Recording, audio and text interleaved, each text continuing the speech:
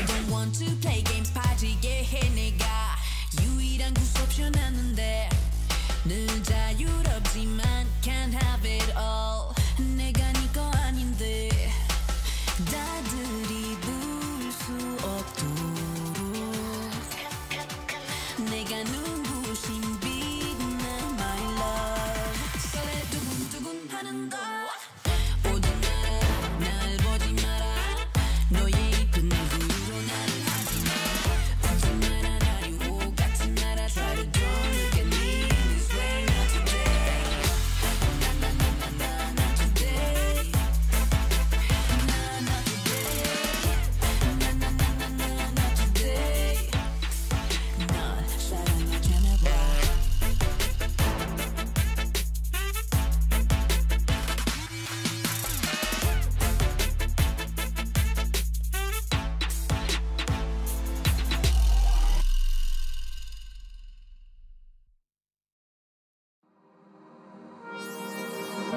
Middle of the night, everything keeps passing by, just passes us by.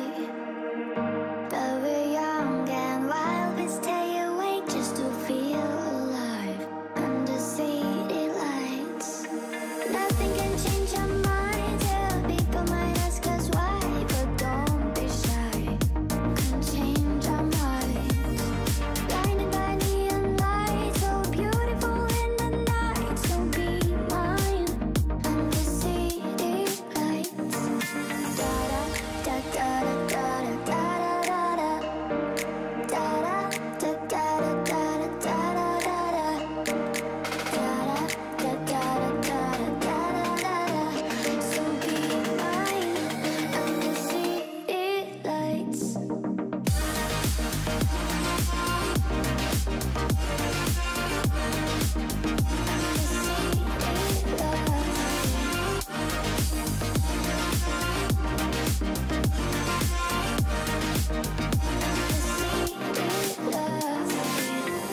Middle of the night, everything keeps passing by, just passes us by.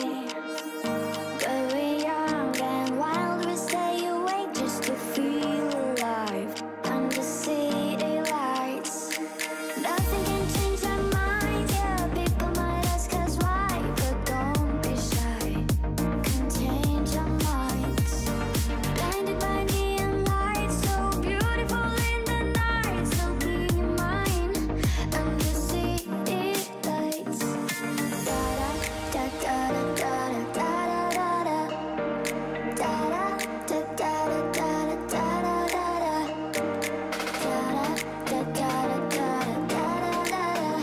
so be mine under city lights.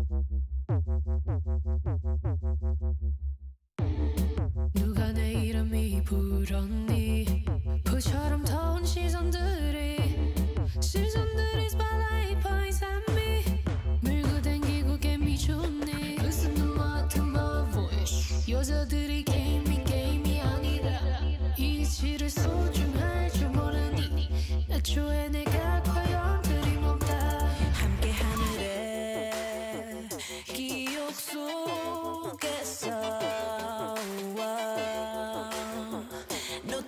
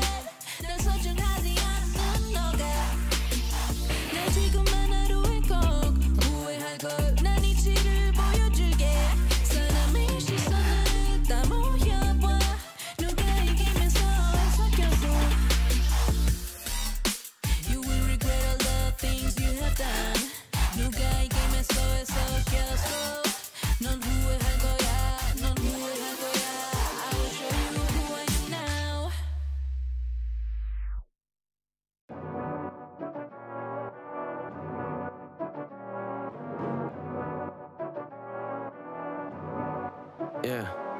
맞춰가기에만 바빠 지루해진 일상들만이 반복 내리던 반복 참지 못해 감정 의미 없이 지나가는 시계 줄을 감춰 멈춰 있었어 꽤나 오랜 시간 나를 바라보는 시선들의 피하기가 너무나 어려워졌어 이젠 그냥 몸을 맡겨 보여줄 테니 기다려 번뜩이는 반전 걱정이 너무나도 지나쳐 나는 필요로의 유일한 내 삶의 방식 밖에 나가 밤이 때가 올진 아직 모르겠지만 선명한 내 비전 누가 뭐라건 내 앞길을 막지 못해 나를 불사를 갈거로 장애물은 터미널 깨지 않길 바랬던 내 꿈이 이제 눈을 떠야겠어 여전히 난 내 삶들을 뱉어 Go back to the my stage Where just lives in January 걔네들 열정과는 달라 Our 밝은 뮤직 energy Hey stop and from like 쿵쿵이야 흘러대는 나의 심장 박동 끝없이 이어지는 길을 걸어 나 인생이 my day 많은 단어들이 나를 짓누르지만 등을 보이지는 않아 내게 보인 믿음과 지켜야만 하는 것들을 알고 있어 난 아픔들로 인해 나는 더욱 단단해져가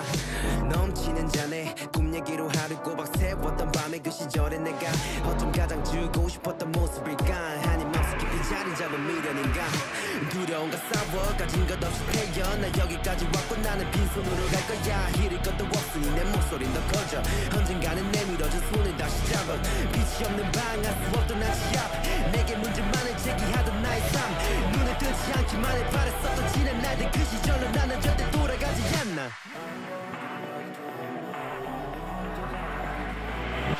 Go back to the my stage Where just lives in January 걔네들 열정과는 달라 Our 밝은 뮤직 energy Hey stop and from like 쿵쿵이야 흘러대는 나의 심장 박동 끝없이 이어지는 길을 걸어 나 인생이 my day 걸어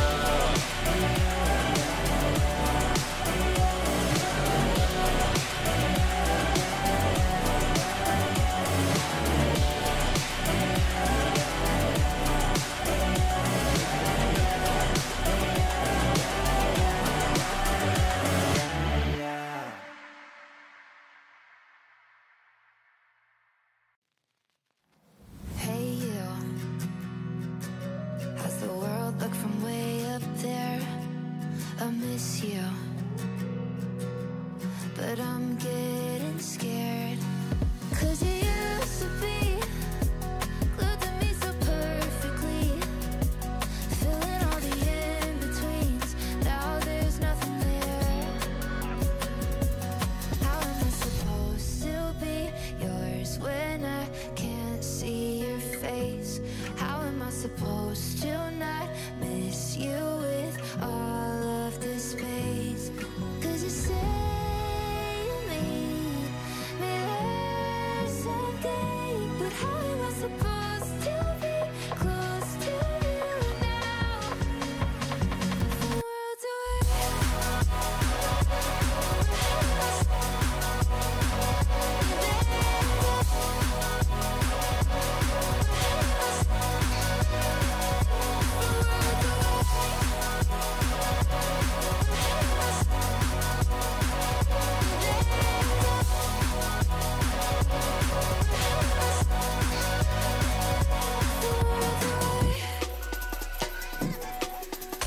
full moon. It's always when I feel it most. Can almost hear you say that I'm not alone. 'Cause we used to be spinning out like Mercury, but now there's no more ground beneath anymore. How am I supposed to be yours when I can't see your face? How am I supposed to not miss you with all of this space? 'Cause you say you need me there someday, but how am I supposed to be close to you now? It's cold tonight, darling, are you cold tonight? I just wanna hold you tight if you're really mine. 'Cause I can keep shouting across the galaxies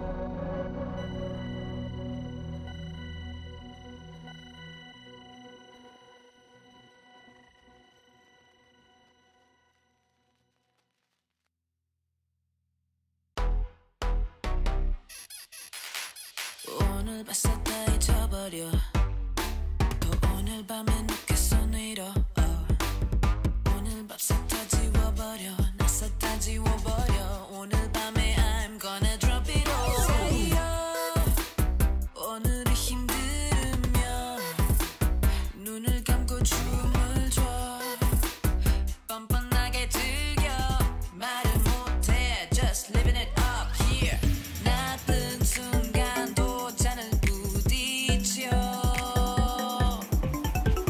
잠깐 숨 좀 돌리고 즐겨 Let's party tonight Every day Every day 날 멈출 수 없었어 Every day It's my day Drop it low Drop it low Every day 볼륨 높이고 Every day 모두 함께 미치고 Every day It's my day 나 전부 다 챙겨 Drop it low Drop it low 의사님 어딜 아파 내가 이젠 음악이 내 약이야 모두 흔들어 내 가슴이 더 떠지도록 모두 흔들어 빰빰빰빰 오늘이 힘들으면 눈을 감고 춤을 춰 뻔뻔하게 즐겨 말을 못해 Just living it up here 나쁜 순간도 잔을 부딪혀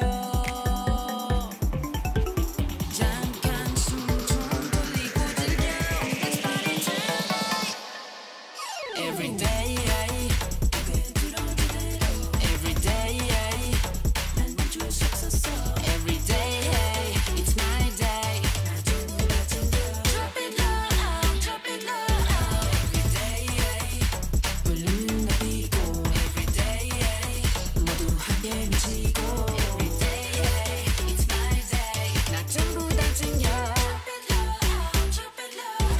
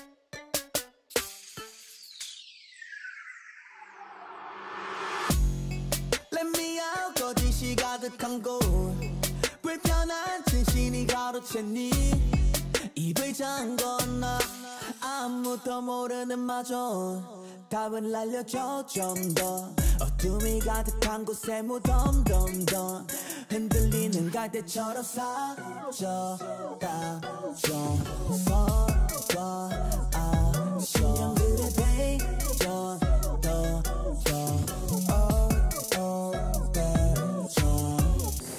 Never get down 작은 기적조차 우린 세기 바른 땅에서 눈을 떠 악몽이 가득한 세상을 지울래 더 멋지게 더 새롭게 우리들이 만든 kingdom vibe 이제 우리 땅에 우리 palace 이 사물을 그린 complete 자려보는 가는 봉지 누구든 모르는 새로운 서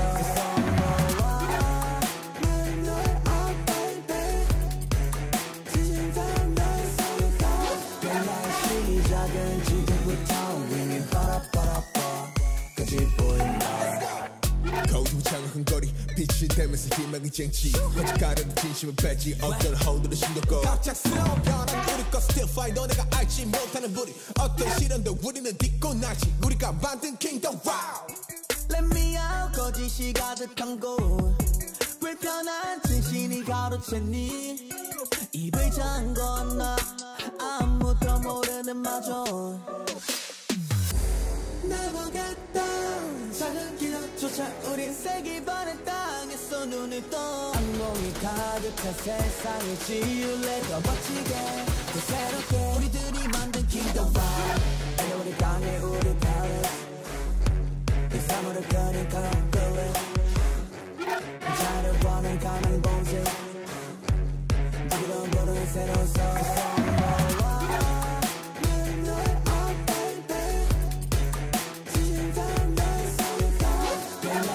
시작은 지금부터 윙이 빠라빠라빠 끝이 보인다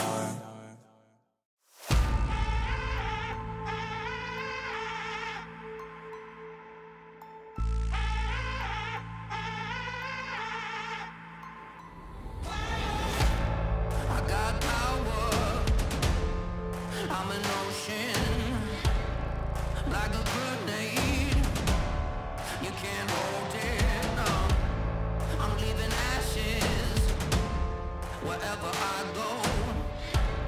I strike matches, and just to see the smoke, I let go, turn loose. You better run when I'm lighting the fuse. I'm all in, I can't lose. I'm about to catch fire. I'm about to catch fire. I see no flames getting higher. 'Cause I'm about to catch fire. I'm about to catch fire. It gets hotter, close to the sun. When you're a renegade, born on the run. 'Cause there's victory in the palm of my hand, and I'll be the last one to stand in the end. It's getting dark now, so I'm gonna let the spark out. Let go, turn loose. You better run when I'm lighting the fuse. I'm all in, I can't lose. I'm about to catch fire.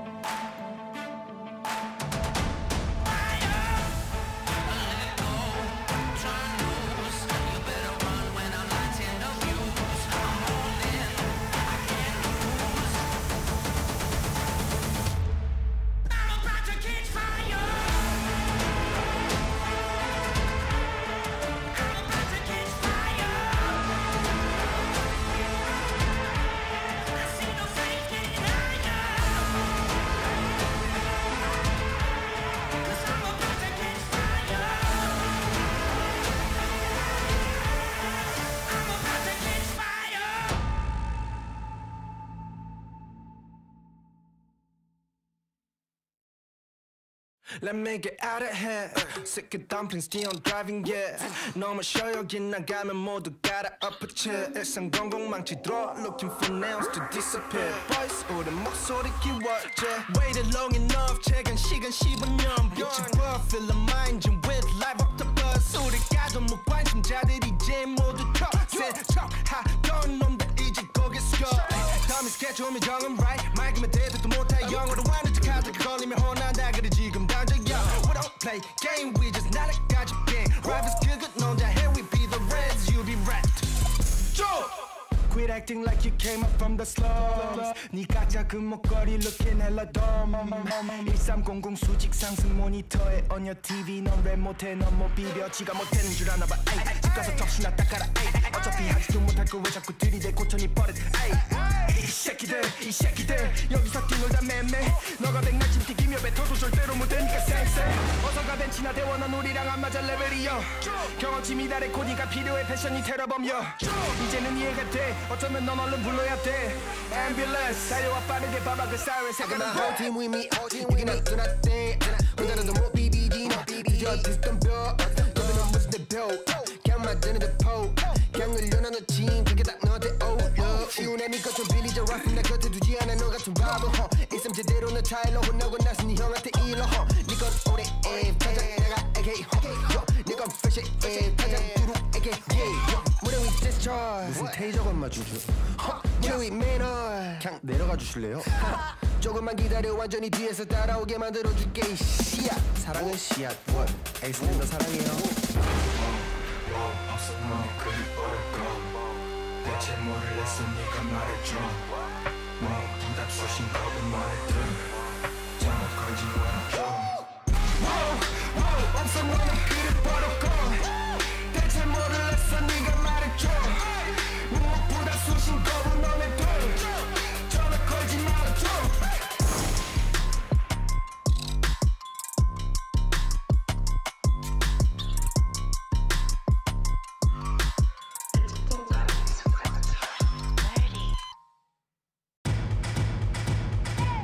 Yeah, if you want it, come get some. I will not come out as the victim. Hella options when we press, you can pick one. A, that's a fist to your face, get your bell rung. B, you can run, but you cannot hide. C, we gon' put you where they will not find. D means you done when you come outside. Hold up, let me give you time to decide. I'm like Nemo, have you down in an enemies? Gotta murder my enemies if they planning on ending me. I won't give them their victory, they be lacking the empathy. Put my shoes like a symphony, now you going for infinity. So please, carry on, carry on. This ain't what you want, want.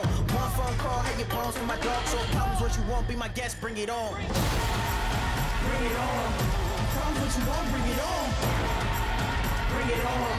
The problems what you want, bring it on. Bring it on. The problems what you want, bring it on. Bring it on. You can't get it back when it's gone.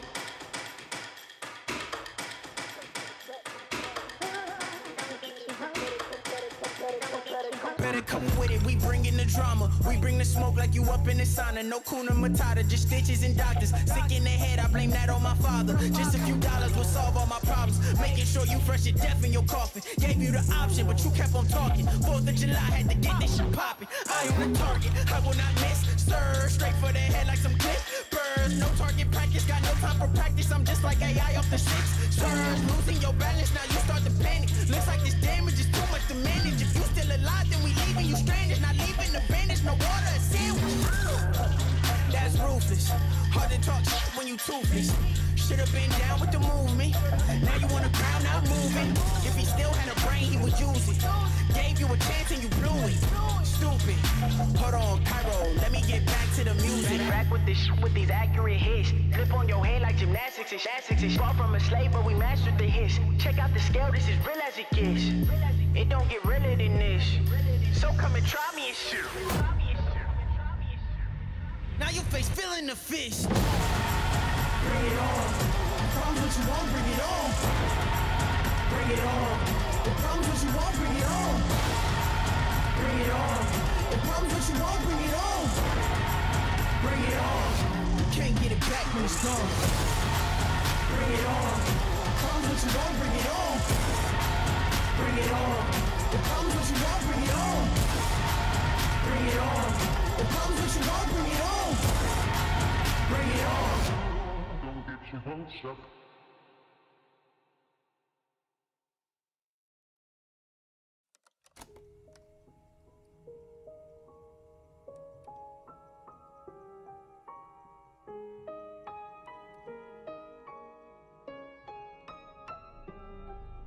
Sweet like sugar, I bet you like that. I'll cut you off. Playtime's over, take a step back. Think you've had enough? If you push me to my limit, there's no telling what I might do. Yeah, you're gonna regret it. Yeah, you don't wanna see my bad side. She don't know how to play nice. You can run, but you can't hide. Yeah, you don't wanna see my bad side. I'ma tell you one last time. You can run, but you can't hide. Yeah, you don't wanna see my bad side.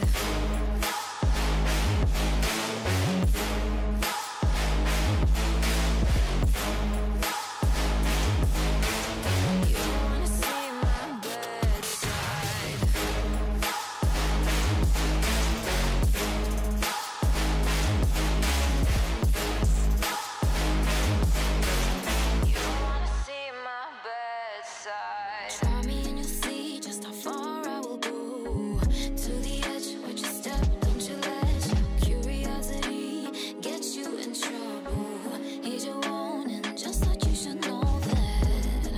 If you push me to my limit, there's no telling what I might do. Yeah, you're gonna regret it. Yeah, you don't wanna see my bad side. She don't know how to play nice. You can run, but you can't hide. Yeah, you don't wanna see my bad side. I'ma tell you one last time. You can run, but you can't hide. Yeah, you don't wanna see my bad side.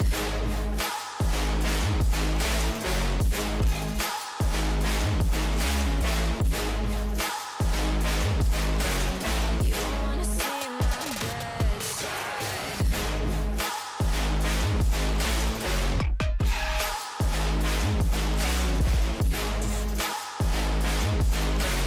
You don't wanna see my bad side.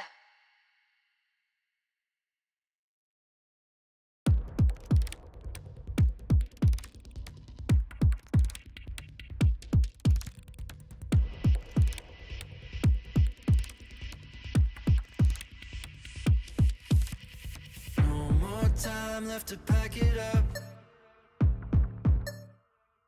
On the brink of a brand new age, better buckle up. Hey, oh, let's go, have you had enough?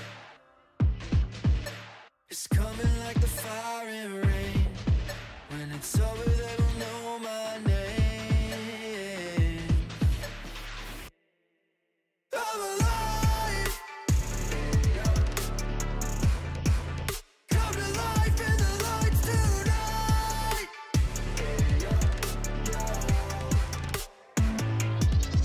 I was crawling through the ashes just to cross the line. Now I'm standing in the fire on the other side. I'm alive.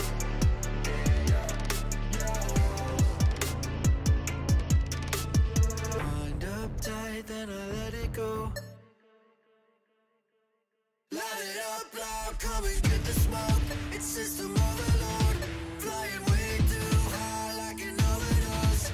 Time to lock and load, it's all systems go. Pressure breaking down the dam to stop the little flow. I'm alive. Come to life in the lights tonight.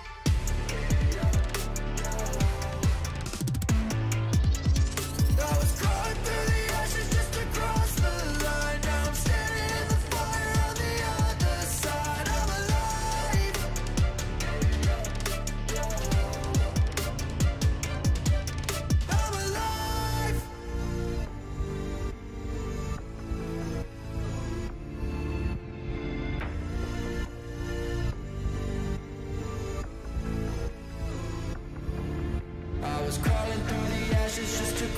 the light. Now I'm standing in the fire on the other side. I'm alive.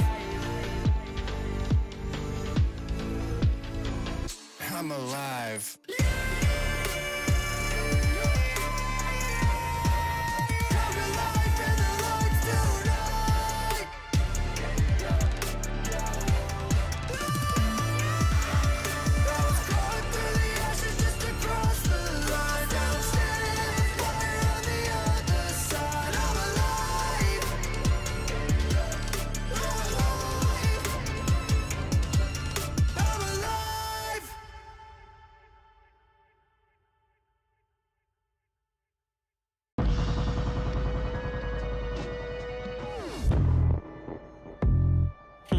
Okay, okay, okay.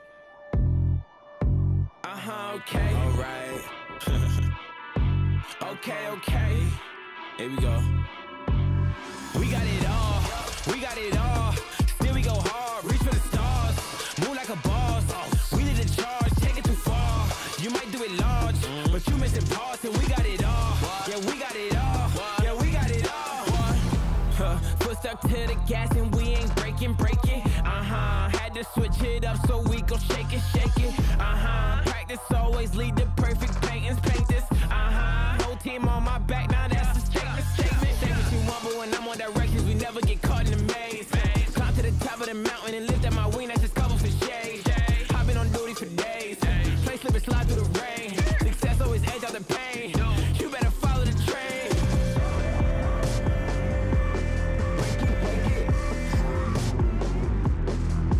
Follow the break it. We got it all. We got it all. Still we go hard. Reach for the stars. Move like a boss. We need a charge. Take it too far. You might do it large, but you missing parts, and we got it all. Yeah, we got it all. Yeah, we got it all. Got that ditto. Got that ditto. Got that too okay. Claim it's love, but I can see what's written on your face. Walking to the stage, I might wear a cape. I'm like head of stay. I'm like head of stay. Muy caliente, like I'm on fire. Don't try to tempt me. Wanna learn the ropes, I can be a sensei. And we all about dollars, we ain't talking sensei. Make sense, eh? Break neck, eh? Cut checks, eh? They upset, eh? Boy's mad.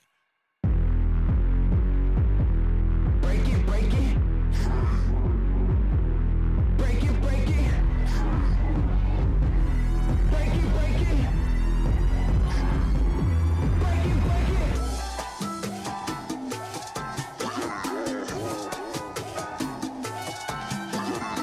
You only see smoke until it's lit, and we lit. Dance with me with two left feet, and you go trip, trip, trip, trip, trip, trip, trip, trip, trip, trip, trip. We got it all.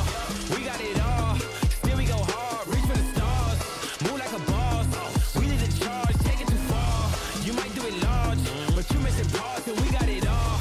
Yeah, we got it all. Yeah, we got it all.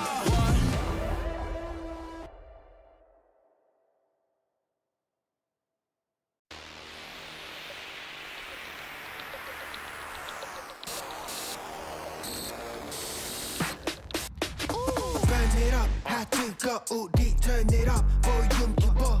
Burn it up, hot 뜨거 우리 turn it up, 볼륨 키워. Burn it up, hot 뜨거 우리 turn it up, 볼륨 키워. Burn it up, hot 뜨거 우리 turn it up, 볼륨 키워. 이제 넌 뻗고 저기 친구들은 땀을 얻고 있어 show.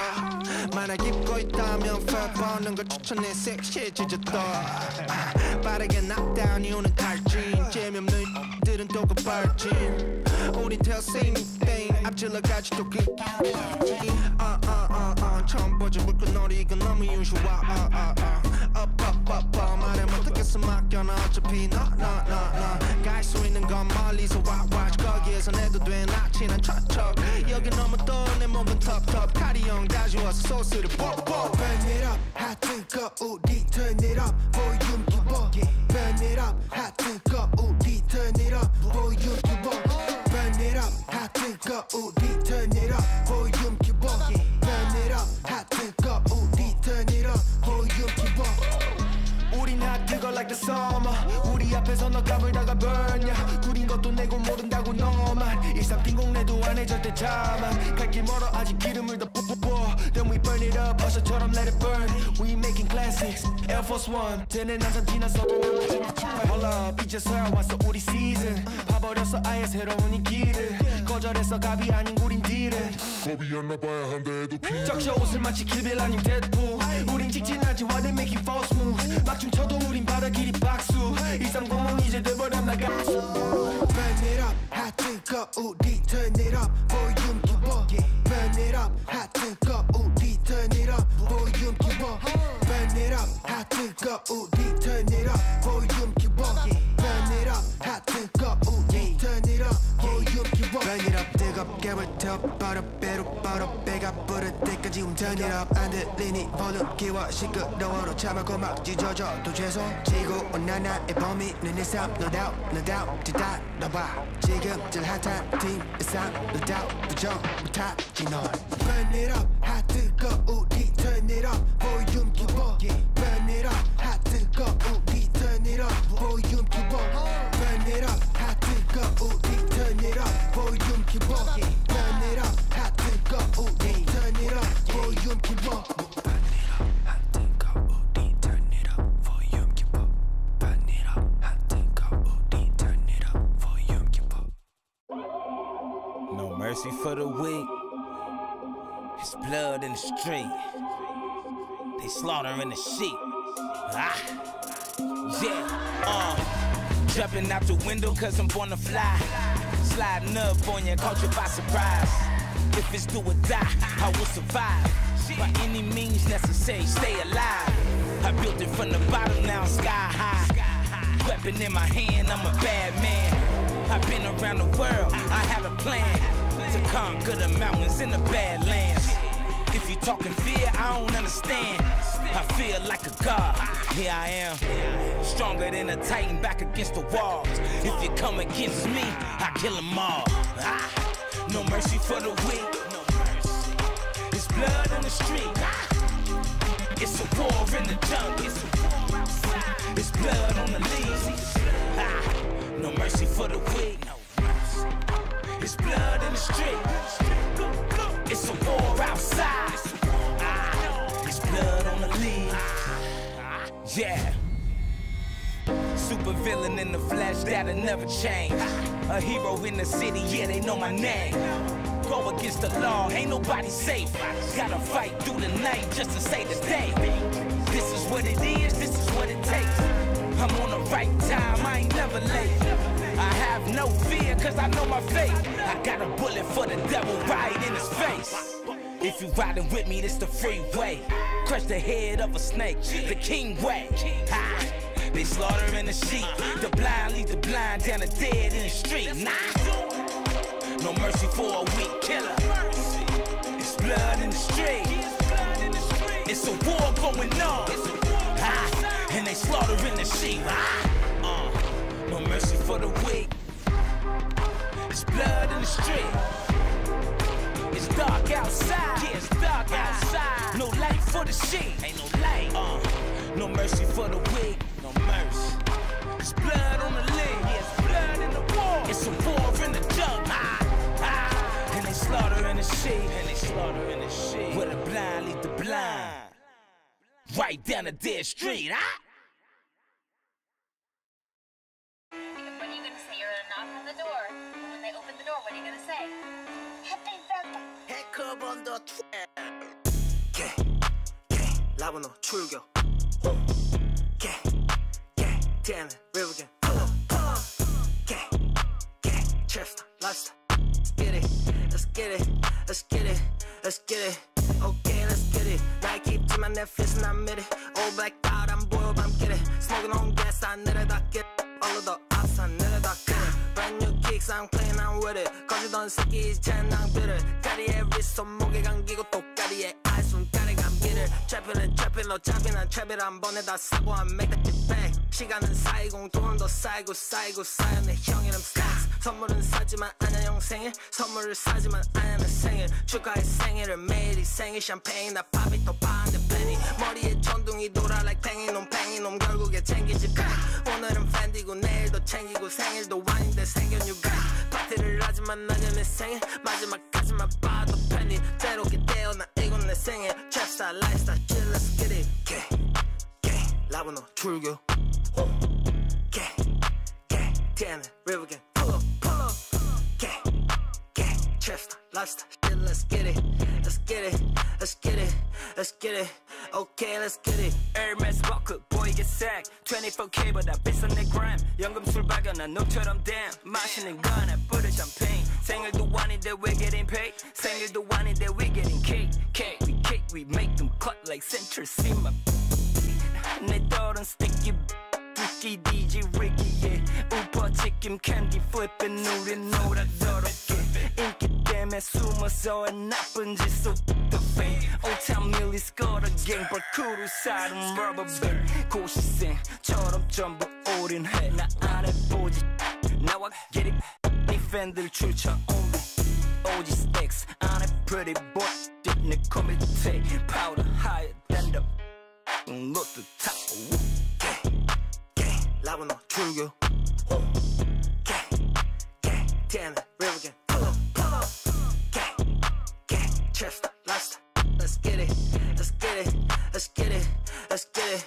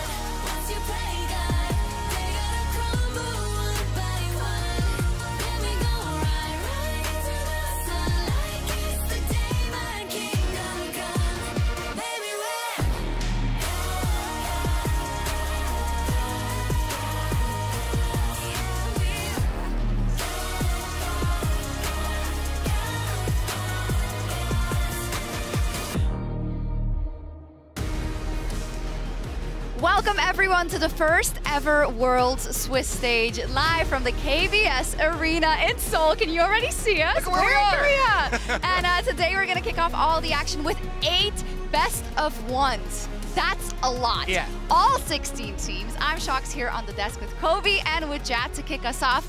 Oh, I'm so happy to be here. We've got a good spot. Yeah. This is the best spot. Best spot in the house. It's like the top yeah. level. We have the full field We have of 3 view. screens. For 16 teams, 8 games. It's good. We need a good position. Yeah. Better strap in, because Yes. it's going to be a long night. We will. But the tournament, of course, you want to say hi? Who are Yeah, you I saying just hi wanted to figure out where There's we're someone with a faker sign there. They've been I here didn't for even know a we had long a time. camera up there. We do? This is great. Great.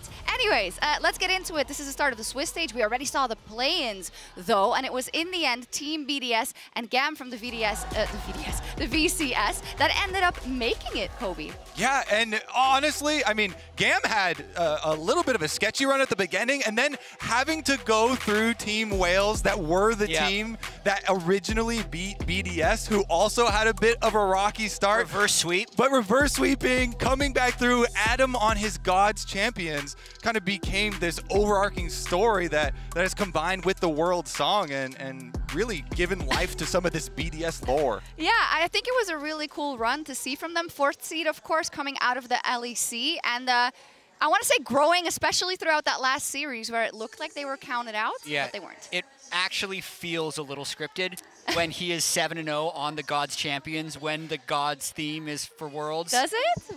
Have we? Seems very fake. What do I remember? Phoenix. I have to say, they're laying it on a little thick with They are. gods. It's a little much. I do want to give a shout out, in between the gods anthem to Lebrov as well, because I really think he deserves a lot of credit. Agreed. It's so much work setting up all of the members of BDS, keeping Crownie safe. Really, really good effort from him. And some special action as well in terms of the pentakills. Yes, the pentakills was the best part of play-ins. I picked 3+ for my pick'ems, and I'm already packing those points. Those are safe in the bank. It was so exciting. We're getting this Kai'Sa Xayah meta, and a huge priority, especially on the Kai'Sa part of it. And it's just been really exciting to see. Now, a lot of people I know for pick'ems, because of last year only being 2 pentakills, only picked 1 or 2, and so dumb. they're probably whoa. I was gonna say sad for them, but fair enough. This year, is already surpassing that. So I'm very excited to see what the Swiss stage can bring, because now we've got so many, especially amazing AD carries, which are the most likely to rack up these pentakills, entering the arena. I think we're in for some longer games as well as we move through the Swiss stage. Oh, yeah. Did you pick 45+? I picked the 45 to 50 because there's a okay. 50+ option, I believe, as well. But I feel pretty good about that one. And then most banned, Orianna, I think, is going to stay that way because generally speaking, it's the best mid laners that are the best at Orianna. And if it's already the most banned, I think it's going to stay that way. I was talking to some of the mid laners, and they feel like, as powerful as Orianna is, some of them are already starting to prefer the dash that Azir has. And like, you can never get away from Azir in some of these cases. But I definitely agree. Orianna, Syndra, there's so many good mages right now in the mid lane. Yeah, it's a good reason why I think BDS also was successful in making it for the mid lane. But in any case, for your crystal ball picks, they are already locked, so you can't change that, unfortunately. For your pick'ems, though, you do have time until the end of this pre-show, so like 10 minutes from now. So if you want to add or change your Swiss stage pick'ems powered by AWS, you have a little bit of time left. Speaking of the Swiss stage, though, it is the first time that we have had this, so I think we need to explain it again, Jack. Yeah, so there was a 4-group system from 2014 until last year. The things that stay the same is there's 16 teams fighting for 8 spots, but the way they get there is completely different. For those of you who haven't seen, today we literally have every team playing a best of 1.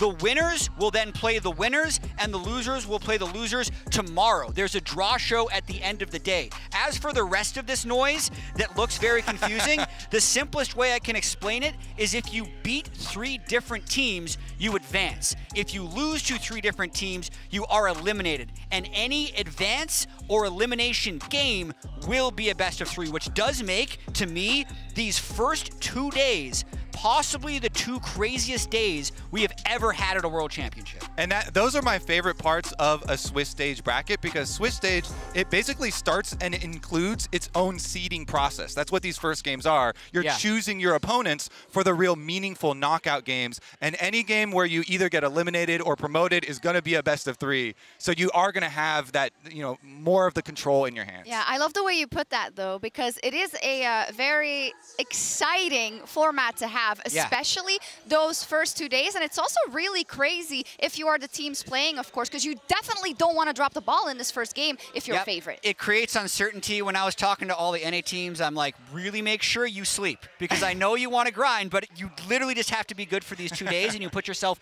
in such a powerful position, because there's also the disaster situation. Let's say you lose the first round, then you end up playing the loser of KT versus BLG, and then suddenly you're in an elimination game, and you'd have to win 3 best of 3s in a row to advance. So it is very exciting. It's pretty crazy. A little nerve-wracking. Kind of very nerve-wracking, yeah, I would say. this is better for NA than last year. You're not in a cage match with KR and China. Some randomness could happen. Yeah. Are you saying we're going to get filtered to the bottom, or we're either we're way, going to be at the top? We're going to be in the 1-0 bracket? Yeah. Yeah, we'll see indeed. Before we get to the match intro for our first game, can I get some excitement, a barometer about the fact that we're going to see the best teams in the world take to the stage in best of 1s and best of 3s and in best of 5s, possibly. That's the hope, of course, for some of the EU and NA teams. But overall, the storylines are so abundant. I mean, I just love the part where we aren't going to have a lot of dead games where teams have already been eliminated or it doesn't mean anything. It's true. Because Swiss stage is self-filtering,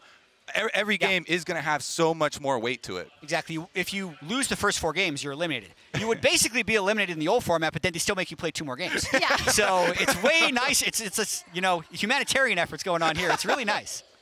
I love that. Can I get a couple of, we don't even have to say it, some favorites going into this tournament? I mean, the Golden Road is looming for JDG, but that can be dangerous. Yeah, I mean, energy as well. Like, we don't really have to say it. So, legitimately, though, I think JDG has a better chance of completing the Golden Road than RNG did in 2018, because I feel like the meta hasn't changed to a point where their ability to be basically a perfect team with 2 amazing laners in Knight and Ruler and an amazing weak side top laner in 369, unless they don't perform to the level they have this entire Worlds, I think they're the favorites. Yeah, I just think that team is built to play the game the way that the designers built the game to be played right now. This year, exactly. Which is around team fighting, around these objectives. And with 369 being the greatest tank player in the world, supported by 2 of the best carries in the world, it's a very, very strong setup, you can say. There is a possibility, but Worlds is crazy. We don't have to all have to remember just last year. It's about percentages here at Worlds. And let's start with some of those in T1 versus Team Liquid, which is our very first matchup of the Swiss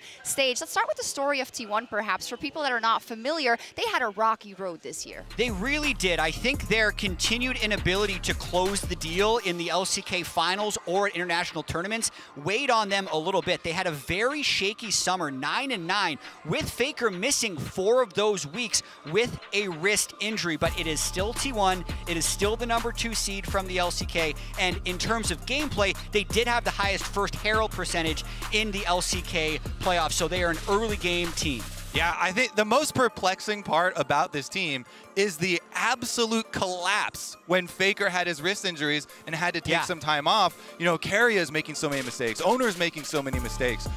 Zeus was trying his hardest to carry some of these games, and Guma as well, but T1 had an absolute collapse without him. The good news is Faker is fully back, and since he rejoined the team, they looked a lot better in playoffs. I will say that since they had limited time, it did seem like they were limited on champion pool, and Faker pretty much just with the Azir and the Nico finding success and getting countered on some of the other stuff. So they have had a lot of time since then as well, since we have had such a long time between all of the leagues ending and World starting to be able to rebuild everything. Yeah, and I've been memeing a little bit. The last 2 times Worlds was in Korea was in 2014 and 2018. Faker wasn't actually at those Worlds. No. So Faker has never won a Worlds game in Korea.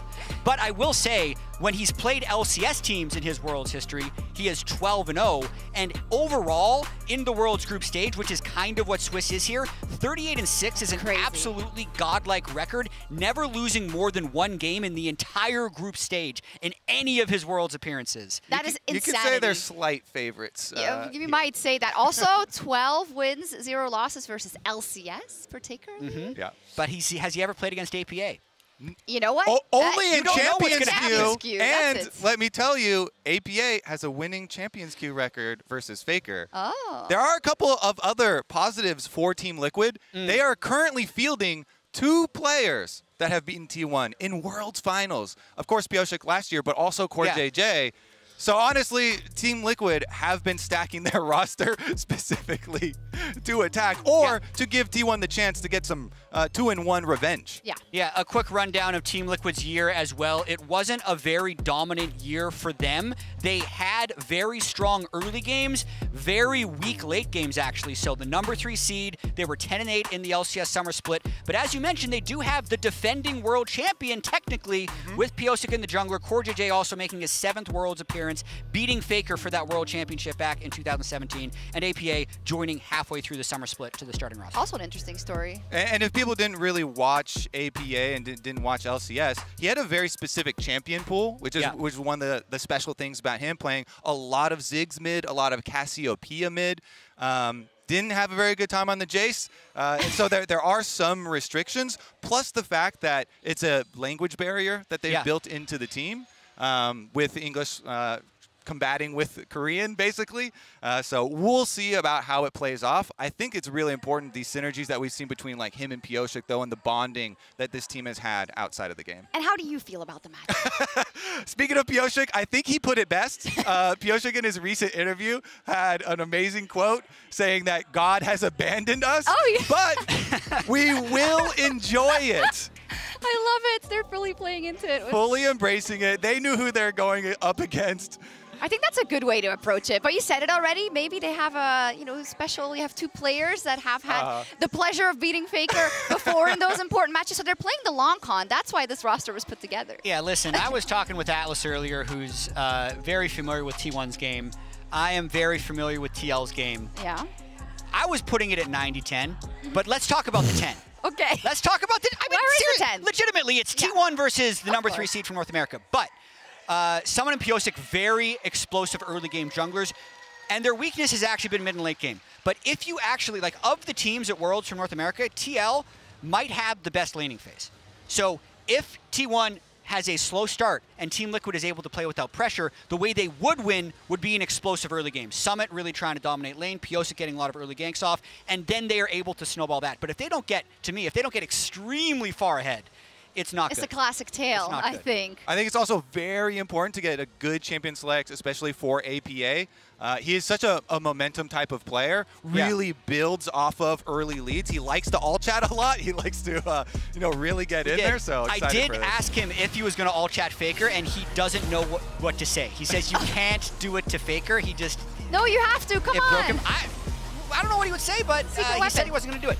Anyway, for those of you who aren't familiar with APA's game, as Kobe mentioned, he has historically been a dominant solo queue player, extremely good in team fights, not amazing in lane. But Ziggs is really his signature pick, and I'm actually very curious what level of disrespect or looking past T1 would actually have for Team Liquid because of Faker's history of always beating NA teams, 12-0. So if there's a time that you would give Ziggs over to him, it would be when T1 is looking past them. Because when T1 approaches the Swiss stage, they're thinking about what they're going to do against JDG, what they're going to do against Genji, BLG. I think Team Liquid's down here in terms of what their preparation. So they're not going to see him coming. Like, where are they? But legitimately.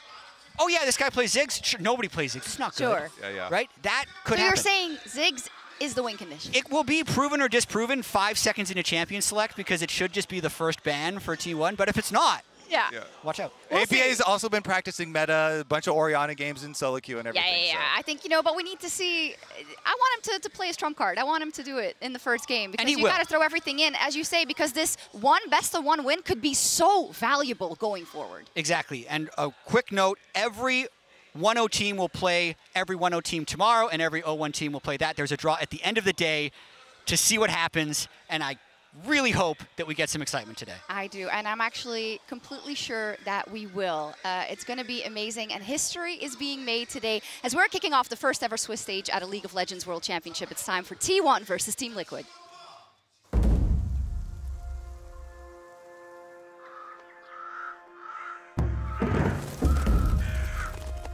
붉게 물드는 가을빛과 함께 서울이 서서히 깨어납니다.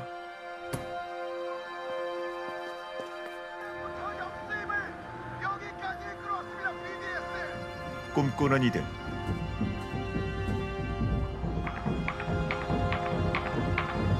그들의 하루가 시작됩니다.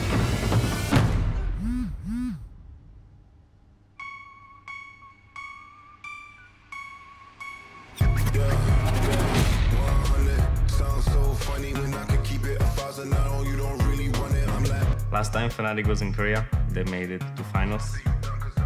I'm here to continue their legacy. 사실 저번에 우승했을 때 한국에서 이제 월드를 하게 되는데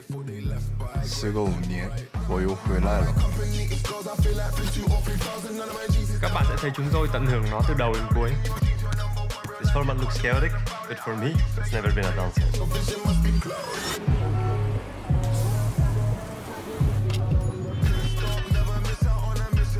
이번에 NA의 새로운 모습을 보여드리도록 하겠습니다.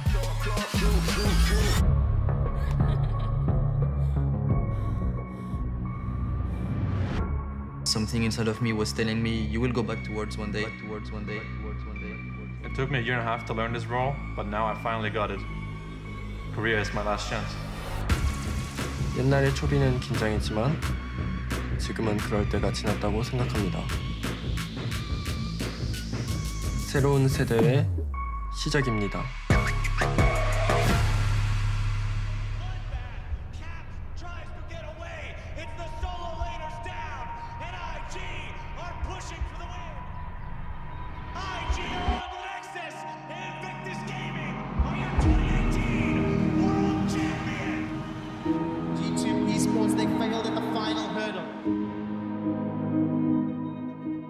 I've always dreamt of winning the World's Trophy. There was just a lot of disappointment. 일단 작년에 제가 월드 챔피언십에 진출하지 못해가지고 되게 안타까웠는데. Big mistake there from Ben. I'm suiting are falling apart.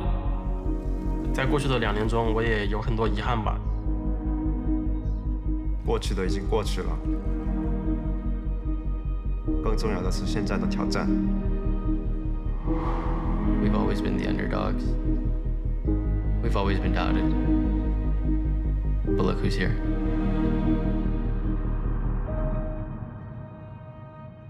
절대로 포기하지 않고 앞으로 나아가겠습니다. 한 사람이 짊어지기엔 너무나도 큰 짐이지만 잊지 말아야 합니다. 그들은 한 팀입니다.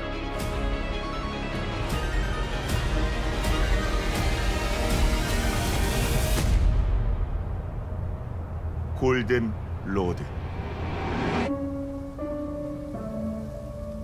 스프링, MSI, 서머, 그리고 월즈 우승을 한 팀에게 주어지는 영광입니다. 그 어떤 팀도 아직 달성하지 못했습니다. 진동, 그들이 도전합니다.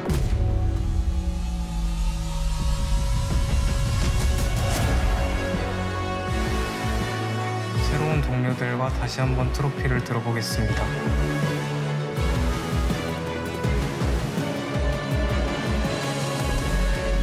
아무도 보지 못한 스테이지.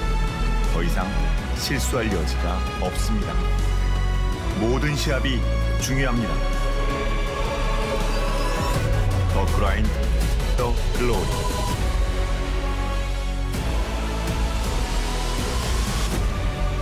골든 로드 저희가 맡겠습니다.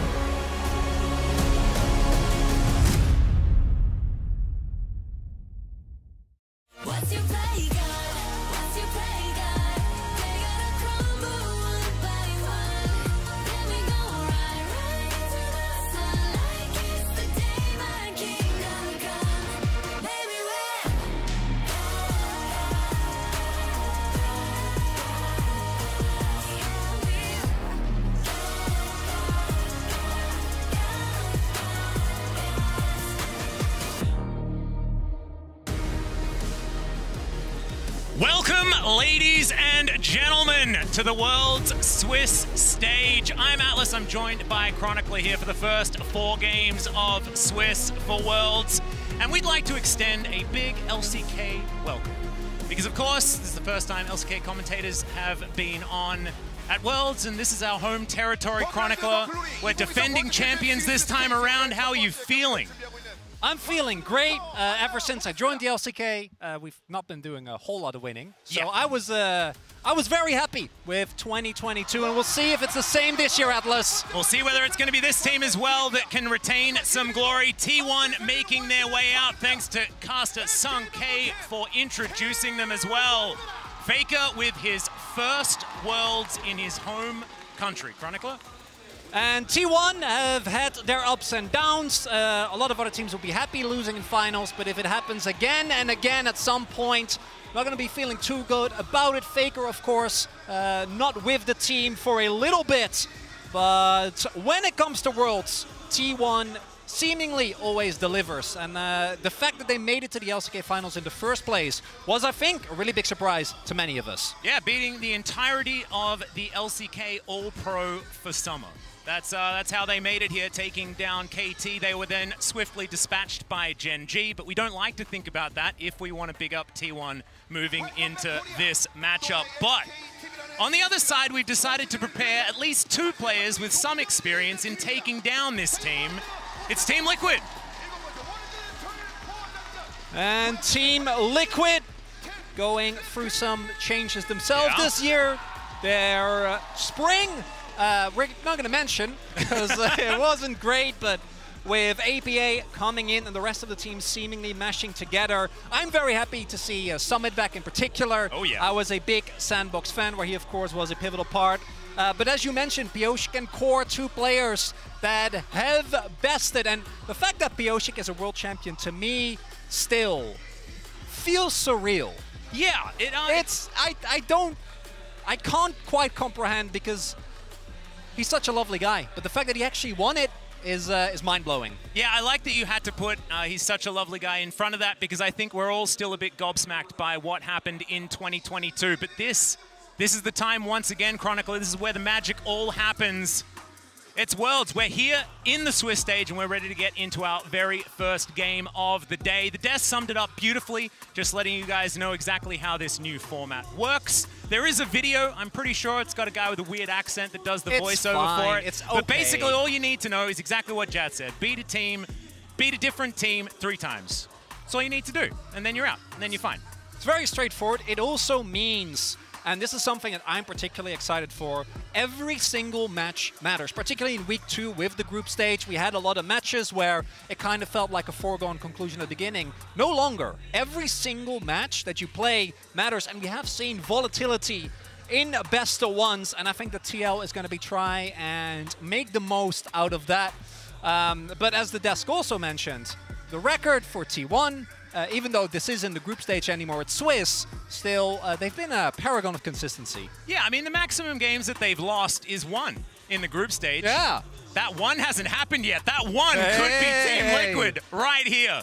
You never know. However, it is definitely a tough ask. And the biggest issue here is because we've heard already, you know, Faker went through, you know, his injury with his wrist. Things are a problem.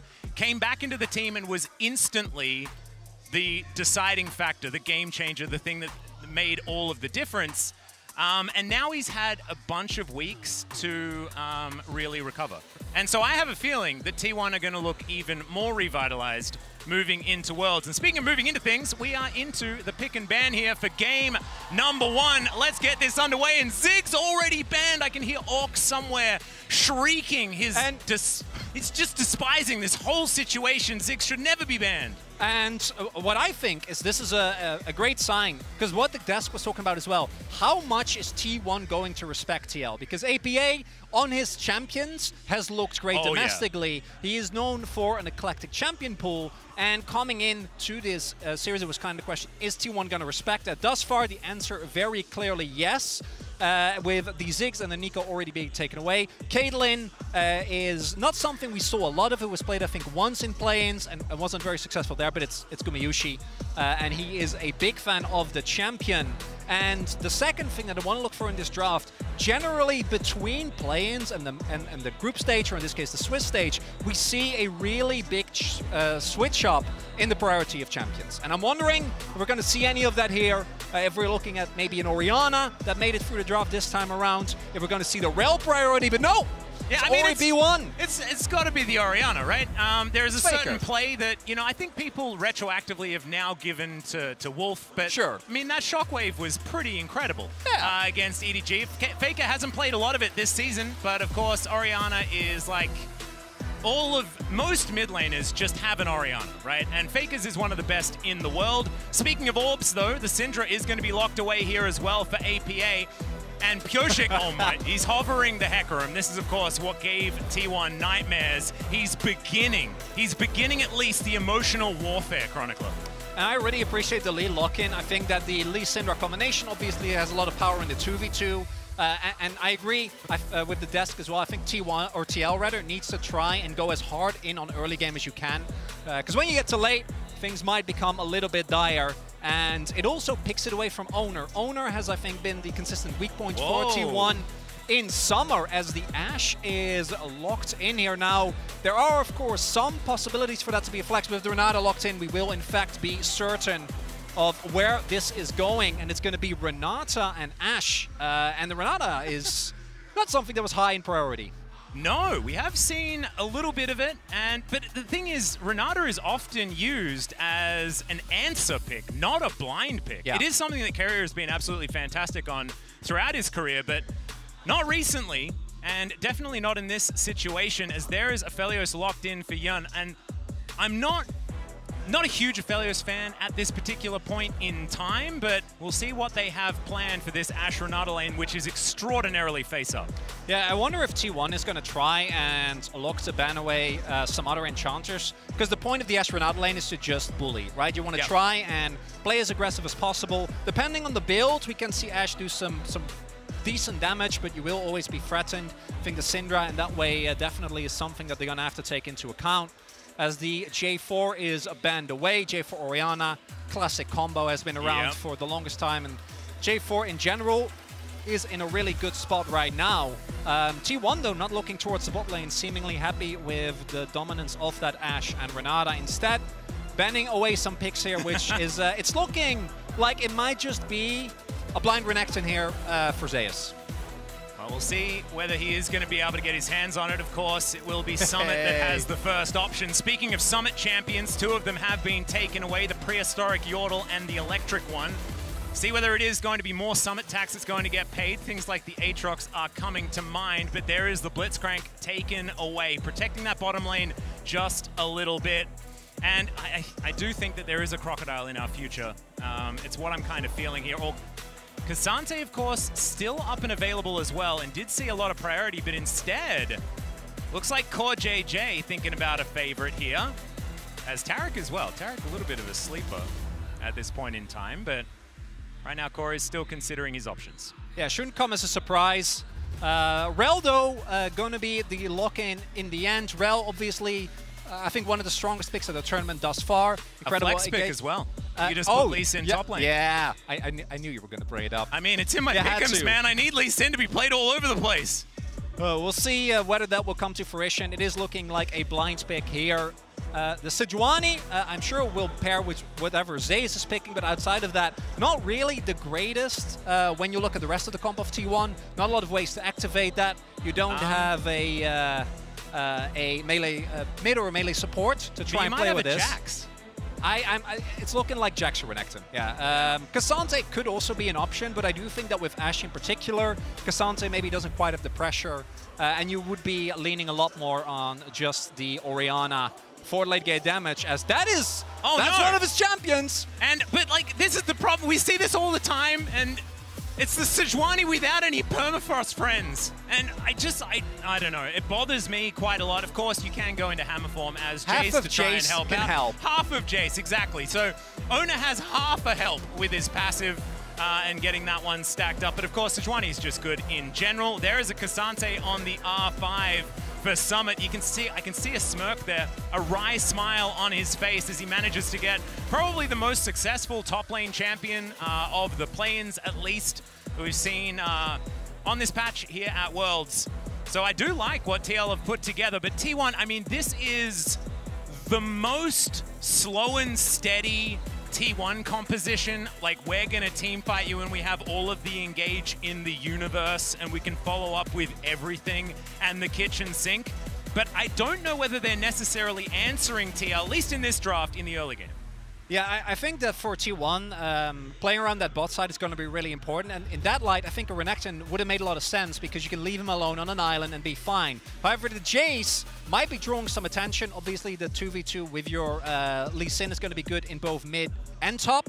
And as mentioned, the Sejuani, I don't know how good you're going to feel about that unless you're playing through Zeus, but with the pressure that Gumayusi and Keria are expected to have, I think T1 is going to try and leverage that to set up early objectives, and it is really hard to engage into the T1 comp, and I do think that there is a lack of range on Liquid. The Renata in particular actually working out really well there, but if you can catch the T1 comp off guard, right, particularly with something like the Jace, can definitely be a big problem. And I do think TL have a very well-rounded comp. That said, if they're not able to make anything happen around that mid-jungle or mid-top, or a top jungle rather, I'd still be worried for them. I feel like there's going to have to be a lot resting on Summit's shoulders this time around as well. But it is time. Let's get into our very first game of the Swiss stage here at Worlds 2023.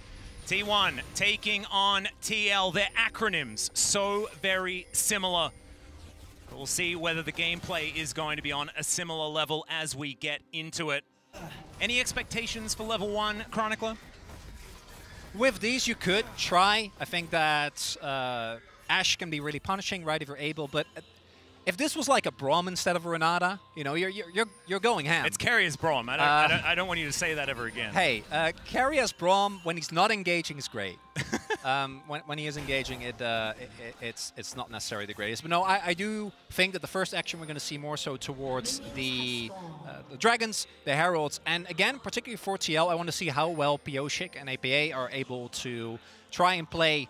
And how are they going to relieve pressure? Because with this Ashe Keria, or rather Ashe Renata lane, my expectation is that T1 is looking to start bullying very early on and never really relents. And we have seen that T1, this goes back to spring, but that was the style that they were extremely dominant in and allowed them to snowball games in a very unfun experience for their opponents. But now the Ashe player has changed. Very true. In this lane, as of course, Keria moving over to the Renata this time around. Ashe not necessarily a sport as much as she used to be, as the logistics program is being read out to Yun, and he didn't like it at all. Not into it. No, not an enjoyer of the program. Did go Fleet Footwork, so we'll be able to sustain up a little bit, but do have to be ready for the amount of pressure that's going to come out from this lane early on. And especially when you're playing Engage support. Renata is a bit of a, middle of the pack because she's an enchanter, but also really good in terms of counter engage, is that you want to really respect the level 1 so that you actually have a window to go in. And if your health bar is already too low, then that's not really going to be the case. Case in point. Yeah, there's a bit of a handshake there from Keria, is going to get cleansed. So gets a cleanse on a level 1 Aphelios. Things not necessarily going TL's way here at this stage, but as you already illustrated, this is to be expected in that lane. Zeus is going to go to the skies. Summit is going to look to try and fight back here, but Conqueror procced, and the Jace is having just a great time. Oh, and Owner actually changing his another one pathing. comes through, and now the flash. Keria is just throwing out abilities and getting summoner spells. Do note though, Pioshik starting on the top side of the map. We're going to have opposite sides here, as there might be a dive onto Summit, but Guma and Keria, are they going to be okay with Pioshik moving in? Yeah, Summit trying to deal with this minion wave, but it is just too big. They do manage to get a teleport out. Can they kill him in time? That is going to be the 1-for-1, as now the stun comes in. It's a 2-for-1, and TL trade up. Now Pioshik making his move towards the bottom side. The Q's going to land. Gumayushi's in so much trouble, and Core JJ just said, I take down this team. It's my job, man. And TL coming up huge early. Yes, Yon and Core get pushed in, but it seems like T1 wasn't ready for the gank coming in from Pioshik, straight from his red buff down to the bot side. And then here, I think Owner just a little bit slow. It actually gives plenty of time for Summit to level up, regain some health, and then level 3. This early on, you just can't tank the turret. And if that's a 1-for-1 trade, maybe you take it, but now it's a big win. And then here as well. Oh, the flash. That's very unfortunate there for Gumayusi. Getting caught in the CC regardless. QuartJJ just crashing down on him, and we're starting off with a 3-1 in favor of TL. And I want to go back to a conversation that I had with Jat. He referred to this earlier on. And we were having the chat, and I was telling him, like, if the game goes, TL gets an early lead and then T1 stabilizes in the mid game and wins, do you think that that's an expected outcome? And he was like, yes. But the other option is TL just keeps up the pressure. They just keep going and then they win. Or they, you know, there could be a throw situation or something like that. Zeus is fighting against Summit here towards his top side. Still, Summit not having the greatest of times up here, but Owner, I mean, he's got a pretty nice tent up here, as it turns out. He does. And we'll see if this dive tent is better. Pioshik will get spotted, so I think that should be enough reason to maybe call it off. But I think the goal for T1 here is just to deny as much CS and experience as possible. Maybe pick up a plate as well, and they will be able to do that. But with Pioshik having to top side, dive not going to be repeated here. And yeah, T1 clearly came into this game trying to play as lane dominant as possible. And I think TL's response thus far, not too bad, but when you look at the CS, even with the play towards bot side, you do see that the dues are still being paid and that this Ashe Renata lane is still really oppressive to play into because Yon is still very far behind in CS, and when we look at the actual gold, it's been equalized. Yeah, it certainly has. In this mid lane, APA has been playing fantastically. Of course, didn't play a whole lot this year for TL. And there's a Shockwave. As I say it, he takes a whole bunch of damage, so perhaps the caster curses could just stop. And Pioshik looking for an opportunity here onto the Sejuani. He's going to be spotted there on the control ward, and Ono just says, no thank you, not again. Gumayusi is going to find some frost shots onto QuartJJ, gets the crash down, but Pioshik is still just trying to run away from Ono. Doesn't get the Arctic Assault over the wall. Faker was coming down. Not going to be able to find him. So far, relatively smooth sailing here for TL, but we haven't seen any more of those aggressive plays that T1 tried to pull off in the early stages, and I think that we're probably just going to see some cool, calm, and collected gameplay, try and get these lanes worked out, and then set up for some of these objectives. And I think that's the biggest difference. Even with the early gang or the early kills going the way of TL, we already have 2 plates down in top, 1 plate down in bot as well. So T1 are able to still trade pretty decently in terms of gold. Pioshik also, the constant attention that he has had to pay to his lanes has been working out, right? Forwarded the gank on top side, forwarded the gank just now on bot. Because I think that Owner might have otherwise had an angle with the complete vision denial, but it also has meant that he hasn't really been able to have the early impact, and with Lee specifically, particularly against something like a Sejuani, you're really trying to be on the front foot. You're trying to be proactive. Once you're playing reactive into Sejuani, it's not the end of the world. We have seen Lees be able to still have a big impact when we get to the later stages of the game, but it does mean that TL, playing mostly responsive, are still going to suffer when it comes to these plates and to the CS. Yeah, and here on the bottom side of the map, you were talking about plates going down on the top side. Minions just being denied here. The Ashe Renata, of course, pretty good at it. But Gumayusi Carrier, oppressive early games, kind of their bread and butter. And it looks to be going just fine here at this point. Summit, good ward, should be able to spot out Owner as he moves on in, and there it goes. Maybe gets a ward down, but this could be some Summit baiting here towards this top side as Pioshik is making his way in. The back is going to come through, and now Pioshik's going to know that he'll have an opportunity. Full vision in this area. Zeus is going to move his way down. Feels a little bit frightened as to what could be the possibilities. Pioshik paying some attention. No Shock Blast going to make its way into the Tri-Brush just yet. Zeus does turn back up again. On vision. Summon us ult. There it is, and now Pioshik is coming down. There, the all-out comes through. The Q's going to land, and Zeus, he knows that he's dead. The Q's going to land beforehand, and Pioshik gets another. Really nice setup there. The early wards from Summit showcasing where Owner is. And Summit with the Cassante has the capability to drag Zeus back. Set him up for Pioshik. Much needed kill. TL, I think, needs to make this game as fast as possible. Needs to try and throw T1 off. They are now on Vision, starting up this objective. Core and Yon are already here, but with the wave that's being built up on bot side, I wouldn't be surprised if T1 just goes for the blades. Arrow coming in. Yeah, Owner is going to get blocked out, so Koshik is going to be able to take this one. The arrow is going to connect, but Yon is going to be able to cleanse that one away. Owner's still looking for more. As the shockwave lands, Koshik is going to try and safeguard his way out, but the hostile takeover will cancel that, and Faker will grab his first of the game. TL trading the Rift Herald for just a kill. You're probably all right with it. Alternative, Summit also went and caught that bot wave. Now they are continuing to play. APA does have teleports. Yeah, 4 versus 3 potentially. No more shockwaves, so they don't have to worry about that orb quite as much. So APA will be able to keep his friends alive for now. Very nicely done, and I'm starting to feel like, you know, TL doing okay. I was a bit worried about that that Herald play, absolutely. But right now, the goal very, very even. And we'll see where they place down the Herald. Haven't really been able to do a whole lot of damage to turrets outside of a plate in mid. APA, at least in the laning phase, doing a good job here. And if they can actually use that to maybe set up a dive right towards that mid lane and go from there, could be big. As we take another look at this, I really like the setup for this play.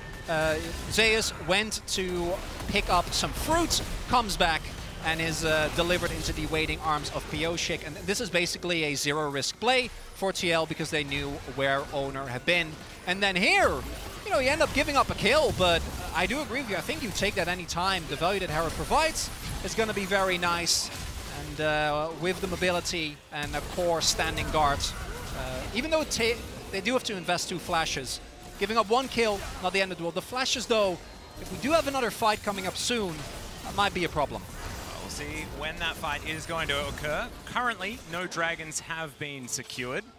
Of course, there's only 1 dragon at this point in time. However, has not been looked at just yet. Yeah. JJ looking for this top side of the map as Owner is in position.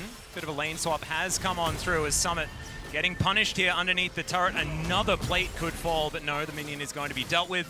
Kamushi's going to have to wait for the next round, but I don't know how much more of this Summit can actually take. And he just used his teleport to get down there. And I think Summit should still be relatively safe, but if he's not getting any help, he can try and clear. Zeus might be targeted here again. Does have flash available. Yep, Q going to connect there from Giannis. Now Zeus realizing that CoreJJ's there. He's going to flash out of the way. Oh my goodness, CoreJJ almost falls, but not quite enough there from Zeus to make him take 2 turret shots. Could have been a disaster. However, no one is going to fall, and Zeus does have to use his flash. We do have Pioshik making his way over, even with Owner being there. Looks like TL, at the very least, is going to drop the Herald here. Yep, there is the Glacial Prison. Yun is going to be able to get out of the way. The arrow is going to sail by majestically, and the Rift Herald is going to slam its way through. Moonlight Vigil comes down. Still a lot of damage offered back here by T1, and that will deter TL from coming on through here, but still, plate gold does go over. Such a good response though by T1 because TL trying to overload the top half of the map, not actually getting the kills. I hope we get some replays because there was a lot of nice work done there by TL, or T1 rather, to dodge all the skill shots, make sure that Zeus stayed alive. But on the flip side of the map, Guma and Keria can just keep going. Keria just went for the offensive ignite just to keep Summit as low as possible. And it does mean that even with the Herald, gold will be slightly in favor of T1.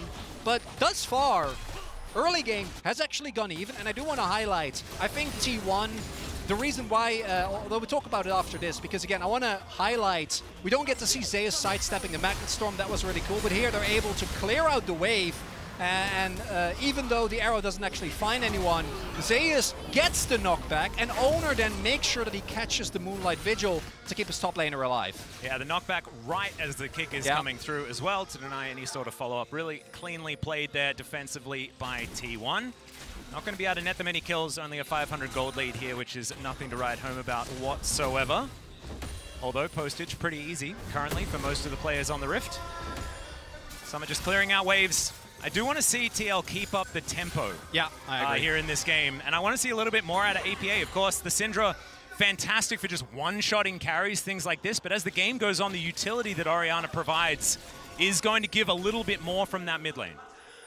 It's hard to match. Also looking together how we can sync up with Core. I think that the Crash Down combined with the Scatter the Weak can single-handedly win you a team fight.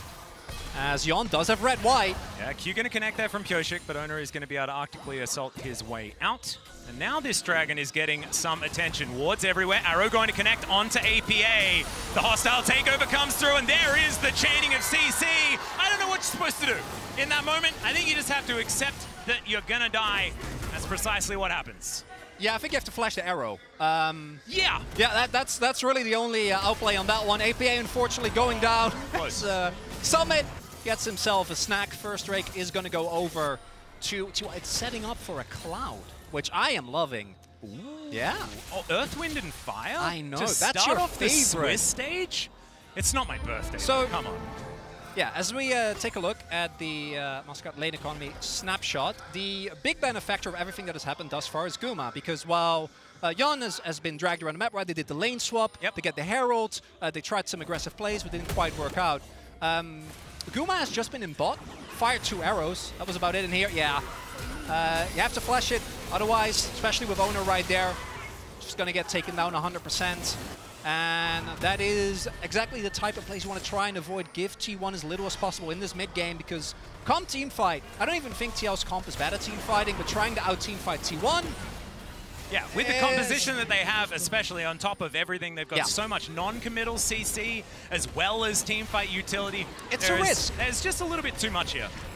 So TL going to be able to look at Shirley here. Going to be able to take her down. Looks like T1 not too interested in fighting for this one, as they have some back timers to take care of beforehand. So Pyoshik going to get his second Rift Herald. And TL should be able to try and use this to break open one of these lanes. Currently, they haven't taken any turrets just yet. The bot lane outer has fallen, so first brick goes to T1, contributing to their gold advantage that they do have to the tune of about 1,000. Arrow going to fly through, hits Carrier, hits Owner, and almost hits APA. This time he's going to flash it. That's very unfortunate, because even though he stays alive in this instance, they might try to go for a play on Zeus here. Wait, yeah, there's the Scatter the Weak onto Zeus, taking a lot of damage. The Unleashed Power comes from Pyoshik's going to take away the kill, just barely. Not enough there, so requiring the Sonic Wave, but really nicely done here right after he had to burn the flash. He was necessary, okay? Absolutely. Pyoshik was essential to that play. Really nicely done by APA, able to get the best out of a bad situation. Zeus going down a 3rd time now.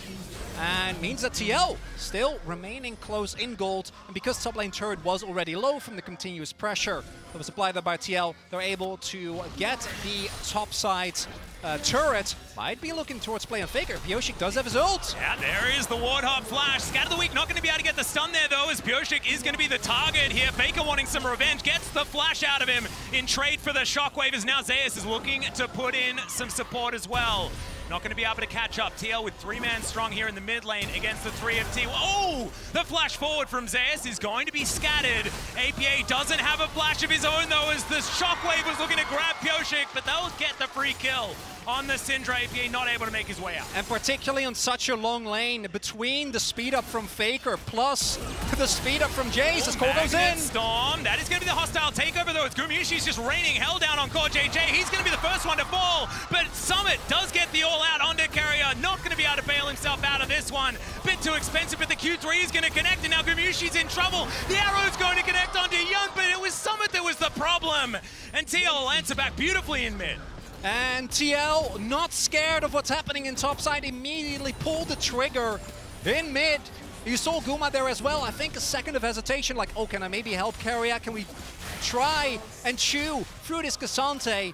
The answer would have been no, but that moment of hesitation, Summit is able to completely capitalize on. And initially, it's a bit of a question. Do you have enough damage with just the Cassante there? But fortunately, even with Carrier able to stall out the play a little bit, Summit able to make his way over, get on top of Carrier. The bailout not going to be enough to save him.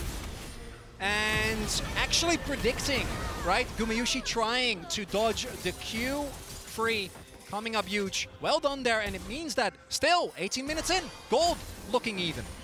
Now Core JJ will find Owner. Going to get a shattering strike off as Pyoshik looking for Faker underneath the turret. Is going to get kicked into the wall as APA will just unleash the power. and is going to reign supreme as far as the Orb Lady is concerned in this game. Summit be able to get himself into this mid lane once again, but that one is not long for the world, especially with this large minion wave. Summit's just going to have to watch it fall down. Ona just provide some support as well. And the map, something that TL hasn't necessarily paid as much attention to as the handshake does come through. That's going to be a miss on the Glacial Prison though. And so Summit's going to survive, but the inner turret is not. Yeah, T1 is really playing with reckless a bit. Like, we haven't seen this since spring. They're just giving up people left and right just to try and get these objectives. Owner might be in a tough spot. Yeah, there's the scat of the week, but TL not wanting to bite it off more than they can chew, especially with Yun not quite there yet. Dragon will be big, and T1 is set up around this objective. Not the best weapons here for Yun. See if he can get, but there's no Faker, right? No TP available. Yeah, that's going to be Pioshik locking that one down. It is going to be a Cloud Soul this game as well, so I guess it is my birthday. I don't need any more of those, though. I'm getting old. I'm loving it. Yeah. Earth, Wind, and Fire, everyone. Let's groove tonight as Gumayusi going to be clearing out this mid-wave. Let's have a look at the replay once again. There's quite a few things to get through. And the big thing here is that, as we wanted to see from TL, they are continuously going for plays. And you see here the power. Like, what do you do as Faker? Particularly if you don't have flash or any backup. You can't outplay that. The moment that Pioshik lands the kick, APA guarantees the scatter, and the damage is always going to be enough, Merc Treads or no. And it's the kills where TL really has been able to get the better of T1. Now, both these teams have a habit when it comes to Barons. Yeah. And very recently, it's been far more TL that have been going for those. In their playoffs, they were reminding us of some T1 of old. Just, it's hit 20 minutes. Baron's on the map. Let's go there. Why and not? Let's try and kill it. It hasn't necessarily been T1's MO towards the end of this year, though. But of course, they've had a fair few struggles there, so maybe some of the confidence played into that. T1 now going to have the opportunity to look over there, and they can at least clear out some vision. So as it stands, I want to pull us back a little bit, Chronicler. Yeah, there's been a lot going on. Chat said 90-10 on the desk. Mm-hmm. Yes. Current game state, where are you putting it now?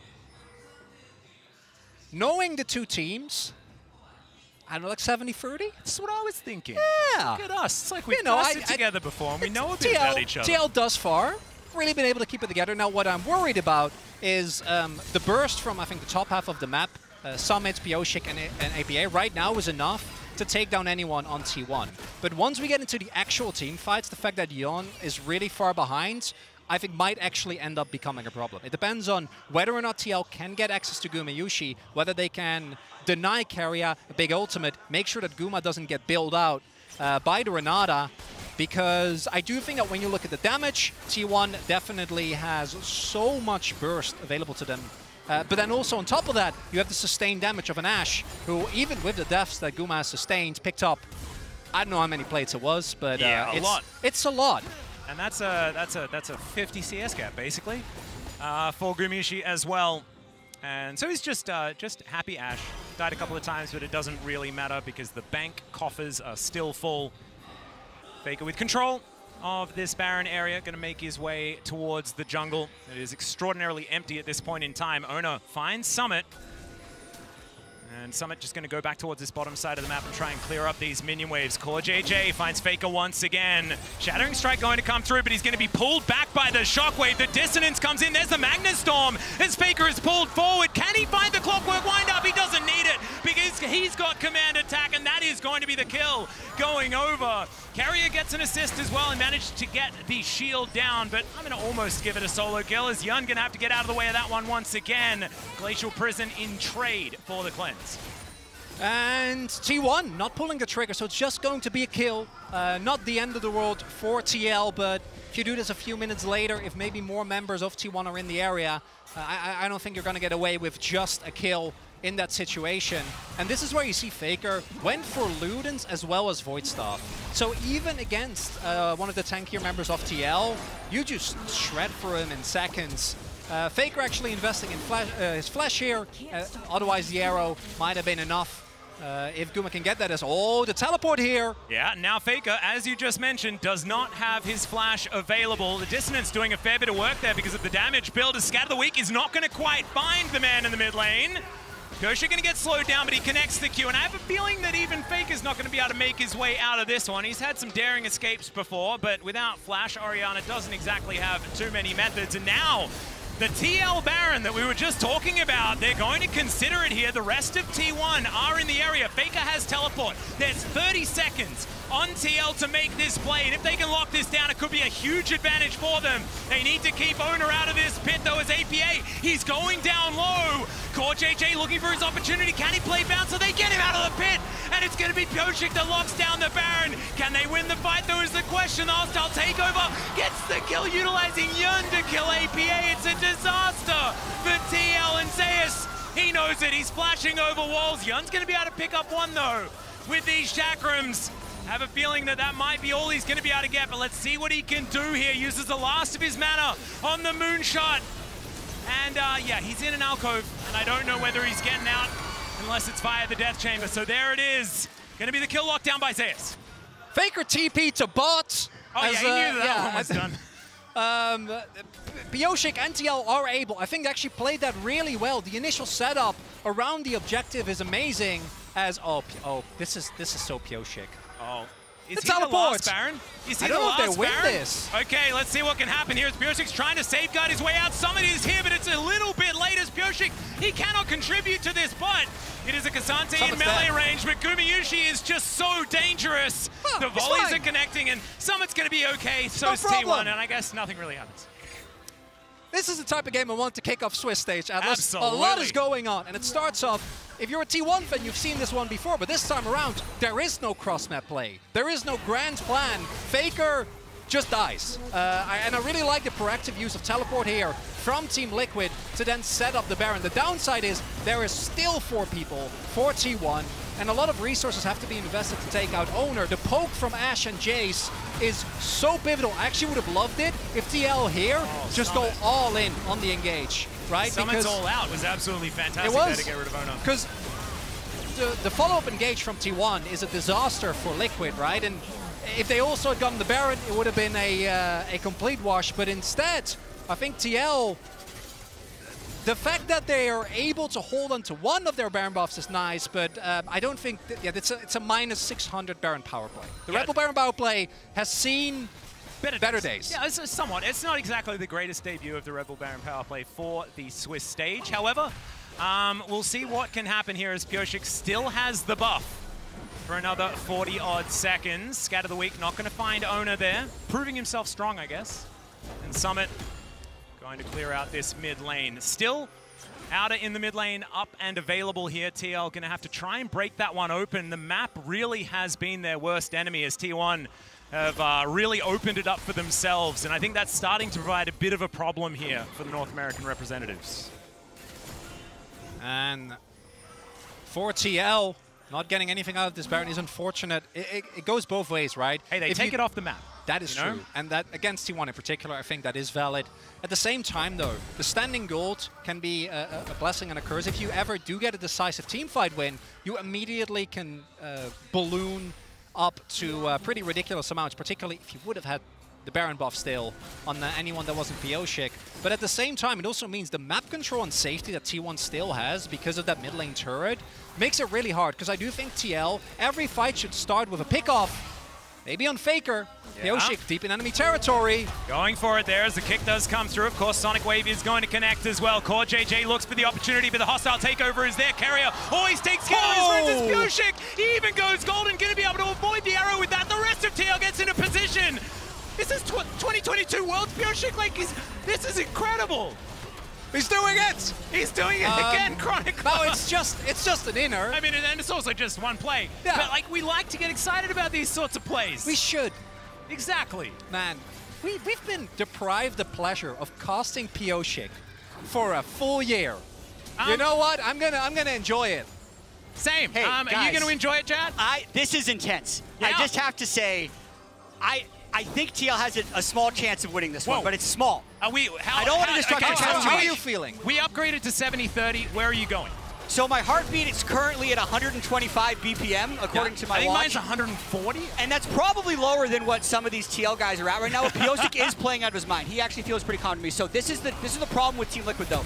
And I hope they've been able to overcome it in the last 2 months. They've had so many early games where they were ahead or behind in gold. And this feels like a classic NA versus Korea game where they feel like they're getting all these kills. But no matter what, they are behind in gold. They get Baron, they're still behind in gold. But I will say, that does give you that slimmer of hope. And I had to express my excitement. Oh, yeah, of course. You're sticking around, right?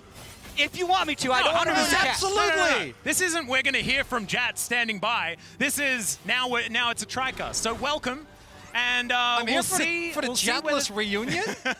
I feel like it was 2019 the last time. You've been doing an amazing job, but look at this. This is rare that after 25 minutes, TL gains gold on T1. Yeah. The goal difference, overtime powered by AWS, letting us know that, yeah, T1's macro is still pretty good. I'm going to be looking as well towards the death cap finishes. Both Faker and APA are getting really, really close. And at that point, if anyone gets caught by anything, be it a stray out from Owner, be it Piosik going insanely deep as he has been doing throughout the entirety of this game, and you're going to get blown up in seconds.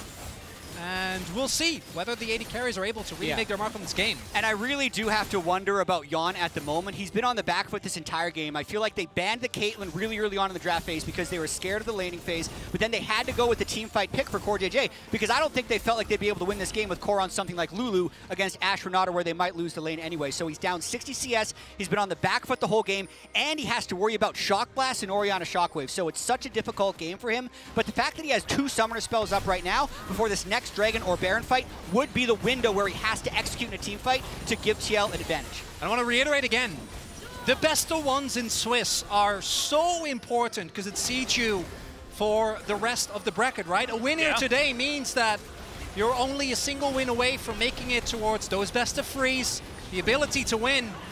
And right now, TL is looking to peel. They're hoping to get the teleport and then peel. They do not want to flip this. Area is just going to get caught out of position. CoreJJ is there, and that is going to be the pickoff to start this one. Even the Rift Skull is going to stay with the kick on the Faker from Piosik. It does not stop from this man today. And Ona down to 50%. Of course, Summit's got the Q3, and it's a double for APA, and that's going to be a Baron for TL. Piosik is legitimately the defending world champion, getting 2 kills for TL. No jungler for T1. That's the second Baron of the game. 2 for 2 for Liquid. I'm giving it at least 50-50 now, boys. 100%. That is going to be the secure of the Baron. And I have a feeling this Rebel Baron power play is going to be a bit bigger than the last one. And Piosik in the quote says, we're going to have fun. You know, it's not looking good. It looks pretty fun if you're not an He's LCK having a great fan. time. I will say, one of the Achilles heels of Team Liquid during the regular season was their execution of Baron power play. Get out of here, to watch this.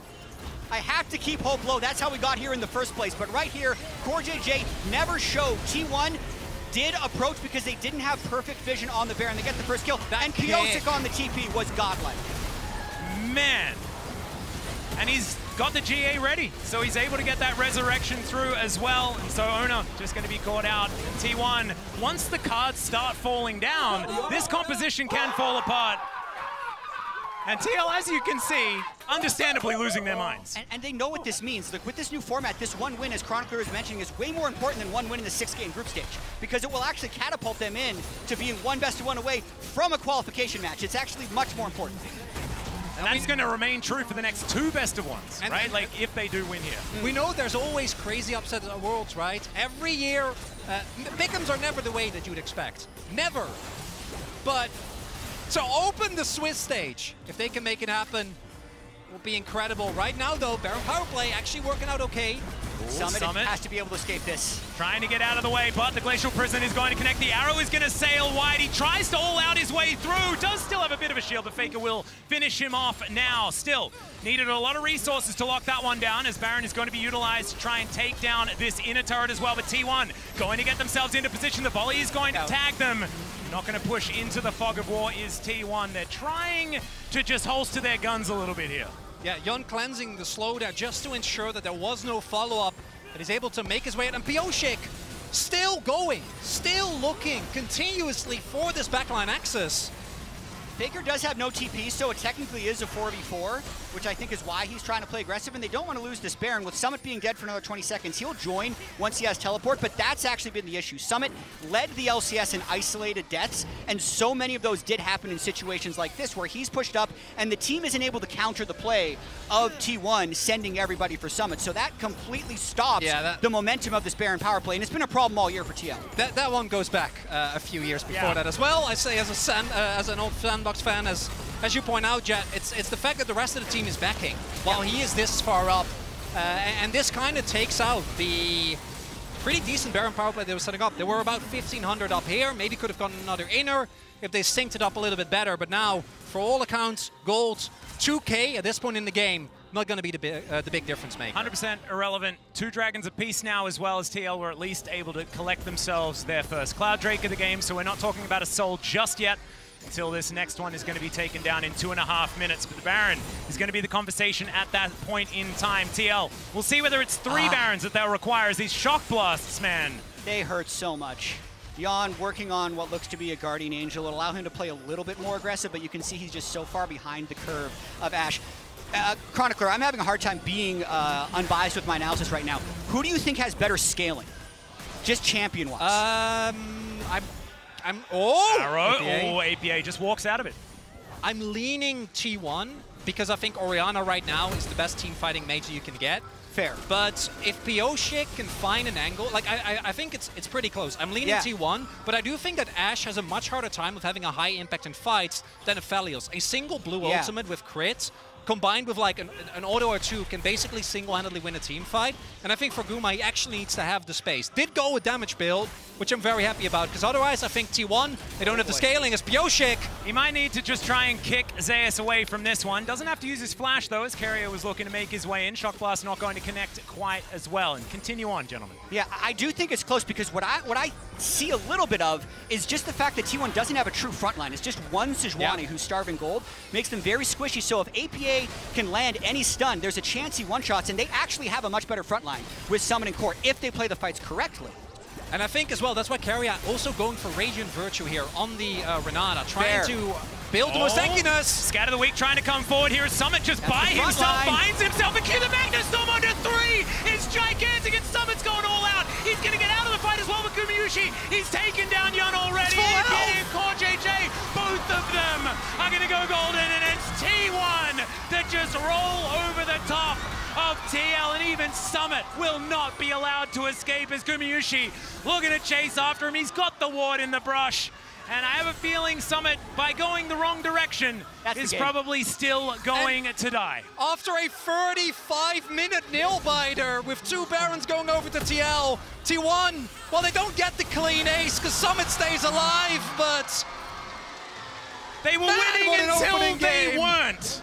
Chronicler, and that is going to be the Nexus turrets falling down. Our observers following the story of Summit, but it's the Nexus that needs to be addressed, and T1 are going to take the first game of Swiss. We're going to need a ladder for you, Jat, by the way, to get back up to the analyst desk, I think. That's a great way to start Worlds. Yeah, it actually is. It was an amazing game. TL played their hearts out. T1 clutched up when they needed to in that final team fight. And you guys did a great job. Thanks for having me. Oh, thanks for coming, Jab. We needed you. Glad you were here. And if you thought that after the World's Finals, the nightmares of T1 players were going to be haunted by Pioshik, I know they won, but I guarantee you, I think I think it's perfect. I think it's absolutely perfect, because this is actually kind of what we were thinking. We thought, like, we knew, like, Summit's always just a god of the early game. Teams that he's in are always just really good at the early game. It's how TL have been so good in the victories that they found. They were successful yet again, but T1, all they need is one team fight. They've done it from behind, more gold than that. Yeah, go back to MSI, right? The wins that they were able to get against JDG were in situations like this, where it looks like they might actually be on the back foot. I do want to, again though, particularly for APA, it's his first game. Oh yeah, he was amazing. Stage, right? The aggressive use of teleport in particular, and the fact that Liquid was playing their own game is something that, even though it wasn't enough to get the win, I really want to highlight, because I think that even more so than losing, one of the big issues that people have had for North America is just that the teams don't look like themselves. They might not have won here, but TL, They're getting the best shot. Or like this is an incredible way to start the Swiss stage. I hope you guys absolutely loved it. We did as well. But it's time to go to a break. Afterwards, we'll preview the featured matchup presented by Mercedes. Ben, C9's Blabber versus Mad Lions El Yoya. Don't go anywhere.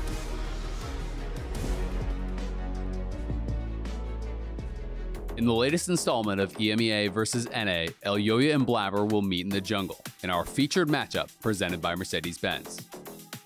In their grind for glory, both junglers have seen the highs and lows of competition. Where is your team? He's at 200 HP! That is the worst Scuttles take I have ever seen in my life! At 16.5 minutes, the Nexus turrets are being destroyed! Now, they will be looking to lead their team to victory with the whole world watching. Any EMEA vs NA matchup has the gravitas of a world finals for the Western crowds. And with the pride of the region on the line, El Yoya and Blabber cannot afford to lose.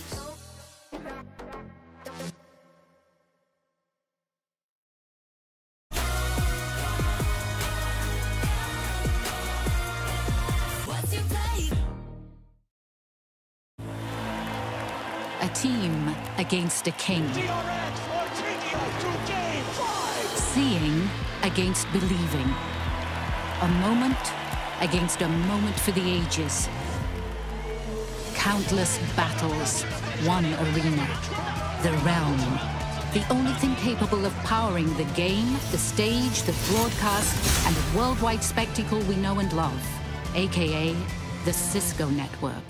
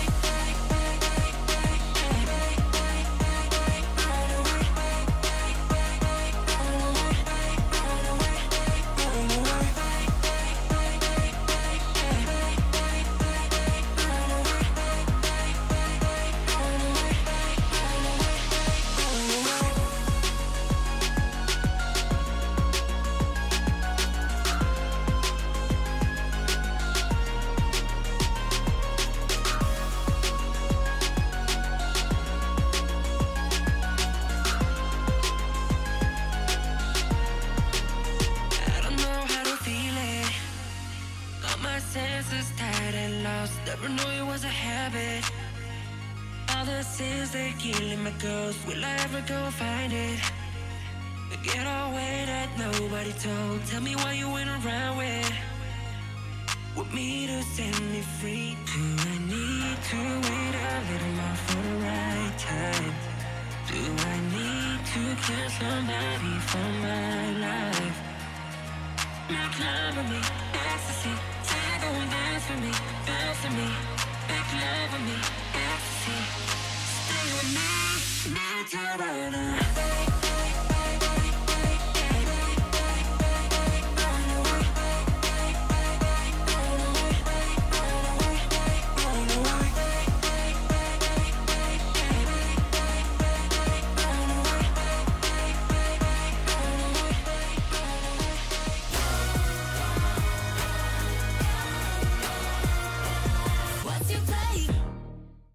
SIS does turn back up again on Vision. There it is, and now Pioshik is coming down. There, the all-out comes through. The Q's going to land, and Zeus, he knows that he's dead. The Q's going to land beforehand, and Pioshik gets another.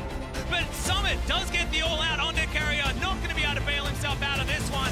Bit too expensive, but the Q3 is going to connect, and now Gamushi's in trouble. The arrow's going to connect onto Young, but it was Summit that was the problem.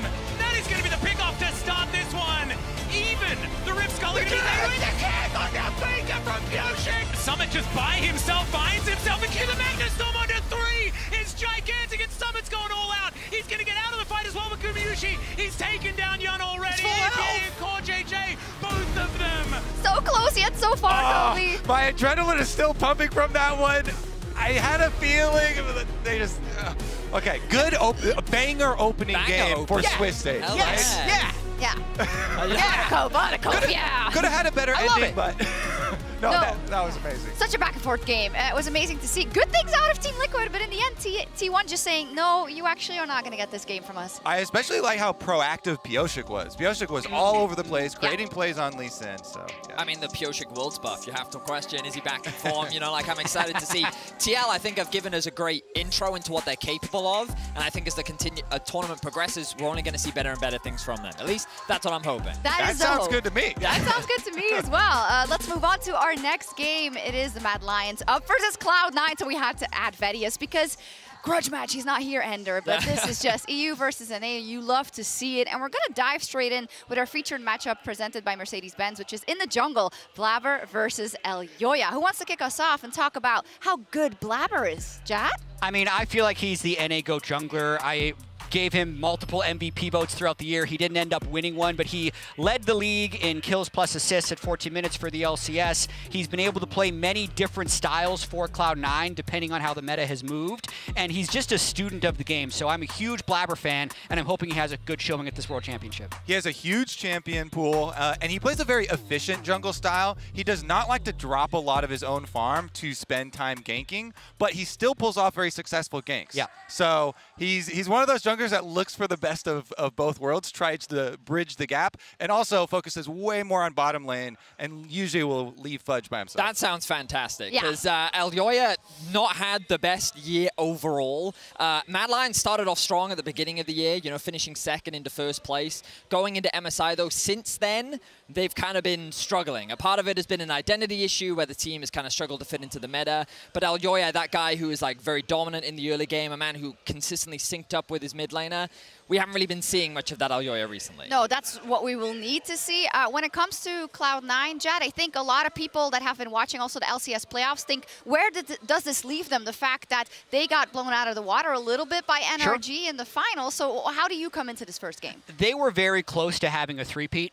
So I feel like they're hoping that that finals was a blip rather than the new indication of their current strength. They've had about 2 months since that game. They've had a long Korean boot camp. I think they can come in with a lot of confidence. And much like Mad, Cloud9 was happy that they were able to draw the team that they're playing today. So they're very confident coming into this matchup. And in talking with the team, Cloud9 after finals, they really took that as a wake-up call and kind of channeled that into practice for Worlds here. So hopefully that amount of time will actually bear some fruit here. We'll see for the Mad Lions as well. They're the team still the same from when we saw them at MSI. You know, you love to hate them, but sometimes they just win.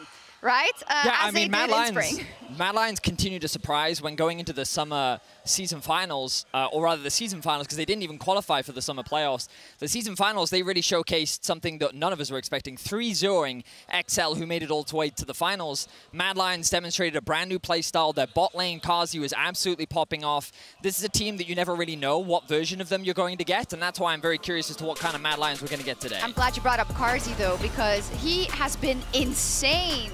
I mean, I want to say even carrying the team at some points. And on the other side, of course, he's up versus Berserker.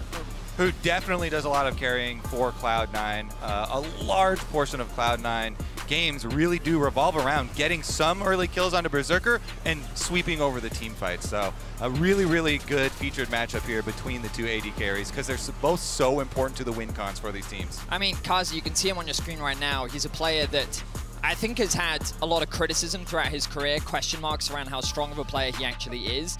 But again, when you look at how he performed in those season finals, he had a monster performance. And having watched a lot of Cloud9's games, it's fascinating because sometimes when the chips are down, you kind of look at Berserker as being that player for C9. Hey, didn't that guy used to be on Mad Lions, the Berserker's killing right now? Yeah, he did. Berserker had several plays like that throughout the split where it was just so clear that he was better than the opponent AD carry. Flashing forward at the right moments while still having the fewest deaths of all the AD carries in the league, so he plays safe when he needs to. But pretty much everyone in the LCS just talks about how hard it is to kill Berserker. Like, they just know he's good. Statistically, he actually didn't have amazing stats, but that just didn't matter because his presence in the game was so high. Yeah, I think it's it can be similar for Carzzy as well. It's also in moments later in the game where you really need your ADCs to turn up and turn around the team fight. So I'm really excited to see this bot lane in action. Overall, though, we talked about it already, for NA and EU generally, for Cloud9 and for MAD, it's going to be hard.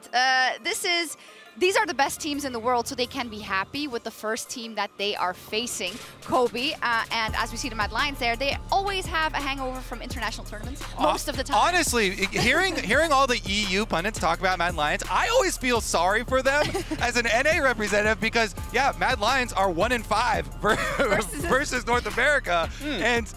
And I love that team. That's why we're happy to pick them, but I always feel bad for them also because they always get flamed so much. I know why you love them. Look at this stat line, Jack. So listen, we can cherry pick and say that they're bad against North America, but Mad, I feel like kind of gets done dirty by EU fans. I mean, to a degrry they do, yeah. The last two teams to make it out of group stage at the World Championship are Rogue and Mad. Not G2, not Fnatic.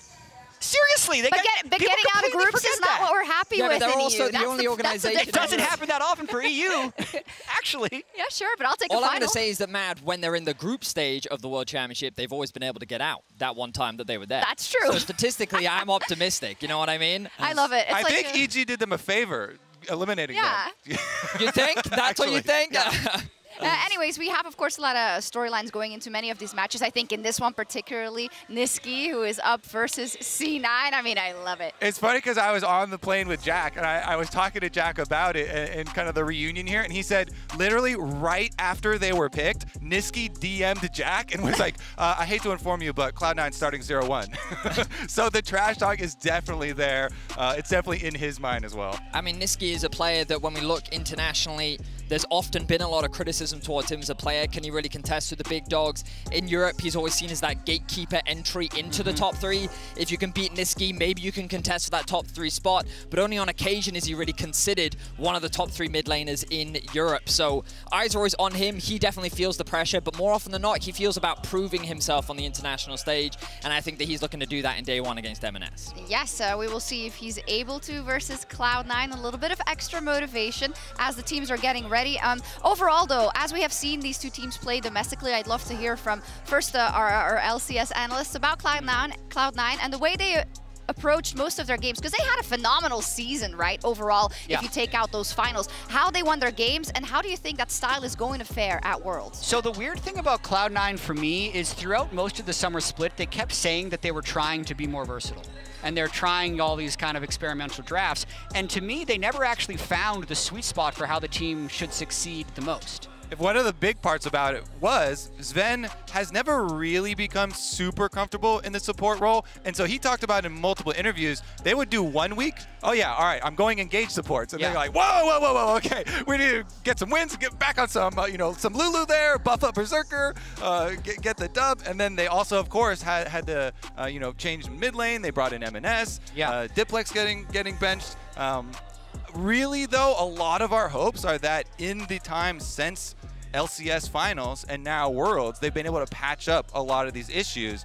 I think that it's still a solid game plan for Blabber to do an efficient jungle path towards bottom lane, try and protect that bottom lane because that is going to be your win con for later. M&S, I've been hearing some pretty good things actually from Scrim, so we'll see. I know there was definitely controversy right when they came over to Korea initially, and so hopefully the mental is good on this team. Let's hope so indeed. I see that you do go back to Blabber again, though. We started with it as our featured matchup, and I think it's going to be so instrumental in the start of this game, and that makes me circle back to Elyoya, and he's also emblematic of how Mad Lions is going to perform usually. Yeah, I think that when we look at Mad, they are inconsistent in the form that they have a lot of players that thrive in very specific ways. Niski has always been known as a player that loves to impact the rest of the map. Hylissang is a big engaged support player that loves to find weird opportunities, sometimes top lane, sometimes in the team fights, and sometimes the meta doesn't always cater to them to just play that style all the time. So they have to kind of carve a way that allows them to really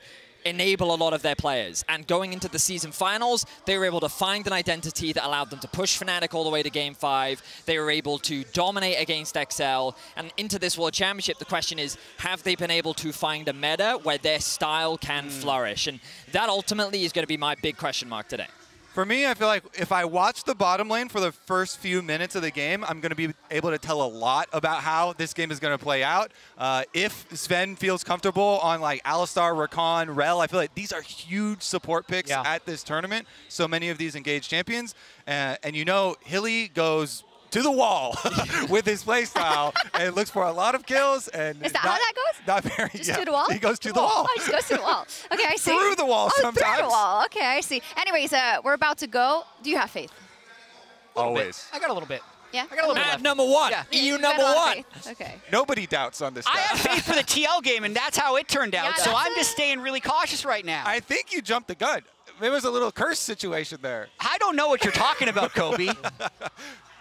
I'm confident. I mean, I'm going to have blind confidence for all my EU fans, teams, all of them. I mean, as much as I'm pessimistic, as a fan, all I can do is believe in them, right? Like, I think that that's the best thing I can do. As an analyst, this is the best possible matchup you can have in terms of round one. Cloud9 has looked shaky. They have looked inconsistent. The team fighting is going to be one of the big question marks for me. I think North America's weakness is their ability to make good decisions around when they team fight.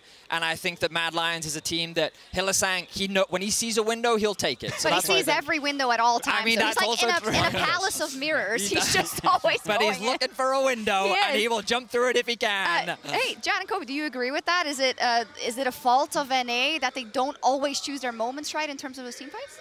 I think that's too broad of a brush Okay. to paint a whole region. Well, I think specifically for C9, it does apply when Sven has been on engaged champions earlier on in the year. I think towards the end of the year, he got a little bit better. And then a lot of it, to me, is actually M&S. I know we haven't talked about him that much, but he's a very inconsistent player for me. So if he's actually in the right mindset, playing well, he could dominate Niski in lane and make this a much easier game for Cloud9. But he's also been known to go 0-8 on Jace against Gragas. So my eyes are gonna be mid. Nice prospect. This is one of the best parts about there actually being a long break between all of the finals and worlds, is that so much of this we're just listening on the edge of our seats for these scrim rumors and how much do you trust them. Gotta get into the game, Kobe. Yeah, we gotta get into the game. Let's go.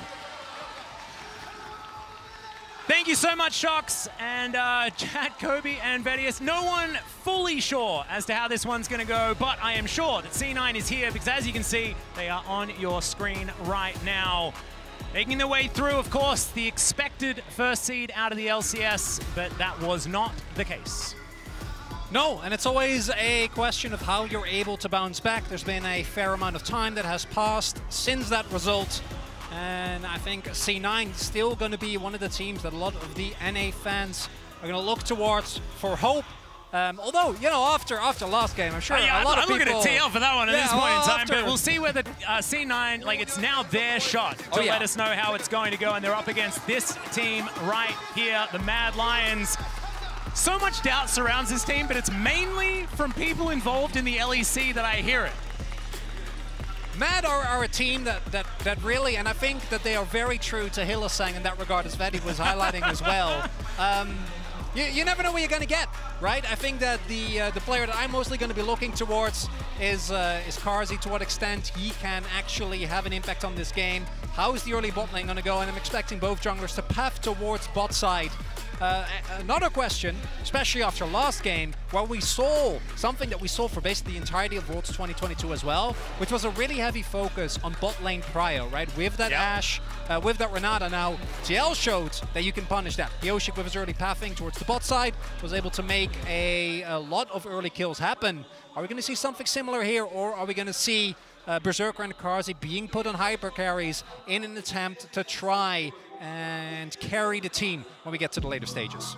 And I felt like watching the LCS, it was pretty crazy because their playoffs, it felt like any team could win in any given moment. The fact that, like, you know, TL falls out of contention after like a 20-minute like Game 4 win is kind of mind-blowing to me. And the fact that NRG were then able to take down C9.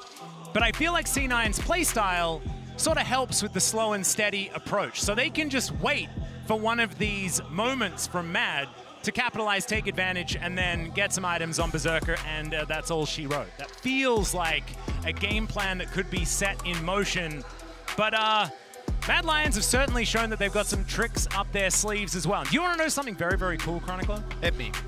There is a way for Mad Lions to either get to knockouts or exit the tournament by only going against teams that they have former players on. That's very cool. What's the pathing? So you could have Niski now up against C9. Okay. And then you've got Hilly against Fnatic. Yeah. And then Chasey against D+. I like it. And I don't know whether it's going to be going up or down. We'll have to see, because it's going to remain alive regardless of the outcome of this particular game. And it will be the next best of one that we'll have to look towards to see whether they can get seeded against one of the other teams. So just a cool tidbit. I thought I'd let you have that one. I really appreciate it. I always like little facts. It's always one of the coolest parts about Worlds, seeing players face off against their former organizations, seeing these rivalries that have been built over the years come true. And in this draft, I am again going to be looking, what are the priorities going to be? The previous game was a little bit of a diversion from what we've seen thus far in the play-ins. Are C9 and Mad going to hold true, or are we going to see something different? We're seeing some foliage at this point in time. Maokai could be a follow-up ban here as well to stay on the tree theme that we are looking at. Of course, Ivern, not something that we've experienced a lot of in the LCK. Of course, we've had a few fringe cases, as Mad Lions will not ban anything to start this one off. It's just, that was not my expected first ban, Chronicler. Over to you. No, that's generally suboptimal. Might be, given the fact, might have a lobby restart. I think Chasey was maybe waving someone now. Well, we'll see when we have more info. We'll make sure to tell you. Yeah, I think the Iron Man does make a lot of sense. From an LCK perspective, we've seen some Iverns. I still think back to Peanuts every now and then, and not in a good way. But the champion was insanely successful in the LEC. I think we also saw a lot of tree versus tree. We saw BDS use it as well in their reverse sweep. And it wasn't just used with double 80 carry compositions, which is where we saw it predominantly utilized, was if you get Tristana, that's when you have to worry about an Ivern possibly coming through. As soon as that was banned away, we didn't need to worry about it necessarily. That is not the case elsewhere. And so certainly doing their homework here, make sure that they don't have to worry about it. Of course, Elioya really does like the long-legged tree as opposed to the other one. Maokai certainly very, very strong this tournament as well, though, so could see a look in there if we are going to see the ability to ban champions provided to the Mad It's preferable, Lions. Yeah, so obviously something went a little bit wrong there, and we're going to go back into the pick and ban to make sure that we can have even bans. It's not like we've deducted a ban or anything like that. And hopefully this will be fixed soon. And again, as we saw in the last match as well, best of ones are such an interesting microcosm to me, because in a single game, like one bad pick, right, your draft can immediately set you off for a game. And then in a best of 3, you can be like, okay, that didn't work, we pivot back. But in Swiss in particular, I'm going to keep highlighting it because it really can't be overstated how important it is. Need to make sure, get every single win that you can get. And for both these teams, it's probably looking like one of your best angles to get a win. Yeah, I got a little bit of an update. League officials just looking to remake the lobby so we can get in and make sure that buttons can be clicked and pressed and things like that, and things can be banned away. And it looks like we're going to get there relatively soon. Speaking of relatives, we can talk about my shirt, Chronicler, for a second, if we're not quite into pick and ban, because this is a gift from you. Yeah. And I really love this one. It's really nice. It's a traditional Indonesian shirt. Yeah. And my mother-in-law was like, you're bringing them for your friends. I'm like, okay. I did not have a choice in the matter. And I was the benefactor of it. But here we are. And no surprise, the Ivern is once again going to be taken away.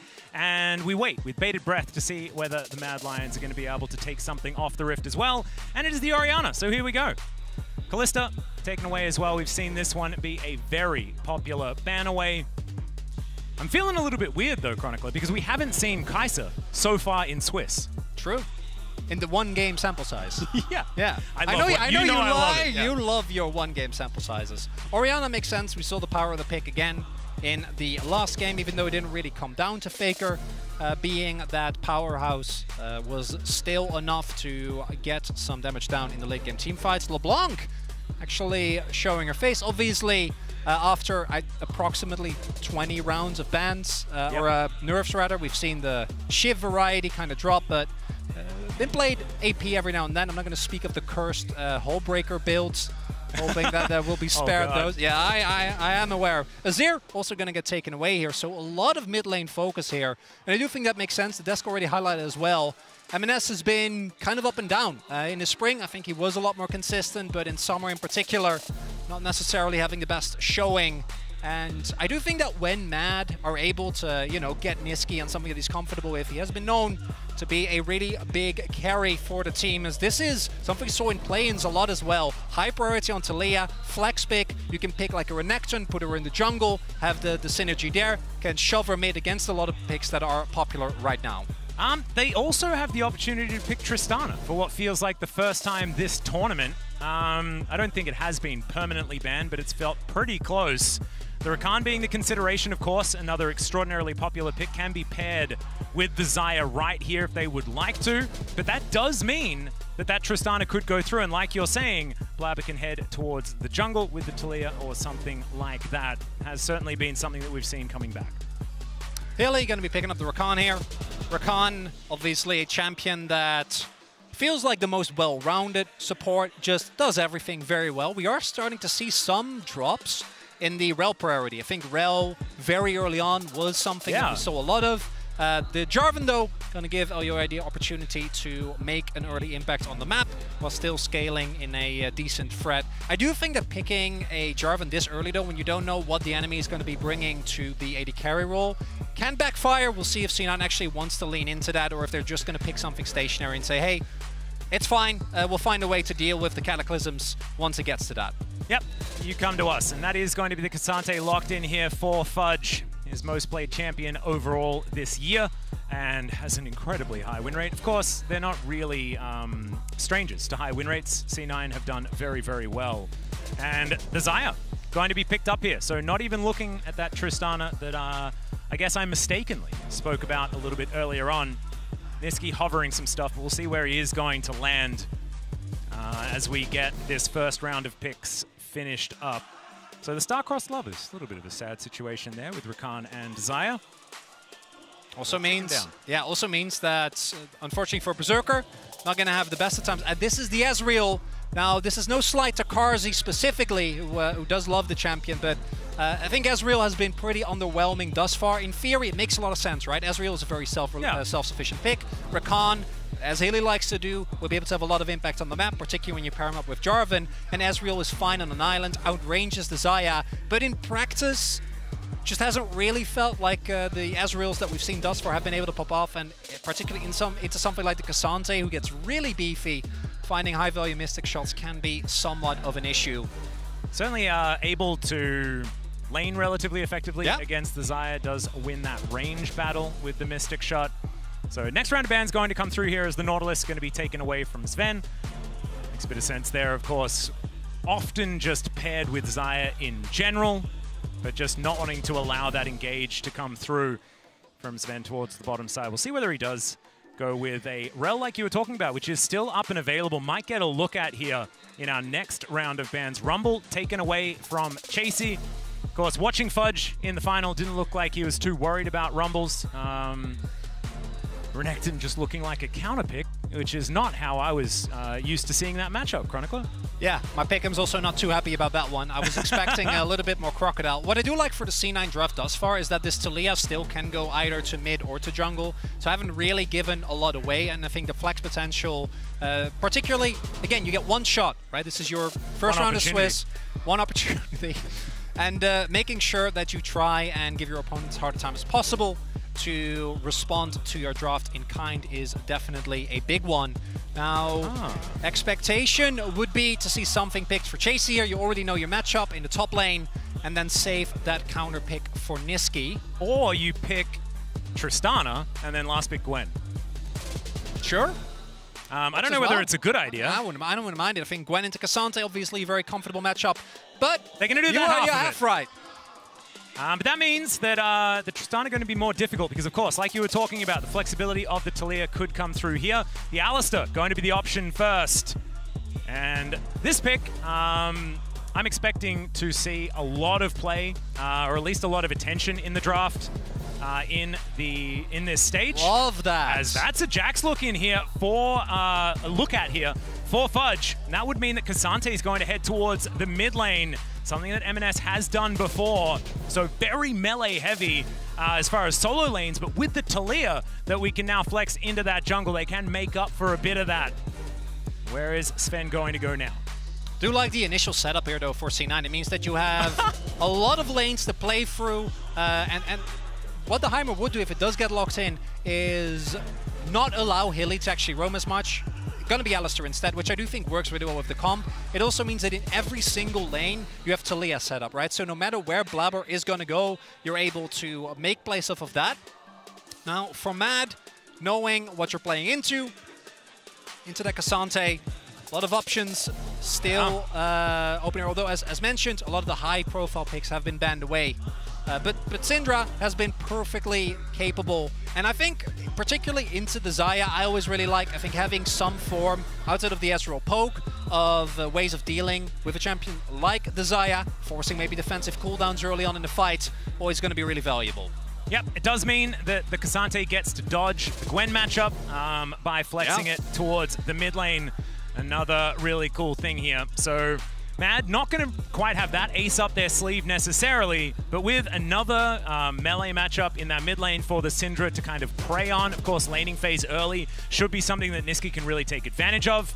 And then in the later stages of the game, their long-range pick is actually very, very high with Scatter the Weak, and then the follow-up with True Shot Barrage, things like that. Elyoya can then get on top. You can engage from about 1,000,000 miles away as the Jarvan. So opportunities here for Mad to make things happen, but I think the ease of execution isn't the lowest on the Mad side of things. They're going to have to really be on point here in this game.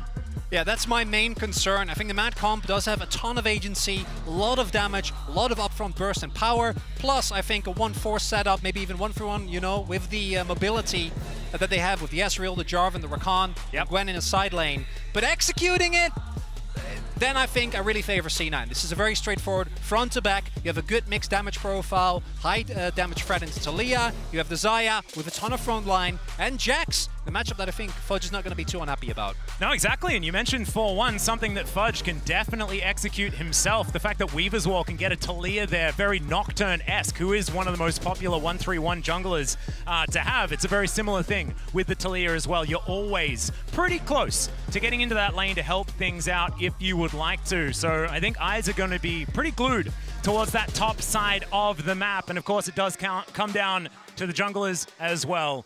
And with just these two beefy boys in the solo lanes, Blabber is going to have a lot on his shoulders on this Taliyah. But here we are onto the Rift for our second game of the day. C9 trying to take down the Mad Lions. C9, I always just expect to be saying first seed out of the LCS. That is not the case this time around. And so far, no shenanigans in this early game, and our featured matchup is, of course, happening right now. Blabber versus Elyoya, presented by Mercedes-Benz. Blabber already just threading the volleys, and there it is. That's the matchup right there. It's perfect. He already got hit by a flag post. Yeah, that's that's a big advantage for Mad in the matchup. But the threaded volley came back as well, and also hit. I missed the start of it. Didn't really do a whole lot, unfortunately. The downside of Taliyah, particularly in the form that she is currently, right? If you go back a couple of seasons, then she was actually really strong early game. Picked often was, as we mentioned, point-and-click stuns like the Renekton. not nearly so much of it. Really needs to get her items. I think at the very least you're looking at picking up your Mythic before you really start to become a threat. And that does mean that Aoyaya has a ton of opportunity to try and make things happen early. Also, Jarvan, one of the few junglers that can actually get a really, really scary level 2 ganks off. We'll see if Matt is going to try and leverage that. Also, do note Chasey going for the Ignite, Fudge also going for Lethal Tempo, so a lot of aggression expected there in that top lane between those two. No, 100%. Not going for, we've seen like some of these ghost options as well from the Gwens, but the Ignite very, very aggressive, like you were talking about. In this mid lane, we have seen K'Sante matchups actually work out relatively well against some of these mages, especially the skill shot based ones, if you can use your dash effectively to get out of the way of things. And Elyoya is going to bring the flag down. Blabber wastes no time flashing out of the way of that one. And he is just going to get about his business, just going to get away from this whole situation. Elyoya feeling like the damage has been done though, so Blabber going to be able to still take his chickens. Yeah, and nice to get the flash there from Yoya, but because of the mid lane situation, MNS actually able to get a little bit of early damage down and was able to already path towards those Raptors, so Elyoya not wanting to risk. Also, Hilly was already moving up in case we did get a longer play. Ended up not being the case. Does mean that Elyoya is going to be a little bit delayed. And outside of the flash, not get a whole lot. We're going to see if he's actually able to get a lot going as, yeah, trading into an Aftershock for the Syndra, not a very fun experience. Yeah. And so far, MNS actually looking really good as Hylissang is already here. Just seeing whether there's going to be an angle. It looks like that is not going to be the case as Fudge jumps in, or leaps in, I should say, onto Chasey. Looks like the Gwen's going to be all right for now, evening out the CS. It was looking a little bit dire for a moment there, but of course that is just a wave moving towards the Gwen. Chasey's going to be able to at least do his best in this lane. There's another dive forward here as Chasey does put down the mist, but it's not exactly an immunity situation against a point-blank Jax. No, the extra resistances are going to help you out a little bit. It's particularly with the lethal tempo, like longer trades just aren't really an option. We see as well M&S actually doing a great job here aggressively, keeping Niski on the turret, and particularly with Doran Shield and Aftershock, like the ability of a Syndra to bully out K'Sante, not really looking too hot. Might be a double scuttle situation here, so C9 actually able to absorb the early pressure from Elyoya and then get out ahead. Although, as long as Blabber doesn't get punished for his lack of flash, which could, of course, still happen. Yep, and he can move relatively quickly around the map and things like that. As long as C9 keep some vision control, Blabber should be absolutely fine. He's going to ride the wall and look to head back down towards this bottom side. It looks like the Krug camp, as it is going to be coming up relatively soon, is going to be his first port of call.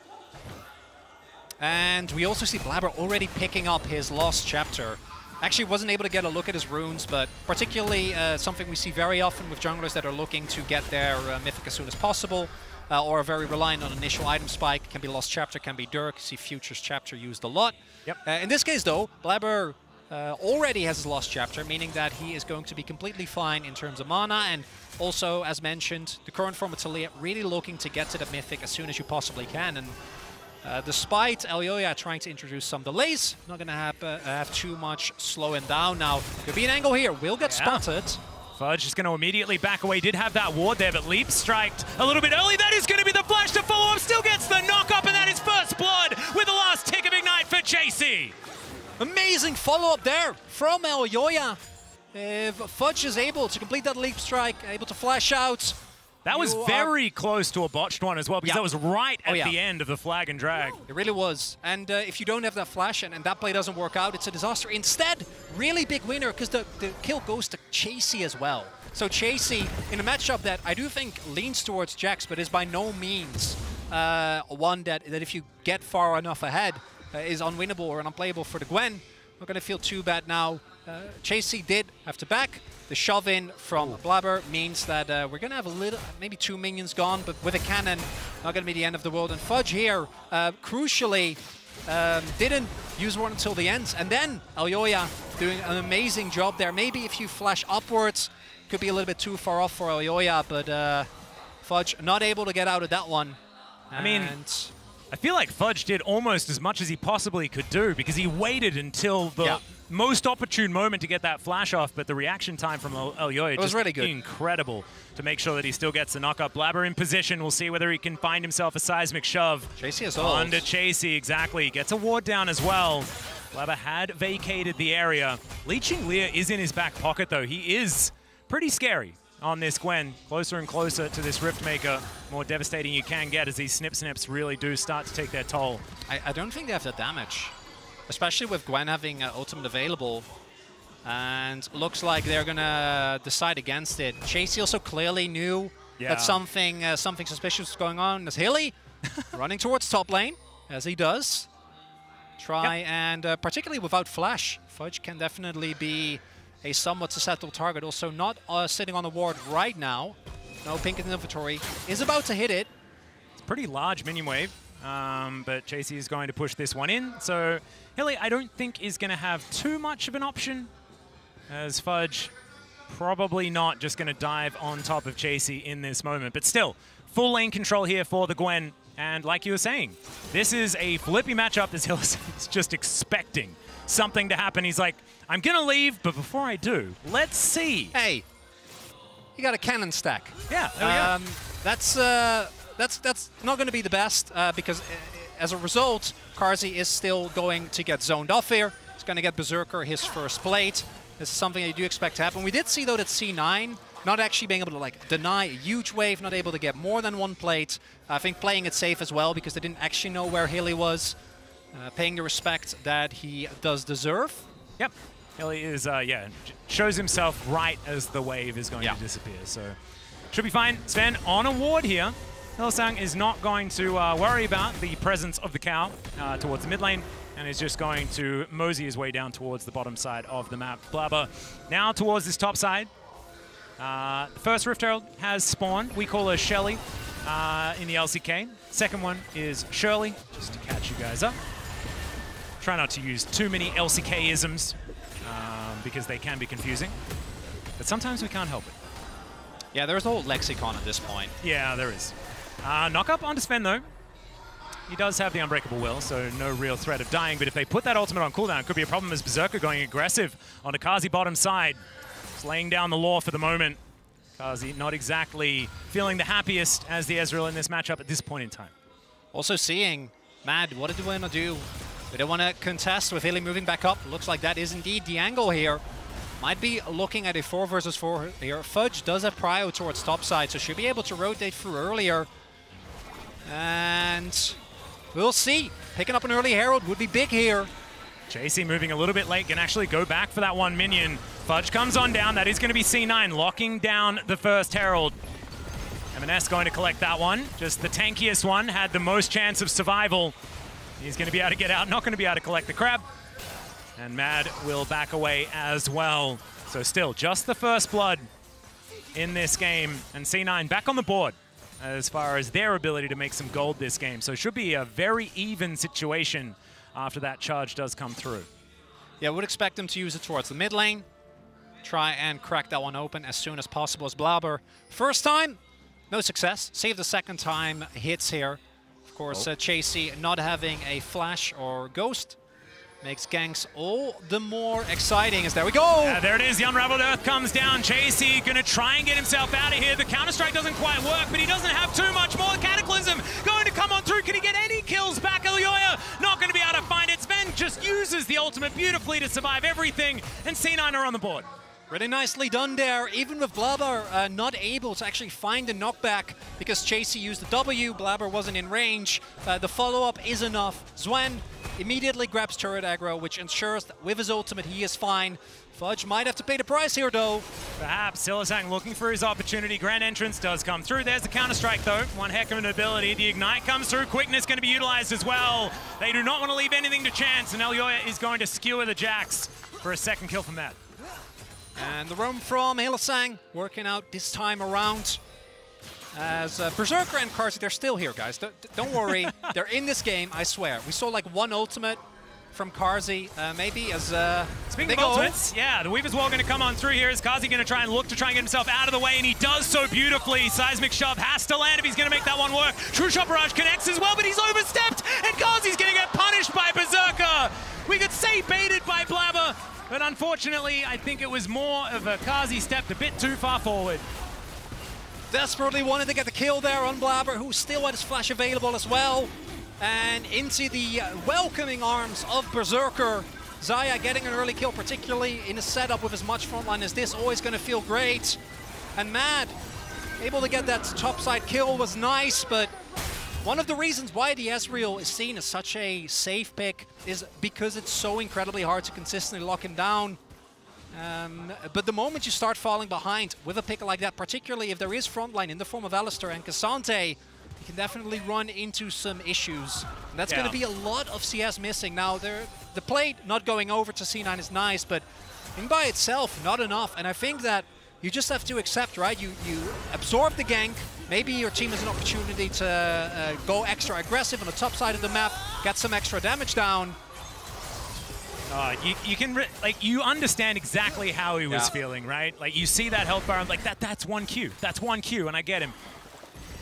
Not the case. Flash as well, so still getting caught by the root, unfortunately, as Chasey. Yeah, Blabber's going to spot him out, and he says, nope, you're not going to be able to steal this one away from me. I'm going to overstep as well, as the Gwen is pretty scary. Does just have his steel caps completed after that leeching lead that he's had for quite a while. So dual shot, perhaps.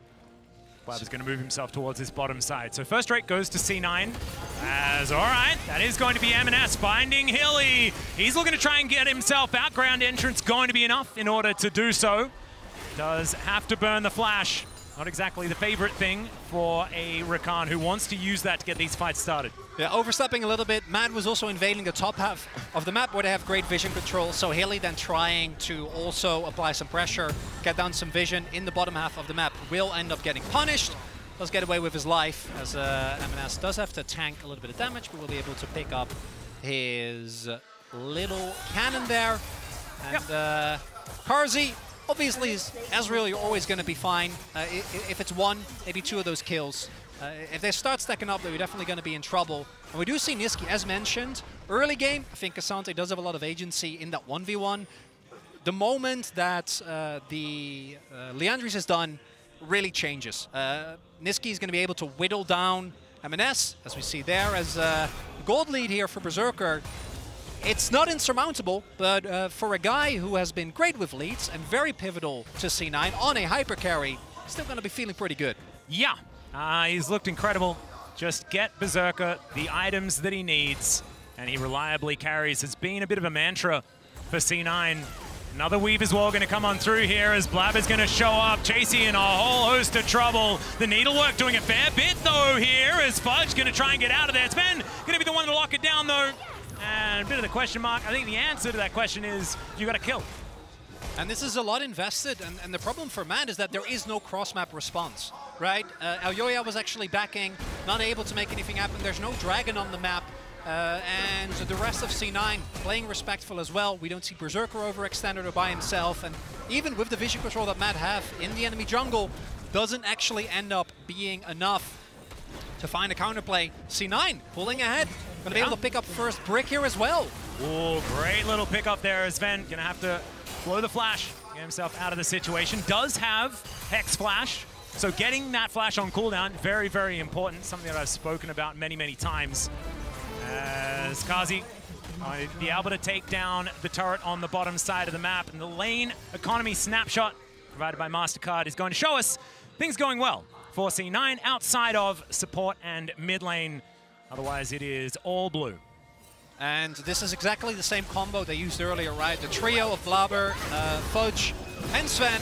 And for Chasey, even with the sustain that Gwen has, there just isn't really enough you can do. They don't even really need to rely on Sven tanking, right? Fudge is able to take a few hits, then drop out. The Ignite not going to be enough. Riftmaker is now done. I was kind of wondering if we're going to see any of the Rocket Belt, Gwen, which also has been a really popular build, but instead it will just be the classic Riftmaker, really strong in the 1v1 and makes Gwen feel like a real champion, able to win these longer fights and make those you know, iconic 1v multiple people Gwen plays where with your ultimate, you sustain for everything. I'm wondering when we're going to see the Akali answer once again on the top side of the map. I know a lot of top laners have been playing a heck of a lot of Akali in solo queue, but solo queue doesn't give us a lot of information. Okay, Chasey knows. We're ganking the turret, exactly. There's out of turret, it stands no chance. Where's your flash? Fudge is going to be able to take that one down. Sven, of course, making sure that no one's going to turn up. Chasey is going to do so. Getting information. Sven's not going to be there, but still, Fudge is going to be able to take this one down. So 1-2. As far as these turrets are concerned, things working out as far as side lane priority for C9 as well. Feels like the Jax is working out here for Fudge. And we did see the Herald being taken on the other end for Mad, and they will be able to get a charge turret very low, and picking that up going to be a big boon for them. Nisqy, now we're starting to see Mad actually pick up some standing gold on the map, equalizing these objectives, making sure that they don't fall too far behind. And honestly, very similar to the previous game. We actually see it going very even. Yeah. We'll see if C9 can build themselves up a Drake lead here. That's going to be that Hextech Drake, and it will be secured there. Good smite from Blabber, as Nisqy's going to have to flash. Fudge is going to flash immediately after him as well. Blast Cone, he wants to get over and he'll find it! Beautifully solo killed by Fudge. Locks down the Syndra, and the Jax is only going to get worse from here for Mad. Really big win. C9 get the dragon. Nisqy gets caught on the opposite side of the map and invests his flash as well. And that to me is the biggest part of that, because for Fudge with Leap Strike and the innate safety it provides, it's actually really hard to consistently take down the Jax. But yeah, the moment that you know you're in a long lane alone, I think some of the members of Mad actually being spotted, Fudge knows he can go in. You're never getting away from that Jax. Yep. Beautifully played by Fudge. Even gets a ward there that is now very useful. Like, it's just success after success. Chasey, though, going to try and answer here by pushing in this bottom lane. Side lane pressure here for both of these teams is working out. And Blabber wanting to clear vision. Elyoya wants to steal away this Brambleback. The Seismic Shove's going to pull it back. That is going to be Blabber locking that one down. Elyoya actually takes a little bit of a journey as well. He will be all right. C9 just trying to keep themselves with some control of their jungle. Because, of course, the mid lane, it's sort of pseudo-safety in the fact that their tower is very, very low. Headbutt Pulse does come through. That is going to be all the CC and provided to make sure that the Seismic Shove is going to work out. But Hylissang not going to dash through the rocks. No. Absolutely fantastic. Just looking at him, you don't have enough damage. Yeah. I'm fine. No bother. The main thing, and I do think that this is another situation where you can claim that both teams have really good elements of scaling. I think that Ezreal, once he hits a certain point, can take over team fights. We have the Gwen, who, even though into the Jax, particularly with the Jax having a lead, I don't think you're going to be super excited about, still is a really big team fight threat. But for Mad, the execution is a lot harder, right? Because you don't have a traditional front line. You have Elyoya, who, sure, is a bruiser, will be able to take a little bit of a beating, but particularly with the itemization, right? Kraken Slayer, we have the Liandry's as well. Divine Sunderer isn't really going to provide you with the safety that Nisqy and Karzi might be looking for. So it all comes down to your initial setup, initial engage from Elyoya and Hylissang. Whereas for C9, like Sven and Amanus promote so much frontline and counter engage that if they're able to just keep Blabber and Berserker safe, I think it's going to be hard for Matt. Now, Matt's vision control, though, has been really, really good, and I think that is pivotal as a little Weaver's Wall to stop the backs. You love a little cancel. It's going to work out. We do have Baron spawning in 3 seconds' time. Don't think anyone's going to head over there just yet. As Chasey's still demanding some respect here from Fudge. Will leap his way out of what could have been a precarious situation. Things, as far as CS are concerned, are very, very close between the two top laners.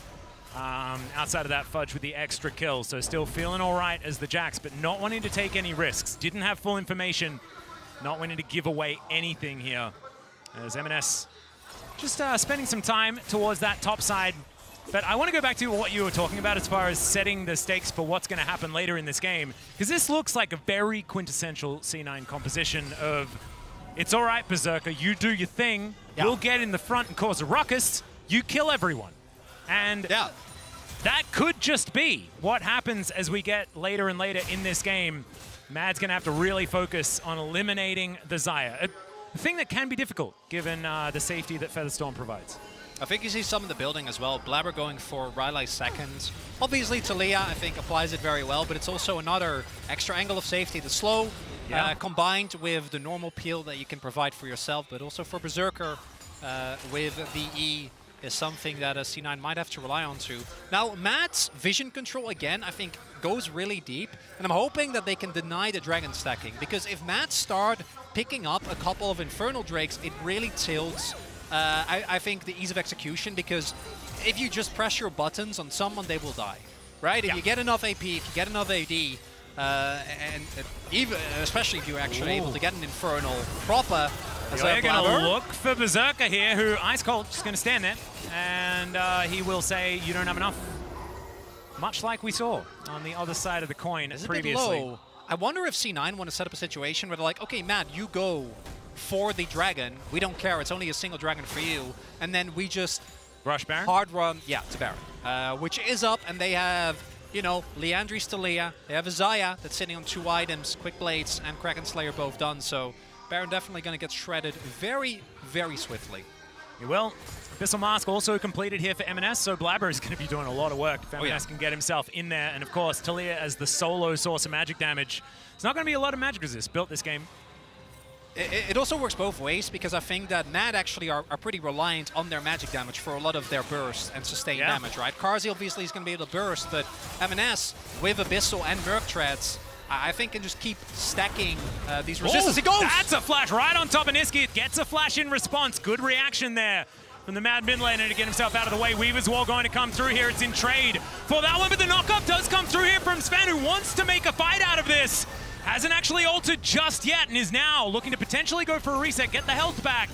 Just take the trade. They've got Flash and Ghost out of Kazi. Now the summoner trade favorable for C9, but the positioning much better from that. They have control of the river, and they will be able to deny the dragon stacking, not allowing C9 to pick up a soul point 23 minutes into the game, getting it for themselves. So in the short term, a favorable trade for Mad. We'll see if C9 is able to maybe go for an aggressive Baron play and then use the fact that Niski and Karzi don't have Flash available. I actually like this. I think playing aggressively in this way is great. That ward, though, not blocked by the pink, I think. Or actually, no, it is. We're fine. M&S is going to be able to see that there is a ward in this pit, but I don't know what they're going to be able to do about this, because it's going down so quickly. Berserker's even the one that gets the last hit on the Baron because he does so much damage. Chasing now looking for the needlework here onto M&S. This is the matchup that he wanted in the first place, but of course Kasante's got the dash. He'll get himself out of there, and Fudge is just doing Jax things in the bottom lane. Oh dear, Mad, they deny the dragon stacking, but the Baron stacking, Chronicler. Yeah, you take that. It's feeling good. Not going to be sad about that one. C9 identified a Mad after being able to pick up the dragon, not in a position to actually contest that Baron pit. And the Red Bull Baron power play for C9 should be huge here. Fudge already picks up an inner. They have the buff on every single person. They didn't have to give up anything besides Blabber's Flash, which you're going to be very happy to pay. We'll see if they're able to really break open the map, because Mad, I do think, do have a decent amount of ranged wave clear, but these outers definitely all going to fall. Already the mid outer that is still up, 100% going to get taken down here by Berserker and M&S. Yeah, Hillsang was looking for some sort of follow-up angle. Niski not really close enough, doesn't have Flash. So, could be dangerous, absolutely. Chasey here towards his bottom side, just doing the Gwen things, but so much harder. It can be so snowbally if you have 1-for-1 compositions pitted against one another. As soon as one of these side laners gets the advantage, it puts on way more pressure. See whether Mad can find themselves some team fights to get themselves back into this one. Of course, Jax and Gwen, both great team fighters as well. But with the fact that Fudge has this edge, especially with the Baron, can really be a worry. And like you were talking about, the Red Bull Baron power play sitting at 2.2k. I think we're just getting better and better as far as these... scaling. Yeah, power plays are concerned. Now we have seen last game, getting a Baron, no guarantee that you're going to end up winning the game, but what I think has been a consistent trend in this, a pattern rather, in this game, is that even though Mad are still making plays, right, they're trading aggressively, in the long term, a lot of those plays still favor C9. If we look at the CS leads, right, even with the early ganks and the pressure that Oyoya tried to put on, Blabber, completely fine, absorbs it, flashes, is okay. Fudge, yes, he gets taken down by Oyoya with a really nice early flash flag and drag gank, but then by the end of it, C9 just go in hard, Sven goes to top twice, and they're completely fine. Well, Scat of the Week does come through. There's a headbutt pulp, though. Still, he's not scared as they have the seismic shot. Elyoya able to get himself out of the way. Keeps the cow alive there with the ultimate, but now Fudge has found a backline. The quickness and the grand entrance having to be used by Hilly. Get himself out of dodge, but still C9 are pushing. They are not stopping. And with this Baron, his tower is not looking long for the world. And Sven still just fine. The Unbreakable will working out so beautifully, and Blabber just heads towards the top lane. They are taking everything from Mad.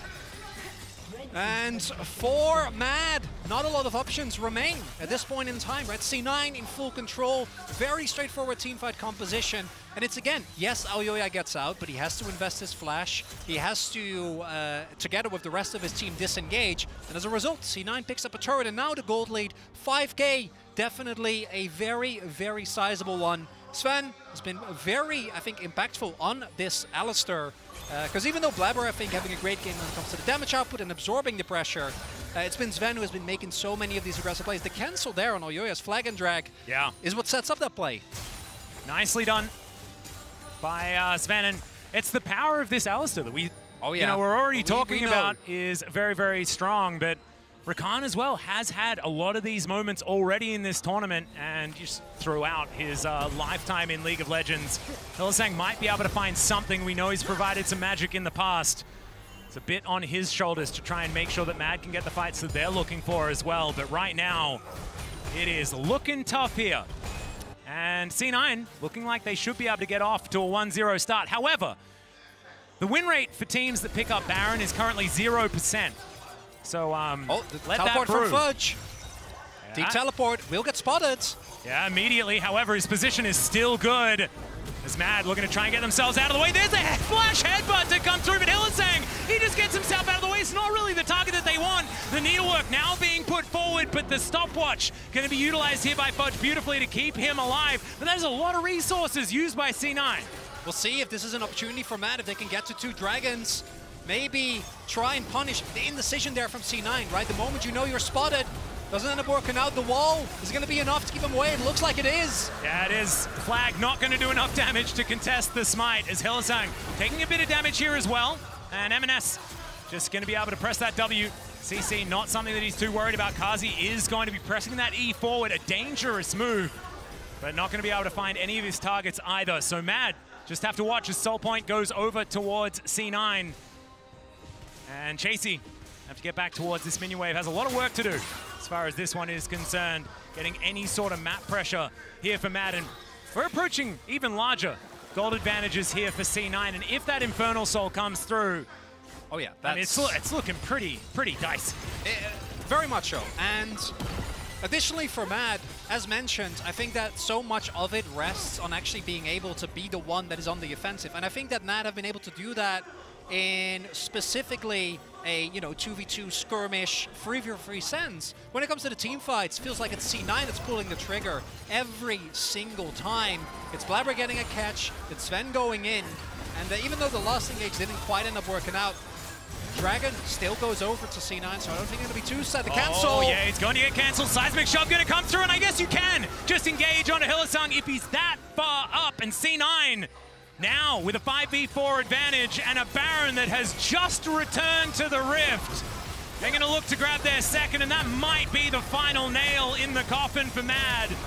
That is going to be another engage. The headbutt to push Elyoya away. Not going to be able to flag, drag, flash, or anything to steal that one as M&S. He's also able to keep himself alive. Kazi going to push forward one more time as Elyoya looking for it, but Berserker's just flashing after him. The seismic shoves. They've been amazing this game from Blabber. That's going to mean that Elyoya can't do anything. And Chasey just wondering why his kill feed's just red as he's dealing with an inner turret. And C9 looking to take a decisive victory here. Slow and steady. I think Sven, again, having a wonderful performance here on the Alistar. Blabber absorbing the early pressure from Elyoya. And Mad just not able to really generate any type of aggressive pressure. And trades that work out. Hylissang looking for an option here, but Blabber is just going to go gold, and Hylissang is going to go down as well. The first Nexus turret has been taken. North America in their first showing here in the Swiss stage against the what is it again? LEC, EMEA. Yeah, let's go with the LEC. They're going to be able to take them down. It's LCS that are ahead, Chronicler. And you know, best of ones are inherently volatile, but after the first two, I gotta say, LCS, not looking too bad. Not looking too bad at all. I mean, it was almost TL taking down T1. You know it. And now it is C9 giving hugs to Niski as well, of course, formerly with C9. They are going to move to 1-0. You already said how incredibly important it is to find those advantages, find those 1 wins in these very volatile BO1s in the Swiss stage. C9 already being able to collect their first W here at Worlds. Again, it means that you are going to get seeded against one of the powerhouse of the tournament. You might end up playing a JDG, right? The tournament favorite in your next one, but it builds so much more safety. It builds the momentum that I think, particularly in Swiss, are so important. And I have a feeling that Kobe and Jat want to start a bit of a conversation over on the desk. So let's throw it over to Shox to see what these North American representatives are feeling like. Well, we thought he wasn't going to join us because he's too Benny showed up. Just in time, Benny showed up. What's up? Unlike Mad Lions. Did you want to avoid the scrutiny of what's going on? They didn't do anything. I'm very disappointed. It's 1-6 versus NA now. See, that's why you didn't want to join. Anyway, on the other side of the coin, though, Cloud9, I want to almost say expertly done in terms of the macro, right? Making sure that you don't really give Mad a chance to pull out those team fights and just play the map, Jat. Yeah, I was initially a little bit worried when I saw the Gwen because I didn't feel like there was a great entrance for team fights for Cloud9. But then, as you say, the game really wasn't about team fights. Blabber was 30, 40 CS up pretty much the entire game.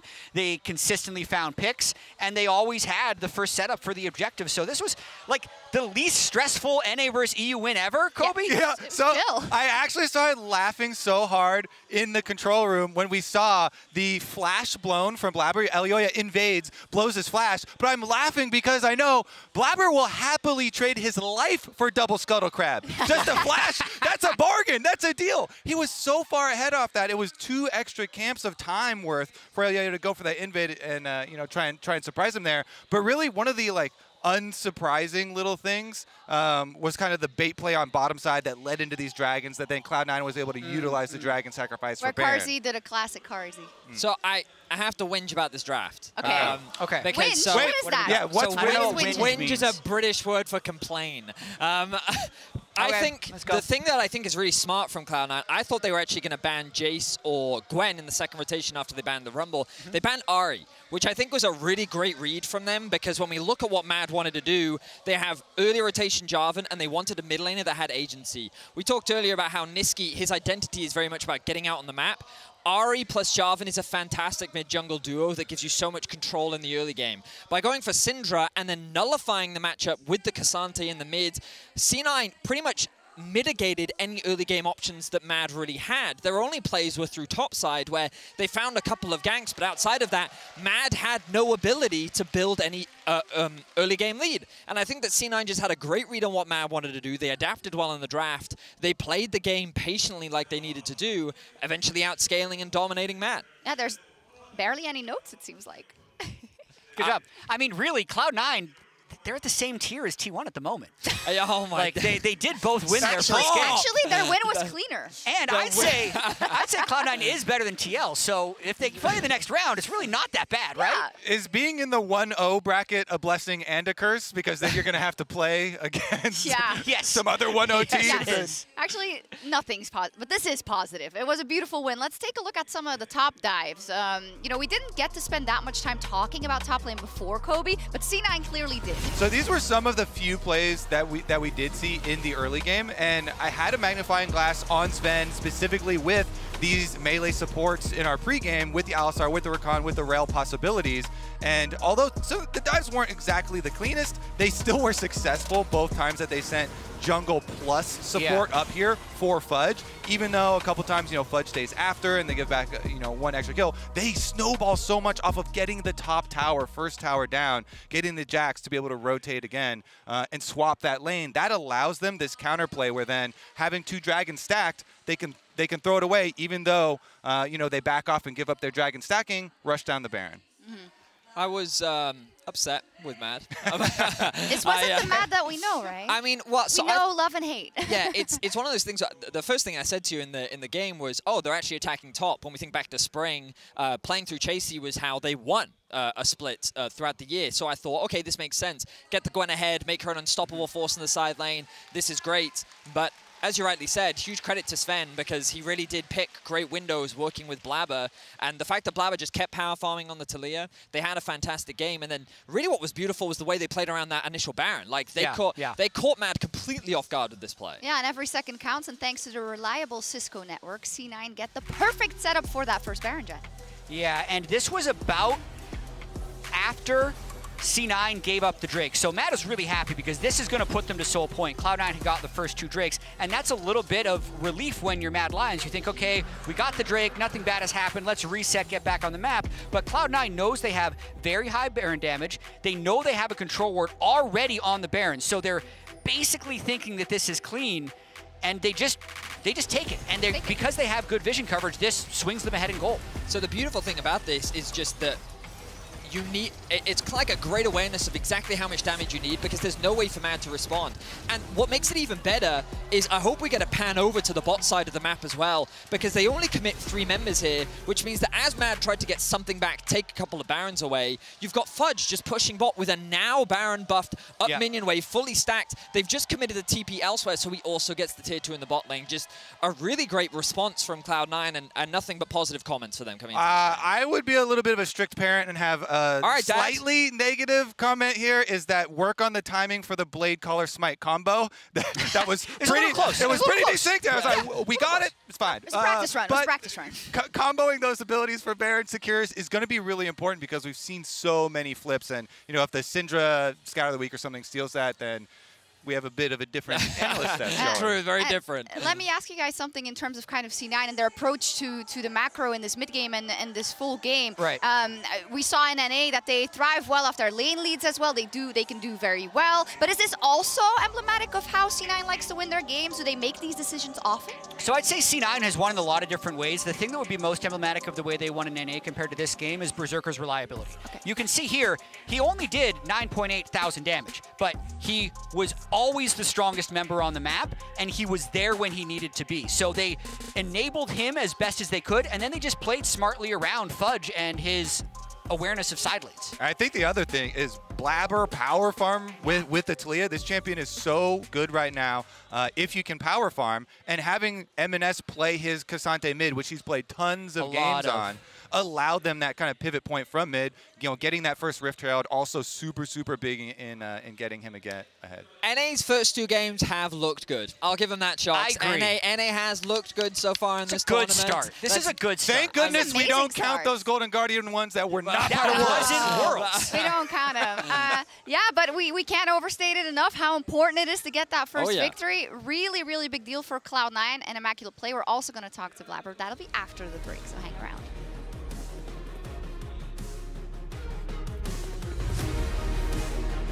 Fudge just going to immediately back away. Did have that ward there, but Leap striked a little bit early. That is going to be the flash to follow up. Still gets the knock up, and that is first blood with the last tick of Ignite for Chasey. Okay, no, my bad. I need help. Go for it. Get the Bucky walk. Yep. Oh, he's dead, actually. Nice. Really good, Dragon. As Niski's going to have to flash. Fudge is going to flash immediately after him as well. Blast Cone, he wants to get over and he'll find it! And as M&S, he's also able to keep himself alive. Kazi going to push forward one more time as Elyoya looking for it, but Berserker's just flashing after him. The seismic shoves. They've been amazing this game from Blabber. That's going to mean that Elyoya can't do anything.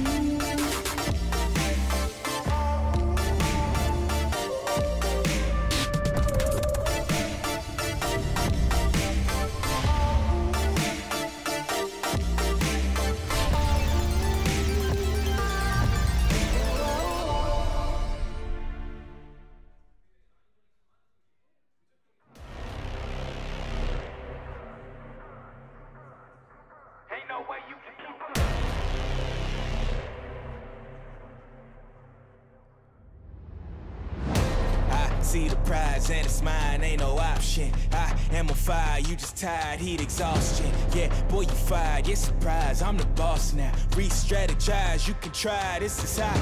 Impact, feedback, erase, better retract. Used to kill, but I gave it up, but you stepping up on my relapse. Let's get it going, start the show. Tell your king came to overthrow. Next thing you know, I'm at your throat. Didn't even see me coming, did you though?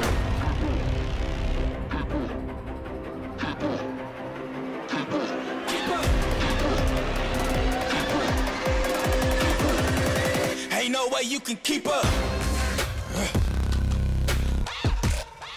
Hey, keep up. I've been waiting. Come and get me. Ain't no way you can keep up. Nah, I've been waiting. Let me see. Make them holler, make them bleed. How you gonna keep up? Come and get me. Come and get me. If you can keep up. 1 and 2 and 3 to the 4. I won't be staying long, I just can't let you know. Ain't playing with you puppets, y'all can't mess with your pet toe. I dropping Mary Poppins, ain't no stopping, so let's go. Let's get it in, let's finish this. When the game tired, just send me in. Whole crew, we militant, we just come through and break ligaments. Your crew need medicine, y'all big dogs and we elephants. You don't want trouble, don't let us in. You ain't ready now, you ain't relevant.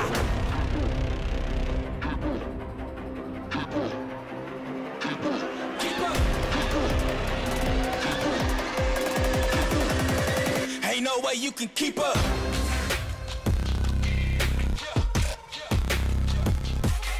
Keep up. Said I've been waiting, so come and get me. Ain't no way you can keep up. Waiting, let me see. Make them holler, make them bleed. How you gonna keep up? Come and get me. Come and get me. Only if you can keep up.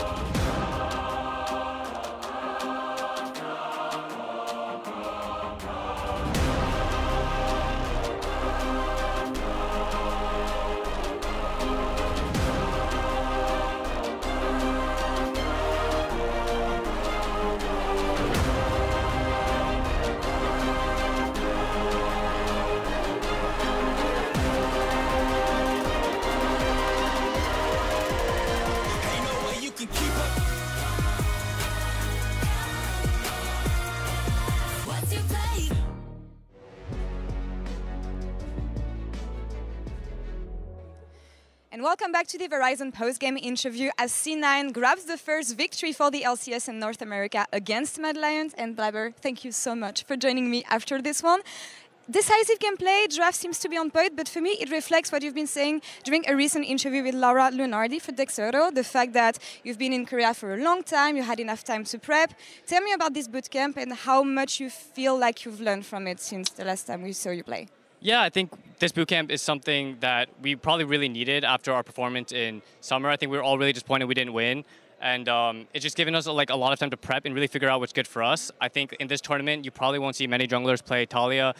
You'll probably see more supportive junglers. I mean, maybe they will, but I think it's just something that's been working for us. And we were able to, kind of discover what was working for us because of the extended bootcamp. I think it's an interesting approach because historically you never shy away from playing off-meta picks, and especially what you feel is strong for you and not especially in the meta. How much room do you feel like there's in the jungle right now for these wacky picks that you might play? I'm not sure like there's that much room for like super wacky picks, but I think there's like you can really play different styles. For example, this the match before us, you were able to see Pyosik play Lee Sin, Owner play Sejuani. Now I'm playing Talia, right? You can play tanks, you can play bruisers, you can play like mages in the jungle, farm heavy champs. So I definitely think there's like a lot of different styles you can play for sure. You've been expressing that you got a lot of good scrims, especially against the LPL and the LCK teams. A lot of good results against LPL, not so much around LCK. Could you elaborate on this, and which region did you learn from the most? Honestly, probably not LCK, because we were just getting stopped so much. I wasn't really learning anything. Right. I was learning, obviously, right? Yeah. I'm sure my laners were learning their matchups, but yeah, we're definitely struggling versus them, especially KT, I would say. We had the hardest time against, but probably like LPL has been the best practice for us this tournament. It's looking really good so far for C9 from what you've been saying, and the fact that you feel like this time feels different. For your teammate, your confidence and everything. Could you elaborate on this and send a message to North American fans for what they can expect for C9? Yeah, I mean, I don't think like we had the hardest opponent in the first game. Not that Matt is a bad team. It's just like the Asian teams I do think are a bit stronger. So I think you guys should be confident in us. You know, hopefully I was able to show it in game 1, my team as well. And yeah, hopefully we can keep showing it going forward in this tournament. And yeah, I'm really looking forward to keep playing. Love the confidence. Thank you so much for the interview. Congrats on the first victory once again. And casters, back to you for game 3. Thank you so much, Law, and humble Blabber just accepting the victory and looking to the future. KT fans out there, what he said, not something to take to heart, just a warning. And now on with the show. We have our next matchup. It's going to be Gen G taking on GAM. And I have a feeling that the Vietnamese representatives might be in tough spot up against the Korean first seed. Yeah, there's no way around it. I think that GAM had a really nice story arc in play-ins, right? Underperforming at the beginning and then able to, I really think, grow. The players were talking as well about how the initial pressure and how nervous they were a big factor in why they were not able to perform to their level. Then eventually making it all the way, defeating Team Wills, of course, in a VCS rematch was really cool. And I think that in of itself, that's already an achievement to be proud of, particularly given that rough starts can be really hard to come back from, as any region, I'm sure, can attest to. But it's Gen G, and this team has been maddeningly consistent over the last year and a half, as we have been witness to. Yeah, we're going to just omit MSI from that whole conversation. Oh, that was bad. Yeah, we're just going to domestically. Yeah, domestically. Yeah. And of course, in summer they looked absolutely fantastic. So coming off what looked like a breeze in the summer final, Gen G may just be going from strength to strength. But do you know what gives me hope, Chronicler? The first game. Team Liquid, exactly. Because that was way closer than I was expecting, and we could see some fireworks here. I hope we do. Me too. Because otherwise, it could just be some exemplary gameplay from Gen G, and a game that will not be able to keep up. First, it's time to introduce the players, starting with the LCK champions for 2023. It is Gen G. And yeah, you might say that they lost Ruler, but they gained Paze, and things have been looking all right, Chronicler. Yeah, when you get a 17-year-old prodigy that doesn't feel like the step down that many would expect after losing one of the best AD carriers of all time, it's not bad. Yeah. It's pretty good. And I think that the really key thing for Gen G is that obviously last year in summer, they were the clear favorites. They were able to deliver on that, made it to semis at Worlds, then got knocked out by DRX. DRX actually ended up winning, but I think given the expectations of the LCK first seed, still was stark. You already mentioned MSI also not looking too hot. And we'll see if GAM today can find the upset. Yeah, GAM wasn't actually in my pick'ems list, although I was so tempted at the very beginning because this team has been one that we've spoken about many, many times in international competition. And they are going to now make their way onto the stage for Swiss. Their first game, very, very difficult. But if they manage to get the upset victory here, my goodness, would that get them off to an incredible start here for Swiss. And you can see some smiles on their faces as well. You know, Levi's showing everyone around, making sure that they're all comfortable. And we'll see whether Slater can have more of those incredible performances that we saw in play-ins. Yeah, especially towards the latter half. I think obviously at the beginning, struggling a little bit against some of his opponents. But near the end, definitely, I think, a lot more consistent from him and Pallet. And I think that you can see as well the smiles. I don't think these players are expecting anything today. And sometimes that can be the best. I want to draw your attention, and I'm going to bring this up. That man there, Delight, he was in Breon. You know who 2-0 Gen G just before they won the LCK finals? You know which team did? You know. It was OK Man Bro. It was OK Man Bro. It was. They 2-0'd the LCK champions in the last week of playoffs, or in the last week of the regular split. So you're anything saying is possible. The power of the blue shell the is power the of only friendship, weakness. Atlas. Yes. Against the Gen G that has 3 back-to-back LCK titles. Yeah. And has looked like, by far, even coming into the beginning of the year where a lot of teams were expecting either T1, obviously, or DK, actually, to be some of the front runners. I think only T1 predicted Gen G. And then Gen G was obviously able to get the upset back in spring. And then in the summer finals, definitely able to also benefit from KT having a tough one. Indeed, and yeah, wasn't an upset. Definitely not going to say that as far as the summer season was concerned. Gen G were just monstrous. Of course, KT making a late surge in the regular season. Playoffs was a very, very different story. So, GAM with their work cut out for them. Now Gen G with Score at the helm are already off to the races as far as these bans are concerned. Syndra and the Callista both taken away, and Peanuts Poppy getting some respect. Of course, it is a flex. Doran's played a bit of it as well. See what else they're going to be taking away here, because Delight, oh man, GAM have done their homework. They know. They know. I wouldn't even be shocked if they end up not necessarily banning, but at least prioritizing an Alistar pickup very early on, because Delight on that champion is simply not fair, as we have seen many a time. I like the Maokai. I know that Maokai is kind of dropped in priority in the first couple of games we saw today, but Maokai to me is a great equalizer. It both allows you to offensively play for objectives, use the ultimate as a way to deny your opponent access to the area, while simultaneously, particularly against a team that in team fights is as decisive as Gen G, kind of slow down those snap engages. Oh, okay, well... Yeah, and, we're not surprised. No, and with the fact that Xayah and Kai'Sa are both up and available, you're not going to need to worry about taking away one of those. Of course, Slater has played a wide array of champions in Kai'Sa and Xayah so far at Worlds. Hey, they work. They do. They're great champions. If it ain't broke, you do not fix it. Kiaya is, speaking of which, going to lock away one of those. This is the most played for Slater. So it gives him a lot of safety there towards that bottom side of the map.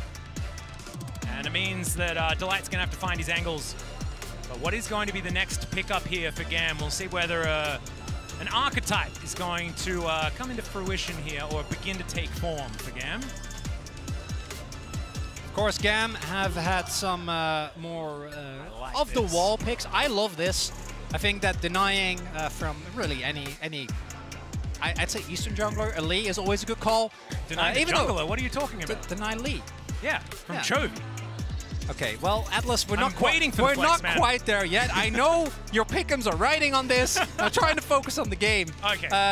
But as I was going to say before Levi interrupted me with the Lee pick, has played like Wukong. Obviously, his Nocturne is a very iconic champion for him, but instead it's just going to be a classic. As Gen G, this draft tells us nothing. This could be... It tells us that you should probably ban Ahri.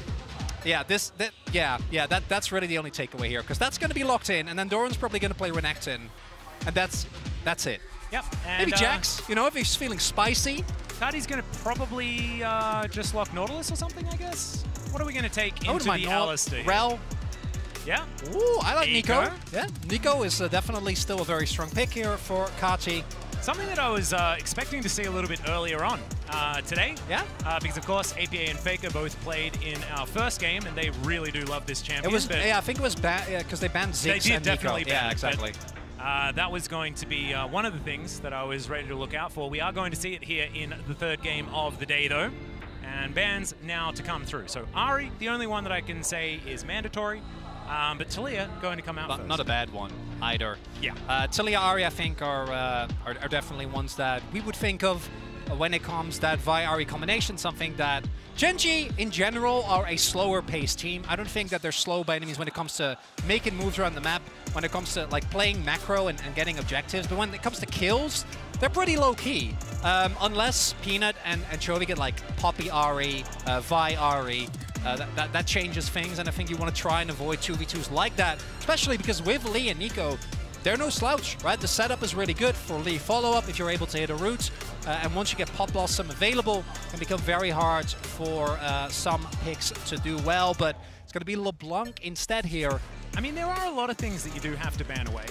Yeah, I mean, Azir is like also hasn't been contested yet, but it's easier said than done, right? I don't think that there are wrong answers, but it's just Gen G with their champion pools are always hard to prep for, particularly in best of one. Yep, and Renata going to be denied here as Set is just going to be slammed Of course, Gen.G, no stranger to set support. Life, of course, on the team for a very long time, is the one that makes the set support very famous. Still, a flex could be thrown towards that top side if Kiaya would like to get it up there, but probably going to be in the hands of Pallet because he actually looked pretty damn good in it in the play-in stages. There's the Ahri. Don't need to be a rocket scientist to figure out that Chovy was angling towards that one. And often we see that champions that are highly prioritized in play-ins, then once we get to groups, now Swiss, the priorities really change. The complete and utter lack of Crocodile is really noteworthy, particularly with how much we know that a lot of Korean teams, second of which that we've seen today is Gen.G, love the pick. It's going to be the Cassante Jax matchup, one that we've seen countless times. Nothing too surprising there. Jax obviously in the side lane very strong. Cassante can bear the brunt, and the amount of front line for pace and the plasma activation coming from his entire team, definitely going to be something that GAM has to look out for.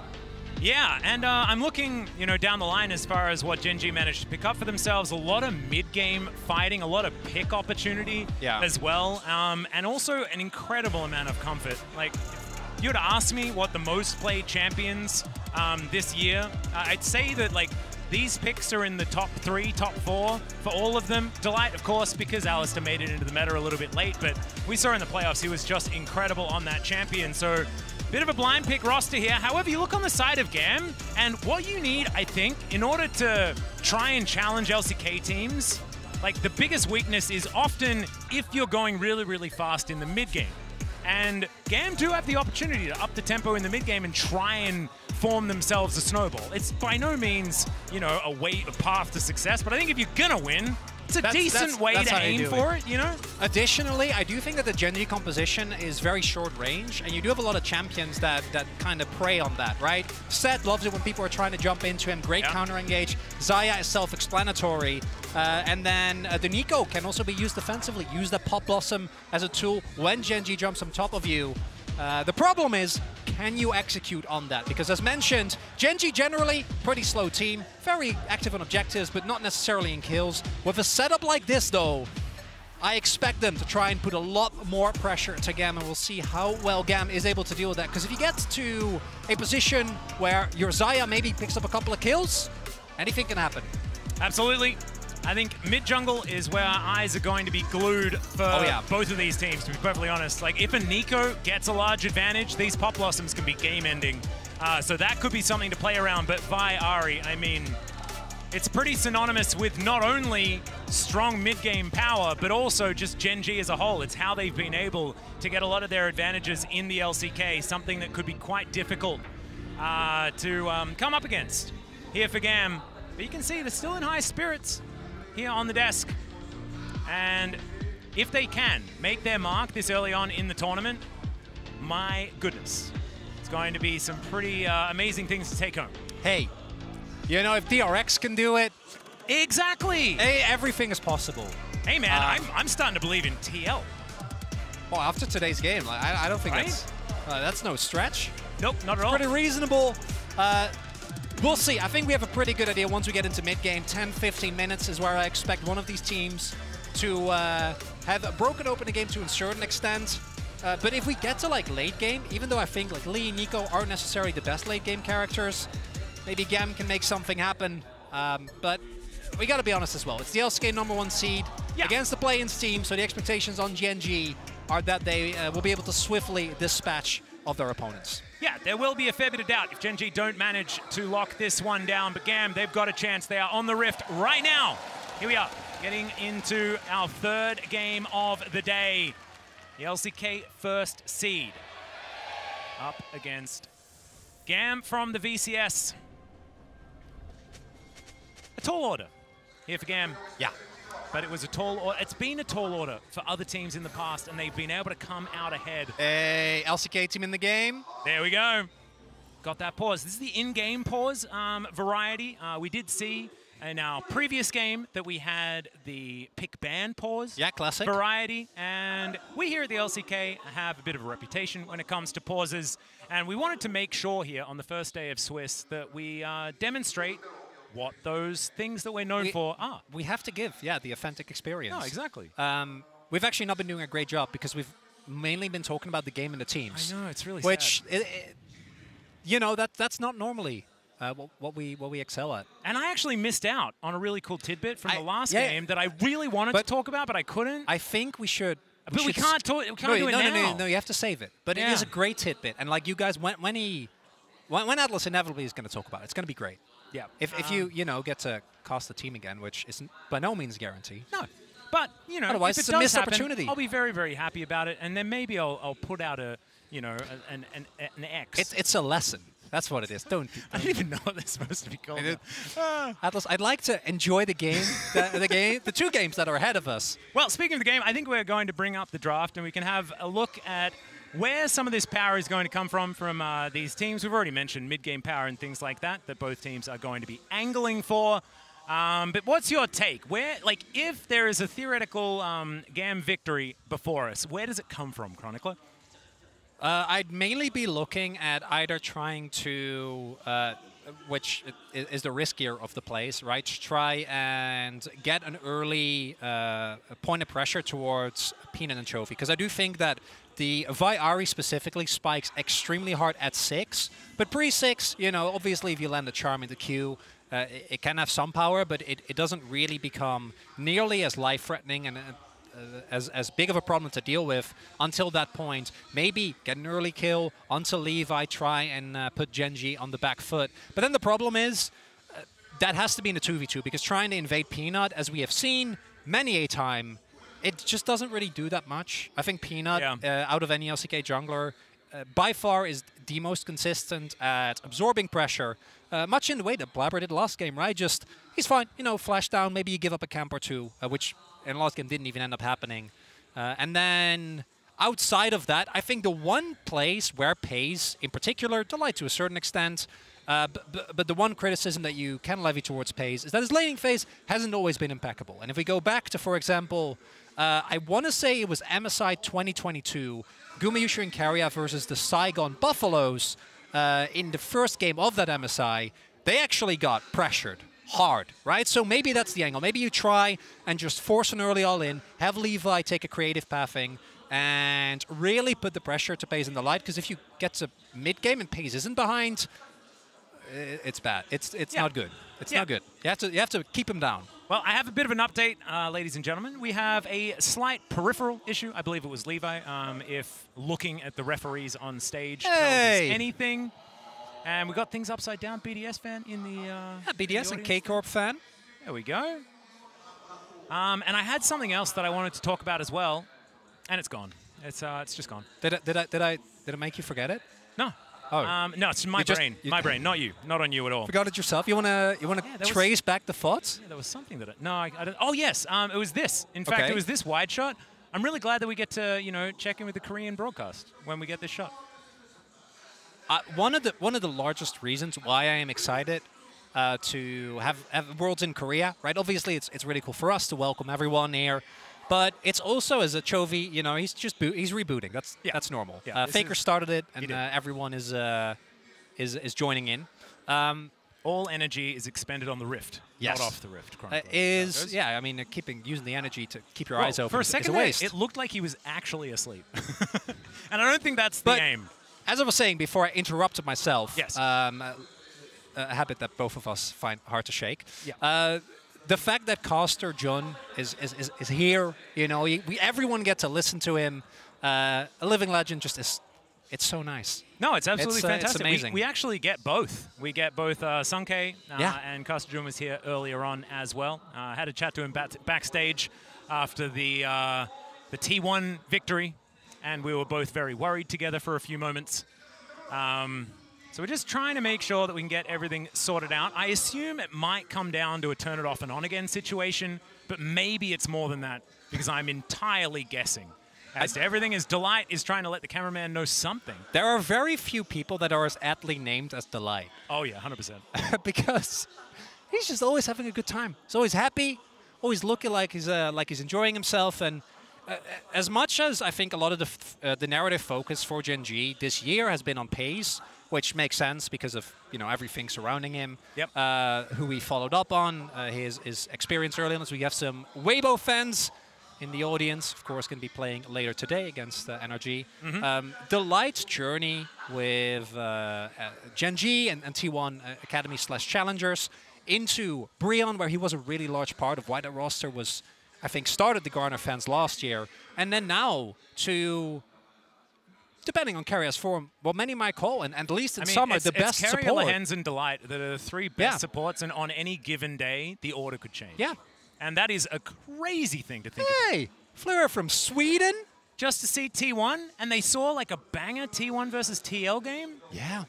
Lucky. I mean, after the result, it's yeah, halfway through, it would have been like, I'm flying back. A bit rough. Yeah, but nope, it's all right. Everything worked out, and as it turns out, it all depends on whose Nexus falls down. I am just glad that we do.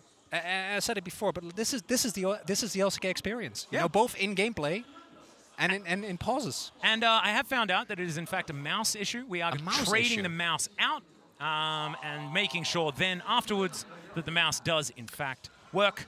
And so that is what we're battling right now. Would you rather play with only mouse or only keyboard? If you could find a way to make League movement work with just a keyboard. Only. So you have to click every skill. I think it has to be mouse, right? Yeah, I think it has to be mouse. I think it'd be very difficult to play with only a keyboard unless you're allowed to use a trackpad. In which case, well, that's just. I'd go with that. A trackpad. Like if you say you've got a laptop and you don't have a mouse, you'll have a trackpad. How often have you done this, Atlas? Never. Never? No. Oh, okay. I was wondering if that was the reason why you play the way you do. I mean, I play terribly with all of the equipment that's perfectly set up for it's not the equipment's problem. It's not the exclusively a you thing. However, if you were to take away said equipment, it'd be an absolute nightmare. It'd be worse. Yeah, we're not. I don't even want to give that any thought because it will really deflate any self-esteem. Look, we got. Yeah, that's what I was saying green before. desk, yeah, but look, there we got Shocks waving as well. Oh, hi, hey, we've got Jet. all of the desks. Kobe's not waved. I don't know why. Yeah, there he goes. Oh, there we go. Hey, we got the whole gang. I assume that they're also up there, just in case this particular pause goes for an extraordinarily long time. But now we're on screen, so we don't actually... Maybe we're going to talk to them? I don't know. We could do that. It's anything's first, possible. I mean, let's just throw it over to them and see what they want to do. How about that? Take it away, Shocks. Oh, thank you. We were actually trying to talk to you, but I don't think... Hello. I was hoping they could hear us. Yeah. Oh, now you can. Yeah, Hello. now we can. Yeah. Hi. Hello. Hi. Hey. So we just wanted to remind you that Cloud9 just beat Europe. Oh, my God. So they brought us back. It's true. We decided to pause Worlds for a second, just so that everyone can just kind of sit in that. When you're up, you're up. 1-1. Let's go. Let's go. I mean, Gen G can't say Can they're it get up any 1-0. better than 1-1? Can it? That For would NA, be, I'm not sure. That'd be crazy. Hey, yeah, we do have a little bit of a delay, peripheral issue on stage. League officials are working on a fix. I'd love to get your take maybe on Gen G. We didn't get a lot of time to talk about favorites in this tournament, but when you look at Gen G and the fact that they have been so successful in the LCK, let's set the stage a little bit about it now that you have the first draft that they're choosing to field, Jet. Yeah, I think Gen G is just a fascinating team because they've won 3 LCK splits in a row. But unless you really follow the LCK, you don't think they're very good. What? Unless you follow the LCK. No, I'm serious. So listen to this. Like, I've heard so many people talk to me. We let him cook. Let him cook. I've heard so many people talk to me about Chovy, who only watch Worlds. And they're like, that guy's not very good. What? He's saying other people say. Because literally, if you only watch Worlds in MSI, he doesn't do that well. Wow, okay, you heard it. Jat said that about Chovy. Back to the casters. He got to play. Yeah, we're done. I don't get to explain myself. This is actually the best point that Jack could ever be cut off in the middle of, 100%. He's actually going to come and invade our desk again just to finish his point in the middle of the game. That's on my bingo card, by the way, now after game 1. We were playing bingo? Yeah, I don't even want to guess what the point is that he was trying to get to. Who are you playing against? I'm not playing bingo. I'm playing with myself. I can always win if it's just me. What's the point? Pride? All right. No! Okay, Did someone go and talk to someone about letting Jat finish his point? This is because of you. This is because it's who plays bingo by themselves. I don't know. It might just be me. There might be other people as well. But I'm the only one I know of. I don't know that many people, Chronicler. Get off my back. Can we throw it back to Shock so that Jat can finish his point? I think we can. I don't know. I would actually, before they're going to be with us. Yeah, we can all speak together. I want to share a very fun story about Doran with you guys. It's the Shiv incident. I don't know if you guys know about this. So what happened in the LCK? We had in the first week of summer, we had KT versus Gen G, which was thrown off. There was a Aiming bug. built Static Shiv when it wasn't a banned allowed item. to, right? So it was a banned item, and then they had to remake Bad the boy. game because he built this item. So that was very Very unfortunate. Then what happened? Because he wanted to build Stormrazor because it was the same path, but then he accidentally built the wrong item. Had to pause the game. It was a whole thing. Then what happened a week later is a couple of weeks later, Doran actually pauses the game because he's playing Quinn, and he built a Shiv, and it's not proccing. It's not working. Yeah, and so he paused it, but as it turned out, he only had a Kerchase shard in his inventory. No way. He finished this item. Yeah, and he paused the game for like a minute, and we're like, whoa, what's happened? Has he built a Shiv? Is it illegal? And then we look at the items. He hasn't built anything, as it turns out. Anyway, Jat, about Chovy. I heard he was a bad player. Yeah, what's going on? Did he also forget to build something? His level at international tournaments versus his level in the LCK is just wildly different. No? I mean, I agree. Yeah. I agree. Yeah. I think that he hasn't been able to show the potential that we've seen in the LCK internationally yet. And I loved the Worlds teaser that we got to see before the show. If you haven't seen it, I'm pretty sure it's going to be up on LoL Esports YouTube. It is. But he legitimately said, like, I'm not going to be nervous this time. So his potential, Chovy, like, is the best mid laner in the world, potential world champion. But, like, for me, JDG comes in as a big favorite. Yet we see, like, I swear, if we were to break down the last, like, 7 or 8 years of Worlds, there's been so many years where people are like, yeah, LPL's got like 4 of the 5 best teams, man. And then you see Korea win every group. And last year we had a Korea versus Korea final. So I just really want to see Gen G almost like reach their full potential, or Chovy reach his full potential at Worlds, so he can get the recognition that he's garnered from LCK fans. But is this only in like the key, like the final matchups that they can play, or are you brushing this like all his international performances? Because I feel like it's mostly in recent memory. Yeah. In like, you know, whenever they get knocked out. Well, like MSI, they just didn't even make final. Right? That's a good point. So I just wanted to make a counterpoint, but maybe we're in game. You're the one that's allowed to talk, Chronicler, because we're in the game. Well, yeah, so but I was having a fun They time. can still hear you. It's okay. Okay, yeah, but it's not the same, Atlas. I want to hear what their thoughts are. They can always just come over to the desk, as I was Jat saying, proved already. And you were with me on this one, because I know you were a fan of this particular lineup. I'd actually argue that when Chovy had the least expectations on him is when he was the best internationally, which was Hanwha Life 2021. Yep. Let's not think about 2020 DRX, which I always do, and now I'm doing it again. But here we are, into the game. Let's loving this from Levi. Yeah, go back again. Levi is just going to be stealing away Peanut's jungle. Peanut is going to know what's going on, but we'll see what's actually going to happen. Peanut's going to miss the Vault Breaker, but it doesn't matter, because he's able to walk back, grab himself. Okay, that charm didn't miss on Ducati, who's going to find a Blooming Burst as well, so not too bad. Able to even out the trade. So I think because of the bot lane situation, Levi didn't run the risk. And he also, he wasn't aware of whether or not Peanut have smites. But with red buff, like, and especially with Peanut missing Q, he wins the 1v1, right? So then it comes down to, do you think that Palat can roam in time? And I think the Light did already have the move, so they didn't want to run the risk as the Light being a nuisance. And unfortunately for Levi, I think the invade, good idea, that doesn't end up actually working out or making a difference. And now Peanut instead is going to double scuttle. It's the same as last game. Well, Facebreaker is going to come through here. Good headbutt to try and disengage from the fight. But already, Gam showing some aggression here towards the bottom side. You like to see it. And like you were talking about, double scuttle to come through here from Peanut. And Levi walking over Vision as well. It looks like Gam playing through a bit of a power point here, as his bottom lane is in a pretty good spot. Although it is a stacked wave that FaZe should be able to get done here, as there is the Hex Flash into the Facebreaker Delight. just going to pulverize. The Haymaker does come through, but the cow is going to be okay.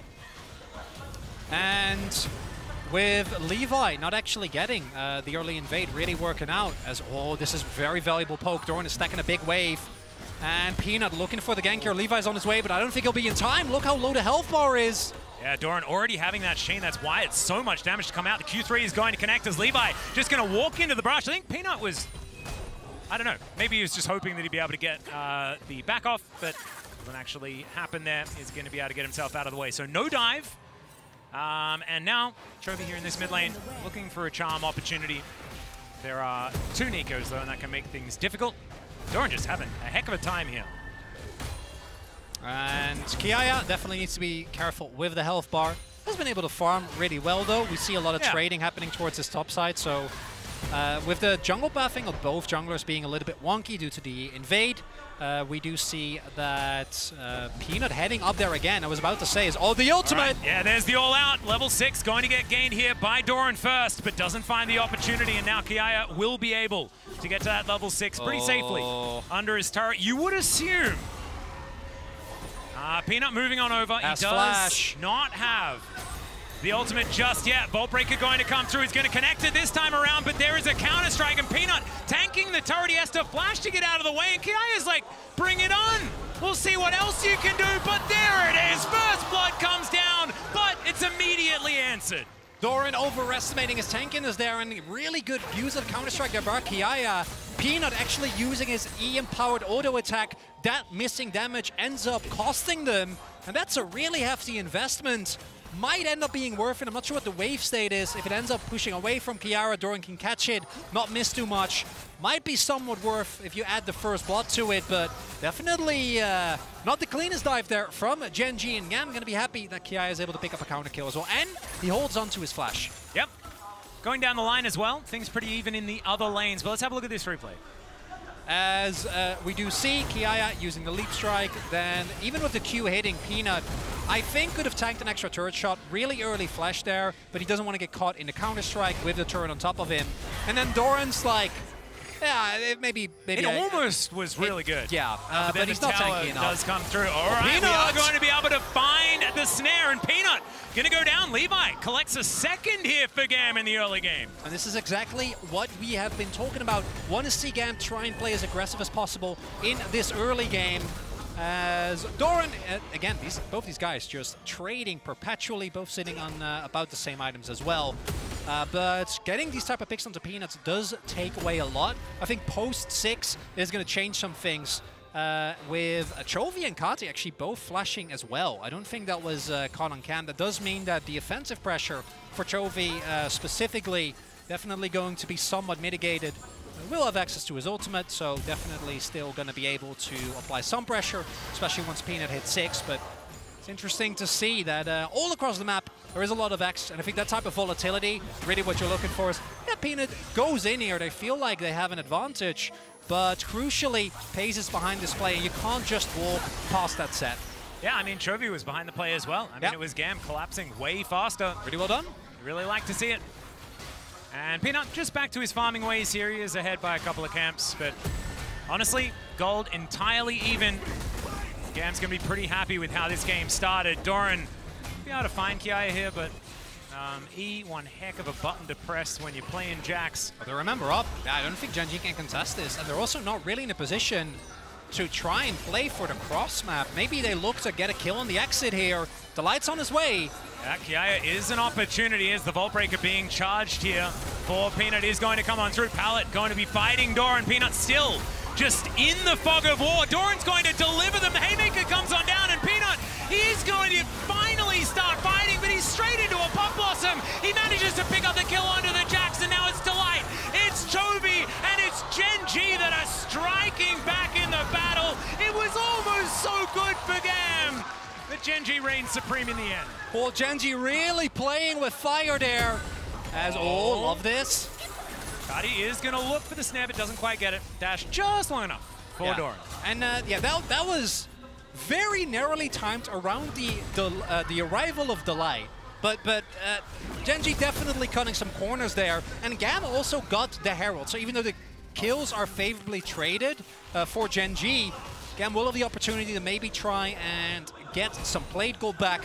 Will equalize the play a little bit. What is big, though, is who were able to pick up the kills. There, right? A kill going over to Chovy this early on. Really going to accelerate him in the Ahri. Also, do note Pace going for the lethality Kai'Sa build, trying to really amp up the aggressive pressure. We've seen the Duskblade and Umbral Spike be very unfun to play into, and Umbral Glaive, obviously, as we've seen countless times, incredibly valuable at controlling early vision. Yeah, the rush is actually kind of oppressive here from Gen G, as Pei is able to clear out any vision that is left in lane. Means that all of the brush control is there all of the time for Gen G. First Infernal going to be taken down here. It looks like Peanut won't be contested for that one, as Delight is playing Cow Bouncer. Should be able to get them out of there if they do want to come down. So there it is. Skewer does come through. Hextech going to be our next one. A few different options as far as souls are concerned, but Hextech and Infernal are probably people's favorites as far as the added power. Oh yeah, Levi could be in a little bit of trouble. Pallet is in the area. Slater could come on down, but there's the Vault Breaker to connect onto Levi. Headbutt Pulp does come down, and it's all about picking your poison, choose your target, and Peanut has said, Pallet, you are dead. And that is indeed how it is going to go. Doran also pushing Kiaya away in this top lane. As Chovy doing a little bit of a drive-by, but that is not the real Nico. In fact, Cardi's moving towards that top side of the map. Doran wanting to get towards this plate, but it might be decent bait here for Gam. Not going to overextend, though, as you can see. And this is where I think a lot of the opponents of Gen G always run into trouble. We're seeing it happen to Gam as well. Off of that skirmish, that Gen G, they gave up Herald, but they were able to win the fight. They then are able to path as Doran. All right, there's the all-out. Doesn't get over the wall, though. So Doran is just going to say, here's my R button, and just pay it no mind. We'll be able to get another turret. Might also die. Does spot Levi here, so he should be playing respectfully. He's Cassante with flash, though, so... Oh, there's the flash kick to land onto Doran. He gets stunned up as well, and Doran's now trying to escape, but it's not going to happen. Levi going to lock down that kill, as you were saying. You knew he was there! Doran! No. Yeah, it's classic Doran. I mean, I'm not surprised, but I am a little bit disappointed, nonetheless. I'm not. You're not? No. Desensitized? I mean, these things have happened before. He was playing to his limits, you know? Counterplay. Something like that. As, yeah, Chovy is going to teleport in. Looks for the opportunities. Burnt the ult already. Kiaya out of mana almost entirely, and there's the charm. Kill going to go down, and that is going to be Chovy's second. Pays here towards his bottom side of the map as well, looking to be aggressive towards Slater. You can see Slater paying him a lot of respect. Spade's doing his best to make sure he denies as much as possible. With this wave, will push towards the Xayah, and Slater should be able to catch the wave in this 1v1.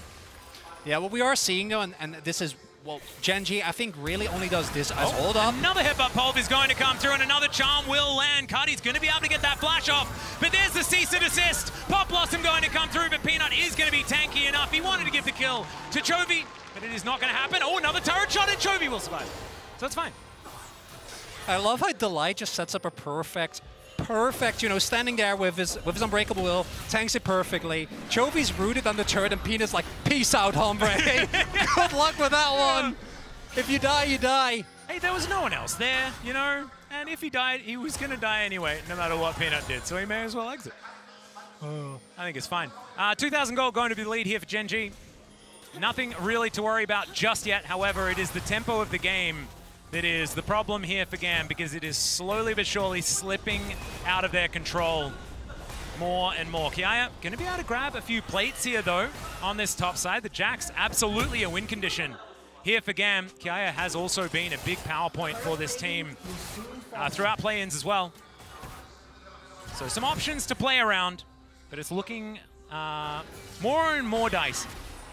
For GAM, the main thing now is to try and get like one big fight around the Dragon, ideally, where you're really able to play off of Kati, where Levi maybe gets himself an early pick, or Pallet can try and absorb the engage that inevitably is going to come through. We've seen Gen G playing very aggressive, very dive-heavy, really happy to scrap and skirmishes. Delight does not know that Levi is behind him, but this is an Alistair with ult and flash, so not the juiciest of targets. And they seem to be looking towards trying to make a play on Pace, but he's playing very respectful with the light hovering as well, and Chovy making his way over. Isn't really an opening here for GAM.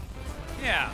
Have a look at the MasterCard lane economy snapshot. Of course, in lane, Chovy does focus on economy. That has been his thing. glad that we're seeing that represented here pretty accurately. I don't necessarily know whether it tells the story of how this game has been going, but you've seen that Cardi has been first on the roam a few times, which does go back to what Chovy of old used to be like. But what we've seen from Chovy has actually been a vast improvement on supporting the rest of the team around the map and not necessarily having as much of that lane priority, which absolutely is not represented at all in this game thus far. Just a bit sad. Peanut gonna start up the objective here. I do think that Gam, once you start falling too far behind, it becomes really hard to find consistent win conditions. Doran going in again. Yeah, not going to press the R button just yet. And Chovy looks for the Everfrost. Oh, just barely. The heels of Pallet were in trouble there. And Peanut will be able to lock down this Rift Herald, of course. Gam with full information. Levi looking for that opportunity. There's another safeguard kick onto Chovy, but it's an Ari. So he's able to press R, get out a few times, but they do put it on cooldown, and it could give an opportunity for Gam to get themselves their first rake of this game. Yeah, would have loved to see Pallet maybe go for a Pallet. All right, yeah, Pallet is just going to get knocked into the air, and Pay's going to be able to lock that one down. My goodness, the Acathian Rain is terrifying from this Kai'Sa. And they're going to push this Rift Herald through 2 turrets, as it turns out. Kiaya also getting down relatively low towards this top side, but Doran going to find the flash. The all-out comes through, and he just chops up the Jax. And after some early attention from the rest of his team, Doran says, I can take care of it by myself now. And this is really where I think a lot of teams, as we have seen, Gen.G's mid-game, particularly when they are not falling behind in any of their lanes, is so oppressive. They're pushing you in mid. They're forcing defensive summoners, take down Pallet, turn that into an immediate double charge of the Rift Herald. And yeah, Doran is just off on his own, doing what Doran does. Yeah. And actually, I think really nice setup here. Knows that he has the damage available. Goes for the Q into flash. Guarantees that he's able to take down Kiaya.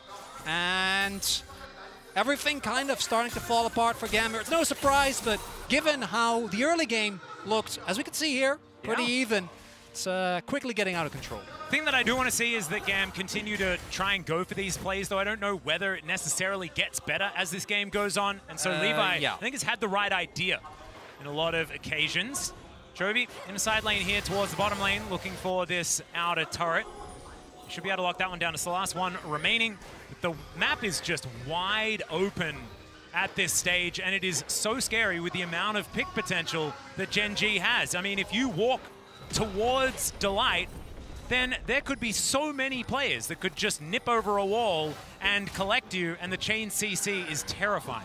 We've also gotten to the point in the game where the level 2 for Killer Instinct is available, so every single play that you go for, again, every member on Gen.G can set up plasma stacks for Pay, so he can join at a moment's notice. Going to have a fat back here as well, able to pick up, was just sitting on a Duskblade for quite a while, or rather a Dirk for quite a while there, able to immediately pick that Duskblade up. And when there is no frontline on the enemy team, this build, very impressive. Double TP coming in. That is a solo lane sandwich here as the charm point blank range is going to connect onto Slater, but he's going to be able to cleanse flash to get himself out. But is it going to be enough? The answer is no, as Peanut comes on through with the cease and desist. And Desire is going to be taken down. Pallet's now trying to stay alive. Doran will be able to lock that one down. And meanwhile, Gam is being disintegrated. They do manage to take down Pays, but I think that is going to be the end of the good news for the VCS squad. And Gen.G will find all but Cardi in this one. And Cardi unable to join the play there.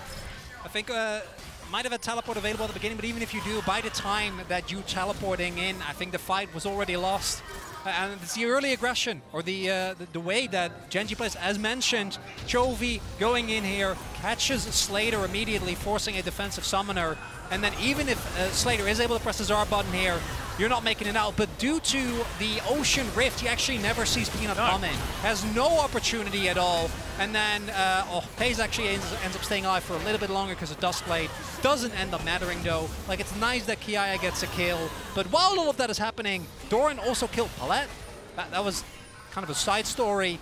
And the gold lead that was somewhat manageable is now not. Less no, manageable. I'd say not. I wouldn't say less. I'm saying it's not manageable. Not manageable? Not manageable, Atlas. Whoa. You know me, I'm not one for No. Strong words. Slater is now not going to get vault broken here by Peanut, but the Featherstorm does have to come through, but he's not going to get caught by the Pop Blossom. No knock-up from Delight. What was that?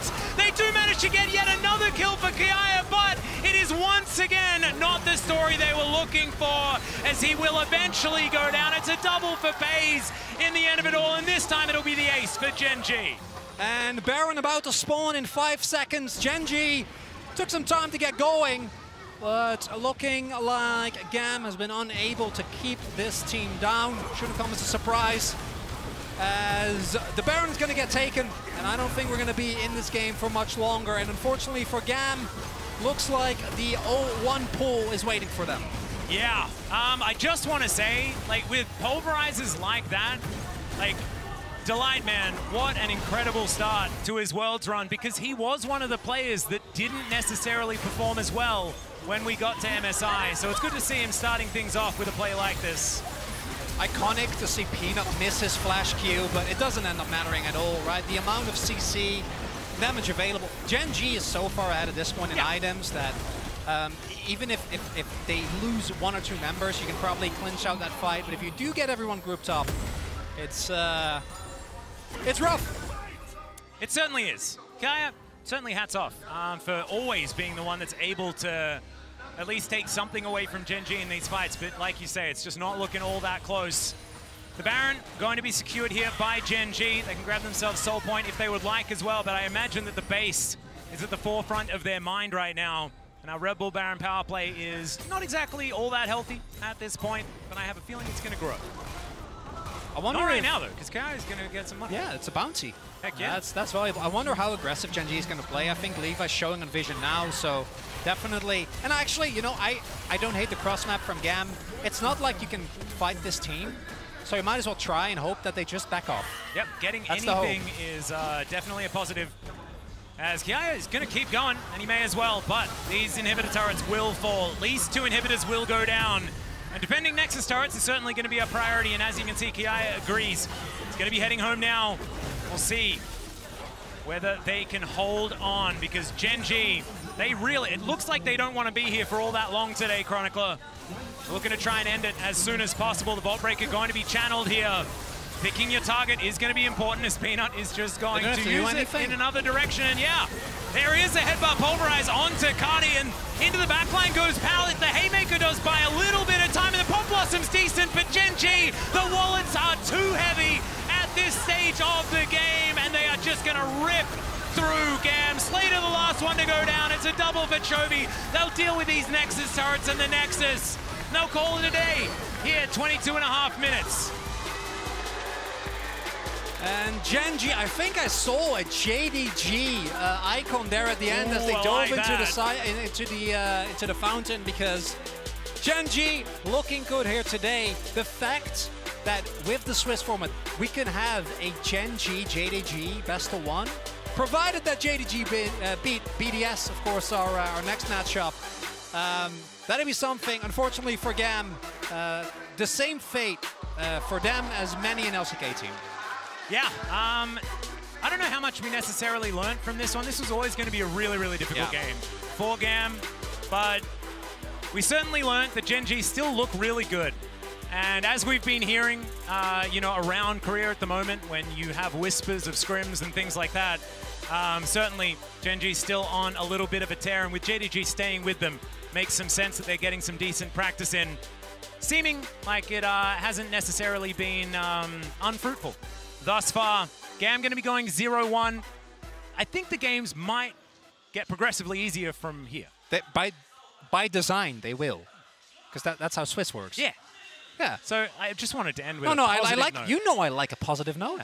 Yeah. For GAM, as mentioned, I think that the story arc they had from play-ins by itself, you're always going to be happy. I think that for many a team from a minor region is always going to be the goal, right? Make it out, make it to the Swiss stage. The fact that you then end up going against the LCK #1 seed, or might have been, you know, any #1 seed of one of the major regions, was always going to be an uphill battle. And as we saw in the gold graph, very straightforward game.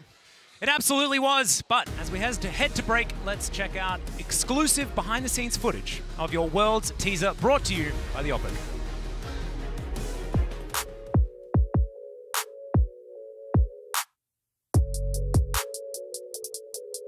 지금 월즈 티저 촬영을 왔는데 와 저희 뭐야 저기 딜라이트 찍고 있고요.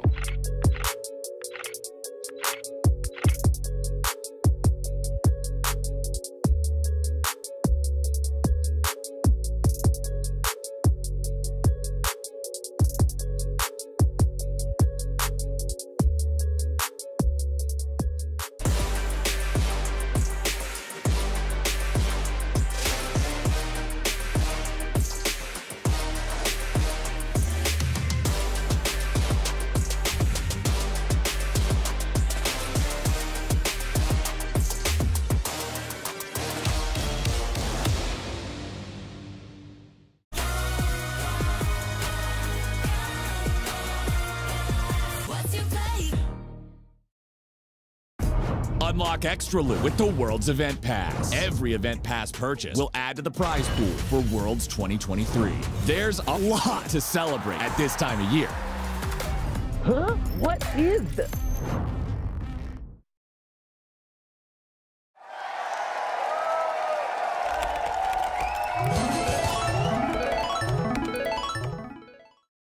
Bringing in a new roommate to save money, is that the plan? Say hi to Glenn from work. Yeah, I think I have a much better plan. We switched to my plan from Verizon. That is a good plan. Glenn. Get my plan starting at just $25 when you bring your own phones. Plus, save when you add perks like the Disney Bundle. It's your Verizon.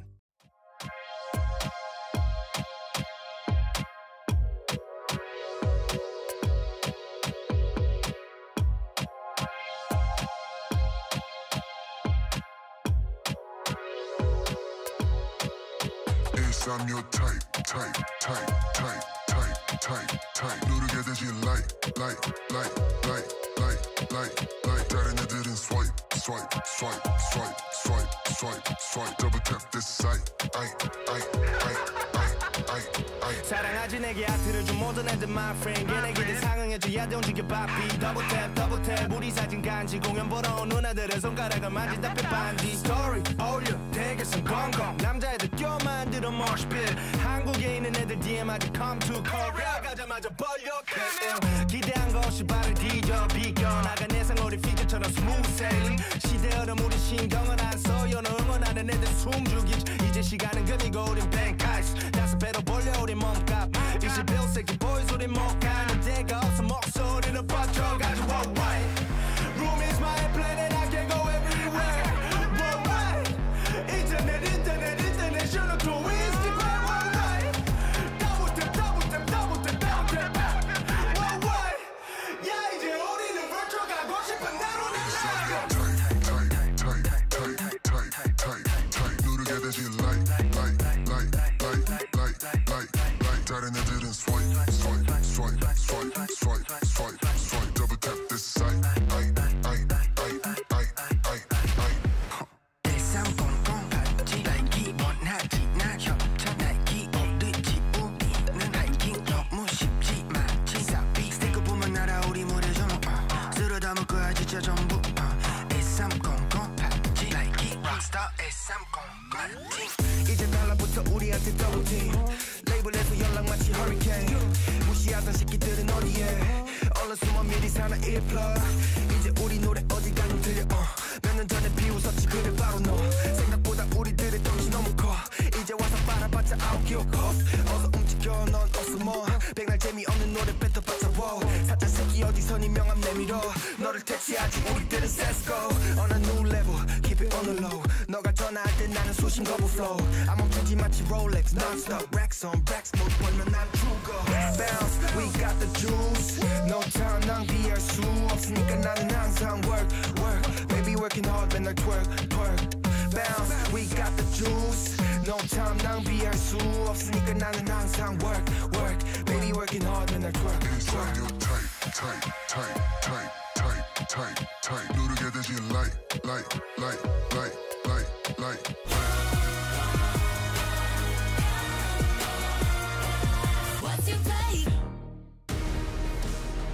welcome back everyone to Worlds 2023, where we've got JDG versus BDS in just a little bit. So we've got a special guest. Hysterics has joined us, and in fact, it is the very first time we get to see you on a Worlds broadcast. Hey, it's my absolute pleasure. I mean, honestly, building up to this moment has been great. Being on the desk with you guys as well, I feel like I don't know, I'm such a small fry. I'm not worthy, man. It's like Wayne's World. I feel like I'm just in the presence of legends. Wayne's World. Whoa, now we feel... Yeah, now I feel out of place. But hey, we're so happy to have you. You absolutely deserve to be here, and we're super happy that you're here. Also, as an LPL representative, we need you dearly because I think we're pretty excited about the field that LPL is sending to Worlds. We've been waiting a while to see LPL as well. Again, you know, we've got a little taster to warm things up, and I feel like so far, we've had some slower games as well to start off the Swiss stage, so I'm kind of excited to speed things up a bit and get some teams that really punch the metal in the first 15 instead. Yeah, 4 of the next 5 games are going to have an LPL representative.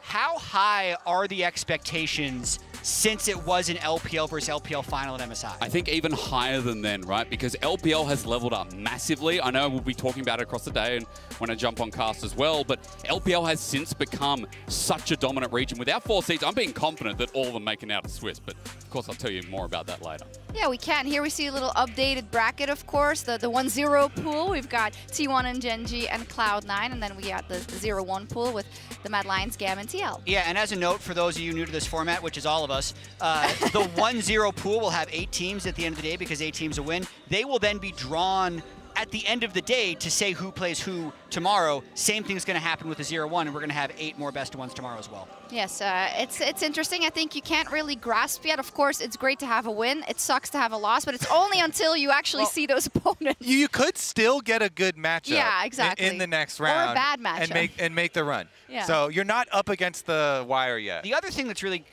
we're grasping it now is how little time teams will have to prepare for each other tomorrow. Yeah. Because you can't just have like 15 prep docs ready that goes into detail about every single possible opponent, but that's actually what's happening depending on the results today. I mean, it's hard. You got to prep in advance. That's what makes this format so exciting. So the teams that are more adaptable are going to be better in the end of the day. So we prepped for all the teams at Worlds. The coaches for these teams have prepped for all the teams at Worlds, is all I'm saying. Just coaches let me tell you, earn their keep. You're cramming the night before. Like, to do deep prep on 15 teams is impossible, especially when you have no stage knowledge of them from the last 2 months. And that's why we always give a lot of the advice, especially for early in international competition, for teams to focus on what their strengths are and just build that on their strengths. Caps' dad is just yelling at us. What a legend. I'm a big fan, big fan. Big fan. We'll talk him up, we're mate. smiling, exactly. Anyway, he said smile for BDS, and that's good. He's moving us along. He is. We need it, because JDG versus BDS, possibly the most lopsided matchup on the first day Worlds. No. The one we just saw was really lopsided. That's true. But this will be more. I'm just going to tell you right now, this is going to be more. I'm really confident in JDG. I mean, not only the way they finished the split, yes, going 5 games against LNG, but the fact that this team is so adaptable. This team is just so good in best of 1s, best of 3s. Of course, they don't play too many. I am so confident in JDG, and I could talk them under a bus because this team is leading up to the Golden Road, the MSI Championship, of course, spring before that to lead them as the first seed, and then summer reversing against LNG, against that 2-1. How can you not be against our first seed? Yes, and we have a Golden Road attempt graphic here, and you know, what is it that makes it so elusive, even if you stand head and shoulders above the rest, seemingly? Yeah, it's just incredibly hard because the meta does change pretty significantly throughout the year. You get basically no breaks, and you need to always be the best. That's one of the reasons it's so hard. JDG, though, I know you can always say this about recency bias, but they seem very well positioned. I think they are a strong favorite, and a lot of that has to do with just the strengths of their players and what I feel like the current balance of the game is. And to your point of changing metas over the years, this year it's been fairly consistent in that need for supremacy in team fights, which is one of the things that JDG brings above all. Having Knight and Ruler, creating space for Knight and Ruler, having 369 in the top lane, probably best tank player to ever play the game. I love it. I love what you say, creating space, because that's what 369 is so good for. That's what Missing is relegated to Rakan duty for. You know, 369 with the Orns as well. JDG have a system that works, and as you said, the meta not being too far off, we can still see that here in Worlds even with more diverse picks as well. As we see the arrival footage of the teams, of course. Now, you brought up 369 already, and I want to bring up Adam as well as we get into BDS, of course, a team that we saw in the Worlds qualifying series and in the play-ins. Usually in LEC, they do a crazy arrival video, though, but I guess... Wait for the surprise. I guess it's too stressful. Wait for it. This is just the normal arrival. Yeah. And the clown. Okay. Maybe the game is like the joke. I don't know. Hopefully not. There he is, though. Adam, let's talk about him and his gods, the champions that he's played in Garen, Olaf, Darius, and Set during the play-ins, and how this has taken on a life of its own. So a lot of people are still waiting for the Set, but technically he played Sion, and that is an S champion also. Counts. So I think he's completed the gods already. Boom. I agree. He's also really good on those.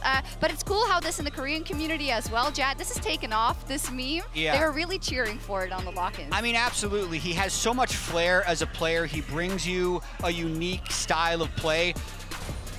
Winning on Garen top lane at Worlds, something no one had done before. And I also think he's very good at understanding space and how to play the map from low range. So that's one of the reasons I think he's drawn towards these champions, because they are so strong from close range, but it's about how he sets himself up before these fights happen for the fairly easy to execute champions to succeed. And it's that setup that's unpredictable. That's what I love about Adam. You don't know what to expect. For me, it was so great when he talked about wanting to verse the Shy, because I see this guy as EU the Shy right now. He's unpredictable, he's crazy, and he will flip an entire game because he knows he can, because he's confident that he is the better player. We love playing him, but as you say, sometimes it is about flipping, and we mentioned it already. 369, greatest tank player at the tournament, perhaps. So how is that going to work, Hysteric? It's going to be interesting because, again, it's not like he can't play carries. I think people have it in their head that 369 only plays tank. Well, yes, in the system of JDG and how they currently function. However, 369 in the past has taken after players like the Shy with his champion diversity as well. Things like the Quinn, things like the Renekton. That's in the wheelhouse. So my biggest question is he going to match? Because, of course, he hasn't really played much of these other champions that Adam's repping as well. I love it, the gods. Doesn't he have a pretty good relationship with a Garen player from the LPL, though? I believe so. You can't quote me on that, but I still know that he's never touched the champion. Yeah. And also never lost versus it, so that's a plus. There you go. Yeah, not 100%. Everybody can say that here at Worlds. That's how that works. In any case, when we talk about you know, BDS as well, I think Adam has gotten a lot of the spotlight because of the meme and everything, Kobe. But for instance, the support is also someone we can give a couple of flowers to after their reverse sweep. Yeah, I definitely think Lebrov deserves a lot of credit for the work that he put in so far this tournament to get them here. And BDS is a team that's been underestimated their whole year. Every step that they've taken has been a very difficult one, and they've been able to do it, you know, with the reverse sweep. So this is, again, as you set it up, you know, trying to go against Goliath, JDG here, with a tournament favorite. But that is a big moment for this team. Yeah, so. I think for Lebrov in particular as well, he was you know, he was finding his way a lot, I think, in the EU ecosystem, and he didn't have the best showing, for instance, on Vitality as well. And this was a player that we, before even he joined the league, heard a lot about. He is so promising. He's going to do so well. And it's really nice to see that he can show it now. And at Worlds, that's kind of a great opportunity to do so. And because of the priority on these engaged supports, you know, primarily the Alistar, Rakan, and Rel, it becomes so incredibly important for your support to be able to set up these plays and control the battlefield like he has done for his team to get them here. And this is still against JDG, who I've talked about as having almost the perfect team setup, with 369 being a weak side tank player, Knight and Ruler being the best laners in their respective roles. Yeah. How have they lost? It's a great question, because if you go back to some of their few losses, again, one against Weibo coming off MSI, I feel like you discount that because it was off the back of MSI. LPL split started really early due to Asia games, but you go to their IG loss in the regular season and you're like, well, attack 369 on the top side, limit his impact. When in team fights, look for that pick off as well. Use your engaged jungler wisely in that respect. I think that's a great place to start.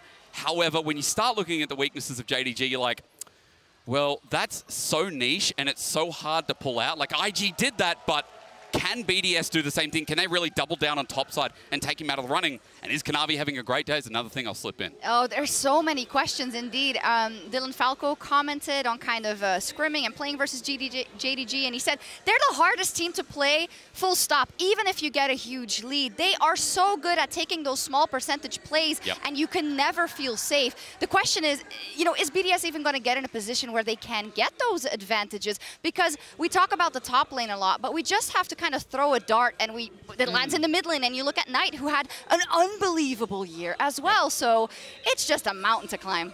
First all-pro team as well for Knight. As you said, individual skill, top 2 in every single lane across not only the LPL, but I would say world. I don't know if that's too biased for you guys here. I mean, that's all right. You asked me to be on the desk as LPL representative. Yeah. I truly believe top 2 in every position, and we also have the best player in the world currently in AD Carry. They're on the golden road for a reason. Yep. You know? They have won everything. I think that one of the things BDS can do, one of the things I actually really like about Adam is how sometimes he just abandons top lane, and he will roam to mid lane. He will roam to bottom lane. He will sacrifice minion waves to try and upset the normal trajectory of a game. So maybe that is a way to upset Giants. Maybe. We'll see. Upset gods, you mean? Ah, yes. Yeah, stay with the Brandon Kobe. We'll see. There is, of course, that little thought in the back of my head sometimes about JDG and LPL favorites. I mean, in big tournaments, and they're super hyped, and they're the most hyped ever, and they're the best ever, and they're the most likely. I like this. Literally last year, the LPL won MSI, and then it was 2 Korean teams in finals. Yeah, true. It is a struggle to carry the MSI hype towards Worlds year over year for the LPL. And I think what's, we can talk about it in a bit, but it's very hard to win a World Championship because it's a long road, even if it is golden. But we'll see if they stumble at the first hurdle. It is JDG versus BDS. All right, they brought up some of the worst memories of my career, but that's okay. Hysterics and I, we can console one another. Just talking about 2015 in any way just really bothers me. Hopefully JDG are not the team to worry us. Both EDG and Deft eventually won Worlds. They also won MSI that year. Yeah, but did that help? Yeah, well, like, no, nothing really helps salve I don't know, burn. I want to try.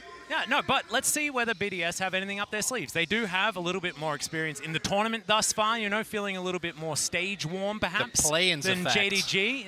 Plains effect can work out. We saw Levi actually make some pretty good plays against Gen G, at least in the earlier stages of the game. And as far as JDG and who they're looking at, it's probably Gen G as the team at the top of that list of most wanted teams. But speaking of, let's welcome them to the stage now.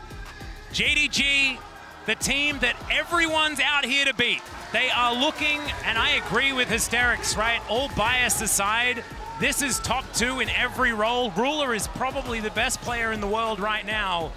And I think the last tape that we got of this team, except for missing, I think, was Asia Games, where it felt to me like the parts of JDG were what helped Korea get over the line.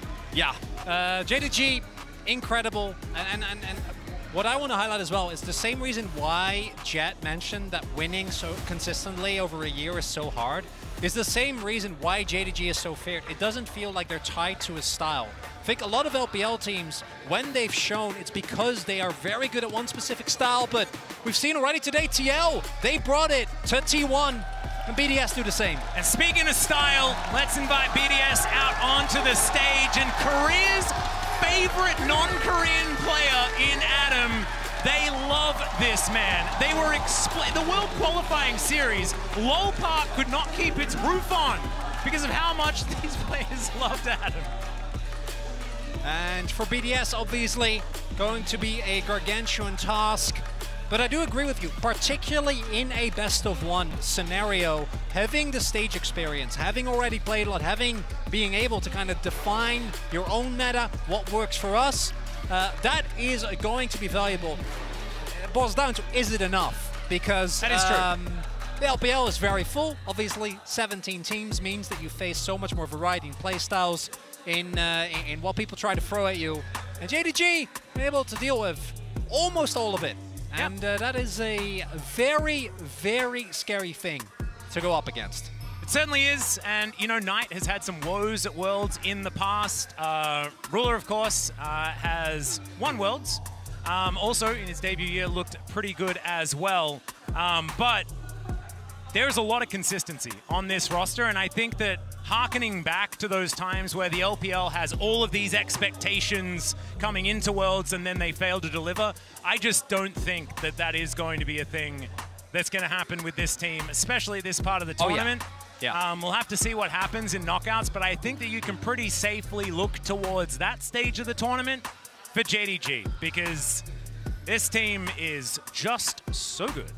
Particularly after MSI, and of course, as the desk also mentioned, MSI has been very LPL favored for a while, but due to the new format, the double elimination bracket, BLG making an incredible run, and then running into the team that has been the only team worldwide to consistently beat them was definitely an ending. We're going to see BDS, what do they have in the tank, and is it going to be enough to throw off JDG? Or are we going to see something similar to the last game where a #1 seed from the LCK took on a play-ins team, and it was a rough affair? It was, but T1 also took on TL, and that was close. That was very close. I'm hoping that that one's the one that happens. Darius is going to be the first one banned away here from Adam. Normally we'd say the team name when there's a ban that comes in, but no, that's an Adam ban. He can have that one all to himself. Talia going to be taken off the board here as well. Kanavi following in the footsteps of some phenomenal Talia players, and he is certainly one to watch out for as well. So good flex ban. Knight, of course, fantastic on that pick also. The Orianna, feeling a little bit like a ban that will have to come throughout this tournament. I think Orianna bans are going to ramp up as this tournament goes on, just given some of the names that we are going to see here. And 369 not allowed to play the cannon. Certainly, it's one of his picks that he does still like to go to that isn't of that tank variety, like they were talking about. And Adam gonna probably flash a few more options here. Oh yeah, oh he will. So what I'm looking towards is Xayah and Rakan, or one of the two of that combo. Because I do think that Ruler, my point, letting Ruler play Xayah, no. You know, maybe you have a counterplay. Is it much better to face up against something like a Kaisa? It's always going to be choose your, you know, least. Yeah, choose your exactly. So I don't think you're ever going to feel amazing, but I think the Xayah, particularly for him, both in the LCK and in the LPL, is such a standout pick. Obviously, also where he got his world skin. So denying that, I think, is a great start here from BDS. The only downside is I am wondering if JDG is actually going to keep the counter pick, given that they're red side, all the way to the end. Because if Adam is forced to blind pick, for example, a Renekton, like they did many a time, that's when we've seen BDS struggle a little bit more. Yeah, Viego being hovered here by Sheo, I feel like that could be an early Viego pick. Rakan up and available, they can lock in the Xayah Rakan if they'd like to, but the Vi going to be taken first, a very red theme. I do very much like the color coordination thus far, not giving too much away. In a composition like this, you have a lot of engage via the Vi, a lot of pick opportunity, things like that as well, but you can kite back with the Xayah and the Rakan. So Jarvan going to be locked in here. Man, I'm feeling like I'm back in the LPL, which was so many years ago now, but Jarvan certainly a staple. It's just Jarvan. You know, he's been virtually unchanged for like, what, 10, 11 years at this point. As soon as Ambition retired, though, I felt like Jarvan fell out of the meta forever in Korea. So I've missed my opportunities. Yeah, apart from support. Please stop. I don't want to be reminded of that. What I do think is that JDG already have a very strong core. I do like the Rakan and Vi. I think that having an aggressive dive duo like that really allows you to reliably put threat on Ruler. Now, with missing playing Alistar, consistently getting on top of him might be tough, but we'll see if BDS can try and find an angle. You can add like an Ahri on top of this. I'm wondering if JDG want to just not risk it and ban it away, even though I don't think Knight in 1v1 will have any issues, just to ensure that there is not too much backline dive, because eventually can kind of hit a point where no matter how good Ruler is positioning, they're going to be able to get on top of it. Yeah, you don't even need to ban it because they have the first pick opportunity. You can just pick that one away. Knight, a fantastic Ahri player just in general. So they are going to run out the very end of this clock, and it will be the Olaf taken away. So the O and the D from the gods, it's just GS now. That's all we have. It's a convenience store here in Korea. It is. Fun fact. There we go. The last ban from BDS. going to be the last one here. And then we're going to be getting into what the next options are. Both of these teams just have so much flexibility. We don't really know what the identity is going to be just yet. It's going to be the Renekton Banaway pick has dropped in priority throughout the first half of the day, but it has been something that BDS has kind of defaulted to. Wonder if we're going to see them just pick up Cassante. That feels like the obvious pick here. A pick that can both dive aggressively. Obviously, as mentioned, 369 I think is very capable of playing carry matchups. Does Garen it as well? Yeah? Why not blind Garen? Does 369 have a blind Teemo prepared? That's the question. We'll see where Adam is actually going to go.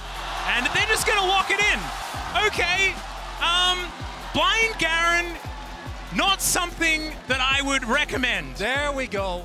And Cassio going to come in as well for Nuke. Yeah. I think, like, honestly, I love this approach from BDS. They're like, guys, what do you want to play?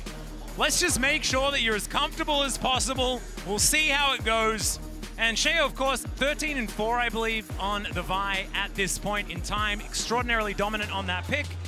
And Ornn is going to be the consideration here and will be locked in for 369. He's pretty good at this champion. Very much so. Yeah. But I don't love the matchup into Garen with the amount of true damage that he is able to do. The main worry that I do have for BDS is if you look at the JDG composition, this is a composition that at any point in the game is able to find a teamfight win, right? It is very short range, and that's in theory where picks like Xayah and Cassiopeia should have a field day. Yeah. I don't expect Ruler to go for the AP build. I think that would lead the team being way over-indexed on AP, makes itemization very easy for BDS. So Ruler is actually going to have to come close, and even with his level of positioning into Xayah and into Cassio, that can be a risk. If BDS can, make it through the laning phase, try to keep good track of Kanavi, with that Garen wildcard, even though at this point it shouldn't really be a wildcard anymore, right? No, We've seen them go to it's just an very Adam consistently. I think this is as good of an angle as you're going to get if you're BDS. No, absolutely. And I just love the amount of comfort. I love that they have just over-indexed into that, not really worried about what JDG are going to do. And JDG have a pretty stock standard composition, right? But they don't have an overabundance of damage, and there could be an angle here, like you were talking about. Damage and range, as far as where this mid-game's going to come around. Ari's notorious for not necessarily having those high damage builds, what with the Everfrost and Horizon Focus and things like that coming on through. Ruler is, of course, going to be a massive problem, but we'll see whether they can mitigate that with something that they prepared earlier. Let's jump onto the Rift here for the fourth game of the day. JDG, definitely tournament favorites up against BDS, a team that honestly I doubted up against Golden Guardians in the World Qualifying Series, and they have been just crossing out our doubts over and over. We were there. We were expecting it to be a long day. Exactly. It was not a long day. When PSG was up 2-0. Oh, yeah. I mean, that was also a time where the doubts came in. But remember, guys, you can connect your League of Legends account with Prime Gaming to grab the exclusive experimentation emote. So make sure you do that. Just free stuff, It's just the best. We almost saw a Heimerdinger today as well. Adam went Ignite as well. Which, I mean, you have to. No, any Garen, if you're ever going to play Garen, you have to take Ignite. I know. It's like, so you know how Huni gets really bothered by Rumbles that don't take Ignite? Same principle. It's no, worse. If you don't take Ignite on Garen, it's worse. Yeah, of course. I understand. Just maybe, you were not a play-ins watcher, which probably the best play-ins we've had. The format change, I think, a rousing success. A lot of competitive matches, a lot of cool storylines, both for teams and in between the regions. But this is not, this has happened a lot. We've seen this not just in the LEC, Adam going for his Garen, but it's been wildly successful. And at the same time, I do think for JDG, neither of these two picks, the Garen and the Cassio, should come as a surprise. It mainly becomes about how well is JDG able to deal with it. Because if all goes evenly with the team fighting capabilities that JDG have, it's hard to imagine them losing, right? Because of how dominant they've been throughout the entirety of the year. As a very early invade here from Shale actually passed straight from his red buff to Kanavi.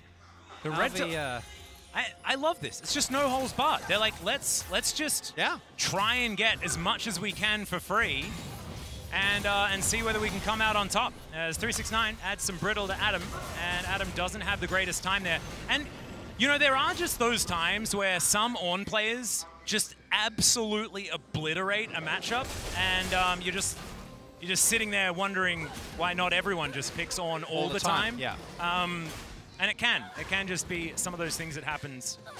We'll see whether Adam's going to be able to get through, because right now things are relatively even. Adam on the push, and Kanavi going to get the bad news that his blue buff has been taken away. Oh, yeah. Kanavi definitely should be suspicious. I like this from Sheo, though. If Kanavi does make a mistake, walk up, might be into deep trouble. Oh, they're trying to get the jump on him. Yeah, the Vault Breaker does come on through here. Let's see whether Nuke can get himself in, but it's going to be the charm, and the flag drag is going to get Kanavi out. So in the end, you know, some buttons being pressed and some damage being exchanged. Sheo not going to find too much, as he is just going to try and deny the opposite side takeaway of that blue buff. And that's really important, right? And this is where the Garen actually does a lot. Garen or Adam should be able to, although right now actually is down a level. So 369 has been able to maintain control over this lane. And if Sheo doesn't have Adam with priority, then Kanavi can actually play way more aggressive. Same for Knight. Well, Sheo's just going to immediately get towards this top side. It's a big wave stacked up, and Kanavi has now dealt with the crab. Could be a 2v2 incoming very, very quickly. Adam's just going to flash forward. They find the silence, and 369 will be put down. First blood to the Garen. And the play from BDS was a risk. If Kanavi path stopped, they might be in trouble, but no! 369 gets caught off guard. Sheo gets the flash of Vault Breaker, and as a result, early kill to come through here for Adam at the cost of a blue buff. Considering Sheo invaded, gonna be more than happy to pay that. I'm starting to think that if Nocturne presses E on any BDS player, it doesn't work. It just doesn't do anything. That's what I'm starting to figure, because there is no fear from this squad. And the KBS Arena, they're into it. This would be an incredible story. However, it is still very, very early on. It's a kill. Yeah, it's good. It's I'm going to celebrate it chronically. You best believe. I like the attitude. As Adam does have to unfortunately peace out. Kanavi. And that's a big wave. Yeah, that's not only a big wave, but I think 369 is going to be able to get the cancel as well. And Adam, the virtue of his Ignite, does not have TP.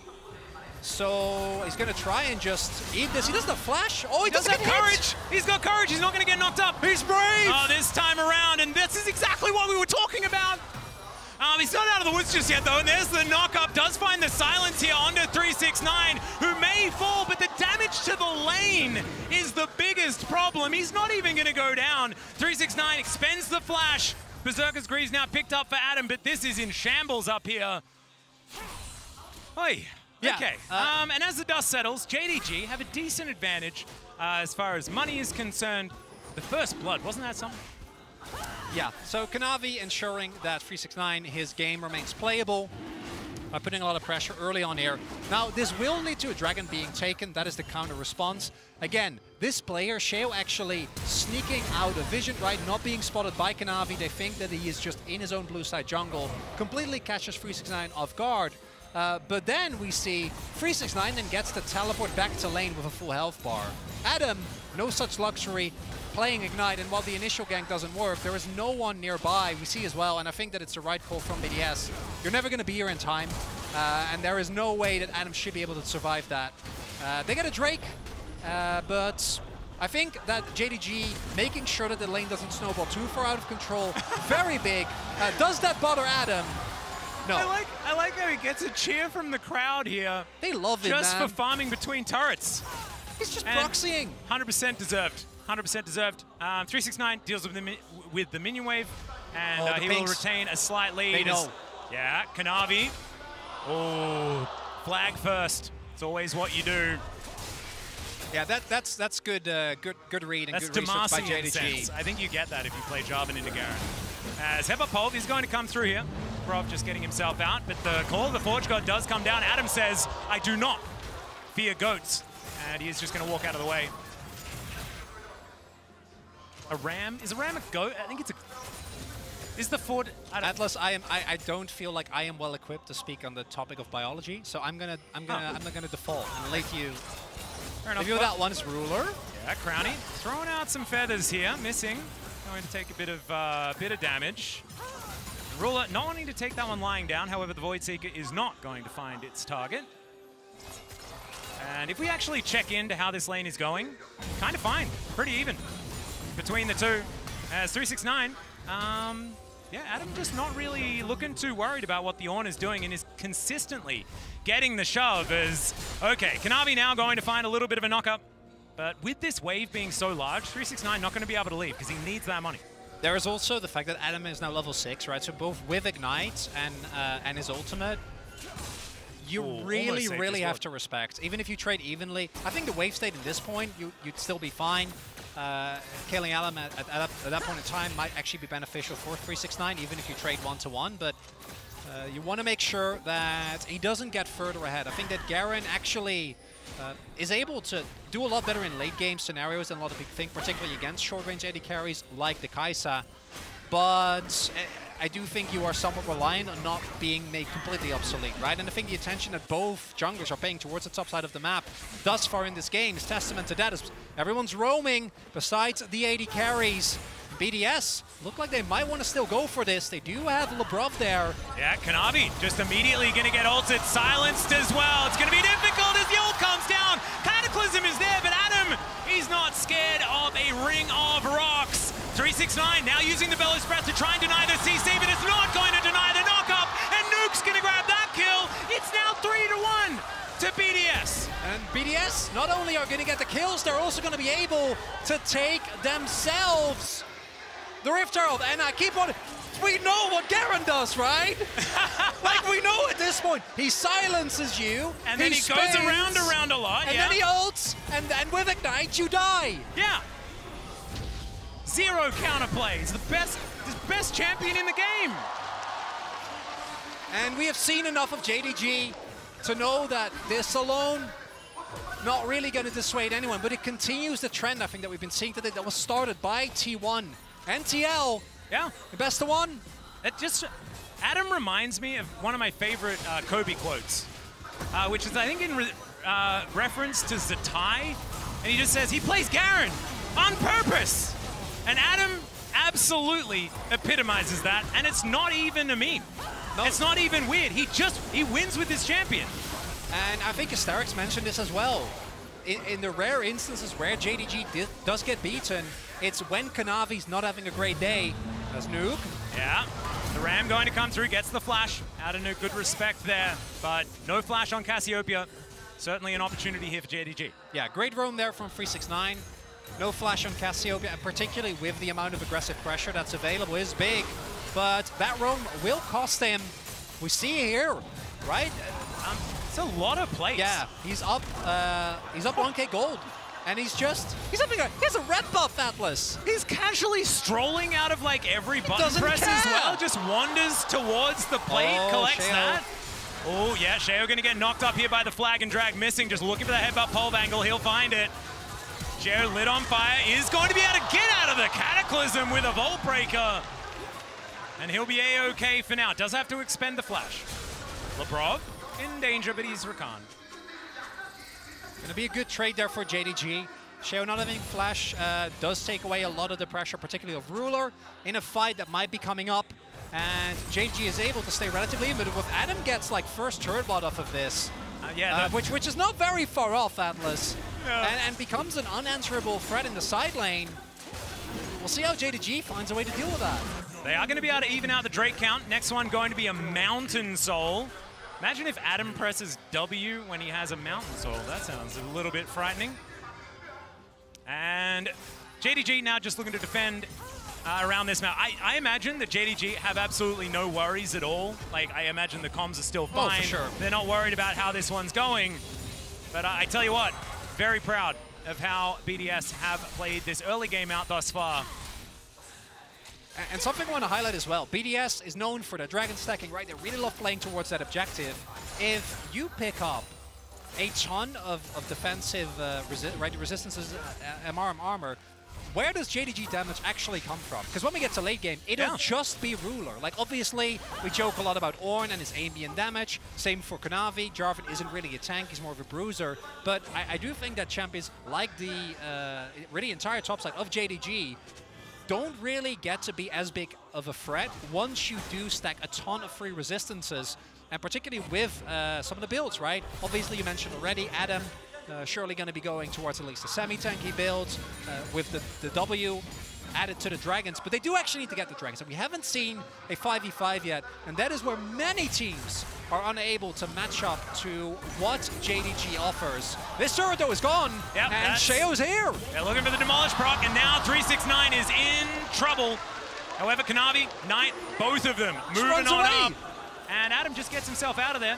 Did you know you can press Q and you run fast? Sheo actually, the reason he gets out there, I think 369 knew, is because of the empowered Herald recall. Otherwise, he would have died. Yeah. Able to make it out, and now BDS will have the Herald. If they can leverage that Herald into a Mountain Drake early on, setup's going to be amazing. But again, we need to hold off on any really big judgment until we see a 5v5. I want to see Ruler do some things with some champions in the area. As drafted for. All right, not going to get the knock-up onto Sheo. He's going to answer with his ult. The Everfrost is fantastic, and now the Ram comes in. Petrifying Gaze comes down, though Kanavi's in trouble, but he survives for so long. 1-for-1 so far. The Bellows breath coming through, and Nuke will be pounded by the hammer of the Blacksmith, and LeBron just headbutted out of the fight. JDG striking back. Case in point there. JDG sending multiple members towards the mid lane. Able to punish BDS. Little bit of greed there from Adam. Could have just gone for Kanavi straight up, but instead tried to get the kill on Knight. Knight's able to get out. As a result, 369 can just keep going forward aggressively.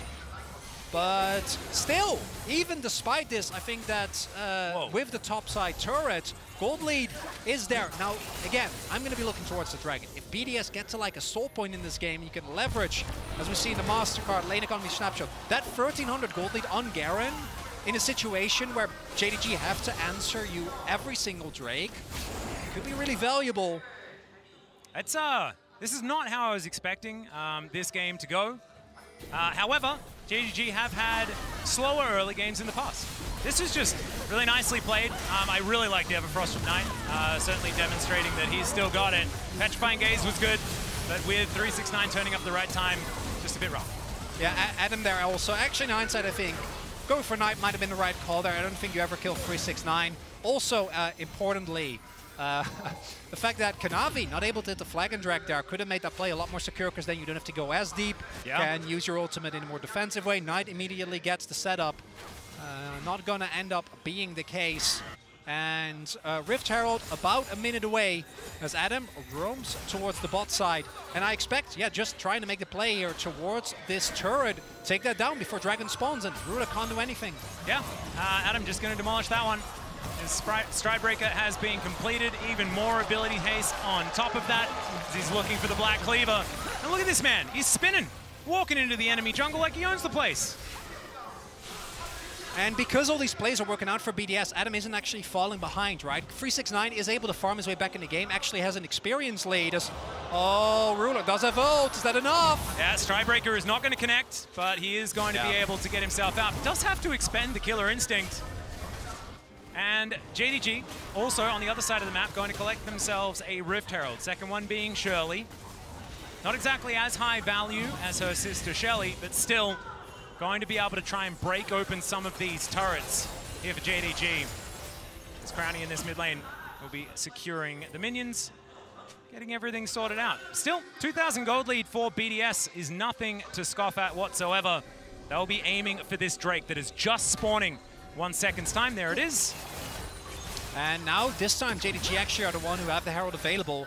Might want to try and use that to generate prio in mid, force response out from BDS. Nuke obviously has his teleport available, is sitting on a lot of gold though, has been sitting on this just needlessly large rod for a while. It looks like BDS is going to at least give initial control over, and it makes sense. They want to give the time to Nuke, who I think is going to have an item finish. A lot of TP wards available, particularly that controller there in the jungle. Yeah, Adam just standing on vision. He's not too worried about it, but there's the Hex Splash. Pulverize, and he's just going to be taken down back to the Drake that they'd started earlier, and now it's a 4 versus 5. BDS just going to have to get out of here. They will have to give that one up, and Adam, unfortunate, didn't have his flash available or anything like that, just got a little bit too overconfident. Really big win there for JDG. Able to get, they're going in. Yeah, looking for missing as their opportunity. He just presses the Unbreakable Will. And he should be all right. 369 on vision. Going to try and get over there as well. Puts a rock down. That is going to be enough to stop this one from meaning too much at all. BDS not going to really find an angle there. So back to the drawing board for BDS for now. As JDG, of course, like, this is what we have to talk. We got really excited about this early game and it looked really, really cool and things like that. But, I mean, to place a little bit of gravity on the situation, JDG, I don't think there's any team, like so many people said that team fighting is pretty good, Chronicler. And we're at a stage of the game now where the game becomes about the team fighting aspect of it. So I don't know whether BDS are quite ahead far enough. Yeah, very straightforward replay. Adam just gets caught, doesn't have his flash, can't walk that far up. And JDG, they do have basically an infinite amount of CC, including Ruler, whose former CC is deaf. So trying to walk up too aggressive, it is. No counterplay to that one. The moment you walk up too far, particularly without flash, you don't really have anything that you can do against that. And I think BDS, their instinct was right, but you do see any mistake you make against JDG and you will get promptly punished. TP is going to get channeled, will be finished. BDS is respecting. With missing there, I do think that's the good call. And you see, this is where I'd expect BDS to really have to overperform, right? Because this is where we get into the JDG comps. Yeah. Yes, they're down a little bit of gold, but in the grand scheme of things, doesn't matter that much. Ruler hasn't been put behind in any noticeable or significant way. And you still have Knight, who's in an awesome spot, sitting on, I think, 5 stacks on the Dark Seal. Might upgrade that, going for a more damage-focused build as well with the Sork Pen boots. And you're going to have to find a way around that duo in Missing and 369 who are going to keep the access to the backline very, very tight-knit. Yeah. One thing that is definitely going well for BDS is the fact that Crownie is just even with Ruler right now. He is. Just having a pretty good time. Those quick blades are going to be coming through in a few moments' time. 369 turning up mid lane, but not going to be able to find Crownie as Knight. All right, will he get the bad news? Flash is available for Adam, and he will not need it because cease and assist does come on down. Lebrov looking for Knight. He's burning, he's ticking. It's not going to be enough, and Sheo's there with a flash smite to take down the Ahri. In the meantime, though, the Rift Herald's going to crush this outer turret in mid and is possibly going to get another charge as well. So you kill Knight, you'll probably be able to get an inner as well, so I think by the end it will be a net positive. If they can get this turret, it'll be a positive gold trade for BDS. That is 2 flashes, 3 ultimates invested. Give up a lot of mid control. The fact you're able to get that inner though means that in terms of gold, not the end of the world. Sheo going in really aggressively here. Yeah, really aggressively. It's going to get knocked up. Crownie and Lebrov are going to turn up here. Sheo should be taken down, but can they actually stand a chance in this fight as the Ram is going to pass by Crownie? They will be able to escape. Of course, pretty slippery is good old Rakan, so Lebrov's okay. Yeah, I do not think Sheo thought that all those people were there, which kind of explains, because he did have reinforcements on the way in, Crownie and Lebrov. That is really rough, because that is now flash gone on Sheo, but also Crownie's sums and ultimate are gone.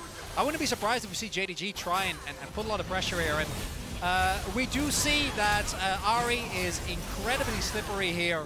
BDS also not quite able to get the clean CC, layering right the silence into the ultimate, into I have to say, the Everfrost again was absolutely fantastic. Yeah, Knight plays that as well, as you could reasonably expect. And then Sheo here, misjudging how many people, I think, are in his own jungle. They don't have a lot of control. And JDG actually, I think, in the long run, might call worth on that trade. What's important, though, is to what extent is JDG actually going to be able to walk up to any of these objectives?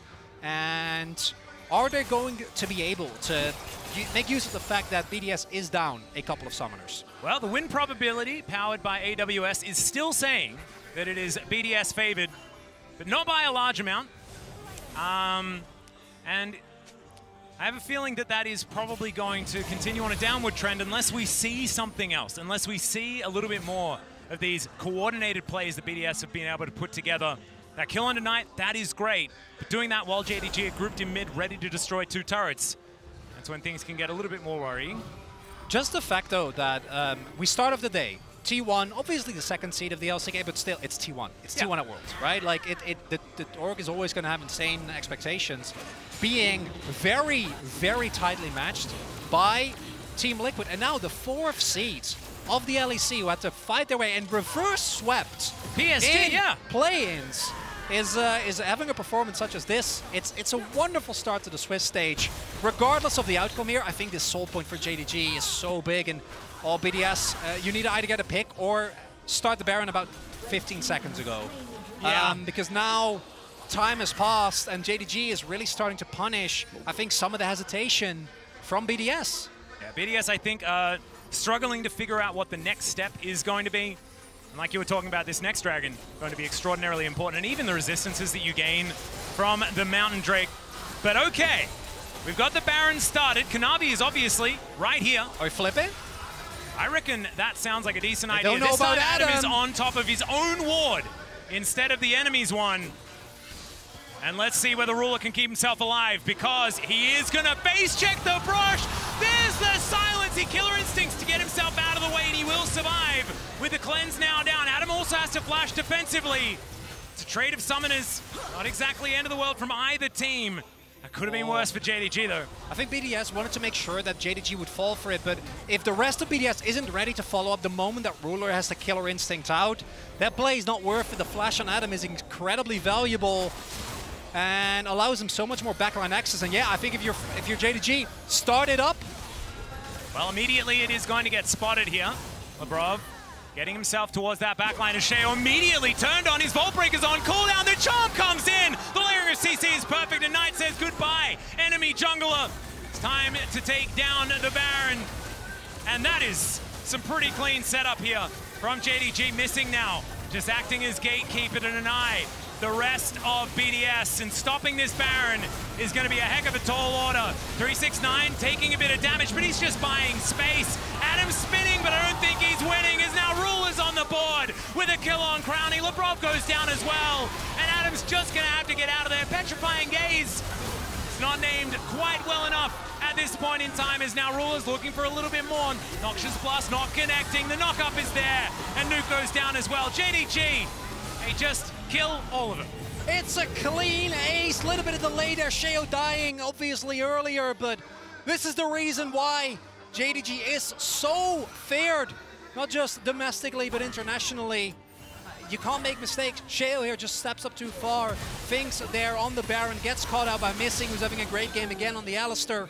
And with the jungler gone, JDG feels extremely comfortable. Crownie isn't even able to get off an ultimate, right? Like, I think he did have it available, not 100% sure with Spectator Client, but just gets 100 to 0. And even if he did have it, there was never any opportunity. It's that layering of CC that JDG have perfected over the year, and it's a 5-0, and they get Baron to boot.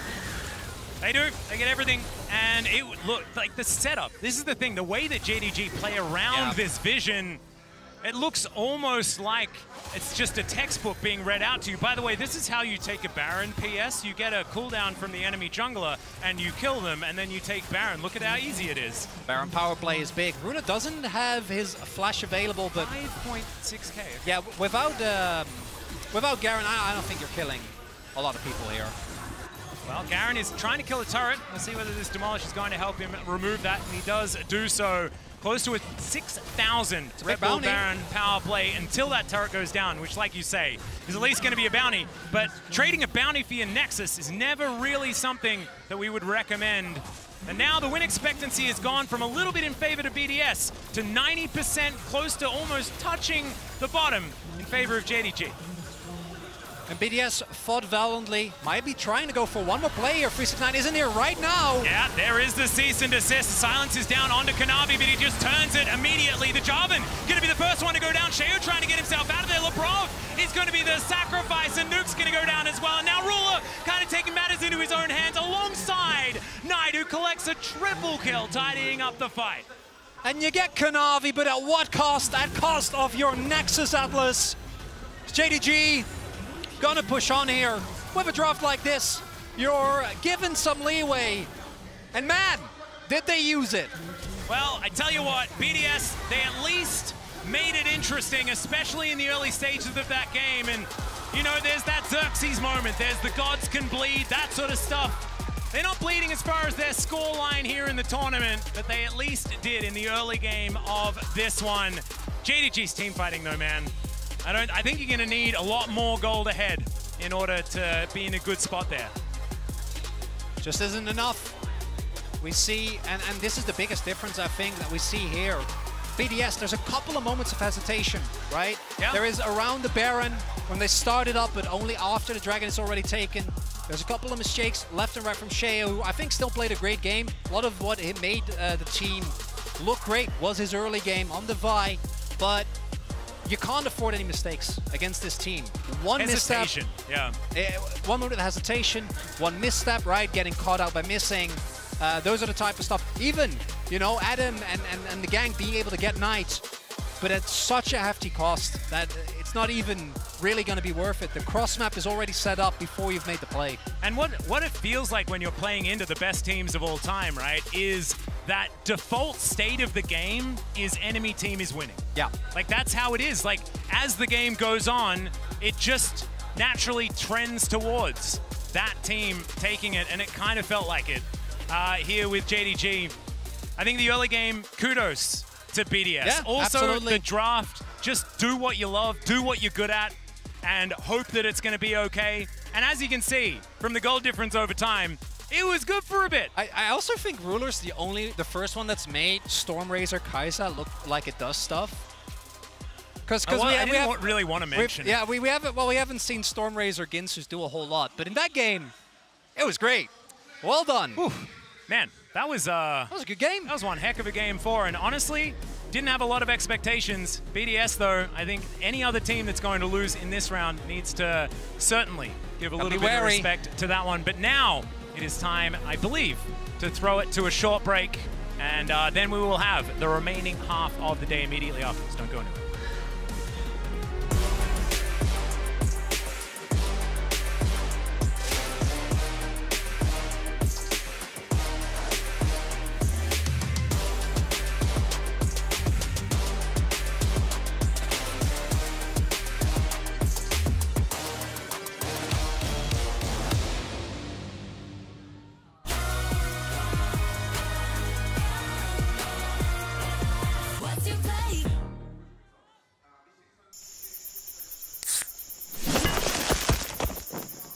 Red Bull gives you wings.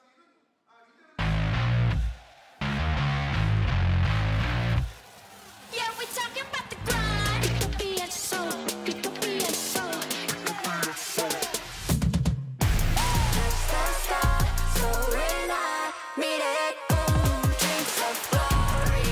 Alright, let's ride, and not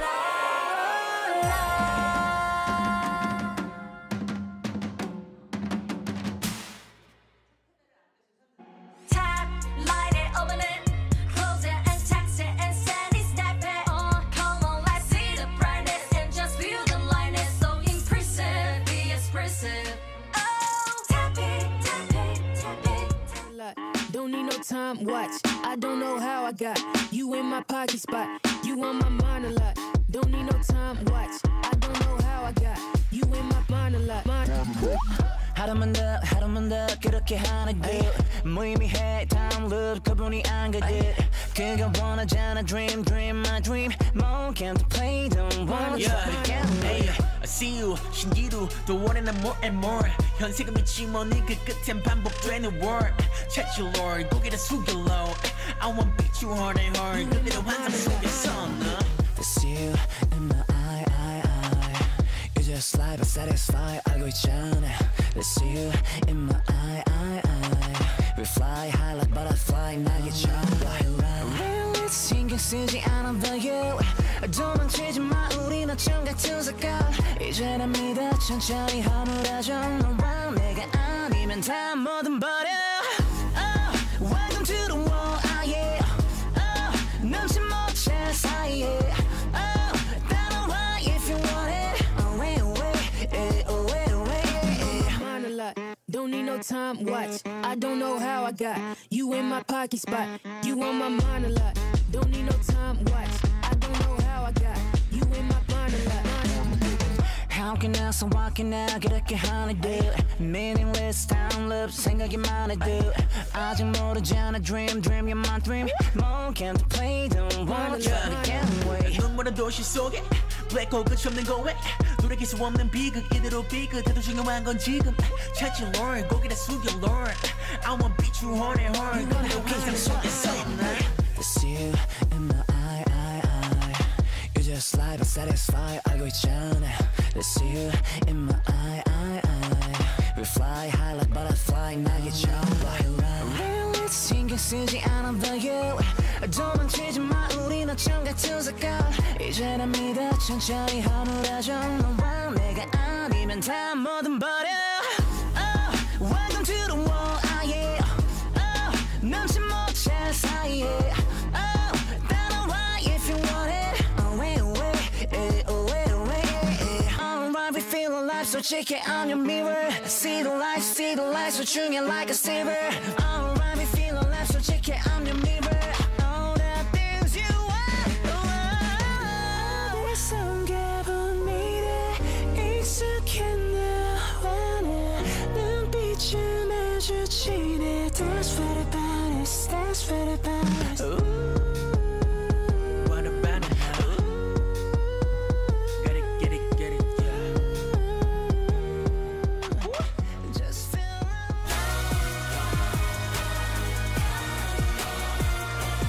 What's your play? Welcome back, everyone, to Worlds. We are halfway through the day. 4 best of ones already, 4 still to come. And the first one of those is G2 Esports up versus D+ Kia. And of course, we got Chronicler straight from the cast on the desk because we need you. Yeah, actually, I'm very pleasantly surprised. I think you know the Gen.G Gam game was maybe not the best, but all the other games were actually really back and forth. Yeah. Very close affairs. I was impressed by BDS. And having fun. Yeah, Team Liquid looked pretty good. Really Lost. good. Really good. C9 looked really good. Won. Even I think BDS was pretty competitive in that last game, but this big one I think is really gonna tell the story of how EU's first day goes at Worlds, because it's a matchup that if G2 is for real, they're definitely looking to win. Yeah, I think that's a great way to intro it. And in terms of kind of the relationship between these two teams also, Kobe, it's shaping up to be quite a rivalry internationally, specifically at Worlds, where for G2 it was really only 2019 where they got the upper hand, and after that it went away. They started out throwing the first punch, then Damwon got really angry and kept on punching back. And this is actually one of my favorite of all time international rivalries. We actually don't get that many where we get to see them meet up in consecutive years, but the peak of Showmaker and Canyon being able to come back and absolutely destroy was just so fun to watch. And that's what I really want for D+, to be able to see them get back to that point, because these are two legendary players. And as for G2, of course, everybody in Europe was, this is the team for Europe with all of the results, getting to finals, you know. They really, really want to be able to retake control of this rivalry. It's a great point, and I think, Jat, that was a masterful setup as well, because we can skirt around it a little bit and go like, you know, it's hard, it's the LCK 4th seed, but if you want to say you have a genuine shot, this is a game you have to win. And I think when we look at how G2, as you already put, went about this season, it was fantastic for them. Of course, big changes. Yike in the jungle instead of Jankos. A different approach after MSI, which was very disappointing for them, Jat. But the question is, can they do anything right now against D+ Kia? I mean, looking at the stats that are on your screen, the answer would be yeah, because they were absolutely dominant in the LEC, but then it just calls into question what you think the overall strength of the region is and how G2 was able to improve shadowboxing themselves, because they were dominating everyone they played against in the LEC. But I've also heard that they have been very competitive in all of their scrims and are very confident coming into this game. And they basically did have a really big goal after MSI. I think we hear this from many teams when they come back from an international tournament and didn't have the result they wanted. But they wanted to have a lot in their wheelhouse. They wanted to not just go off early leads. They wanted to make sure that Yike, who they have been growing as this jungler, could approach a lot more. But this is a hard matchup for Yike. Yeah, I mean, Yike is an incredibly exciting rookie here, you know, coming from Europe with the success that he's had. The Belvest speciality with is an extremely powerful champion right now. He's going against my personal jungle GOAT of all time, even if this wasn't the best year for Canyon, and he did have some INTS games as well as some POG games. Yeah, it's really, so I was, first of all, very impressed by Yike and his individual performance. Even though G2's MSI wasn't too great, I thought he was a shining light during that tournament. For Canyon, if you didn't watch a lot of LCK, he was almost near the standing of puck points. I forgot what he ended up with, but he was only like 100-200 behind. So 1 or 2 games where he didn't get enough done. But in the games where he wasn't, he was actively the reason where, as a G2 with their usual swagger. I think looking great here. It's connected to their, their K-pop band release situation. That's why they're swagging it out, probably. And they have to, because I do agree. D+, every single time at Worlds, I think the team. Last year was a great example. They overperform, right? We know that these players are good enough, Deft, Showmaker, and Canyon in particular. But if you look at their form in both playoffs and throughout the year, in a best-of-1 in particular, I find it really hard to know which form of the team you're going to get. Yeah, I'm especially kind of heart-wrenching moment when you listen to Showmaker's interviews. Oh, don't remind me. And he's talking about how, League of Legends is much more a job, not as fun for him anymore. Sometimes he gets nervous now when he goes against big-name players in the mid lane. And these sorts of things, especially when you're going against Caps and Caps' current form, where he has had a huge change. And that's been one of the biggest things that you're talking about, changing from MSI and the lane dominance that he has come up against. Yeah. The mid lane matchup is also incredibly important. But I feel like we have a bit of a question mark if we are going to see an uptick, because a lot of the things that we desired from D+Keo, I think in the Gauntlet, for instance, we saw glimpses of that, and the question is that page now turned? Yeah, and that's, I think, what we're going to find out in this first game as well, because we will have very early an idea, because if they fall behind, I don't think D+ in their current form are really a team that is going to be able to do the Gen G thing and come back, or what JDG did just now, right? They need to be ahead early, so I'm expecting so much explosiveness, and we'll get an answer very early on as to what form they're in. And Canyon can be that jungler again. He has it in him to be the best jungler in the world. I have a clip from regionals that they had a lot of success in. I just want to focus purely on Canyon in this moment and kind of fanboy. He is so good at controlling the jungle, and he is on Rel. He played a whole bunch of tank junglers this season, like so many other junglers, but he's going to do, because he has a pushing bottom lane here, he's starting topside as well. And then they made a recent change where a lot of the gold went into these small raptors, and with Rel you can EQ to steal all of the small raptors away, and then he uses his pushing bottom lane come up to ensure that he also counter jungles the red away from Grizzly. But what's really cool is how he covers the possible responses, because he jumps over the back of the wall, waits around for the Scuttle Crab, and then he goes and he burns mid lane mana to make sure that Showmaker and the bottom lane will be able to defend the counter from his opponents and defend his blue buff, because he's working off the assumption that Grizzly has nowhere else to go except the bottom side of the map. And so he's able, by just burning the mana of Zeka there for his gank in the mid lane, ensure that he has bottom lane plus mid lane to protect that side of his jungle. And then as long as you go back and you take out the top side as well, there are no camps for your opponent to get back into the game on, and it allows Canyon to here get a reset and then get the first dragon for them as well. And that, even though there's no kills there, he did so much to control the state of the game purely through jungle, and yes, a very nice tool of pushing bottom lane. And then in other games, he walks in as Diana and dies twice, right? And, exactly. And we won't know. What I do want to very shortly touch upon is that Kalin, to me, is going to be the big difference maker. I think Kalin, his development, and the fact that DK has prioritized him as the main support is big. He was, to me, the biggest change in consistency for the team. And particularly against G2, with how with how good Mickey has been playing. If Kalin doesn't uphold that level, then I don't even know how the rest of the map is going to look like. I like it. There are a lot of questions. You do mention it, of course. Mickey was crowned as the MVP, of course, for the whole year that was in the LEC, which is a big thing in terms of his resurgence, also in career. He's also not been at Worlds for a long time. He's really looking forward to that.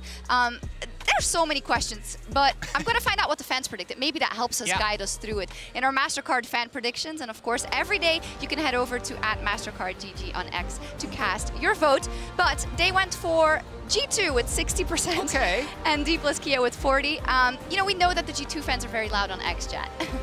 They absolutely are. And I am still fascinated by this matchup. I mean, we talk about Showmaker not having confidence this year and how when he was at his best, he was the best mid laner in the world in 2020. And we also look at someone like Caps, who the story, if he was able to win Worlds this year, would be so unbelievably amazing because he was a World Finals 2018, World Finals 2019, and advanced from groups in 2020. But it's been 3 years now since he's been able to make any level of noise at Worlds, and I do feel like G2 is better this year than they have been since 2020, which gives them the biggest chance. And the fact that they're just up against this team of like former world champions in D+. Deft won it last year, but their form is so questionable. Like we've been talking about it this entire time. There are just more unknowns in this game to me than there are in any other matchup. So I like that this prediction is 60-40, but that's pretty close to 50-50. Close, yeah. And I understand why, because this G2 team has so many of the things that made fans fall in love initially with the success of G2, which is the attitude behind it. They have the flexibility of champion pool as well. Everybody remembers the Pyke days, but now you're getting the Lissandra counter into the Rakan from Mickey. You're getting all types of stuff from Broken Blade in the top lane, pulling out the top lane Swain and everything. They have the creativity, they have the swagger to back up being by far the best team in Europe. And let me pose a simple question then. Jat said it already, you have to dare to call yourself a favorite in this matchup if you are a G2 supporter. But what does it come down to? If we see a Showmaker and Canyon with great synergy again, I don't want to say of old 2020, but on a very good level, does that immediately kind of dispel that notion? And does that make D plus Kia then immediately a favorite, or how does that work? I think with best of ones, it's going to be hard to tell, but I would say if you're trying to measure the peak of either team, I would say peak D+ would beat peak G2, but that is literally not how League of Legends works. It's about what form you have on the day and what happens, and in that case, I would actually give a slight edge to G2. All right, let's see what happens and head over to our casters for this really exciting matchup. Thank you very much, guys. It is an absolute pleasure to be here alongside a legend of the European scene. We had to start properly. If we're introducing the first seed, we may as well introduce Vedius. Myself as Sterix, I'm part of the LPL, but you're more important. It's an honor to finally have you here at the World Championship. It's my honor. My friend. No, it really is. We've enjoyed your commentary for the LPL for a while now. You're going to start with a bit of EU versus LCK. Which is great. And it's a bit of an interesting rivalry. The desk has already broken it down so much. We've seen these two organizations fight throughout the years. In recent history, it has been D+. There has been the victors. But as a European, I'm feeling confident about what this G2 roster is bringing to the World Championship. I think you should. Again, you know, I've kind of coined this as like my favorite team in EU simply because they play a little bit more like the LPL style, right? They're versatile, they're bloody, they're crazy. You never know what to expect and like what lane to look out for in G2. It's very true. Like in terms of draft, I'm very excited to see what they will be bringing out. But we're going to get introduced to the teams as they make their way onto the stage. I mean, again, you're looking forward to seeing the debut of these two teams at Worlds so far. G2 first out. This is a team with high expectations, Vedius. Very high expectations, and to renew what was done to them last year. Oh yeah. Young rookie Yike joining the roster in the place of Jankos, kind of the GOAT jungler of Europe. A lot of weight was kind of put on his shoulders. Yep. But so far he has lived up to those expectations and he is delivering. The return to many staples. Broken Blade doesn't have the best international record. Nope. Caps definitely does. Back-to-back World Finals in 2018 and 2019. Hans Sommer, the last time we saw him at the World Championship on Rogue, he was an absolute monster on things like the Misfortune. And Mickey, our MVP, our standout player of the year, the player that even managed to make some top 25 lists. A lot of them. I think people were kind of crazy for not putting him in at that point where Western players are usually left out. So again, high praises for G2, but the first seed of Europe is now going up against Korea's very own Damwon Kia, or D+ Kia, excuse me, to correct myself. And straight away, you can say that this might be the 4th seed, but after last year's Worlds, I'm not sure that the weight of that goes down any bit. What an exciting opportunity. They did struggle throughout summer season, but as we got to the gauntlet, it really did feel like this team found their form, and we've been hearing scrim rumors for both of these organizations that they're looking good, they're in form. We've been hearing interviews from D+, rather. It's going to take us a while. I did do it. Saying that they have found their form, they're finding their synergy, and now we're going to get to see it here. Best of one between G2 Esports and D+ Kia. And a quick transition note there as well, you know, throughout the season, we've seen Bible a little bit coming through when they needed a stronger voice.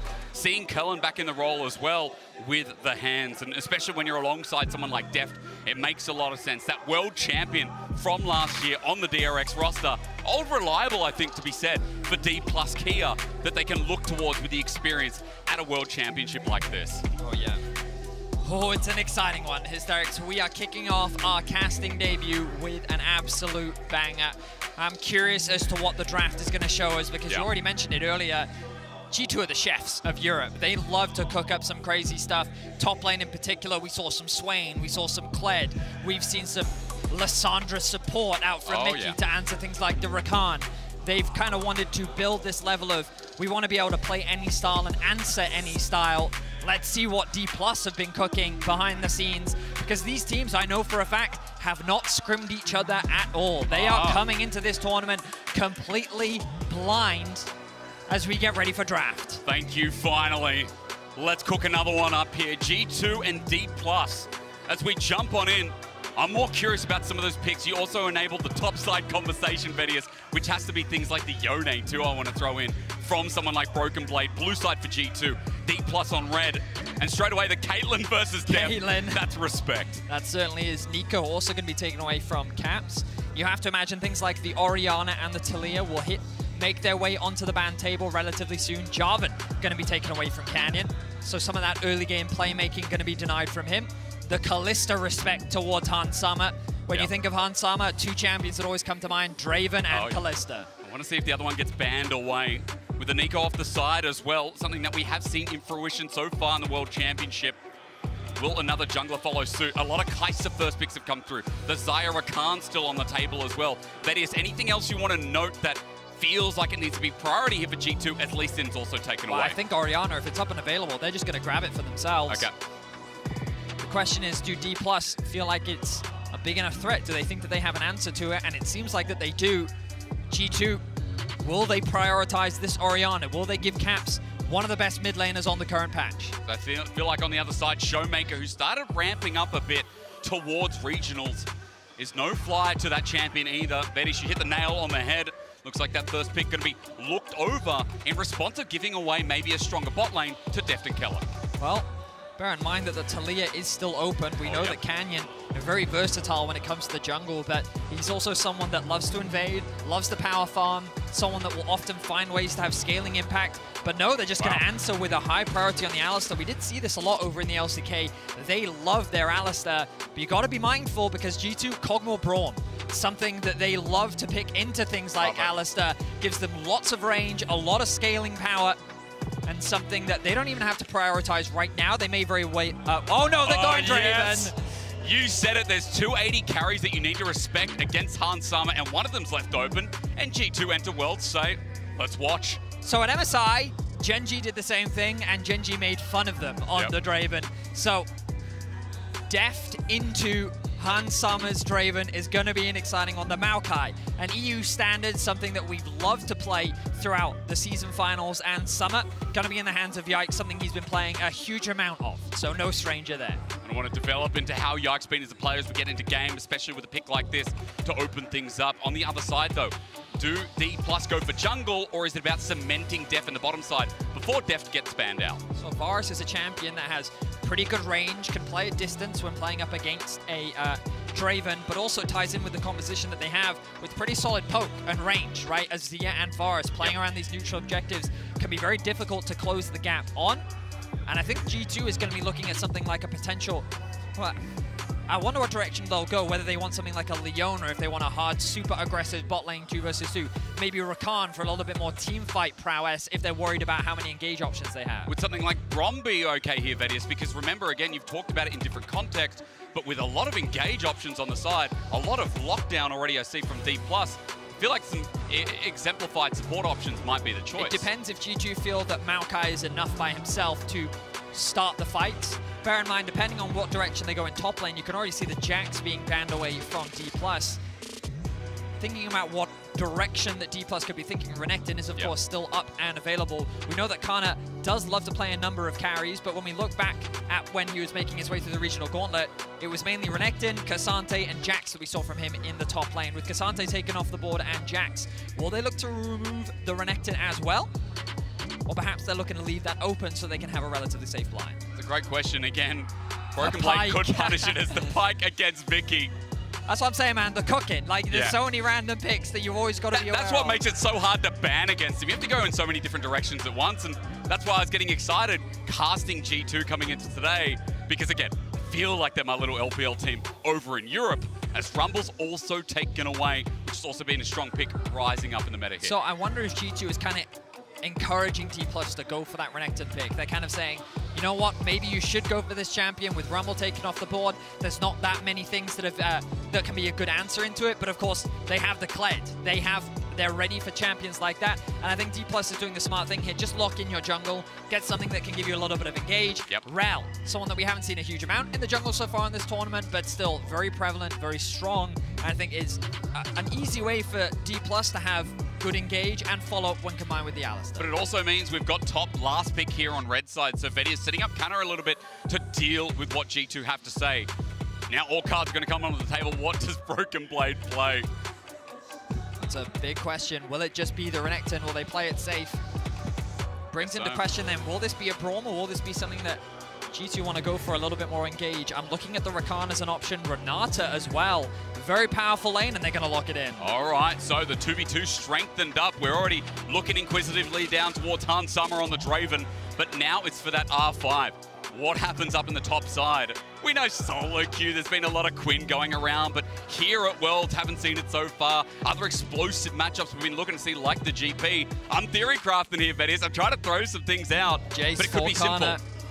That's what it's looking like. Of course, we know that Connor is a very experienced Jace player throughout his history. It's been something that he's very happy to go back on, and you look at the composition from D+, range, poke, being obnoxious, it fits very nicely into their composition. G2 is very much about the bot side of the map. Don't be surprised to see G2 do a full clear bot side into early level 3 play from Yike. It was something we saw a lot from them during the regular season. You imagine that they're just going to leave Broken Blade largely on an island. Wouldn't be surprised to see D+ actually invest a couple ganks up towards the top side. But maybe Canyon's priority will be making sure the bot gets through laning phase largely unharmed. Because you look at the scaling, you look at the range that they have. G2, outside of Maokai, they don't really have the easiest engage tools unless Renekton can find a flank, which means that as long as they can get first onto the objective, force G2 to come into them, they have a lot of tools and options to just kind of chip away at G2's health bars and then go for the big fight afterwards. So my further follow-up question is, if it's all chill from there, if they do get through the lanes, then are we just looking towards the later the game goes as well, the poke being unmatchable, unbeatable? I do feel like that unless G2 can find big team fights. You look at their straight 5v5, they have a lot of damage. Renata can be so impactful in terms of space control. Maokai the same. Orianna Shockwave, you know how her scaling works so well. And Varus, with very limited mobility, if Renekton can get onto that backline, it can be chaos for him to actually play the game. Very true. So it ultimately comes down to the space that they all control, the pre-fight expectations. How much damage can D+ get with their poke composition? Will G2 be able to find a quick engage where they can gain access onto the backline? It's an exciting one. Oh, yeah. G2 versus D+. We're finally getting onto the Rift Hysterics. Are you excited? Oh, my God. What a question that is. Of course I am. G2 versus D+. It's first versus fourth, and in the past, people would discount Europe. They'd say, oh no, it's against Korea. It's going to be too hard to ask for.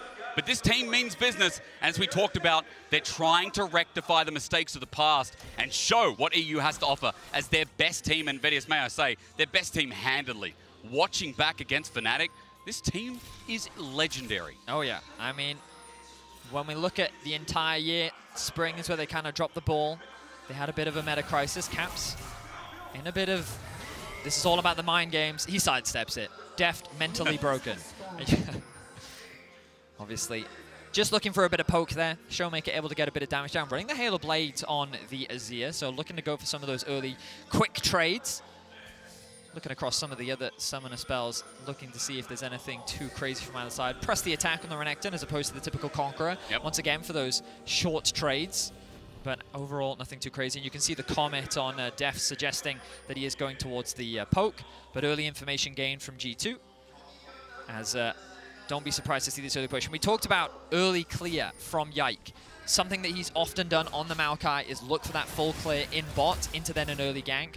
G2 as a bot lane 2v2 will also try and early shove in this wave so they can get a very early bounce back to then put that extra pressure on. Whether or not they'll choose to do that in this game, we're yet to see.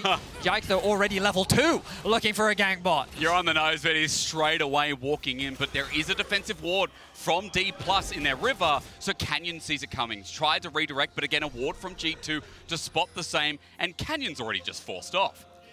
I mean, Hansama and Mickey already have level 2. They can use their pressure to offer some assistance. Yike actually stealing away the Gromp at level 2. Really leveraging the power of this level 2. Hansama can just keep them underneath their tower. Wow. Already getting a bit of chip damage. Caps not getting the best trades in the mid lane as Showmaker leverages that Hail of Blades. And again, he's walking up for it too. At least getting the phase rush to get out of there, but Caps now at 1/4 of his HP. So, Yike is able to steal away a camp.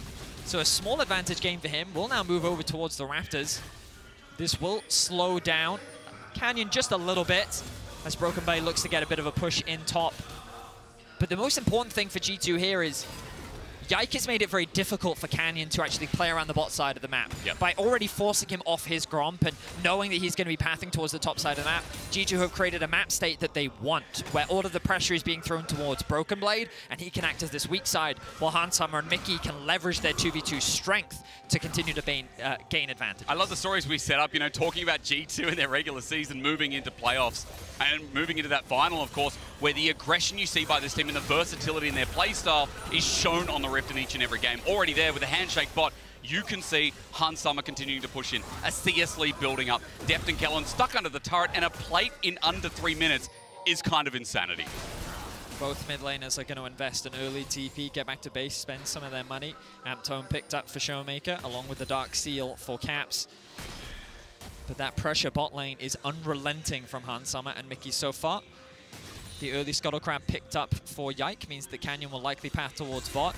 Will get spotted out, and that's going to be an annoying thing for D+ to deal with those saplings as the game progresses. This is why I talk about D+ trying to get on those objectives first as well, because when you're trying to face check into all of these saplings, when you're trying to get onto the objective, the amount of zone control they have, you're trying to walk through a choke point against a Maokai and a Renata, it's going to be very difficult for D+ if they are late to those objectives. And if you don't pay the respect, then you get punished, right? Orianna, Renekton on top. I feel like there's a lot of tools, as you're talking about in draft, where even when it gets to the 5v5s, G2 can play that versatility again to repeat the point. Canyon at least getting the reverse scuttle on the bottom side after getting spot out on top. But apart from that, CS rather even as we go for first back through jungle. And just kind of optimize to see how bot will be played out and if there's anything that D+ can do to mitigate that loss so far. Broken Blade really needs to grab this wave. Typically you'd be looking at a potential dive here, but Canyon already going back to base, not quite level 4 yet. Is a little bit behind. Broken Blade trying to do what he can to catch, but this is not an easy matchup for him. Cannon's run out of mana a bit there. Broken Blade can get a bit of retribution holding out for now, but that's another CS lead to talk about up in the top side. So it is balanced out across the map. No gold lead to speak of here at 5 minutes, but as we go back to clearing, it's still important to know that Cannon's not the best top laner we talked about from the LCK, right? He's not the big outstarter, a standout, I should say. I feel like Broken Blade is, though. On the other side in EU, Broken Blade has been widely aggressive. Fun to watch, to say that again. And, you know, kind of showing up here to start off their Swiss tournament. Yeah, and it's pretty big. It's funny that you talk about that because in this game, like, they've pretty much just left him to the wolves. Yeah. They've said, you know what, you do your best. Sorry, bud. But we know that you're going to get counterpicked. Our whole goal in draft is to play towards the bot side of the map. And Deft is no stranger to having pressure thrown on towards him. But we'll see how well he weathers the storm. So far, his farm has been spectacular. Yep. He's doing a great job, even though there is constant abuse underneath this tower. Alistair in the early levels, especially against a Renata, is not an easy lane for them to play, but credit to them. Deft and Kellen having a fantastic laning phase for the time being.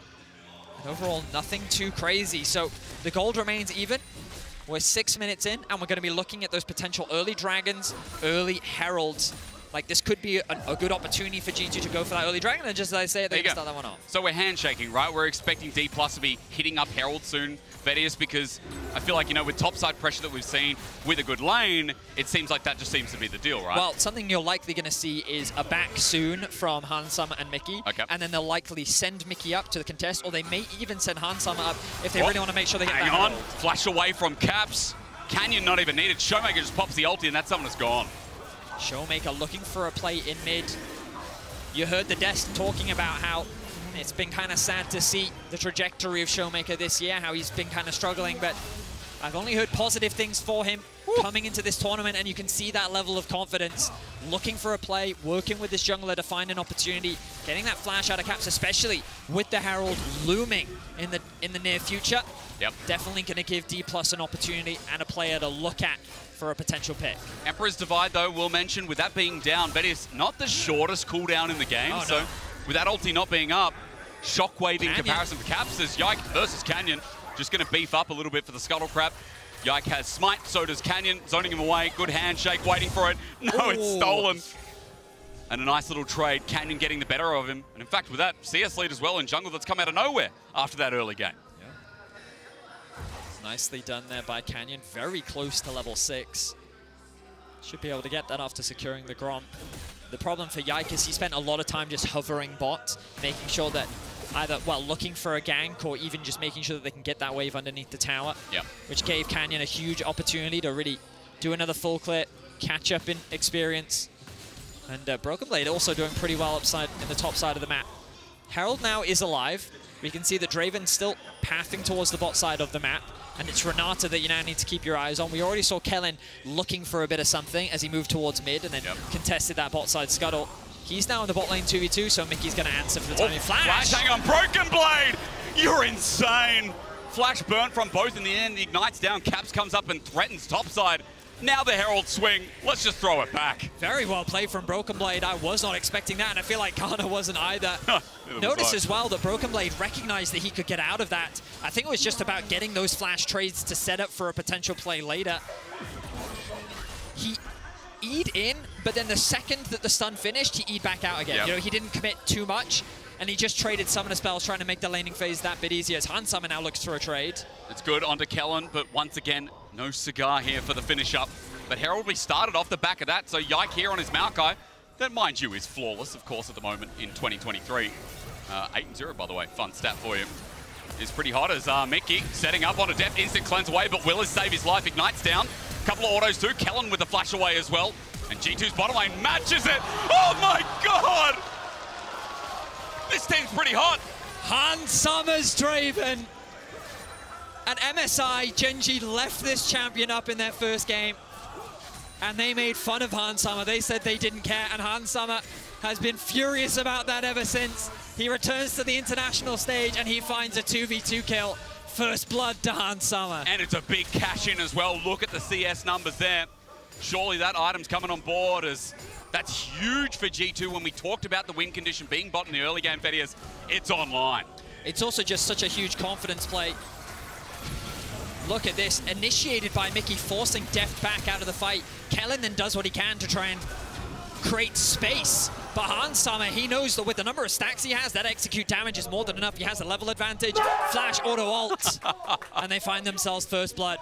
I wasn't keeping track. Did you see how much gold he got off the back of that shutdown? I did not. I was too excited by the flash forward. Unfortunately, I missed it, but that gold is going to propel him. Now, Kana, no flash. Well, he's in a bit of trouble too. G2 looking to replicate across the map. Just waiting as here we go. The Ents go marching one by one, and Yike says hurrah. With Broken Blade on top as well. That's stun out. There's no flash from the trade before. Cannon's like, just make it stop. And G2 with another with a 2-0 start. He does get himself another plate. He realizes if I'm going down, I may as well get a bit of gold to compensate. This will give an opportunity. Are they going to use the Herald top? Don't see why not. Typically, you'd expect them to keep funneling that gold towards Hansama, but instead they're saying, you know what? Let's just actually give more damage to Broken Blade. Already in the bot lane 2v2, he was able to get that cash in. You were struggling earlier, Broken Blade. You forced that flash out from him. And now look at this. The early game gold is ballooning in favor of G2. 2K is the advantage they now find themselves with. It's huge. Top, bot, both winning out. CS lead there. Top is reciprocated with Broken Blade earlier on. Remember, we're talking about Canna having a lot of influence up there, doing well in the lane. No longer with 4 plates taken up topside. So really good to see that in their debut, G2 is replicating what they did in their domestic league, Vedius, up here against the LCK 4th seed. They need to keep it up, though. We've seen a North American team and an LEC team get an early lead against these good teams and then not quite be able to convert it. And while you would expect G2 to be better at some of the lower seeded teams at being able to convert that, you've always got to keep that trepidation, you know? Especially a team like D+, you can't underestimate players like Canyon, like Showmaker, being able to find those plays. Sure. They've done it so many times at international events, and this is the duo that so many are excited to see return. So let's see. We get closer to the 14-minute mark. The second Dragon of the game is available. Showmaker does have pressure in mid, moving into the bot river, and Canyon has snuck his way into the enemy jungle. No top laner TPs available. We've got Caps and Showmaker, if anything happens, to return to the scene of crime as Canyon's behind enemy lines. No vision there, wondering where he is. This crash down could come through, and Mickey's unaware, but they're back in time. Never mind, Canyon waits it out, and Hun Summer goes back for his Trinity Force. Canyon showing great respect, and Caps on the roam here. Wow. Most agile Orianna we've ever seen. Canna, his flash is back up and available, but he gets stunned up, not going to use it. He knows he's dead as Caps picks up his first kill. And G2 continuing to hold that top side. Caps holding onto the shockwave in the event that Kana did flash so that he could bring him back in. Yike now getting engaged on. It's just a crash down though. The Bramble Smash slows things down as Yike's okay, but look at top. First turret blood in under 14 minutes. Not what I was expecting to happen. The TP as well for Caps can bring him back to mid so he can still catch this wave. D+ though know they have a window to start off this Dragon. Caps hasn't had an opportunity to base, doesn't have his Mythic. Do G2 still want to fight this? Yes, they do. Yes, they do. With the ulti from Yike, it's there, but the Magnet Storm and the boot bag! Showmaker, playmaker! All you blinkers out there, stand down. It's a double over to death. You can't underestimate the man in the jungle. Canyon finds a fantastic engage. G2, they tried to set up the play from the bot side of the map with the collapse coming from the mid lane. Canyon sees that opportunity, knows they have numbers advantage just by attacking the pincer, and they make it look clean. We're going to get a quick replay of this top one. An overall simple play. Kana chooses not to flash. The kill goes in favor of Caps. But look at this engage now. Again, look at the mini-map. Mickey and Caps are coming from the top side. Flash engage, the follow-up from Kellen. Draven doesn't get to move. The follow from Showmaker too. Just clean execution there from the 4-man of D+. And Def, who was down in lane, who got cashed in earlier on, or rather Kellen did, now has gold, now has the Dusk Blade as well. And all of a sudden, DK's bottom lane, Vedius, is quite relevant again. As we look at the Mastercard lane economy snapshot, it is looking good for G2 and gold, but the problem is with that one play, DK are now a threat again. I mean, the gap didn't seem as big as it was, that's for sure. That is true. But you're now looking at like, okay, G2 recognize that D+ is still a team you can't afford to underestimate. The momentum was in your favor. And G2 do have a tendency, the way they lose domestically is they get cocky, you know?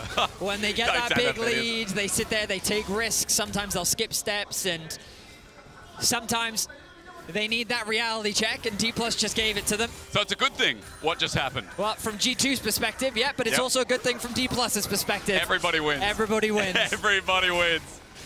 Okay, I'll take that in mind as first items are covered across the board. At the very least, for DK, getting some gold on depth I mentioned before. Talked about that first item, getting into transition as well, as he was quite behind. So see what G2 do now as they set themselves up on the second Herald of the game.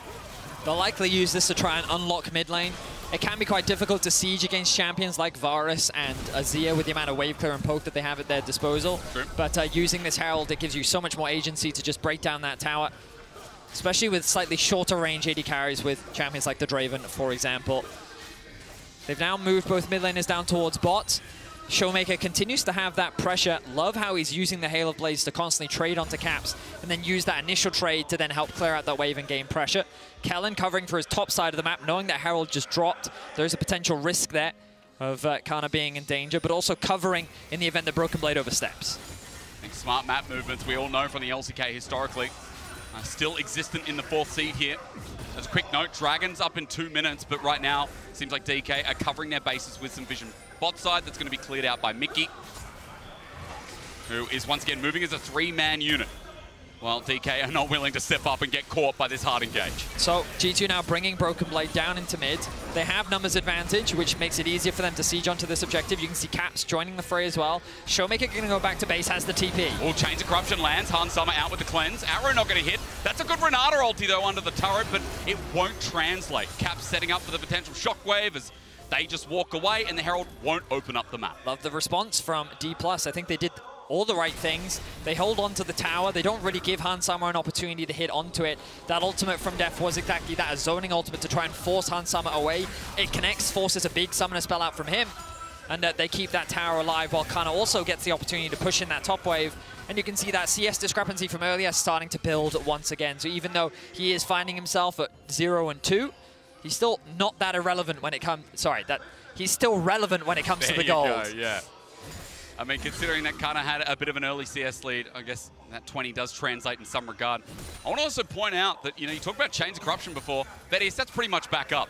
I mean, this is the cooldown reduction, or rather ability haste, for those new age people who aren't 40 years old anymore. How long ago was ability haste, or rather cooldown reduction? I'm too old to remember. Those are the good old days, though, right? We start talking about the good old days, we'll start talking about Garen again. You know what I mean? You got to be careful. We have done full circle, though, to be fair. I'm just waiting for an LPL team to pull it out, because that will happen. Actually, the Shy's playing later. That's true. He is. You think he's one of those players? I think he could be. He's definitely a Quinn player. I was going to say, doesn't he want to play into the Garen? Oh, yeah, he does. Let's Kana pause on this one, though. You're right. Does he know? He does not. Ward down. Broken Blade going to try, but finish the job this time. Flash is available. Ulti with the Dominus for Broken Blade 2. Not going to pull any triggers, but again, showcasing his strength in the 1v1. Yeah, just a quick trade there from Broken Blade, nothing too crazy. The Dragon now spawning in 5 seconds. Broken Blade has TP along with Kana. Small level advantage for Broken Blade, but you imagine Kana should be able to make that one up relatively soon. G2 with fantastic vision control around it. You can see control wards littered around the bottom sides. It should be very difficult for DK to force their way in, and we talked about D+ being first on the objective. There are now all the saplings in position that are going to be extra bit of poke coming out from the AP Maokai. And you know what? D+ is just saying, we're fine, you can have this. We already took one Drake for you. We've slowed down the Dragon stacking. And we don't need to fight Draven right now. Trinity Force, Collector, no, we're good. No, we're fine. Not touching that with a 5-foot pole. Han Summer as well, just waiting for that next cash in. Remember, he did die once, but still built up a lot of gold. 202 stacks, you can see. Thanks to our little screen there. I love it. Unfortunately, LPL, I don't get that, Vedius. I don't get, the Draven stacks. I have to guess. I have to wait till Observer gets there. Showmaker again, threatening it. But Caps holds onto the flash. That's a big brain move as teleport going in. G2 want to die this, and with Yike ulting in, Showmaker has nowhere to go. Broken Blade forces his flash, gets booped away, but there you go. Adoration for the crowd again. One more to hit the boot as Han Summer's already cashed in, but he's looking for more money. Trying to roll the dice as Mickey X tries to get them out of there. Berserk for the time being. Running back in, G2 want to re-engage. It's chaotic, but it's going in G2's favor. They'll find another kill, make it 2. 4 down on the side of D+. Deft is continuing to push in mid lane, but it started with Showmaker looking for that play onto Caps. He doesn't get Caps to flash. They played that game of chicken, and I was a bit question mark paying the TP from Broken, but he was in the river, and he was sitting there, and he wanted, like, no, I got to get here for Caps. I got to make sure I can offer that assistance. And you'll see this initial play from Showmaker. He has Cannon waiting in the wings. Caps doesn't flash. Then the TP comes through, but the rest of G2 are there to very quickly follow. I love the patience here, Vedius, as well, right? Like, again, G2 forcing everything in that out, then launching on top. And Han Summer didn't cash in just once in that play. Cashed in twice. Draven with 3 items out of this replay, I feel like is the reality that DK are going to have to go against. It looked like a good response from DK initially, but then the moment Broken Blade flashes in and Han Summer picks up another kill. What is that, 3 now for Han Summer? 3, 1 and 1. The BF sword completed. G2 is looking strong. 5K is the gold lead all of a sudden. And again, question marks came into G2. How are they going to look coming into the World Championship? What form will they show us? Well, they're continuing their season playoffs form. They're continuing that level of dominance and aggression. Zero hesitation play style. And huge props to Broken Blade, kind of the unsung hero, getting that flash from top lane, the way he's responding on the map. Great stuff from him in his debut game here at Worlds. It's looking like a dub. I mean, win probability powered by AWS before, showing that G2 might have this in the bag. Now, of course, you're saying they've got to get it to the finish line, but massive gold lead now to 5Ks. The flash ball from Kellen doesn't work out. Re-engaged by Yike. The ends are out, and here's Broken Blade for the stun down. That might be a tanky Alistar, but out of the farmyard he goes. He becomes a Paddy again. Hansama runs forward, gets more money in the bank. This guy's interest rate is huge. You need to invest in Hansama stocks right now because they are going up. G2 see this as an opportunity to start the Baron, but it's also a great opportunity for D+. Here we go, the Baron is kicked off. Well, no ulti from Deft as they're stoned out by the Whirling Death. Over the wall, Kana can't do too much, and it all comes down to Are they Canyon. going to flip this? Are they going to flip this? Be very Please G2 don't to flip do it, so. G2. You're saying please no, but in goes Canyon looking for it. The all-in, oh my God! They've set up DK to smack him down, and they get the Baron! Vedius said no, but DK say, oh yes! Yike running for his life. He's next to go down.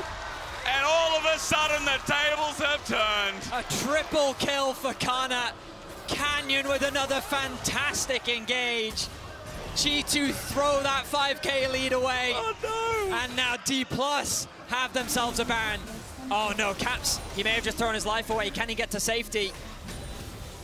Current still stands. He'll be okay for the time being, but Vedius, I shouldn't have said anything. I saw it coming, man. I told you. I told you. I thought I was safe because I'm not from EU. I could say those things, but I guess we're looking before the Baron, before it all went wrong. It's, as the LCK casters would call it, the unique Europe Baron strategy.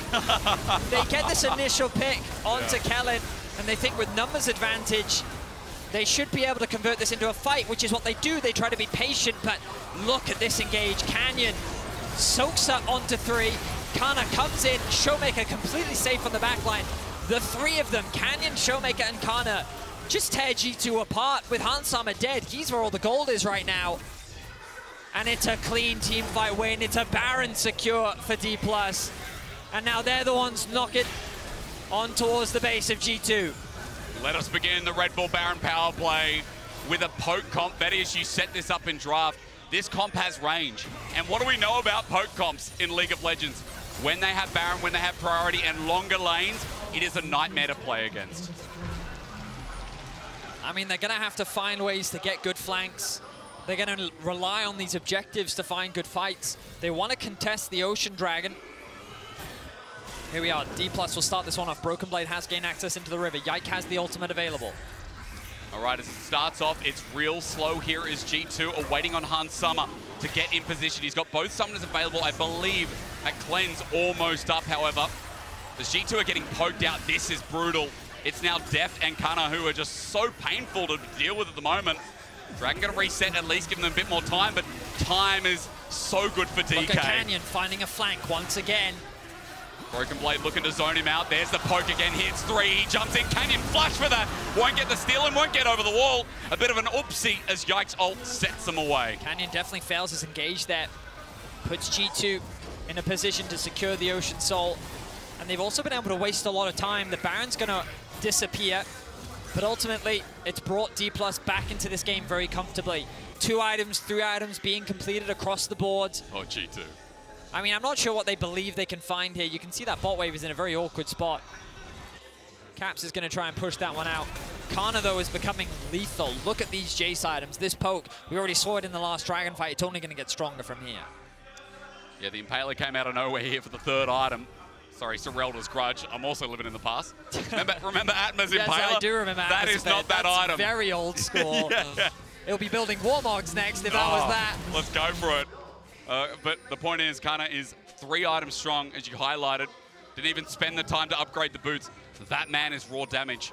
And Broken Blade, who was once ahead of the curve, is now behind once again. G2 still up in gold, and as you said, the position of the Ocean Soul is great. But I'm kind of curious as to how these picks come through. These longer lanes, look at the vision control that's set up across the map. DK see them coming from a mile away. Yeah, I will say that Azir and Jace just have a much easier time in these side lanes, right? Very safe in being able to push these waves out, have plenty of tools to get away to safety. Also, Jace in a 1v1 should feel pretty confident against a lot of what G2 have drafted. He's getting very close to level 16. He pretty much has a full level over Broken Blade. And you look at the gold, like Hans Summer does lead, but in terms of everyone else, D+ have been able to very quickly catch up. Third item now being worked on by Showmaker, same for Deft. Death Cap, though, is finished for Caps, but it means it will delay his third item by quite a while, because that is a very expensive second item.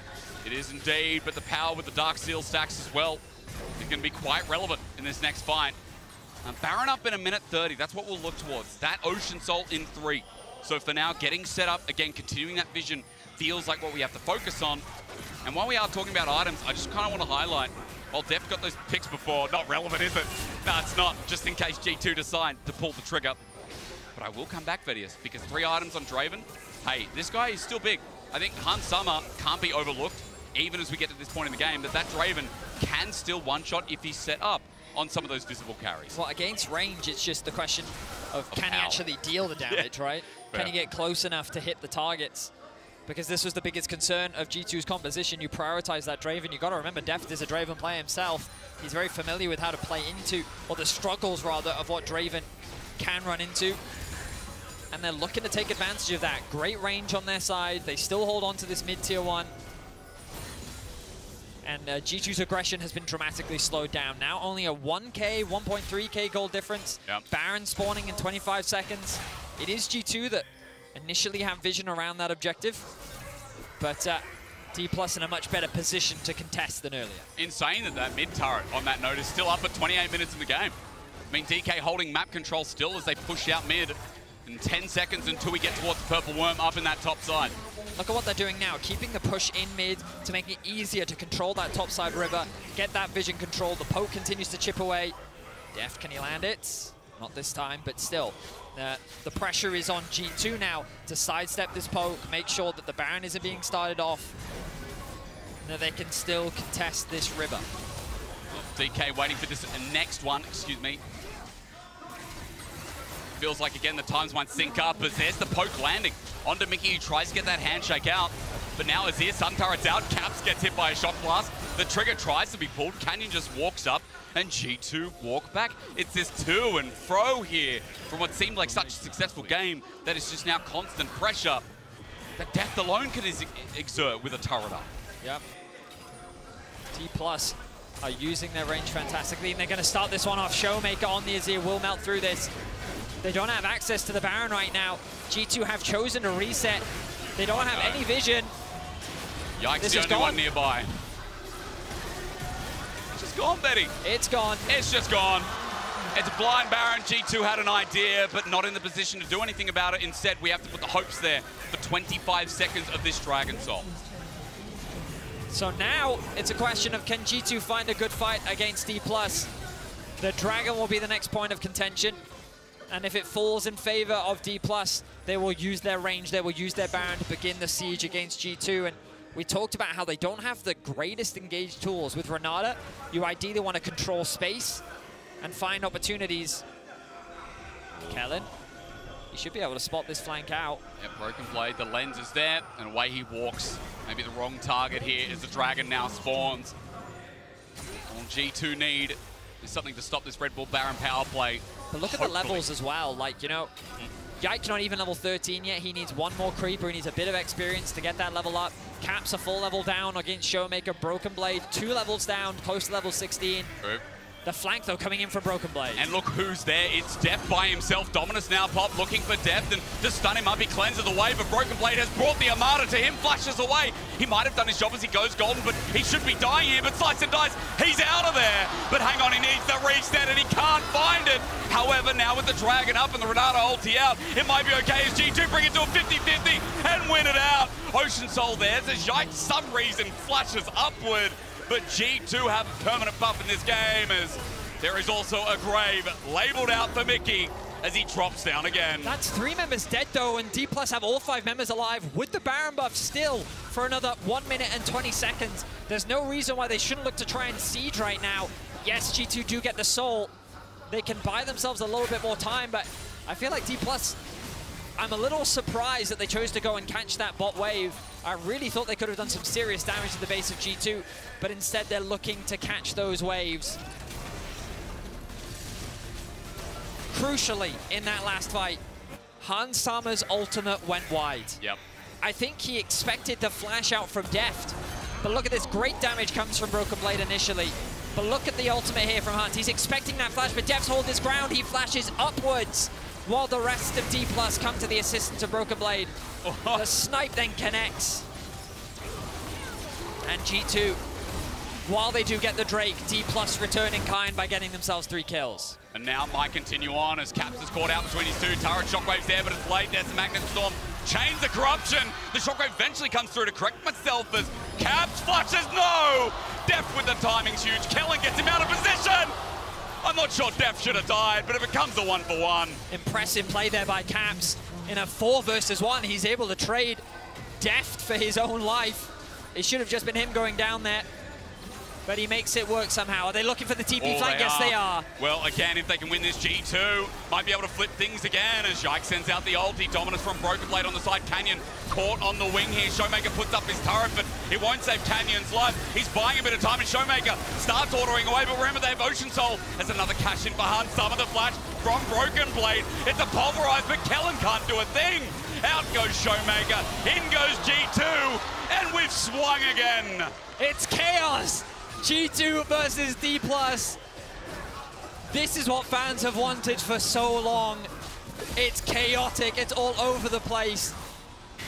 But G2, they found their window. This time D+ was spread apart. They had 2 members mid, 2 members bot. They tried to siege onto that bot tier 2, and Yike saw a window. He threw the ultimate down.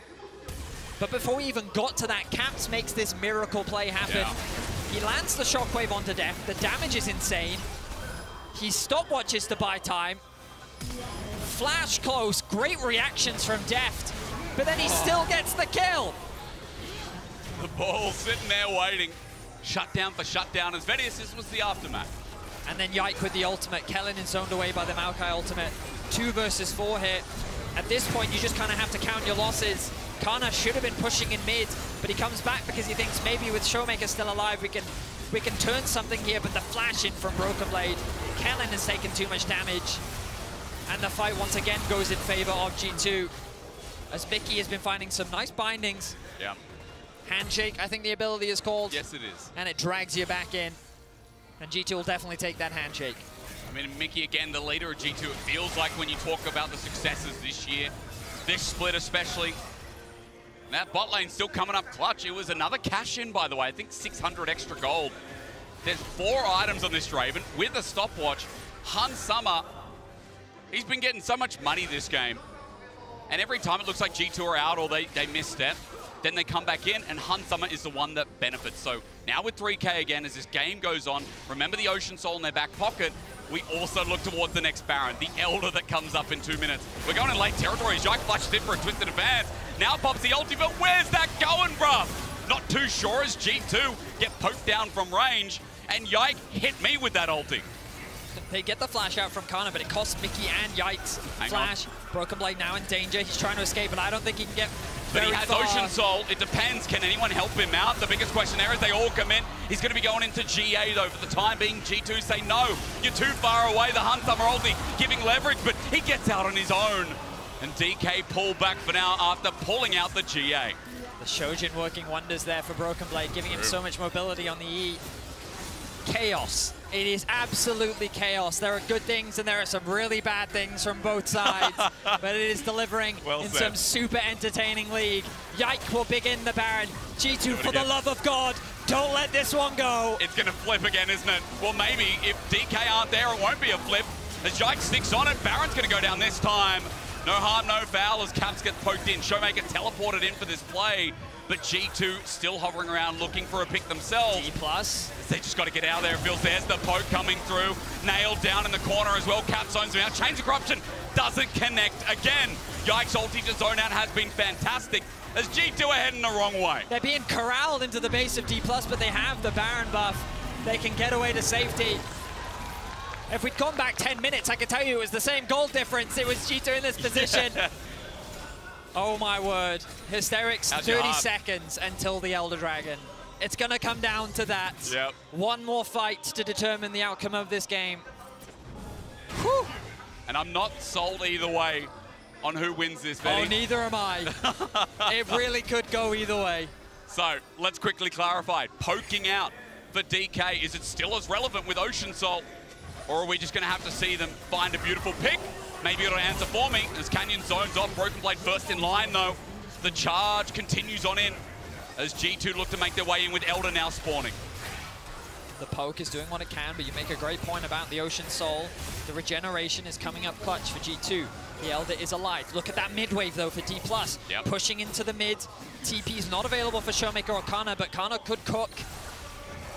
Especially with the Dragon not being started yet. Showmaker trying to leverage his range. That TP flank! Oh, it's a big one as well. That will be onto Showmaker. He's got the flash and ulti available, though, so it'll be hard to find the pick as Yike sets up with an Aegis grasp. Sets him into position. Broken Blade runs in with the Magnet Storm. Zones him out as Kellen looks for a flank angle and Canyon flashes out. Now, G2 have separated DK away from this Elder Dragon. E+ is very scattered right now. Canyon has no flash available to him. But again, they're still very hesitant to start this Elder off. They are. Mickey wants the handshake from behind. There's Caps on top as well. Kellen gets poked out. But that should be the go signal to, at the very least, start a fight. Yep. Kellen losing all of his HP. Didn't use the ultimate yet. Mickey. That's a big ulti as well. They've got to get away from it. Canyon the only one hit and enough space is drawn. Here we go. It's being started. But as you said, Kellen's still too low. The handshake zoning out, the poke coming through. G2 aren't letting them walk in, but Kana has an influence from the top side. Look at the lifesteal from Hansama, though. Well, hang on. Kellen's just walking into danger, though. Hansama cashes in. Kellen is meat to the slaughter again as that whirling death hurts. And thank you, says G2, for giving us the Elder Dragon. They weather the storm from D+. They're able to mitigate the poke. Kellen, with his low HP, still tries to find a flank. He gives up his life. And Hansama now leading the charge. Elder Dragon G2, Baron buffed up. 5 more seconds. Will they finally break into the base? Well, anyone's guess here as the Baron, the Red Bull Baron power plays 4,500 with G2 almost moving to 10,000 themselves. There goes the inhibitor. G2 thinking about the push and using that Elder timer, but they pull off for now. The game will go a little bit longer to see if they can get a more solid fight. Whew. Wow. What up here? The crazy thing is, I still see a way in which D+ can turn this around. This game is far from over. Obviously, G2 in a much more commanding position with the Elder, with the gold lead that they have. And a big... Ooh. Almost. I was going to say, a big shout out to Caps. He's the only player that this game that didn't receive any support. No roams into the mid lane from either support or jungle. He's kind of been roaming himself, looking for opportunities. When he was getting collapsed on bot, he was still able to turn it into 1-for-1. Yep. And in team fights, he's been so patient as well, making sure that he's in the right position to land those crucial ultimates. He's really stepping up here in game 1. But let's see if G2 can finally close this out, because Hysterics, until the Nexus falls, I won't believe that G2 have won. Yeah, we ain't cursing it again, that's for sure. On your note about Caps, by the way, I mean, the reason that they got Elder was Caps, you know, onto Kellen, that poke damage that came through. So significant. And coming in clutch, I've always wanted to cast Claps. I'm glad it's not the other one. You know, I know there's been some confusion through the year. That's a sapling, ladies and gentlemen. Bit of AP coming through from Yike. That is a flat 50%. That's been burning for 10 years. Stop it! How much longer must he suffer? Well, Yike makes sure it's a little bit longer to send him to the bases. G2 off that, say there's a free rotation to the top side. 20 seconds till the Elder disappears. Then the Baron is alive in a minute's time. The third Baron. G2, the third Baron. Or is it fourth? The fourth? It's the fourth Baron. I can't count. But with the last tick of the Elder, once more, Yike sends out nature. The Ents of the Forest don't find their mark, but at least it zones out for a second inhibitor, so the base is in complete tatters by DK. I am very jet-lagged. This game is only making me more tired, Hysterics. Oh, really? At first, I thought the first Baron play was just me delusional, you know? What am I seeing? But now, I am very much awake. So I don't know if I trust the 4. You said there's been 4. There is. Are you sure? Or am I the one who's delusional? I'm delusional. I don't know. There was the one that got stolen. Yep. Then D+ took one for free. Oh, yep. Then G2 got one for free. And, now this is the fourth one. You're right. Wow. I'm being outclassed by someone with jet lag. And I came from Australia. It's like 2 hours away. Over the wall, Mickey might be caught out. Hang on a minute, this Renata separated, but it might be okay. Magnet Storm out, but that Renata ulti is insane. Running forward as Broken Blade to zone out as DK is still looking for that clutch factor, but Hansama won't let Kellen anywhere near. Go back to the farm. G2 zoning them out continuously, and they might have it, Vedius. They might just with the shockwave, bringing back the playmaker. Hansama getting all the money, but Caps is getting my heart. MVP Mickey. He sees the angle, the choke point. Broken Blade looks into the eyes of the reigning world champion and says, today is not your day. He'll force him into the GA, and they're looking for the Nexus. The first seed from the LEC holds on to their namesake. It was back and forth. It was a little bit messy, but hey, G2, they're versatile, they're volatile, and they're starting 1-0 in the Swiss stage against the LCK4. What a crazy game. It was so dominant for G2 in the early game. Hansama's Draven was terrifying. But the moment, well, we saw two examples. Canyon's great engage around that second dragon, into then the Baron steal that came out as well. What an insane back and forth. What a crazy debut for your first Worlds cast. Hey, absolute banger as well. G2 deserve this bow. As all you can say is, EU had high expectations, and Venice, I'm glad they're hitting it. Ladies and gentlemen, we're going to send it back over to the desk to break down G2 versus D+. Thank you so much. My nerves aren't shot at all. I never doubted them. Not one not moment. Once, not one moment. What a game. Oh my goodness. Crazy. I mean, you don't even really have like a stake in it, right? Because it wasn't an LCS team, so I think you can be an honest judge of how exciting that game was. I really wanted the D+ and G2 rivalry to be alive and well, and it is. It is. You know? 6-5 all time now. Back and forth so much. The Dragons end up making a really big difference with the Ocean Soul healing coming in clutch. Man, Kellen had a rough game, though, from D+ for sure. I think G2 should actually be very happy about this, because in this volatile best-of-1 Swiss format, to have a Baron throw happen and still win is very confidence-inspiring. I'm not even joking. Yeah, let's look at the Baron throw, actually, now that we're mentioning it. Yeah, because that one really threw me for a loop. I don't think this game should have lasted as long as it did, because I think that the D+ in the early game were unable to match anything, and then you flip against Rel, who, of all junglers, like not even going by the fact that it's Canyon, right, that you're playing against, Rel is so insanely good at stealing objectives, and clumping up in the pit behind the Baron, of all parts, right? Oh, the Baron is just shredding you with the spikes. Just why? So Just why? I think that made the series a lot longer. But for me, right, as an LCK representative, 10 minutes in, it just felt like one of the bad DK games. Yeah, it felt like the DK G2 were stopping. No, DK was just all around worse. The fact that they were kept in the game by, I think, G2 with one bad call doesn't take away from the fact that for DK fans, I think they were looking and hoping that the regional qualifier form would be maintained. In the case of at least Kellen, and I'd argue some of the drafting woes that they've had throughout the year, those issues still very much there. Well, thankfully, G2 are entertainers at heart, and so they do throw at the Baron. They do make it a banger. You know, they have this, they say it's for the content. You know, they need every Worlds, they need like a wombo combo where they just get completely rolled over, but I will say one huge thing is that we have heard so much about, you know, the Draven getting all these bans and how crazy it is in scrims.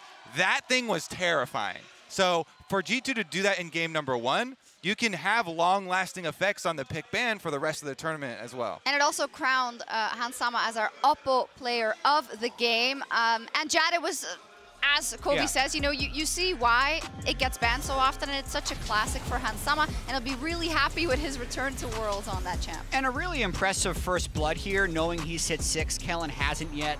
Basically instantly executing him while he's at 75% health, and it just felt like he wasn't really dropping any axes the entire game, no matter what they were doing. So amazing performance by Hansama Draven here. Yeah, wonderful.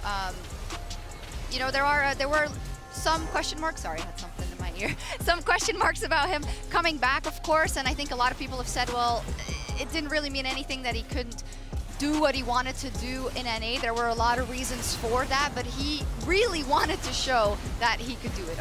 I mean, the big thing for me as well is that obviously afterwards the team was playing around him as they should, but the big thing for me is that that was already starting level 1. They abused the fact Alistar obviously level 1 non-existent. They went completely all in on Hans actually being able to deliver on the champion. And then when he got the solo, without any jungle attention, anyone else helping him, you already secured the first big cash-in, right? So even if he did end up, if you end up going down, which did end up happening in the Dragon fight where Canyon and Showmaker had a great engage, it doesn't end up mattering nearly as much. And you can see as well that once you get that first cash-in, you feel so much more secure on the Draven. And the Dragons were another big thing that we were just, the three of us were just looking at, because look at the, does it feel like D+ did that amount of damage at any point? This is the sneaky Ocean Soul advantage. Yeah. I don't think it was sneaky. The poke didn't do anything because of the Ocean Soul. That was so clutch about this game, actually. When G2 did get the Baron stolen, they continued to keep their priority up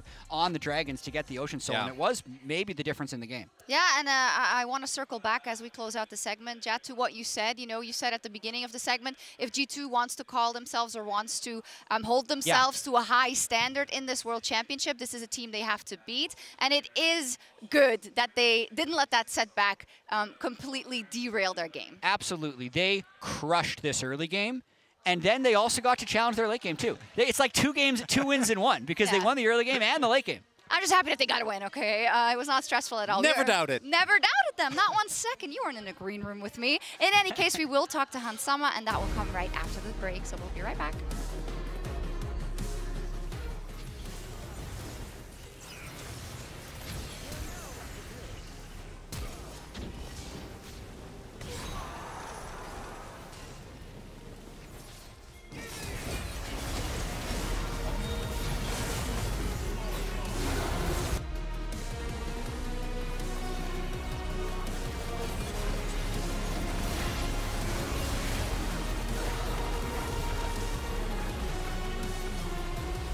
Yeah, I see us hitting us out, so back up, back up. Nice, I can flash, look! Okay, yes, stop watch.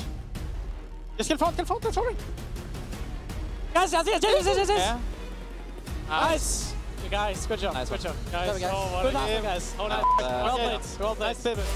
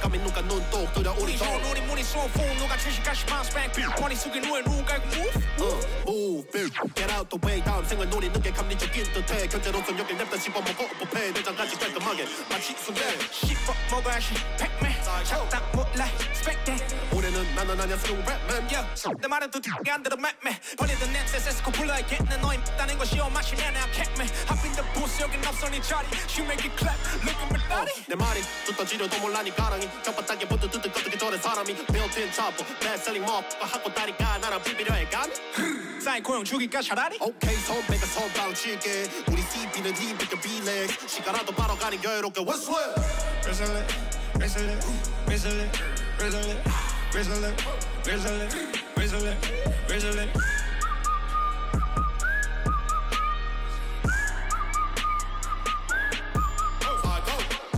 whistling, whistling, whistling, whistling, whistling, whistling, whistling, yeah.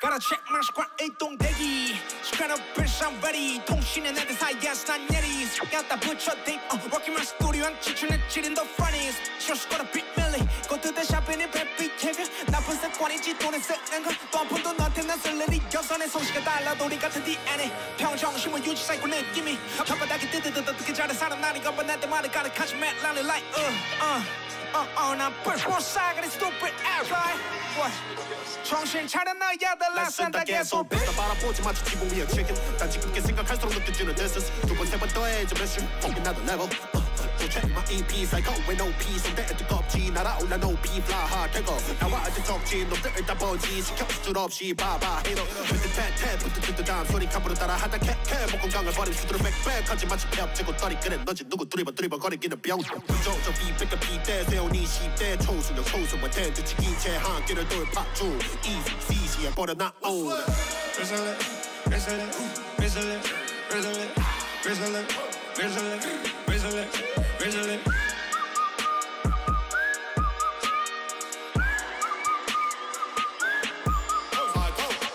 Whistling, whistling, whistling, whistling, whistling, whistling, whistling, yeah.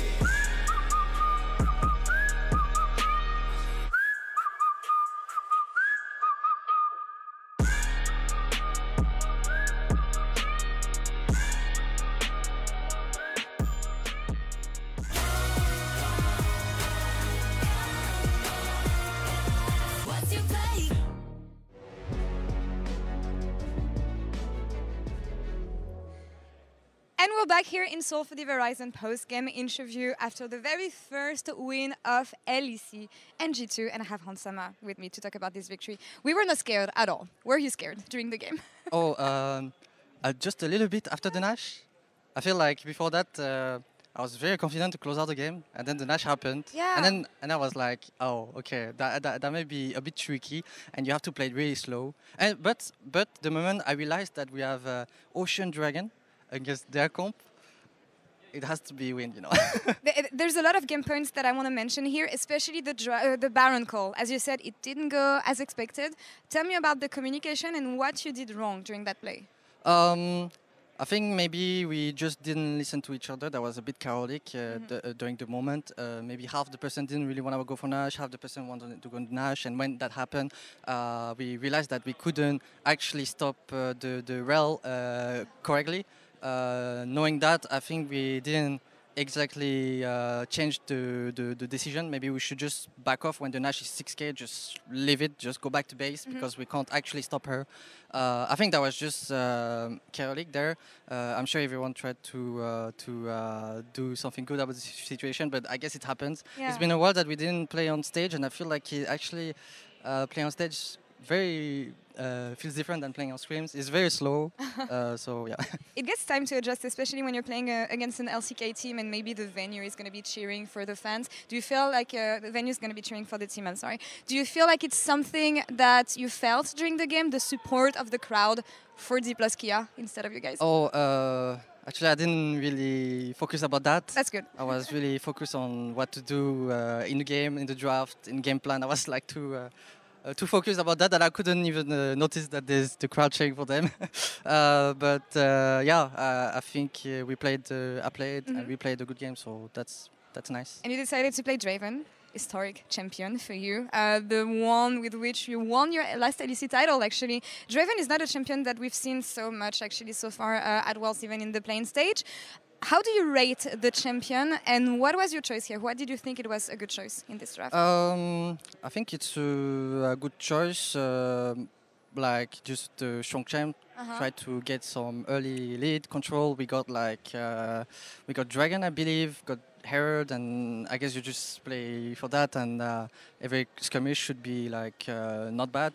Not many people play Draven. I guess I'm one of the players that play Draven still. Hopefully people will ban it. No, I don't know. Giving advice, that's good. But yeah, I really like I like Driven. I guess they banned Kalista. Maybe they are scared of my Kalista. Actually, surprisingly, Kalista is in the meta. It's been like years. I feel like that she wasn't. Feels nice to see that. Feels like it's a good meta for you, Hans. Last words here. Give some hopes to the LEC fans because it hasn't been the best day for us so far.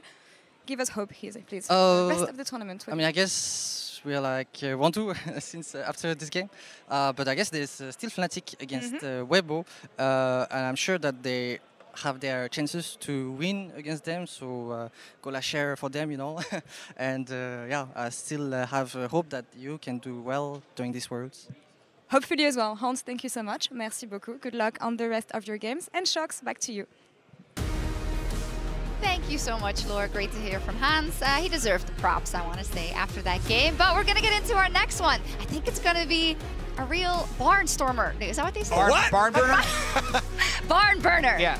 NRG versus Weibo. And it'll be the first time we see the first seed out of the LCS. So, of course, my big question is going to be, how are they the first seed coming out of the LCS? How many barns will they storm? Or yeah, burn. barnstormers. I would say it was a very interesting year for them. They were not dominant for basically any of the year until playoffs. They were 9-9 in the LCS summer. For those of you who don't know, they did acquire CLG's LCS spot after the spring split, kept the roster together. Palafox has the highest kill participation of all mid laners at Worlds, so actually very active in their success. And they have some OG blood on this team, with Contracts making his first Worlds appearance since 2017 when he was on C9. Such a beautiful story for him. Really long journeys for a lot of these players. Even their on coaching this team. staff, DeMonte, famously 0-6 on Clutch in 2019 Worlds. Is that what you had to mention? Another chance. They do get memed on for having a surplus of coaches as well. Yeah. More coaches than players on this team. But it gave them a lot of success. This is a team that was able to make upsets within the LCS, within playoffs, and they really did deserve to win that finals. Yeah, so. And one thing that was weird about them all year is they consistently had a better record against the top half of the league, and they lost to the bottom half of the league. So I think that's good. Which gave rise to, you know, that plus purchasing CLG spot, gave rise to the non-rational gamers okay, I see. I'm learning the lore. Which is something that is kind of shared by Weibo, where they are very unpredictable and sometimes will overestimate or underestimate, you know, their ability in some of these plays. But you can see in these highlights how active they are and how they were the ones pulling the trigger throughout the playoffs when they found most of their success, picking a lot of initiation in all of their team compositions and really buying into just having the engaged vision. Ignar's always been super crazy, Contracts very aggressive, and it took them a long time to figure it out. It did feel like they found their style really in playoffs. And a lot of the stories really focused on Contracts and Palafox for this team. But big shout out to Dokla for adjusting his champion pool specifically in finals. He had not been playing Rumble, he had not been playing the Jax, then pulls it out and smashes them with it. Yeah, speaking of Palafox, there's a quote from Xiaohu. He said, I have met him in a scrim. He's such a good player. My opponent, mid laner Palafox, he's powerful. He seems like a genius. Now, this may or may not have been a slight mistranslation. So listen, there's also a Palafox quote that he said that, man, Xiaohu's the best mid laner I've ever played against, because they scrimmed them as the first LCK or LPL team once they were in Korea, and they got absolutely demolished. So Palafox versus Xiaohu, I think, was a big part of that, but they have learned since then. That it's one of the reasons why they were laughing a lot when they saw the draw, because this is one of the teams that gave them the most trouble, actually. Well, let's introduce Weibo then for our viewers who may not be as familiar. A little teaser there with Xiaohu. This is a team of superstars, Jat, and their year has actually not gone to their expectation or their caliber if you look at the pound-for-pound players, but they still find themselves in Worlds. Absolutely, they clutched it out. LPL was so incredibly deep this year. So getting the 4th seed in LPL is still a huge accomplishment. They have the Shy. He was the world champion the last time he was at Worlds, and it was in Korea in 2019. Crisp won the next year. That was really the birth. These two players were a big part of the birth of the LPL as the predominant region fighting up against the LCK, and Xiaohu was the MSI GOAT, still looking for that world success. And Xiaohu is the one that I would focus on if we're looking at recency for this team. So much carry power in him, in addition to the respect that Energy now have after the scrims versus them. Xiaohu does so much carrying for this team. But I wanted to give like a special shout out because everyone will focus on Xiaohu and the Shy. They're super famous. Yeah. To Weiwei, since it was such a big pickup, changing junglers for this team and Carson moving over to substitution for them, Weiwei had so many really big games for them. I pulled this one because the Poppy game, he just completely popped off for them, spam ganking bottom and top lane. You know, he does a lot, knowing that the Shy requires a lot of attention sometimes. You've been skirting around it. So, what can we expect? The Shy's back. How good is he? We'll see. Yeah, we'll see. Yeah. Because he's never met Dokla before. Yeah. Big Dokes, a.k.a. the Dokes. The Shy really does seem to depend on the day because one thing Dokla said about the Shy from scrimming him is he's very impressed with his ability to harass under tower, actually. But if you just push him in, then you don't have to worry about that. There you go. Yeah, That's a so good point. I think that's Just push possibly the the Shy plan. under tower, yeah. Yeah, okay. The other thing is that the Shy will always try and fight his way out of being on weak side. If you send 4 people up there to try and dive him at his tower, you're pushing him under his tower, he's not going to run away.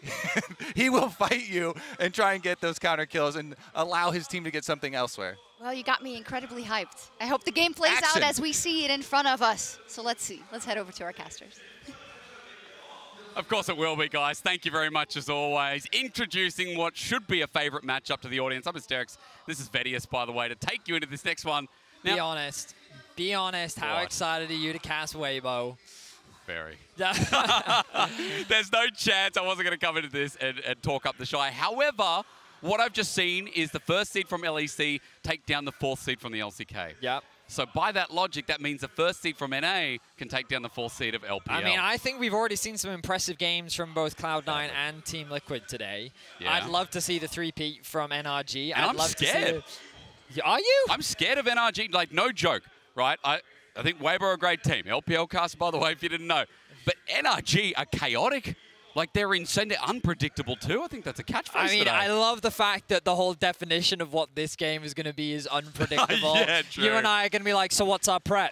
How about we just don't have any and see what happens? We're like, sure, that sounds great.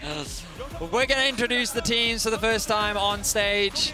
It's going to be our NRG versus Weibo. Oh, yes, it is. And starting off with NRG, the first seed that no one expected from North America. This is a legendary roster. I mean, I used to cast Dokla back when he was on Sin Gaming over back in the OCS, the OPL. FBI, I remember, coming up from the challenger scene in OCE as well. 2 guys close to my heart, but again on the desk, I love that they're really selling the story of contracts. First Worlds appearance since 2017 on Cloud9. So a bit of experience in this roster as well. Yeah, excited to see the return of Ignar, a bit of a personal favorite of mine.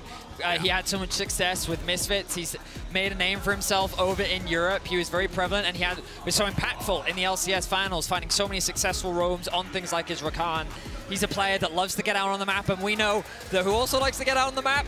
It's Crisp in the bot lane. Oh, hell yeah. I'm so glad you set me up for that, because going up against the first seed of North America, look, that first seed has a lot of thinking to do, because using that same word, unpredictable, here comes Weibo, and he's back. Vedius, let's just start with the most important part. I know there's legends, but look at him.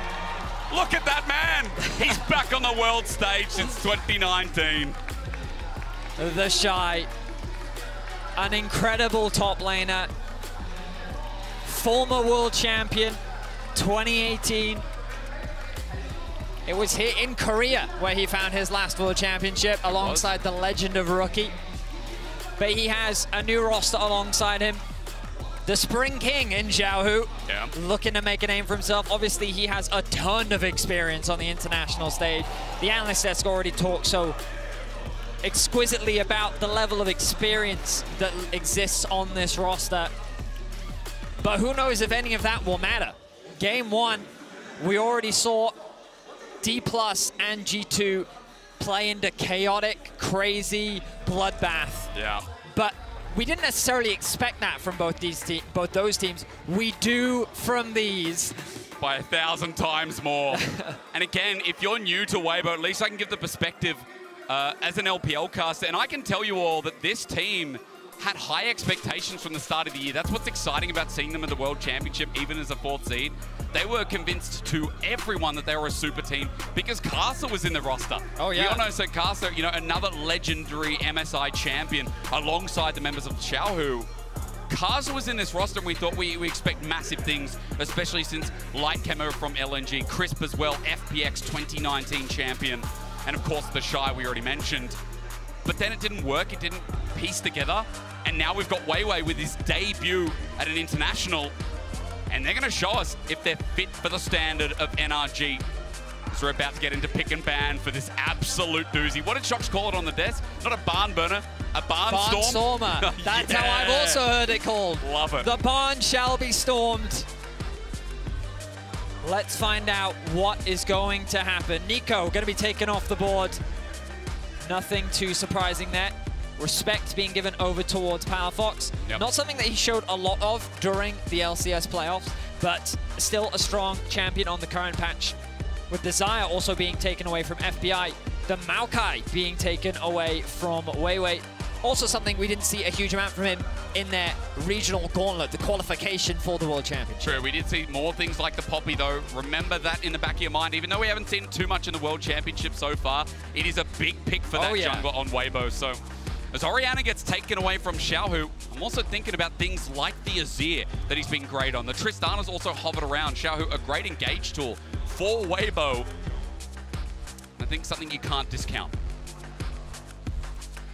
Let's see how they move forward things. Talia, of course, still up and available. The Rel gonna actually be banned away from contract, something that he did play a lot of during the LCS playoffs. You could argue big comfort pick for him.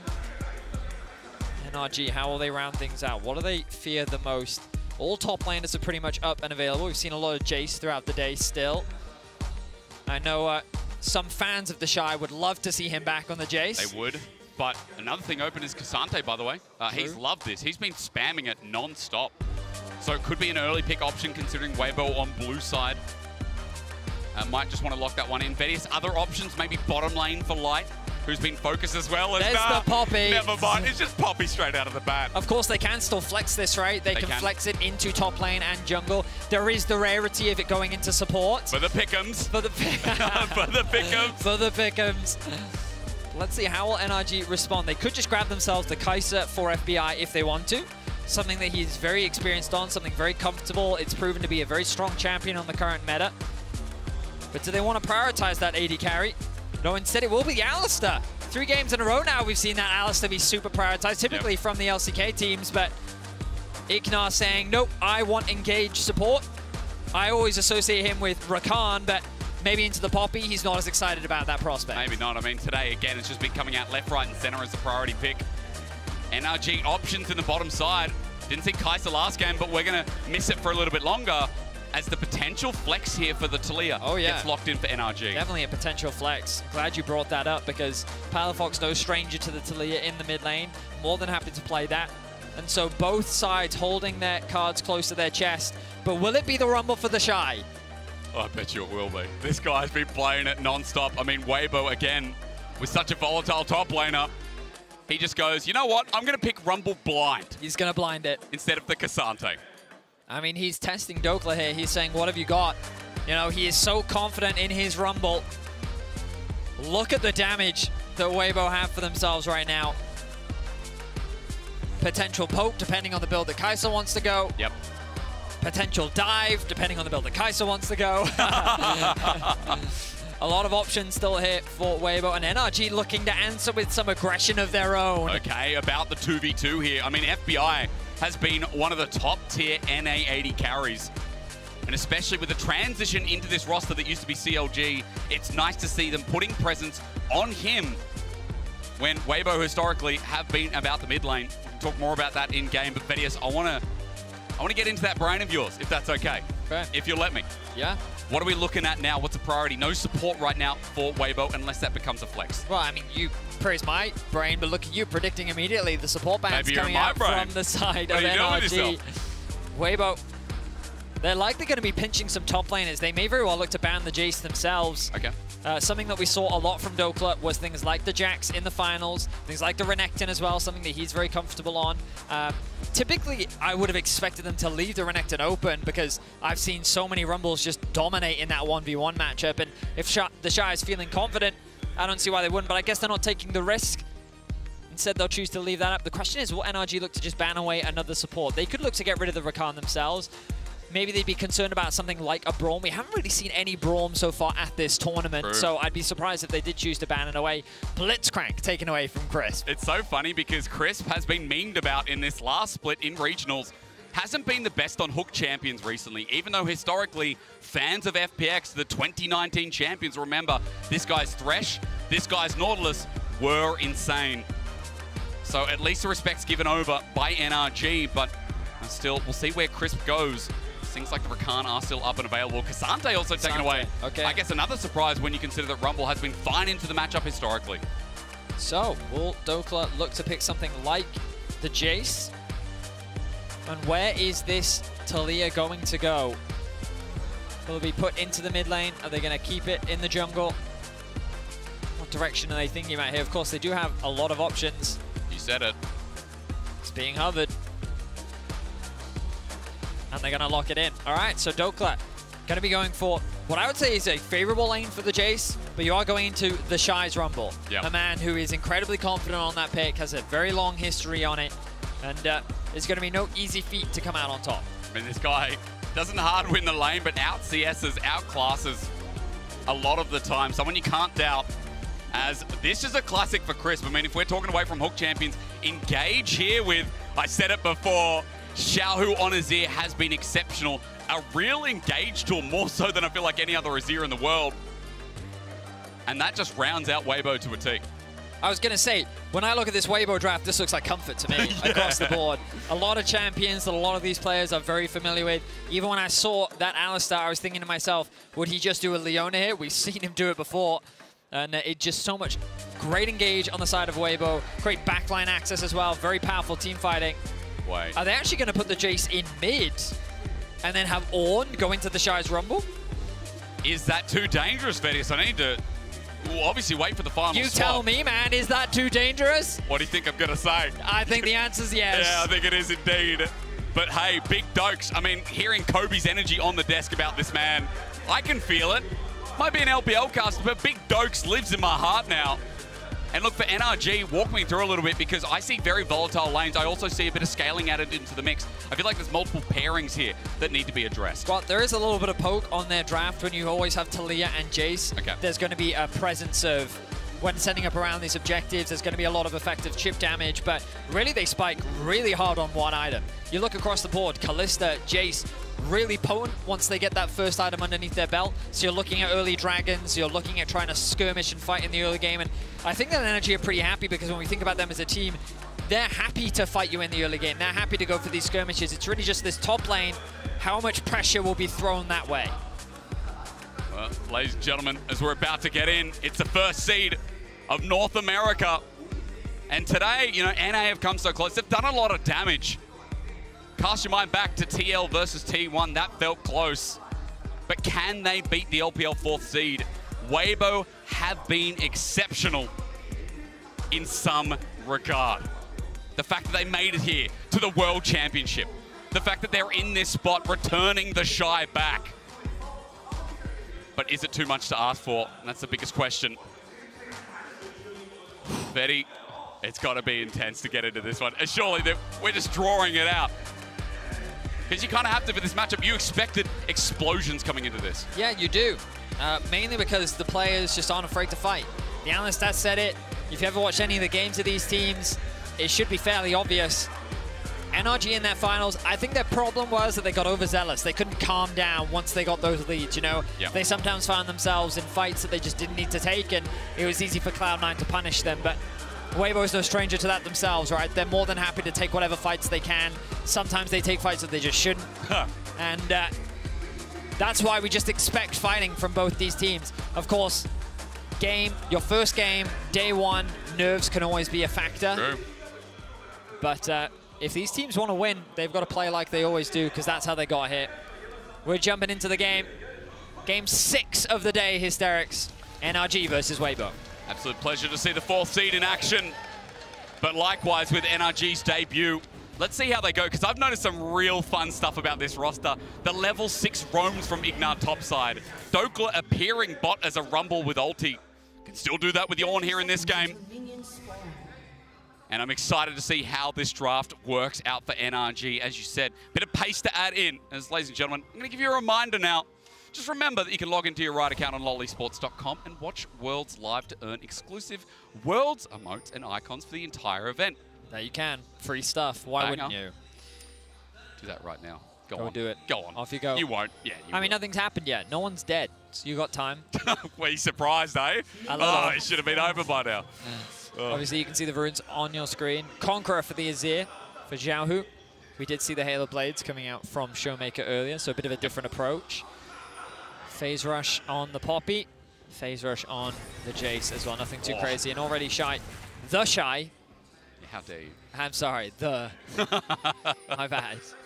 I'm in the presence of greatness, as you and someone else I know would say. It's crazy. Do you think he's outdone Shy, you know, the original Shy? I'd say yes, right? You know, Shy is better than Shy? I'm old, I'm not that old. You know, that's what I'll say to that. I was around for those games, but I wasn't around to analyze them. So, you know, I'm going to pass on that question. That's all right. Now, early jungle pathing. Never mind. It's an all-in, but the separation from Ignar is great. Light can't do any damage. FBI just takes a heavy trade. Yeah, I mean, easy trade for Chris. Is he going to look for it again? Of Yeah, course he is. Center plate, Ignite down. There's a cleanse away. Flashes there too. FBI has no summoners at 2 minutes in the game. Hi there, my name's Callista, and I'm an early game champion. And he's emoting. And Crisp says, hi, my name's Crisp, and I'm an early game champion. Doesn't matter what he's on, he's going to look for something. Level 2 now secured. Crisp taking a strong presence in the lane. That's a stance, isn't it?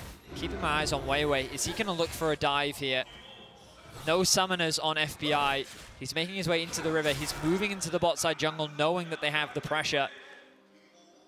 And he'll find 0 camps to steal away, which could very well mean, hey, you know what? No jungler presence means that we can look for a dive. Very true indeed. Sees it, information gathered, and this is what made WBG so scary in those regional finals versus EDG. They made plays this early on, and with FBI at half HP, with no summoners as well, Weiwei stacks him against the wall. I'm seeing deja vu.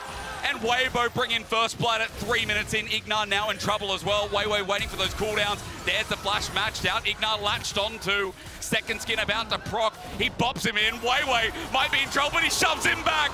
And Light gets the kill. A 2-0 start. Excellent play from Weibo. They were able to force the summoners out from FBI in the straight-up 2v2.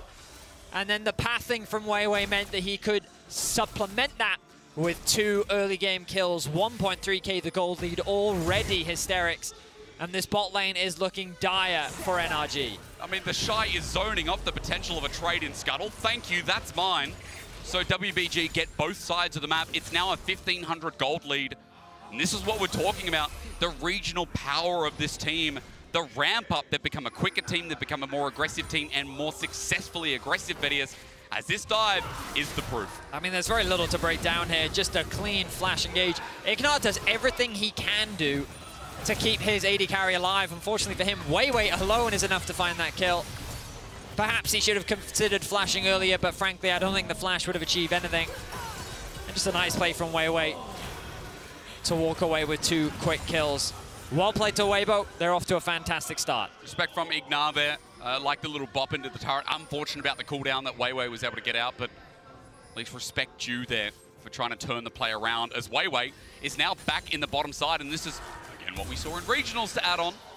There's a bit of vision left over with Contracts trying to match a 3v3's potential. They're going to turn on for Contracts. Shove doesn't work, but against the wall it does. The bot back in. Chris teleports in that one. Ignar gets a double pulverize. Slight now runs on him for the damage. FBI out one way, Ignar the other. Summoners were burnt before, but at least Light can match. Xiaohu is now participating. He runs in without ulti. Ignar is slowed down, and Weibo are this deep this early on. Vedius, this is chaos. I mean, it seems like a one-sided slaughter right now. Constructed chaos. I mean, things are falling apart very quickly for the NRG bot lane, and they need to find a way to stabilize because Weibo are running rampant on the map. 2K the gold lead now. First Dragon is available, but they're not going to start that one off just yet, as many members have gone back to base to spend some of their hard-earned gold. I need to ask an earlier question, earlier than I'd normally ask. How do you stem the bleeding here this early on? That's a great question. Well, the idea here is the Contracts is looking to relieve some of that pressure. Right. But the problem is Poppy is just so powerful in this early game, and Weiwei is showing you why. Not only is he so experienced on the champion, but it's a tough one, frankly. It is a very difficult thing to do. Typically, if this was a little later in the game, you could consider a lane swap, you know? When Weibo go for an early Dragon, you can then use your numbers topside to go for Herald. You can fund the Herald to get the gold back. But it's so early into the game, there's not a lot that can be done. And the fact that the jungler even came bot with a level advantage to try and stem the bleeding, and Weiwei turns it into another kill in favor of Weibo, it only just makes it worse. When we saw the matchup versus EDG, I mean, again, it was that transition of pressure, even add on in the LNG third match playoffs, or rather, let's get the wording right, ladies and gentlemen, the third seed qualifier match, got it in the end. It was about Weiwei transitioning to bot, which we didn't see during playoffs, during the regular season as much. A lot more about that top side, about setting up the Shy. And so again, I guess it's a flexibility, especially in a matchup like this, Vidius, where the Shy's confident, he's fine against the Ornn here. CS is even so far with the way pushing it. Well, I was going to tell, when we spoke about Weibo coming into this tournament, you were kind of surprised in how they flipped their playstyle, right? Where they were playing so much towards this bot side of the map, and it was actually working very effectively for Weibo, especially with the consistency level that we actually saw from the Shy. That consistency continues through here as Contract starts up the Dragon, but there's a control ward already there by Weibo, but Weiwei's on the wrong side of the map, so nice to see that NRG, there's a bit of balance of pressure here. However, Dokla in a bit of trouble, the Shy ready to overheat, and Dokla gets out of there, while the bottom side of the map is relieved somewhat, stopping any kind of objective bleed on top of what we've already got. A small bit of reprieve for NRG. That is not a good trade for Dokla. He's taking a lot of damage. He's at threat of a dive here. Again, look at the minimap. See Weiwei making his way up. The pings have come down. Dokla needs to do what he can to thin this wave out ASAP to make it harder. But the jungler's not going to be there quite in time. Ward going to be dropped. And you look at this vision control over the top side of the map. Weibo doing a great job of just gaining information and trying to keep track of where Contracts is at all times. And if Dokla gets forced out with the teleport down, it is danger zone for NRG on another side of the map. As Herald with this top pushed in is just going to start off quite easily. You can see, I mean, Contract clearing up this top side feels like he's trying to mitigate any further play. Take some resources off the map so Weiwei's not just getting everything. I mean, Weibo are playing this early game fantastically right now. The thing is, now that you've got that lead, you don't need to take any more gambles, or you don't need to take any more risk. Just control the map well. You can see Chris roaming up to mids to help get that pressure so that they can easily secure these objectives, maintain vision control. The resets can now come through, spend some of that gold. The Heralds can be used kind of wherever you want. You have so many options depending on what you're looking to do with it. And slowly but surely, this gold lead continues to balloon in favor of Weibo. Equalizer down, Dokla just steps away, but it opens up the wave again. Vidius, those were valid points. You know, you don't have to do anything, but it's Weibo we're talking about. Yeah. They're not going to sit back and chill. I mean, they're they're sitting back and chilling right now. For how long, though? For how long? Well, I mean, it depends if NRG can find an opportunity to force something. Our expectations were that NRG would come in and look to scrap, because that's what they did when they were in the LCS. But given how tragic things in the bot lane have gone, saying that, Weiwei. Oh, you set it up again, don't you? Zenith play, but the Fate's call gets him out. FBI, does he want to re-engage into Chris? The answer is yes, but no level 6 on this Alistar. Means he ain't a meat shield, ulting in his light right into the fray. Ignar survives for now, a little bit burnt as NRG get away with their lives. Okay, a little bit more confidence coming into the back of the NRG bot lane. 3 versus 2 once again. Contracts has his eyes on Weiwei. The all's there. We get the wall rather. English not going well for me, but maybe for Ignar, the play can stem out as he tanks up. Weiwei chunked a little bit, trying to kite it out. There's some slow there from NRG. So close to getting that jungler with a shutdown, but he walks away. Yeah, Contracts fumbles on the execution there, ends up knocking Crisp away. Yeah. It could have been a big opportunity, but it ends up falling short. And NRG kind of doing what they can to bounce back after what has been a very difficult early game. But this is Weibo's game right now. Oh no! Oh no! On under turret! Oh. The Spring King returns later in the summer as now for contracts. Hang on a minute, no way! He flashes away. Xiaohu doesn't burn his own. Come at me, he shouts, with the Herald going down as well. Yeah, that's so much gold. Be rewarded with the plates after finding a solo kill onto Palafox. Xiaohu making a genius move of his own, finding that kill, and will be funneled so many plates. He's gonna get a third one. He's gonna get a third one. Xiaohu now out of control in the mid lane. Palafox is a level down. He's focused on clearing the wave, and Xiaohu is using his range to poke away at Palafox. But then the ultimate comes through. It's easy, it's clean. Palafox doesn't even flash. And then Contract's very close to losing his life as well. Almost taken down with a flash down as well. Xiaohu holds onto his own. You said it yourself, Betty, as the plating was obliterated in the mid lane. And all of a sudden, we are close to 4,000. Let's do some proper math, ladies and gentlemen. Say 3.5 for now. But 11.5 minutes with Dragon coming up in a minute. Weibo are going to be accelerated into this first item. It's looking good for the 4th seed of the LPL. But more so, I think both these mid laners called each other geniuses. We got from the desk. Smarter today seems to be Xiaohu, at least so far. I mean, I would also describe Xiaohu as the stabbier and the more ruthless in the mid lane so far. Looking to build that Leandri's flash. There's a play. It's matched though. Crisp out with his summoner. However, this is getting collapsed on Weiwei. In the right place at the right time yet again. The Fate's Call though saves the day. Weibo still looking to contest. Hang on, Xiaohu's running in. He's got his flash available. No way! They went to Narnia and back again in a couple of minutes! Contracts is down. Weibo cannot be stopped. It's like they've got their own personal train. They see a kill and they will go for it to the bitter end. No escape for Contracts. His flash was lost earlier. And another is given over. Old D Palafox is sent packing. He's got his flash available though. He's running for the hills. Chris looking for the Zenith Blade. It's out of range. At least Palafox holds onto the summoner. They are relentless right now. Dokla being chipped away at as well. Another plate secured for Light. All 3 lanes, Vedius.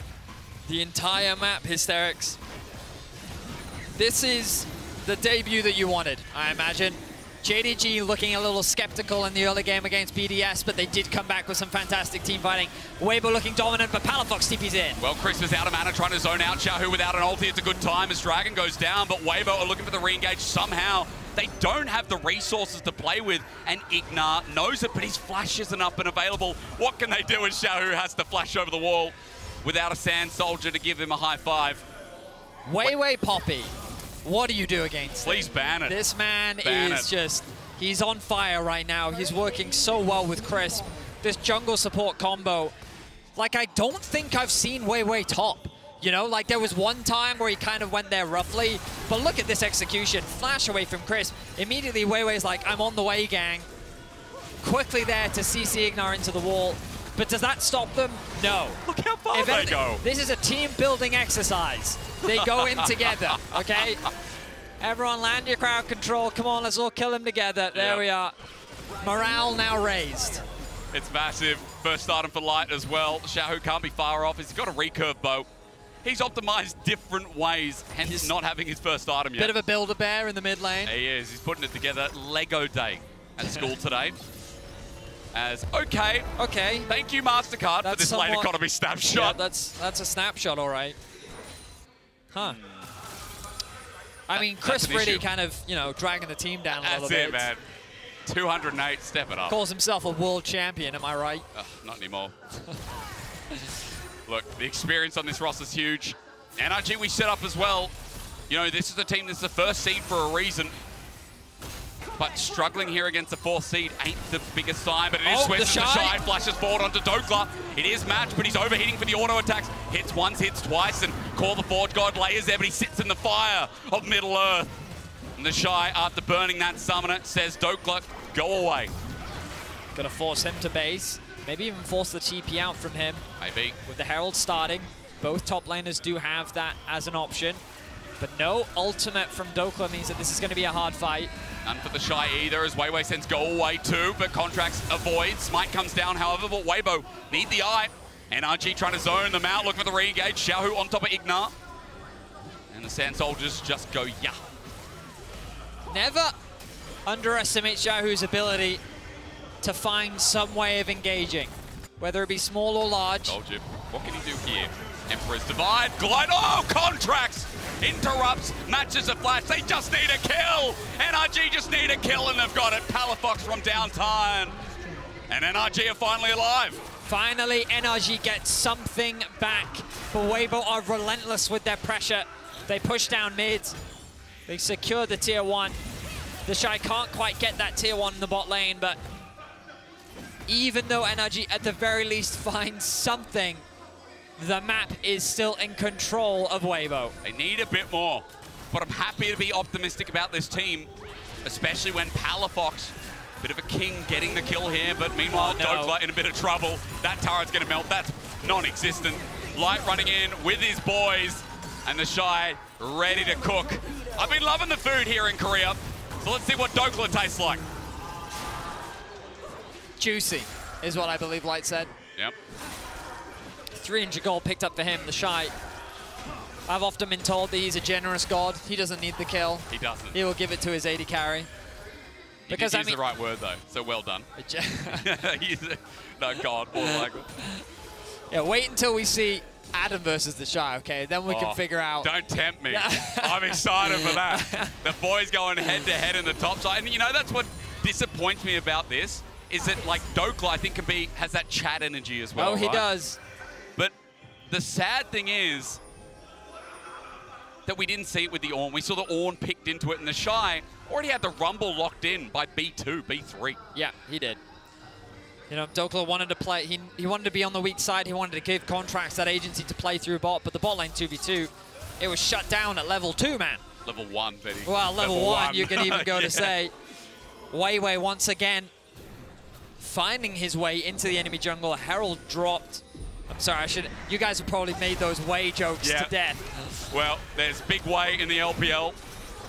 There's also single Wei, you know, RNG's Wei in the past. I'm just waiting for no Wei to come through as a... Oh, he's in EU. Yeah, that's right. That's right, waiting for it to join the LPL. As Herald gets a double charge, mid is open. And NRG losing out by gold by the thousands every minute we go by. As it's an easy dragon setup right now for WBG as they move towards the objective. Blue buff going to be transitioned over to Xiaohu. What else is there to say here?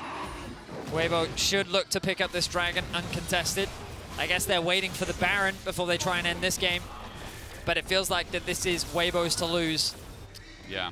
You just kind of look at how the comps work, and Weibo's is just so straightforward. You know, they do have a lot of range and poke, but they're not going to use it like that. This is all about diving. They're going to have Crisp engage. They're going to have Weiwei try and find the flank. The Rumble ultimate's going to come down. What am I saying? Xiaohu is going to E in. He's going to ult, and then the wombo combo. Using the ult, Weiwei will CC someone into it, and then the dive will follow up. The Shy will flash auto overheated versus 3 people. He will be chasing FBI, who is kiting him backwards. That's how this fight is going to play out. You know what's crazy about this game is I think it's the first time in a while that people haven't set a tent up top for the Shy. You know, there's very few games I can say, even throughout this whole year, where people have not sent 2, 3 members up to deal with the Shy. They didn't have a chance, mate. But he had a free lane. I guess, yeah, the whole map's burning. And the Shy, of course, is saying this is fine because he's outside watching the fire. He doesn't have to care. Weiwei has brought the hammer to bot lane. Oh, yeah. And he has just kept the pressure up. Baron, 30 seconds. Now, how confident are you in Weibo's Baron setup and secure? Confident, huh? Sorry, ask me the question again. How confident are you in Weibo's Baron setup and secure? 100%. 100%. All right. It's a lot of confidence, Asterix. Yeah, sorry. Let's see. It's spawning in 10 seconds. They're not the cleanest team. That's the problem. They can throw leads. That's looking very clean so far. It is. But I won't but you're say just anything. waiting. You're just waiting. Yeah, that's right. No spoilers. I'm not a doubter. I think sometimes I'm just realistic. If anything, I would say you're a realist. I am a realist, yeah. How many years have you been casting the Shy? Since 2019 spring, which was his best year, by the way, best split. That was an insane one alongside Rookie. Semi-finals at Worlds, remember, against FPXs. We'll pause on that. This is what's happening now. Look at the lines of scrimmage laid down, but the Shy's not dead. They don't have enough damage. Dokla knocks him up. They're trying, equalizer down. Maybe they do indeed. But Baron goes down because of him.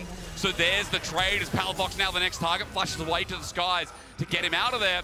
And that's what it costs to kill the Shy. Everything, the kitchen sink, the front door, all the new kitchenette, and the fridge, Vedius, for the cost of Baron. The question is, for you as a the Shy follower, would you say that this is worth it? His life for a Baron?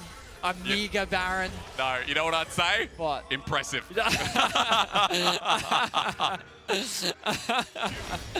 NRG, they're able to find that pick. They bring the kill score up to 2, but they still find themselves at a colossal deficit. Contracts. Really good idea here. Yeah. A good flash response from the Shy. And just great awareness. Like, Dokla used his W on the wave, thinking that this play wasn't going to continue. But now Contracts, no flash. The Shield of Daybreak lands. NRG are there to back up, but Christmas and Leona taking uppers. See you later. Wei sends Ignar packing as the flash over to bring Contracts back on in. They used everything in the last play. Xiaohu gets one from FBI on the side as well, but as Contracts drops down, Xiaohu buys some time and sets up for kill number 2. Who's it going to be? Ignar. He's got his flash available, but a blast cone to help him out. As Weibo try to get some stuff done, well, at least Palafox is getting a trade, but what is the cost on the other side of the map? Wait, Weiwei's still here. Weiwei knows that this jungle belongs to him. He's going to force NRG completely out of it. They're going to have to walk back to base as they group up top and push towards this tier 2. The Jace, after securing a mid-tier 1, getting a bit of gold back for NRG, will now recall as they find themselves with an 8k gold deficit. From start to finish, a clean performance from Weibo. Yep. And Weiwei just being instrumental in how this team has just been dominating. Well, as we look back at this, Chris takes so long to die, and it's a full commit after the play we saw before where NRG threw everything. The hilarious thing is, look, he actually gets dragged back by the Fate's Call, so even though he gets yeeted off, maybe NRG can find a fight, but the positioning is just too awkward. Xiaohu, you've already talked so much about it. He sees a 3-man engage, he goes for it, forces the flash out from FBI, knowing that his team is right behind him. And unfortunately for NRG, they constantly find themselves on the back foot. Baron still 35 seconds left, Dragon spawning in 45. Weibo will use this pressure to secure their 3rd Dragon of the game. Red Bull Baron power play at 3k for Weibo. They're already in a gold advantage, but it moves to 8,000, as spoken before. Thank you for that win probability powered by AWS. It's looking pretty positive. It looks almost 100%, but we know no game can be 100%. Okay, no game. If anything, it looks like that towards the end it tapered down a little bit. Ooh. When the Shy died, the game knew. They probably went down 50% or something. Well, it's going to take a lot more than that. 10 seconds again as the Shy, no teleport available. Dokla does have it with the Ram Jam available as well. So you can potentially pick that angle for NRG, but it's grasping at straws as Weibo have full vision control in this enemy side of the jungle. And that Dragon is as good as theirs to lead some Mountain Soul Pick'ems people into a happy place. That it does. I gotta say, Vedius, I'm one of the few people that picked Mountain, yeah. I was Ocean, I think. Wow, I think you were doing the worst. Hey. At some point. I would say that I'm trying the best. Oh, okay, yeah, right. I mean, I'm the real fool for not picking Cloud in Korea, okay? Yeah, everyone knows it's Cloud's sole domain. Yeah, who would pick Cloud? Probably all the LCK cards. Now, this is normally the part where I'd be like, here's how NRG can come back into the game. Say it. There's always a way. Optimism. I mean, Weibo would have to do something very Weibo, which I feel is quite unlikely at this point. Yep. Maybe. Yep. Don't hesitate. You know that, like, they're not going to lose this game. Probably not. I feel like I'm trying to get blood from a stone right now. You're like, I don't know, man. It's kind of like when I was casting the G2 game and you're like, surely, man. And I'm like, I don't know. They're up there at the Nexus. You're like, I'm just going to wait till it's over. But look, I mean, again, very different. I feel like Weibo, as the 4th seed for a reason, However, to be realistic with your point, you know, again, up 9,000, they've got the whole map. We're talking to Dead Horse here about how Weibo are in control, but I want to point your attention towards the most obvious fact. It's been obvious all game long, thanks to Weiwei. Look at the bottom side of the map. 3 items versus 1 and a bit. Yep. That is a budget Winsu's Rage Blade that you know, picked off a side store down the road. Yep. Light is 2 full levels over FBI as well. Palafox has been doing his best to keep up in experience, but the Shy now ticking over to level 16. That's going to be a max level ultimate as well. Yep. If NRG aren't squishy, he's going to make him look like it. Oh, yeah. Baron spawns in 35 seconds. They're going to get deep vision. They're going to push in these waves, and they're going to look to secure it. Likely they can do it with just Light and Weiwei. They can use Xiaohu. They can put him behind the wall, and with his range, he can chip away at it while he zones away the rest of NRG. They have so many tools, so many easy ways to play this. They've actually sent Xiaohu down bot to keep that pressure up. He has the TP to join the fight. A lot of options. All Weibo need to be is patient. Yep, and just wait. But I also want to point out, you know, much to the success of this team, Crisp having a really good game to open up Swiss here. And his ward score is actually impressive. You know, 26 minutes into the game, 103. That is insane. Yeah. I know there's been a lot of wards to clear, but still, that's like every second of your life is spent to getting rid of these things stuck in the ground on Summoner's Rift. Right now, NRG do have a bit of vision on this top side. They want to try and contest. Doklo has been sent to try and answer Xiaohu. Well, they'll try at least. Solarflare lands. Oh, look at the equalizer. The carpet's laid down as the Fates call gets him out. Contract! Oh my, that's the flash. Palafox covered, but it didn't matter. That threat from long range is too much to bear as the Shy waits for them to reconvene. It was literally just an ultimate from the Shy. He just single-handedly forced NRG back. And that will be the Baron. A dominant performance from the entirety of Weibo. And now with this Baron, they can look to end it right here, right now. Maybe they want to wait for the Dragon Soul. I really don't think they need to. With the gold lead they have, with the power that they have, I think they should just look to end it. And try and end NRG's suffering. Yeah, because NRG not hitting expectations today, but at least trying to get towards this Baron to no success as Crisp starts this off with a big Solar Flare. So we see the ultimate come down. It applies the slow. Yuck. Followed up with the Shy's ultimate. Oh. And then Palafox blocks it, but Contracts, he reacts a little too quick. Doklo tries to look for a knockup, won't be able to find it. Weibo pressuring in bot lane. Using this wave, they should be able to crack the base open. Dragon in 35. Well, this is the pick, though. They get the Shy's flash, call the Forge God. There's the Weaver's wall. Contracts not getting the shove back, though. The Shy will walk it out as Weibo like, all right, you want to go for our top laner. We're going to try and end the game. There's the equalizer to stop 3, 4 backs, really. Solar Flare as well. Another backstop. Hang on a minute. Weibo are just ending the game with the Baroned up minions. The Shy's done his job. NRG are going to find a pick onto Chris, but as Doklo gets back, he's shattered as well. Ulti's a little early from Xiao, but Palafox gets burned down nonetheless. With their debut at Worlds, Weibo are tearing apart North America. Piece by piece by piece. Weibo in under 30 minutes are destroying the first seed of NA. I'm sorry to the LCS, but WBG might be the 4th seed, but they are here to play. A dominant performance from Weibo from start to finish. And it did not take them long to start. Level 1 in the 2 versus 2, getting the summoners out from FBI. Quickly followed up by a dive. Just well executed across the board. A clean, straightforward performance. And Weibo will have the opportunity to join some of the top dogs at the tournament. The 1-0 group. Competition's only going to get harder from here for Weibo. It's a big win to open up. It's the confidence booster for the LPL, as I think banning Poppy needs to go on the list. But ladies and gentlemen, we're going to toss it back to the analyst desk. After that, Barnstormer, Barn Burner. Shocks, you're going to have to fix me on that one. Yeah, Barnstormer, Barn Burner, whatever you want to call it. The base burn, okay? Let's put it that way. It's like a base burner. That wasn't a barn burner. This is why. Barn burners need to be close.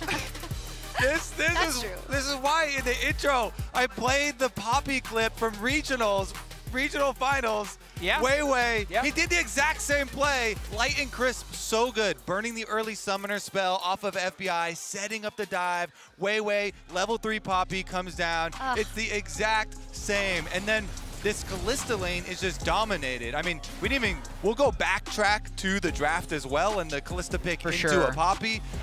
But once again, Weiwei comes out huge for them. The bottom lane really setting it up, though. I think this is also an example of NRG misplaying or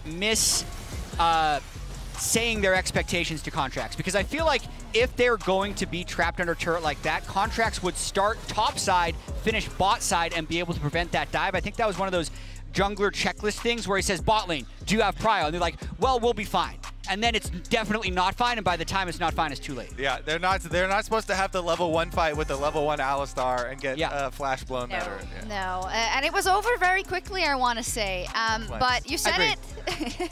You said it, Kobe. Brought up the Poppy, like kind of brought up exactly what that win condition is, and then were you not happy with the draft, with the responses? So I will say that this game is actually kind of what I expected from the Scrim rumors. that went about as well as the the Scrim rumors have gone for this matchup. But I mean the Kalista pick, already seeing the Poppy I was very worried because I don't have confidence in them snowballing that bottom lane in the first place, and then it went the other way. Yeah. So I'll cope. Okay. For 30 seconds to a minute. Yeah. Okay. This was bound to happen. Yeah. I don't think it's that big a deal. They lost the early game substantially to a team who was the hardest against them in scrims. Yeah. I know they've never played them on stage, but that legitimately felt a little bit like a mental block. And for what it's worth, NRG, they are slow starters. They were slow starters throughout the entirety of the LCS season. The #1 seed very rarely is 9-9 in the regular season. So they've dropped down a little bit. You still need to beat 3 unique opponents to make it through. In fact, their opponents now are going to be easier than if they had won. This is such a cool. The beginning of the Swiss stage is really like the regular season. I love it. Really, this is just a seeding mechanism until we get to the best of 3. Yeah, so the Mad Lions, it's just, It's the same thing applies. But I will say, to kind of wrap this up, Weibo did look very impressive. Yeah. I mean, the fact that the Shy had 25% kill participation, it didn't look like it mattered, meant everyone was winning their matchups individually. That says a lot, actually. Yeah. But we can talk about that some other time. We're going to take a quick break, because when we come back, we're going to intro LNG versus Fnatic. Hey, why not us? NRG can do it. That's why. We just saw why. Why not us? This is Weibo's game right now. Oh no! Hang on under turret! Oh. The Spring King returns. That's no flash. He has no flash. He has no flash. They're gonna go down. Go, go, go, go! You guys go. You know, orange side moving over. Nice. Nonetheless, with their debut at Worlds, Weibo are tearing apart North America. Piece by piece by piece. Weibo in under 30 minutes are destroying the first seed of NA.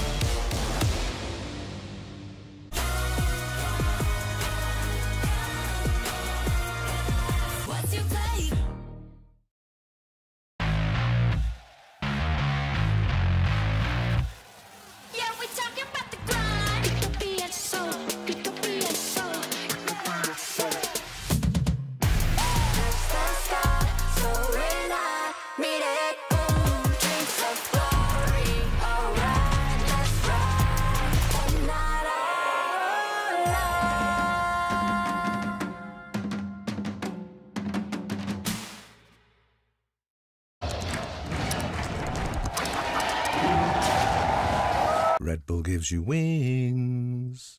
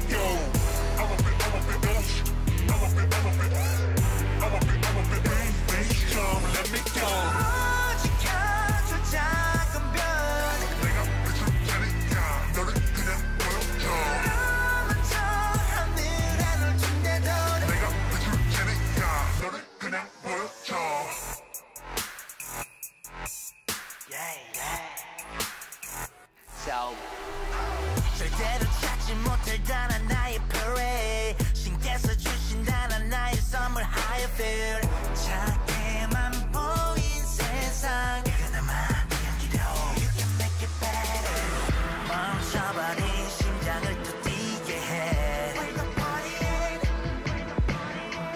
날 데려가 새로운 세계로 날 노려봐 The game 볼수록 더 원하니까 어째 내가 이제 보여줄게 우연한 건 세상에 하나 본 적 없어 네가 가질 테니까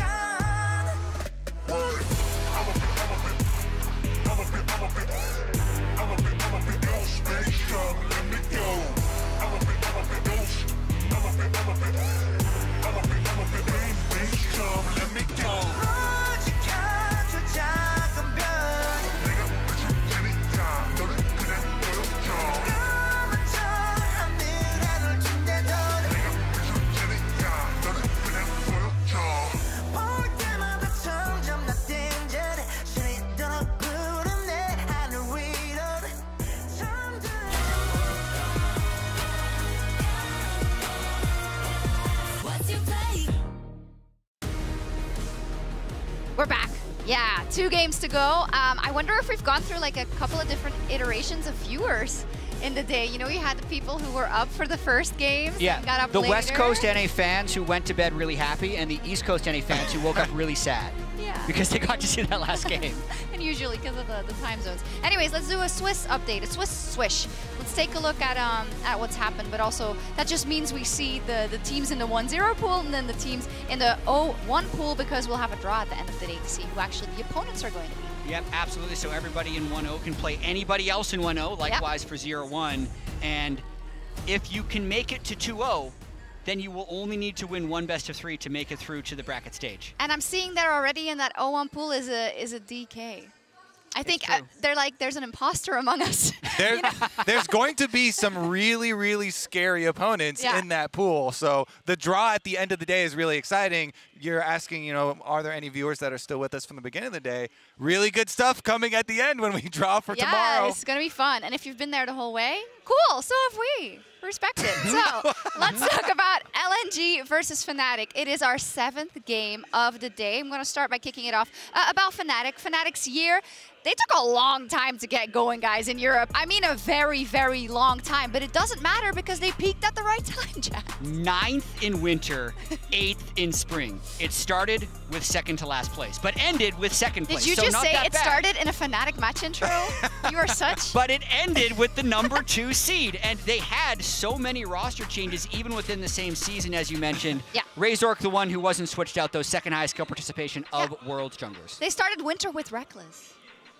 That's how crazy it was. I mean, yeah, a lot of roster changes went into this iteration. And to your point, though, what matters is peaking at the right time and what you can do with it now, because, you know, having to go through all of the wrist issues and everything. Yeah, exactly. I think we should mention it, that Oscar, of course, had a wrist issue. Oscar Rinnan in the top lane, if you're not familiar. Wonder had to come in, actually, for the season finals, where Fnatic made the finals, the grand finals of the season finals. But I think a lot of that was up the back of kind of finally seeing a Razork that we wanted to see. Yeah, absolutely, and I feel like Noah stepped up in a big way. Noah Trimby were big playmakers throughout the whole playoffs, but it does call into a little bit of question about what type of Fnatic are we going to see, because they started the split so low, they had so many roster changes. The team that actually qualified is not the same as the team that is actually here, so as always, Fnatic is going to be fascinating. It can never be not fascinating. It can never be easy. You know, I know Oscar, we know from his own post that he got here a little bit later as well, so you have to take that into account.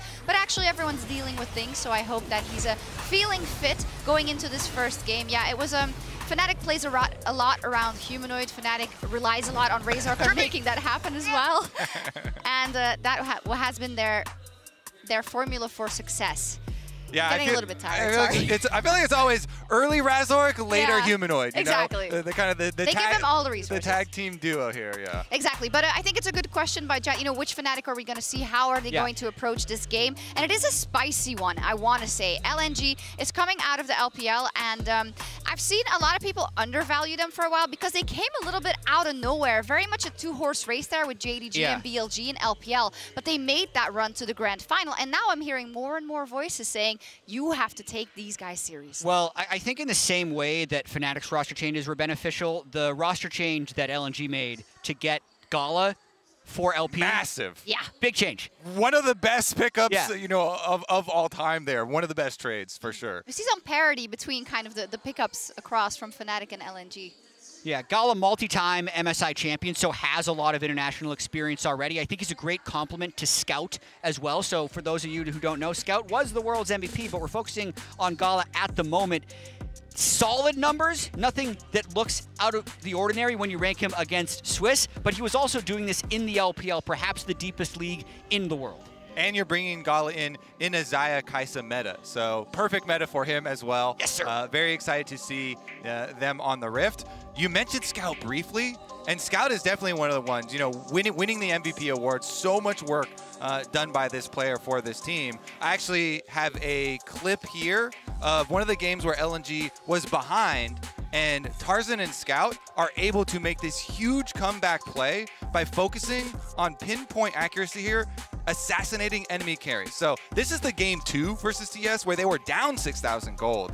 But LNG, you can see on the minimap, Tarzan right now knows there are no summoner spells on Jackie Love, so this is the carry to try and go fight, and he knows Jackie probably going to go eat up those mid lane minions. So Tarzan goes very early with the control ward towards that mid lane brush right here, and you can see him, even though the rest of TS are going to slip in, and Tarzan will be outnumbered, he's got the positioning on Jackie, and it's a perfect follow-up there from Scout, so they can completely delete one of those carries, and they actually come back and win this game because of this team fight and being able to snowball off of that bounty and get right back into it. So this team does so many good things. You can talk about how creative Tarzan is. You know, he's building redemption on Olaf 8 years ago or 6 years ago or whatever it was. He's always got that creative eye for a jungler, but also how they pick and choose their fights, and they're never going to give up on one of these games, even if they're 6,000, 7,000 goal behind. Yeah, I imagine if we had win probability for that LPL game, it would have been like 10% before that play, down 6,000 gold and 2 dragons in 18 minutes, but coming back to win. And I am very interested to see LNG. I do think they had a very late surge in the LPL. I think BLG, JDG looked like the 2 best teams from the LPL very clearly throughout the entire split. But now, in fact, LNG was actually able to go all the way to the finals and really push JDG. So 12-4 in the LPL summer. We mentioned before, like, Scout is a world champion. Yeah, and was MVP though, so. And is the MVP of the LPL, despite not being first team, because he was the carry in so many he was also the cases. finals MVP in 2021 when they ended up winning EDG. And I think it's very interesting for LNG. This is something we say often about LPL teams, but that is the most gruesome region to qualify out of. The amount of best of 5s you have to play in the playoffs, and then also in the regional qualifier. Of course, LNG only played 1. You're going to get a lot better from playing those. This is an amazing graphic. Yeah, it looks great. Yeah, Wonder's just at the tail end. Obviously, a lot of the changes, as we said already, for Fnatic, but also for LNG. And I think you can really identify kind of the core swaps, right? The things that made the teams what they are now. I will say, in terms of the LNG playstyle, what I'm going to be looking for, Tarzan ganks a lot. Yeah. Like, he is one of the lowest farm, usually junglers, that is more active in trying to set up his laners. It's almost like that old school style, all the way back to his early days in the LCK. So, in terms of what Hysterics was talking about before, the LPL teams that were sent to Worlds being very distinct, right? This is not your BLG style. This is not your JDG style. It's kind of driven by the way Tarzan and Scout play. So don't look for a super explosive game just because they're from the LPL. It's also part of the reason he has a fascination with support items on junglers.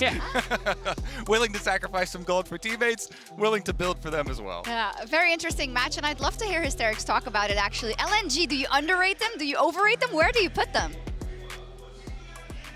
Well, I can tell you one thing. A lot of people will say they're the true second seed, but unfortunately, they didn't get the points in spring, so they're third. But at least they secured third, because otherwise we'd have a lot more questions than that. Yeah, at least they secured third, and now they have to play against Fnatic.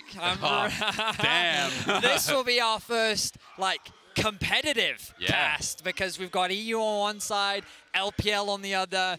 EU doesn't have a great history against the LPL. Even Fnatic themselves, I do remember a top esports series that didn't quite go the way that we wanted. Oh, yeah. Yeah. And there was also that IG series that we didn't really love. Oh. Yeah, but here's what I'll say, right? Obviously, LNG coming in as heavy favorites, especially given their performance, with how competitive they were against JDG, who's even considered a tournament favorite, right? You haven't gotten to see Oscarinen play for, like, 6 weeks. This man was developing as both a carry and a tank player, and the way in which Fnatic qualified was Wunder being very limited in his role as basically being a Renekton one trick. So I'm excited to see what Oscarinen has been cooking, what his synergy would be like with the team, and him going up against Zika, 2 international rookies, it's going to be exciting for sure. It's going to be hard to prep for, surely, as Fnatic come out on the stage, the second seed from the LEC. And while they might not be able to topple G2, I mean, again, Fnatic, your historic organization here at Worlds, they've got such a bigger name. I mean, LNG going up against them obviously don't have that depth of quality of organizational understanding. That's not a real sentence, but you guys all know what I'm talking about. Oh, yeah. I mean, in Europe, a lot of these players are very well known. Humanoid has been... Well, he's made it to Worlds every single year. This man hasn't missed one as a European representative. Which is nuts. Trimby returning to the World stage. He wants to redeem himself after the Narcissus of last year. Yep. He wants to fix the expectations around him. But to say that while LNG as an organization doesn't have a lot of reputation, the players certainly do. Tarzan, a titan of the jungle. Scout, a world champion. Oh, yeah. This roster has some players that you need to be afraid of, especially when you look in that AD carry position. They swapped LP. It was one of the biggest trades. I know that Desk was talking about it, but LP to Gala is literally like trading Faker for any other mid laner in the world that's not in the top 5, not top 10. You're like, holy moly, it's significant. And as you're highlighting before, Scout with 31 individual regular season MVPs over the course of this year. He got snubbed for all LPL Pro first team, but this guy deserved MVP in both splits.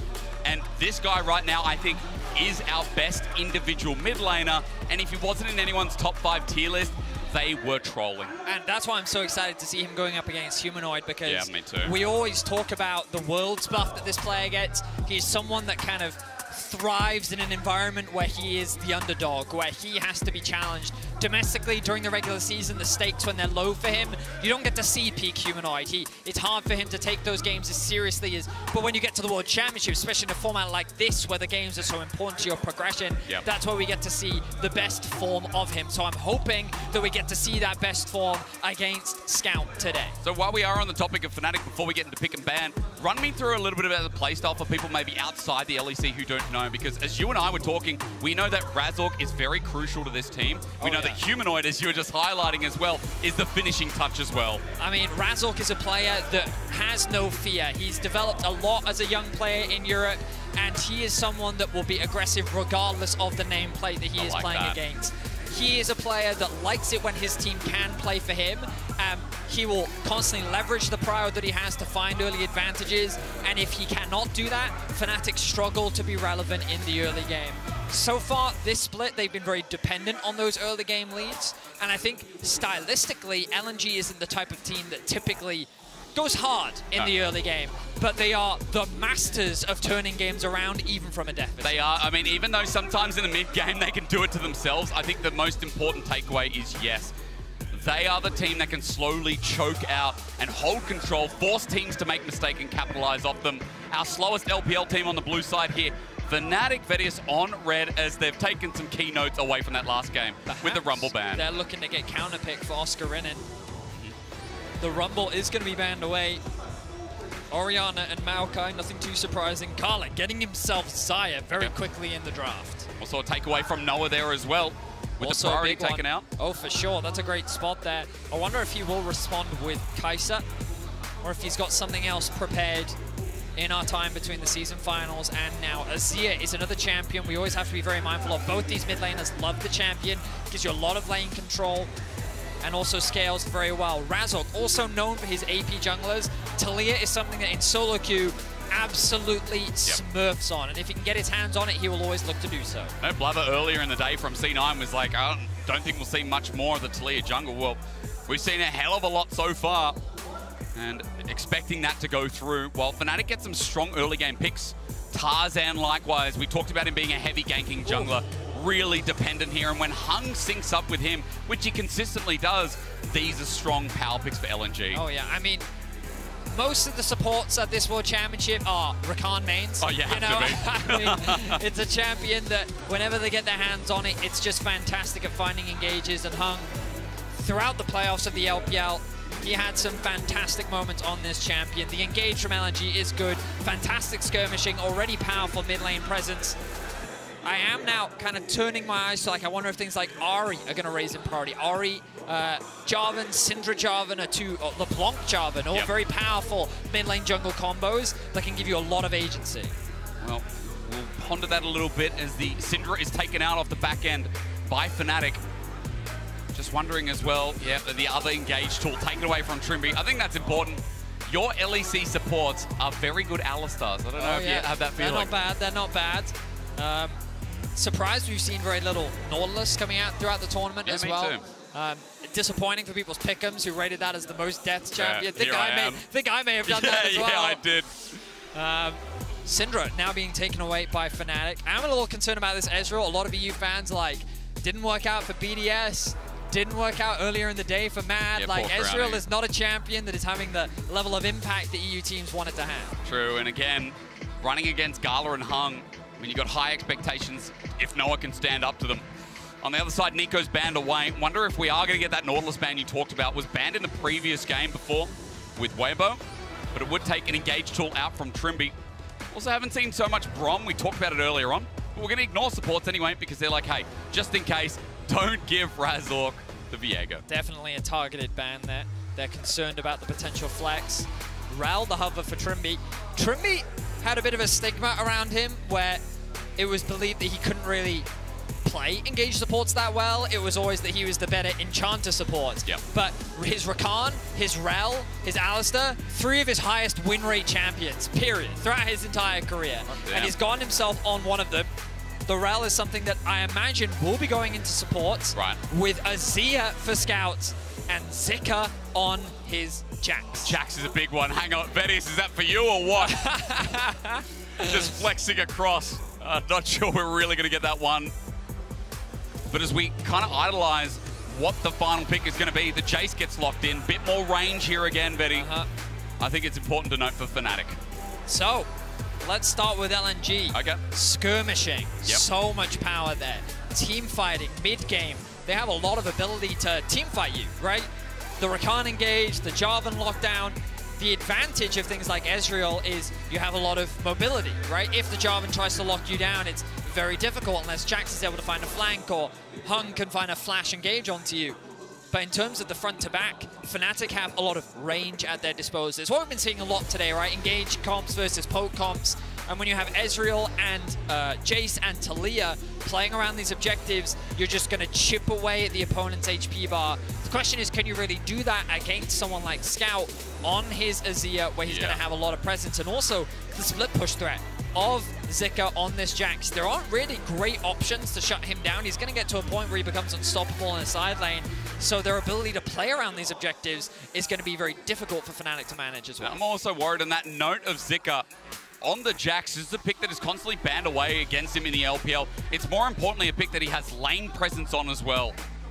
And when we talked about this team bringing together Oscarinen back into the top lane, it is a bit of a concern, Vedius, because, you know, Fnatic, what little did we see of this top laner again? We saw one to fill in the position. The irony was on Renekton. Yeah. And so you're wondering, what form are Fnatic going to be in? Because this is our first good look at them in a long while. It certainly is. LNG have shown a lot of data throughout the playoffs, throughout the regional gauntlet. Lots and lots. Lots of BO5s. A lot lots of Game BO5s. 5s as well. Whereas Fnatic, they qualified without even having their main top laner. But still, he will be on that Renekton in the top lane. LNG, I do like what they've drafted for themselves. Yep. They too, I think, have gotten a lot of comfort picks. And while players like Humanoid and Razork have a lot of experience in the international stage, a player like Noah doesn't. This is his first time. The pressure can get to him. He can definitely feel those nerves. But he's a player that, when he's in the right mindset and he's given the right resources, can be a massive, massive carry player. Going up against Gala, though, is going to be no easy feat. True. I'm excited. I know you're excited. EU versus LPL. Oh, hell yeah. Second seed versus third seed. I'm hoping for a banger. We start off with a pretty standard line of scrimmage. Nothing too crazy to boot. Looking for those early wards, though. Zika trying to get some vision on the red buff. We'll do so. No hassle, no harm as Razork starts towards Raptors as well. Ooh, you'll notice that ward in the river as well to track for a potential Tarzan EQ over the Dragon buff to go for a potential blue buff steal. Blue, very important on a champion like Talia, so Fnatic want to make sure that that one is not yoinked away. Tarzan great at exemplifying resources, taking what's his, really. Anything on the map is going to be his. As already the trades start aggressively up in the top side. Bettis, I got to say, I'm hoping this one a little bit closer than what we saw first seed versus fourth seed before. NRG versus Weibo. Just had to bring it up.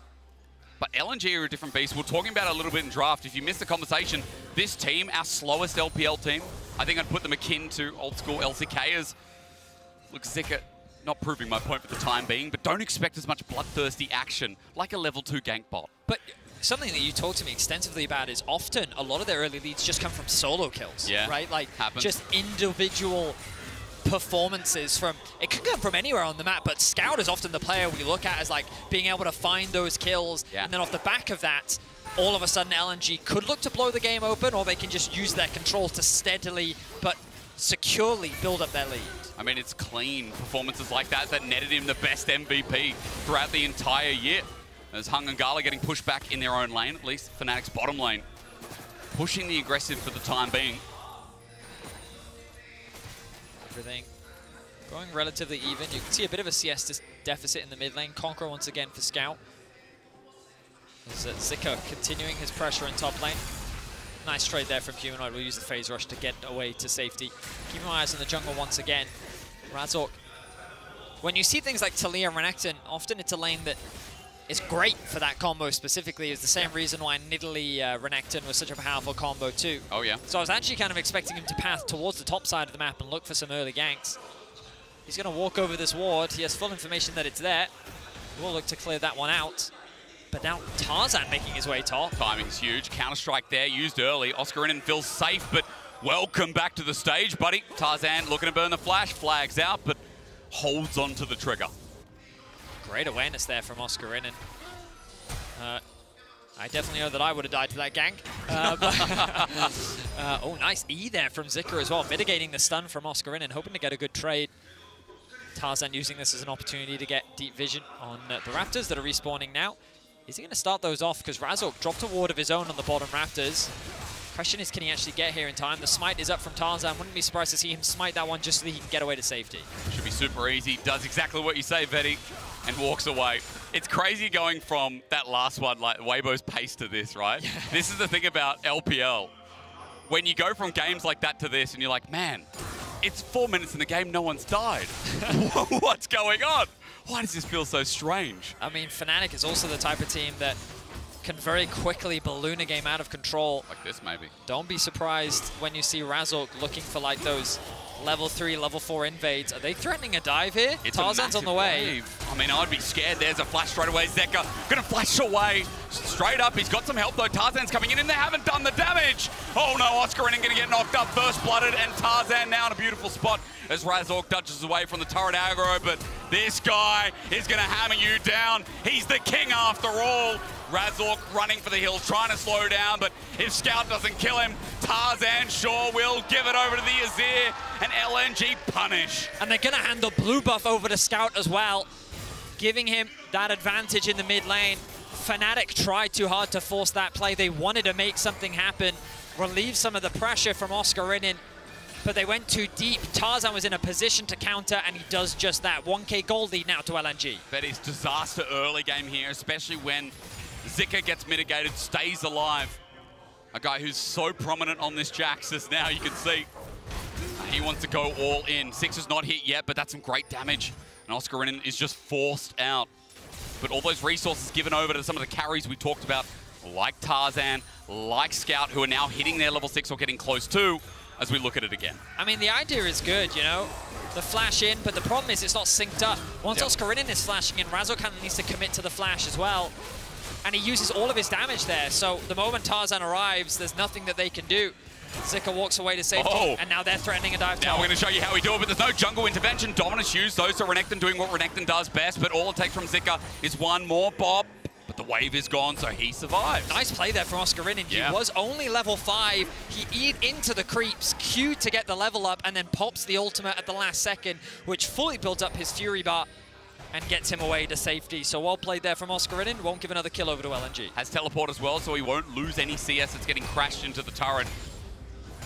So for LNG trying the dive, both dives unsuccessful in their own ways so far from our two teams as Scout. Might get hit here. Trimby setting it up, Shattering Strike. He reads it, but he won't get the Shifting Sands away. Instead, he gets knocked back on in. Scout jukes it out. Okay. Thinks he's going one way, but goes the other. Yeah, the E wasn't quite interrupted by Trimby.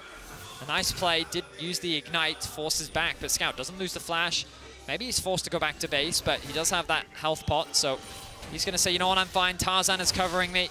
Great work here between the mid-jungle of LNG and Fnatic. That deficit hasn't gotten any bigger, but still concerns start to rise when you look at the scoreboard and you see Tarzan with that early kill and Scout right behind him. But at least for the side of Fnatic, going to clench some of the gold for now as Oscarinen turret plating, plus he's also got a CS lead. Close to 2 plates actually, and the minions will help him get it. It's a huge amount of gold here for the Renekton that was already 10 CS up with an Iron Spike whip, so feels really nice to say that his return, his debut back on this Fnatic roster, so far, despite the dive not going well, I think you'd say is relatively successful. Yeah, I mean, it's not all doom and gloom just yet for Fnatic. The deficit is pretty much non-existent thanks to Oscarinen's, well, turnaround in the top lane 1 versus 1. He's now reset. We'll come back with the Iron Spike whip and the Phage. So he's looking pretty solid. Talia needs to go back to base. And remember, we saw this earlier with Cloud9. Sure, Renekton will eventually get outscaled, but Talia, if she keeps power farming against the Jarvan, she's going to continue to get stronger. The poke is only going to continue to get stronger from Fnatic. Very reminiscent as well of that G2 Damwon series where D+, my apologies. Yeah, right. D+, when they got their Varus and their Azir ahead, you saw how devastating that poke could be. So Fnatic just looking to try and do that same thing as LNG will secure this Herald for themselves, largely uncontested. Still Dragon up on the map. It looks like Fnatic are going to respond in kind. But I just love, you saw on the, thanks to our observers, Hung backs away at the Herald timer and threatens to roam with Tarzan as he normally does. This guy's proximity to jungle is high. He's pretty much like on from BLG, who we'll be seeing next. He syncs up with Tarzan consistently on some of these engaged supports, like you're seeing, who has level 6 now, and starts making plays across the map. So look for that, as the lane proximity to each other isn't really all that high. Zika included, by the way. Some of those fights, some of those early objective fights could be coming from LNG. As it's only a 200 gold lead, but we're still waiting to see when those first items come across, as Dragon, at least for Fnatic, is picked up to open up. A slow and steady early game. Honestly, kind of what we expected. You already set up how LNG typically like to play the game. Mid to late game is really where this team kind of explodes. That team fighting is incredibly terrifying. Obviously, Fnatic not really coming in as the favorites in this matchup, but a best of 1, a lot can happen. And our eyes are going to be on what Razzle can do with this Talia. Favorite says who? Maybe they are the favorites, Vettis. Who decides? Me. I'm deciding. You're really deciding. I've said LNG I thought you were going to support EU. In this matchup. I can support them with also having realistic jet-lagged eyes, okay? I can. My eyes may be physically in pain right now, but you're still I here, man. I can see the advantage that LNG is coming in with. I mean, you got to remember, like I was having this argument with Kobe. right? He was like, he thinks that they've been underestimated coming into this tournament, you know? A team that pushed JDG, the tournament favorites, to 5 games multiple times. Yep. You're like, why shouldn't they be sitting at the top? Why shouldn't they be considered one of the top teams? Close. Nice dodge there. But you're right. Noah. And, but, you know, like, it's understandable why they should be rated that high. And, like, there are many analysts out there that do rate them that high, right? A scout, ulti's out. Okay, there's a flag and drag. Cataclysm down. This is why the mid-jungle of LNG is so fierce. Tarzan and Scout, they're pros. It's a clean execution.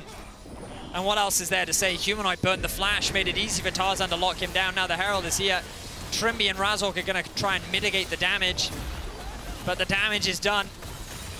TP is available for Humanoid, or it should be in at the very least a few seconds. Yep. So you should be able to get back to lane. You can see how LNG slowly but surely securing that lead, and it's exactly the way that you described it. Getting a couple early kills early, and it's not about snowballing out of control. It's about slowly taking your time, and Humanoid, you just wasn't expecting Scout to be in that bush, and how quickly LNG converted that into a kill. It's so scary when you see resources on Scout, especially as well. Not only the pace being comfortable, but a 2-kill Azir here for Scout as Hung pops a quickness now, looking to knock up Razork, zoning him out, waiting for that flash out. He tried to predict it, and the patience is there. Scout with another. Stop giving him kills. You can't, man. He's the LPL's MVP for a reason, and it's crazy to see this synergy. Scout, Tarzan, Hung, just moving so fluidly together. There's an opportunity, they're quick to take it. 4-0 now, the kill score in favor of LNG. 1.5k the gold lead. Again, Fnatic, limited options here. We've seen that top play, but apart from that, I guess Oscarinen with some lane leads. But it's, to me, something you described, excuse me, something right. you described, yeah. something you described perfectly, which is LNG aren't necessarily the most proactive team, but they're fantastic at punishing your mistakes. And look at how small this mistake is from Razork. He's just trying to clear a ward in the river, but Scout has priority. Hung is in a position to punish, and Tarzan is making his way through the bottom of the river, right?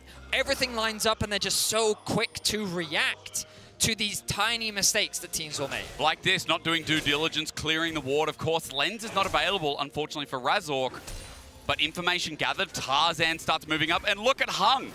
Again, not in lane, he's deciding to play ball with Tarzan. Peekaboo! Flag and drag doesn't work. He's like Cataclysm instead.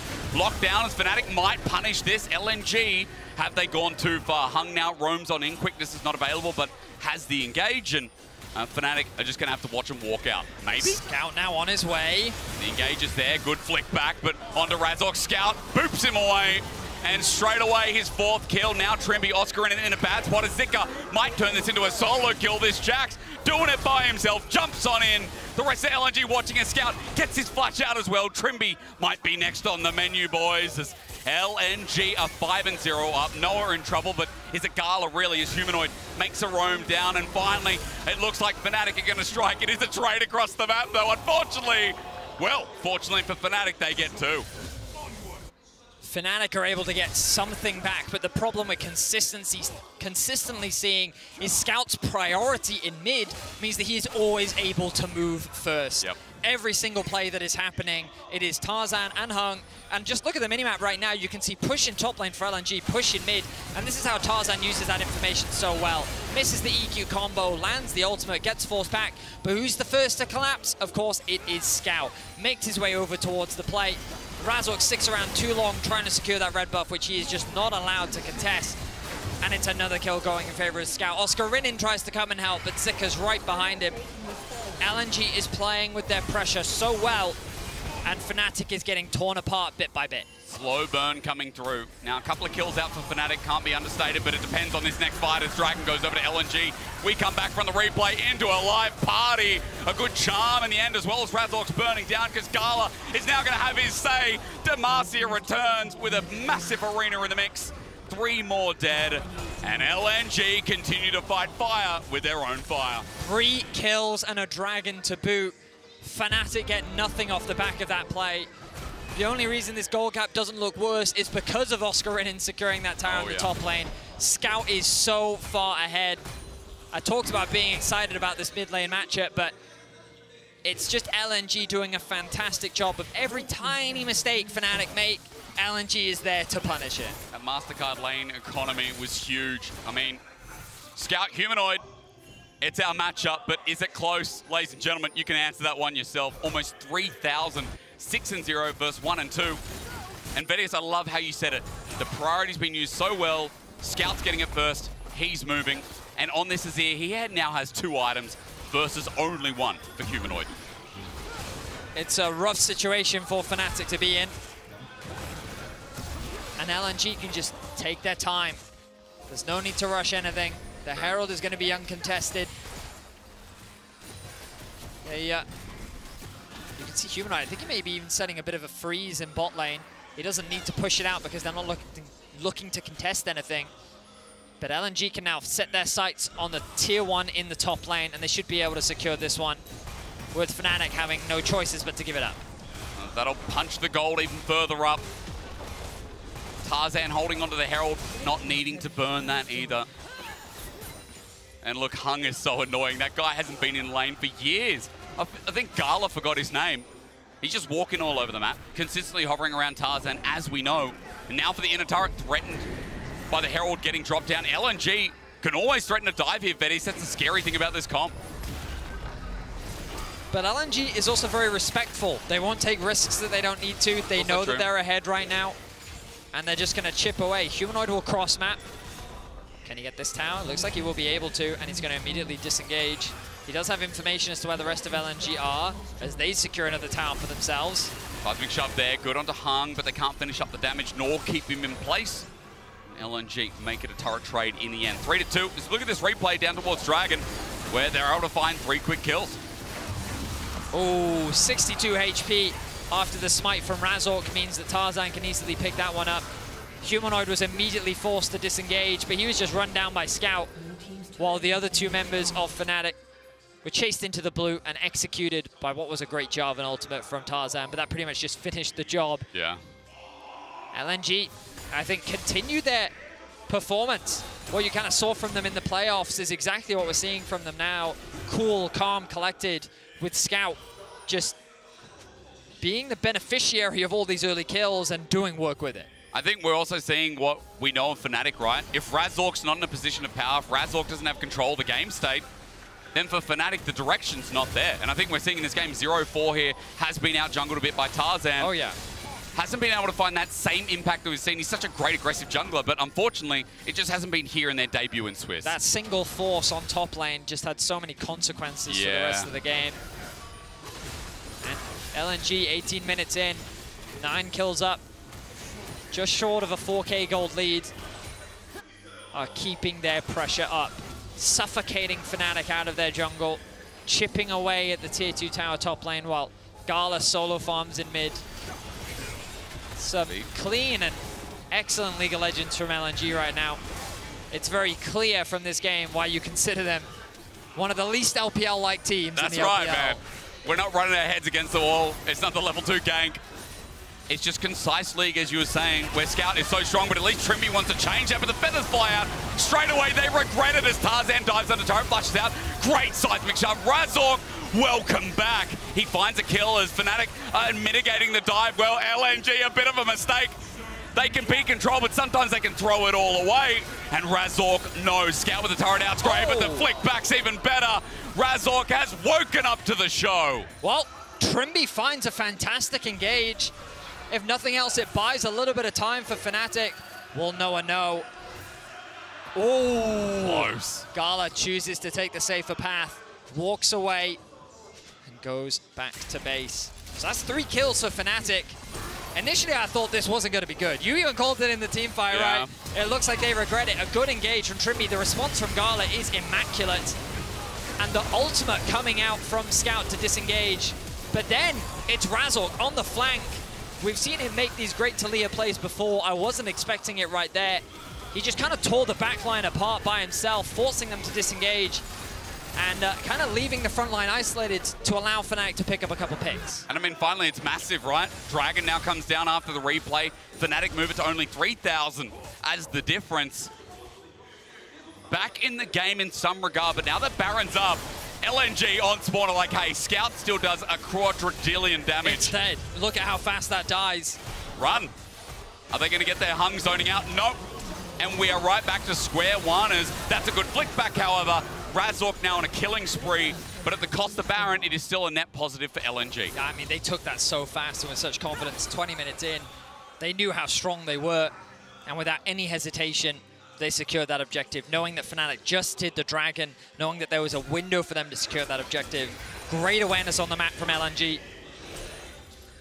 And they return to a comfortable position with the gold lead. Do indeed. 4,000 now, the Red Bull Baron power play. It begins. And just another note, I'm going to keep tracking Scout. He's close to the Sonya's Hourglass. He's got all the components. Just needs the finishing touch. And I think this is going to be it with this back here. I think it will be. It'll be a surprise, but it's guaranteed to be locked in, surely. A surprise? Well, we still don't see his item. Where's the item? I've seen the little square box. I was looking at the bottom of my screen. No. We've got magic down there. Look, third item picked up. That's nice. If you're an LPL fan, yeah. Oh, well, tell me how you feel. Sad. Do you remember I said that my eyes hurt before? Oh, yeah? They just bleed now. Oh, wow. It's just from the tears of suffering, you know, just the usual, being an EU fan. The usual. Just the usual. How do you think North American fans feel, brother? At least you got something. Look at me talking from my high horse here. Well, look. We lost to NA. But yeah, true. That you did. Fnatic try to keep this game going. At least this LPL team is back doing what they did best earlier on. 5,000 once again. Humanoid trying to get something in the side lane. At least getting some gold from Fnatic is good. But against Baron, how much can they hold out? Well, not for long would be my estimation. Okay, I like that. The range that you have on Gala and Scout should be enough. Tarzan losing a bit of HP, but he should be fine overall. Zika has the TP in top lane, so he can join if any fight should kick off. The poke, not bad from Fnatic, but I don't think it's enough. Well, the Weaver's Wall is out, but Scout's over it. At least trying to mitigate this Baron power play. And again, it hasn't really moved from 1.3k. I mean, less than the Baron itself is worth, so Fnatic can take pride as the all-in's there. Scout shuffles back, Humanoid's caught in the middle, but that is a great Magnet Storm from Tremby. Welcome back, but Zika gets in with the counter-strike. They have to take him out, however, as Scout still not dead. Oscarinen at half HP, wants to re-engage, but Gala now on the wing. He flashes onto him, but the cleanse is there. He'll get the kill, he'll survive, and Noah's now in trouble as the turret must go first. But Tarzan backs away. It's a messy one, but it's a 1 for 2 as Gala flashes away almost the 2 for 2. It's a messy one, as you said. Trimby did everything he could in that situation. He did all the right things. A fantastic engage, and if Fnatic had a little more gold, maybe this fight goes very differently. But look at that engage from Scout, trying to tear Humanoid apart, but the re-engage from Trimby, Humanoid gets the first kill. LNG are forced to escape, but I think the crucial thing here is Gala rooting Oscarinen up, preventing him from getting into the fight. Good flash from Oscar, but then the cleanse from Gala, the ultimate as well to get him to safety. Just LNG kind of beating Fnatic with their wallets there. Oh. But props to Fnatic. They haven't given up just yet. They're trying to find what they can. And a single fight like that could be what they need to turn the game around. But so far, they haven't quite been able to find it. But Vettis, you know what I think they need? They need Scout, they need Gala, they need one of those big shutdowns. Look at the value of Scout on that Azir. Oh, yeah. You take him down, you take away a big source of the damage in this game, and LNG might be left a bit stranded. And remember that Fnatic are also the one with double Dragon. They've got a bit of the mountainous stats as well, as in 30 seconds, it looks like they're going to contest, as they're just waiting for Scout to misstep. But the problem about our MVP is he rarely does. Yeah, it's annoying. Scout's really good. Really, really, really good. 14 seconds on this Dragon. Scout suffocating Fnatic out of this choke point. They're going to try and find a way through mid lane. They have the push now, but immediately LNG responds. Gala's there to catch the wave. LNG move into that choke point, and look at what they're doing. They're using numbers to zone Fnatic away from the choke itself. So even if they want to try and contest LNG, they kind of have to walk into the feathers, into Scout, And it's such a difficult thing to do.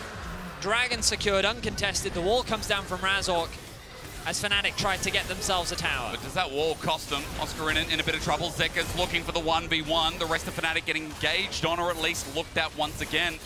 They have the inside track to mid, but the minion wave thinned out as Tarzan goes the all-in, but misses. Cataclysm's down, but Razork survives. Meanwhile, on the back of it, Trimmy gets a Magnus Storm, but no one's hit Gala. No one can hit Scout. LNG are looking for the finishing touches, and just while Fnatic were looking closer to bringing this back, they are separated. That blast going a little bit troll, but over the wall, Scout is legendary with Gala looking for another kill. He ults out. Next is Razork, and ladies and gentlemen, LNG return to the powerhouse. Some of these fights look so close for Fnatic, but they're just too far behind. Scout will pick up another one. Humanoid is the last man standing.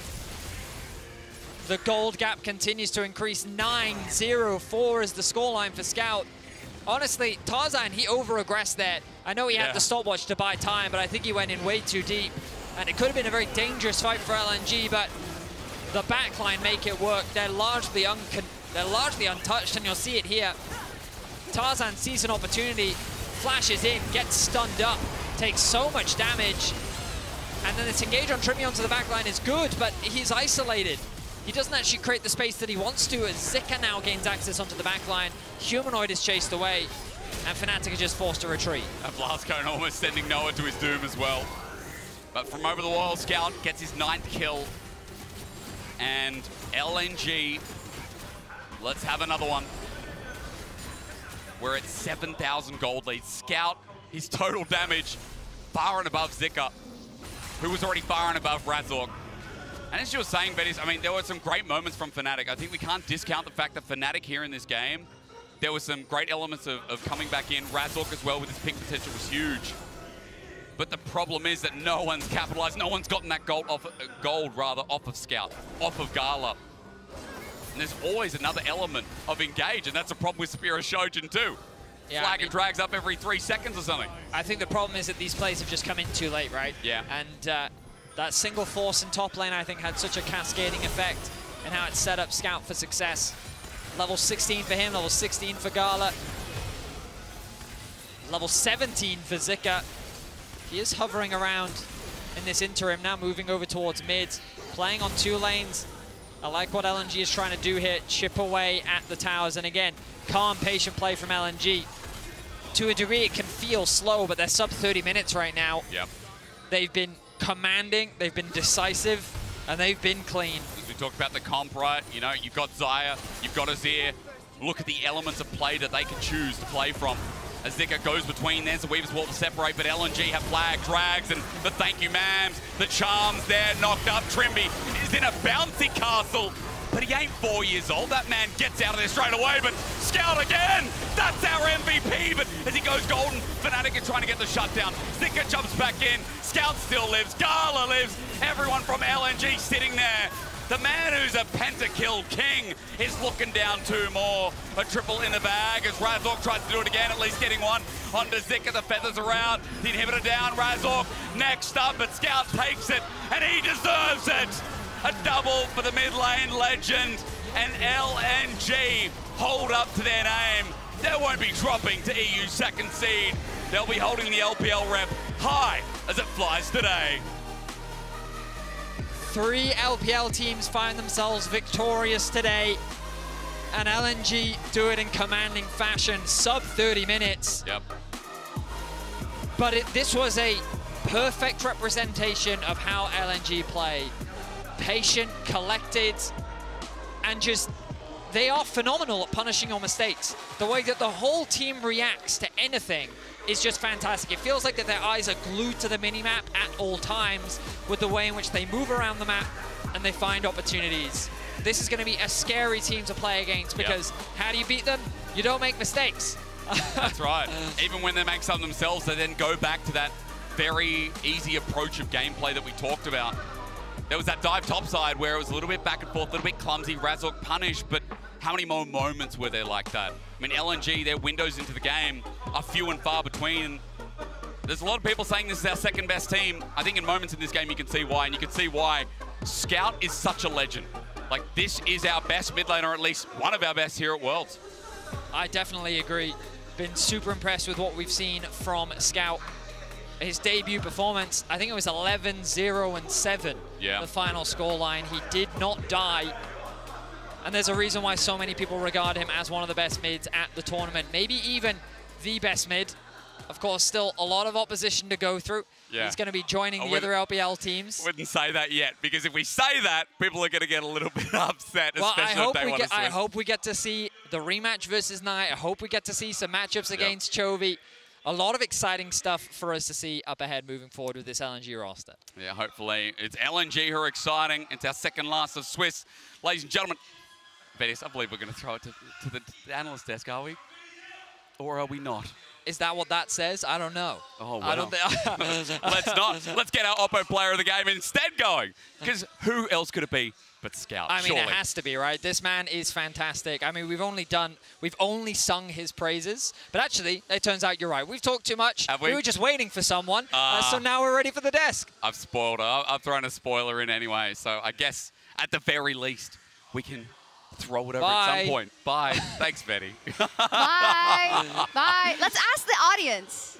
Who do you think was not here when they needed to be? Anyone? Who could have guessed? You can let us know. Let us know. We don't know. You know, Fnatic, they weren't there, seemingly, for some of that game. That was rough. And that was really great out of LNG. I think it was really rough from the side of Fnatic, and it was particularly really great out of our Oppo player of the game, Scout. Yeah, I obviously like it when Fnatic succeeds, but as a storyteller, I do enjoy it when we set up a player like Scout, the LPL MVP, and then he delivers. Because not only did he get 11 kills this game, but his movement was clean, he was setting up plays, he was shifting in aggressively in multiple different situations. He really did have maybe the best single performance of the day, dare I say? I like that. It's hard with like... It's been a long day. You know, I forgot some, I gotta say, but I mean, he's making That's what I feel like right it. now, so I'm gonna say it. Yeah, and it's not, I mean, I don't want to say that's surprising, right? When you look at kind of Scout's career and his trajectory, and I think maybe some people think back to kind of like some performances, some singular performances, maybe at Worlds last year, whatever. Yeah. But it doesn't take away from the fact that he's such a phenomenal player, and particularly in the LPL, he's had an incredible year, and it's just class, right? And it's timeless, and you can see it here. Definitely so. And LNG as a team, too, we kind of touched on this story with some people underestimating them, but they were so close with JDG in both of those best of fives, and this absolute domination here really does kind of put them in the forefront for people's minds. I think Tarzan had a really good opening to the game as well. As much as Scout has the biggest damage bar here, and well-deserved, Gala had some really good movement as well, dodging so many things with the ultimate, with his flash as well. So really big day for the LPL so far. Huge. They're pretty good. They're 3-0, Yeah. right? Best region so far. We'll see what happens in the next game. BLG, KT. With KT and BLG, the two regular season gods. But in terms of the overall storylines of the World Championship, Korea traditionally, even if they are underhyped coming into Worlds because LPL is dominant MSI, has really dominated the group stage, which would be considered the Swiss stage right now. Maybe we're seeing a little bit changing of the guard. It's day one of the Swiss stage. But it's different. It's just best of ones right now. But there's only like 2 days of best of ones. Specifically, Korea's been better on day one. This is so just this is the change. Yeah, I mean, I'll run with it. And also, we've only got 2 days of best of ones. Okay, there's 16 of them in those 2 days. True. But we've only got 2 days. I think LNG looks scary, and you're right. I think overall, LPL looks scary as well. But we are going to take a quick break in just a second. And as we're approaching the final game of the day, of course, if you missed any of the action, which I would understand, you can check out all the VODs and the highlights of Worlds 2023 over at youtube.com/gaming. We'll be right back with BLG versus KT. Just do that They QR should be code. rated that high. Like, there aren't many analysts out there that do rate them that high, right? The Scout ulti's out. Okay, there's a flag and drag. Cataclysm down. A good charm in the end, as well as Razork's burning down, because Gala is now going to have his say. I can engage now if you want to go. Yeah, I'm going, go. Look on Azir, look on Azir. Here's stopwatch. Okay. Look at Azir. Nice, I get the 3 here. You're alone with it. Okay. Nice, is that? Nice. The inhibitor down, Razork next up, and Scout takes it, and he deserves it. A double for the mid lane legend.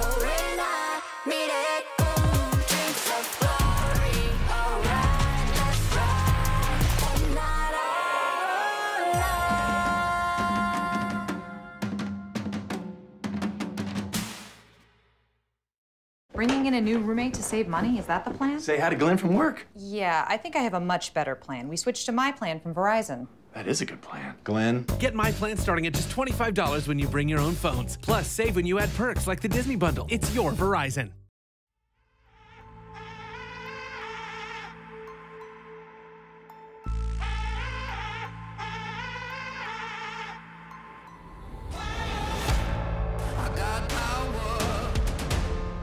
I'm an ocean, like a grenade. You can't hold it, no. I'm leaving ashes wherever I go. I strike matches, and just to see the smoke. I let go, turn loose. You better run when I'm lighting the fuse. I'm all in, I can't lose. I'm about to catch fire.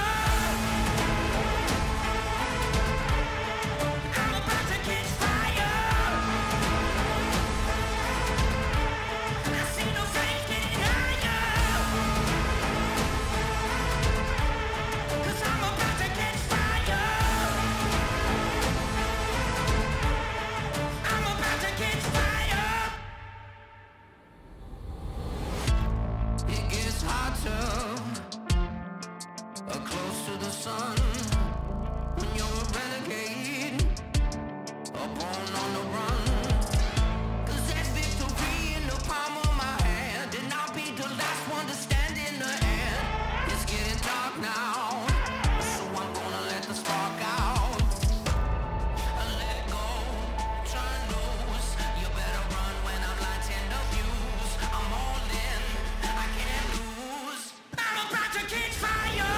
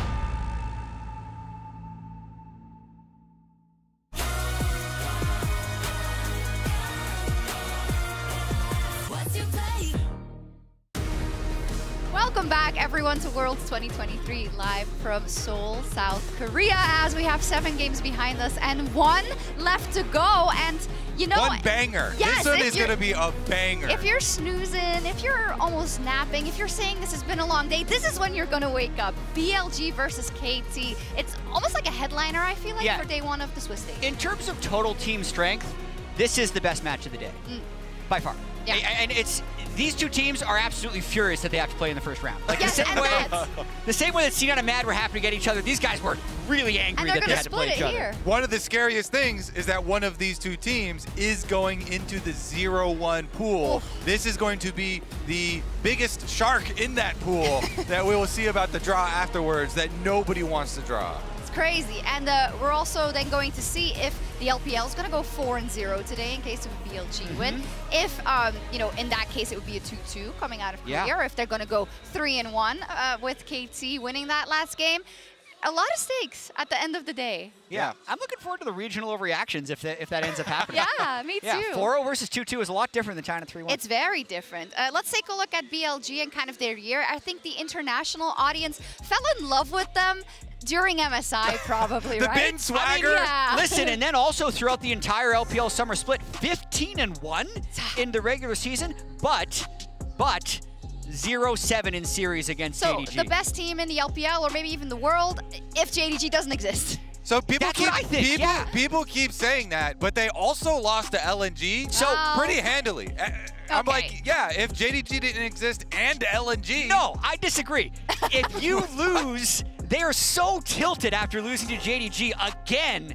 The LNG game was 2 days later. Like, imagine the thing that you're most insecure about in life, Kobe, like, happened to you. And then 2 days later, you like, I beat you in a basketball game. Like, you're not going to say that I'm better than you at basketball. No shot. Give the credit to LNG. They so I am better than you at basketball. Fine. I will take that hit to win this argument and get LNG their credit. I'm so confused. Is LNG good at basketball? We'll see. I'm not sure. Yes. What I do know is BLG good at basketball. Was very good at dunking on people. Bin specifically getting so many roams from his support, who has the lowest lane percentage of all supports in the World Championship, actually. They're an incredibly aggressive team, an incredibly fast-paced team. Part of the reason they're able to steamroll the LPL regular season, and I still think they're a force. And the fact that On roams the most of everybody at the entire tournament is actually balanced by Elk still being one of the most aggressive AD carries that has made his way here. Plus, he's very efficient with the gold that he does get. Even though he's not getting as much attention from the rest of the team, he is one of the most efficient with the damage he's able to deal with. I'm glad that we're giving them their praise, because I think some people maybe, you know, as how the playoffs went in LPL and, you know, they weren't able to run it back, and then there was a lot of time before we saw them again. But I think if you look at the year that BLG has had how much they incrementally improved after everything they did, if they did get knocked out, I think that's something that they should be really proud of and makes them really, really dangerous. It's also really impressive that they're a team with a very distinct style in a time where a lot of teams have become homogenous. They still will pick Fiora for Bin in their last-ditch effort. They still let Shun play Kha'Zix and Nidalee. Like, fine, go play some assassin junglers. Still have been on these you know, split pushers, and it's a very unique style that they are playing to the very top level. The regular season dominance, though, is something that they actually share with their opponent, KT, who also got memed on a lot for having every single player be all on the All-Pro team and then also losing in playoffs. It's not quite as kryptonite as JDG to BLG, but KT to T1 is pretty bad. Yeah. Because they had such a dominant regular season, only losing one match, getting all 5 of their starters voted for First Team LCK All-Pro, but then when they chose their playoff opponent, they chose T1, who they then lost to, so that moved them to 0-3 in series against T1 in 2023. But overall, this team was very scary in the LCK until the playoffs, aiming a big part of that. He led all LCK bot laners in gold at 14. Gold difference. Exactly. And that's in contrast to what we're talking about with Elk, who did not get any of the resources, way less gold, yet still performed very well. When it mattered. I know we have Mao standing by because he's about to cast, but I think we should pull him in because when it comes to KT, I mean, is he LCK excited? Caster, is he? Is he excited for KT? Are you happy to see them? So this is a very sensitive topic, and if you're not, if you don't know, if you've never seen this KT, if you know rules for you, you might be like, why were they joking about excited? The excited, or the E word, as it's often dubbed by KT fans. I'm not kidding. You will get tweeted at afterwards if you say you're excited about KTs, because this team has a lot of history, and a lot of it, unfortunately, isn't great. Falling in Game 5 to IG in 2018, right? I liked that game. I know. That was my favorite. I mean, that was a great series. But I think that curses aside, KT really should be respected here. And yes, they dropped out in playoffs. They were unable to keep the, I think, basically perfect streak going of LCK teams who finished with as well of a record as they did in summer, actually winning the split. But they lost by 2 games, right? And this were excruciatingly close series that could have gone either way. And I'm just hoping we get to see the world's form of players like BDD, who actually were 1 game away from knocking out EDG in 2021. Very consistent as well. I'm kind of scared of BDD, especially when... Should be, yeah. In the downs, you're like, well, at least BDD's still there and still a reliable force. One of the best mid laners in the world still. So, I don't know. I wouldn't be scared, though, if I had more faith in BLG, which I should as an LPL caster. Do you? Surely I should. Tell me, Hysterics. How are you feeling? I mean, look, BLG might have lost out to LNG. They might be the 3rd seed, or sorry, the 2nd seed. I almost walked into that myself. But they're still insane. It's just that JDG get to them. Yeah. And then any other team falls to the wayside. Which is fair, because it's JDG. Yeah. But still, BLG are monsters. I mean, the desk are on it. They know. Yeah, I'm ready. Do we still have the desk? Can we still... we could. We could if we wanted. I don't know. We could just chill out I mean, here. I'm fine with you. Dude, you just came in. You're a very strange-looking Vedius. Well, yeah, because I'm not. Because it was KT, so I kind of had to. Well, hell yeah. Although I have casted a lot of KT losses. Yeah, Atlas backstage was like, he's a bad luck charm, which maybe is very good for me. I hope not. I would like for 3-1 to happen for my region. I'm sure you'd be happy to go 4-0. Yeah. But I think what we're both looking for is quality gameplay. And I do want to go a little bit more into, because we talked a lot about BLG, as did the desk, right? But for KT, I think mainly today I'm going to be looking towards the form of Lehens in particular. Because Lehens' playoffs were not pretty. He had a lot of struggles, and I think particularly against Alkan On. You can't really... Can't really for that. No, you can't. But is he in lane? Does he stay in lane a bit? Depends, really. Yeah. I think ideally for KT, he won't. Well, and he'll head out. But we'll see if he gets the opportunity. I'm going to tell you many things about BLG. One of them is that On won't be there anyway. So if you're looking for a 2v2, throw that out the window. But BLG first. Bin is looking fresh, by the way. A great move. He dyed his hair blonde. I think that's... You think people that do that, they know what they're doing, eh? Well, I'd say so. Chronicler himself then. Look, BLG, in all reality, our 2nd seed based on points. It was a spring finish, of course, against JDG. They didn't win, but they went to MSI. We saw it in the MSI finals as well, their rivalry. And then we got to summer. We almost did the same thing again, but of course, LNG clinched that finals position. But due to points, to round this out, BLG are our 2nd seed. And are our best regular season finishers ever. 15-1. No team has ever done that. Not only that, I think for me, even though JDG won it, BLG was the big story of MSI. They were kind of the breakout stars, right? The fact that they were able to handle the dispatch of both T1 and Gen G, although not in that order, ended up being, I think, something insanely shocking. Of course, overthrown by the fact that they then faced against JDG. Well, that's right. And also, look, I'll come back and just to roll it into KT as they come on the stage and, of course, have home ground support. I mean, a historical organization. Everyone loves the Telecom Wars, and everyone loved the T1 KT rivalry that we got in playoffs as well, 5-game series. And even at the beginning of the year when KT wasn't in the form that they were in summer, they still, every single time they faced off against T1, those series were amazing. I can only hope we get that type of gameplay. Yep. And it's also, I think KT to me is a story of a lot of redemptions. BDD last year on Nongshim had one of the worst years of his career. Yep. And that's coming off of him almost, again, having a great run at Worlds 2021. And Keen, he is still part of Africa 2018, which I mean, you say 2018 to an LCK fan, and they'll have a tough time. Yeah, and I think for Keen, it's a really big opportunity to try and show, particularly against a player as not only strong, but also I think as iconic as Bin. That's right. Bin's lane is everything, really. It's not always about the solo kills. It's not always about the turret plates. It's about this guy just naturally beating out and being better than the majority of LPL top laners. Is Keen too hard to ask for? I mean, again, these are quality top laners. And when I look at Keen, especially Chronicler, I look at this top laner and I go, man, regular season Keen, one of the best players in LCK. Oh, yeah, he was 100%. insane.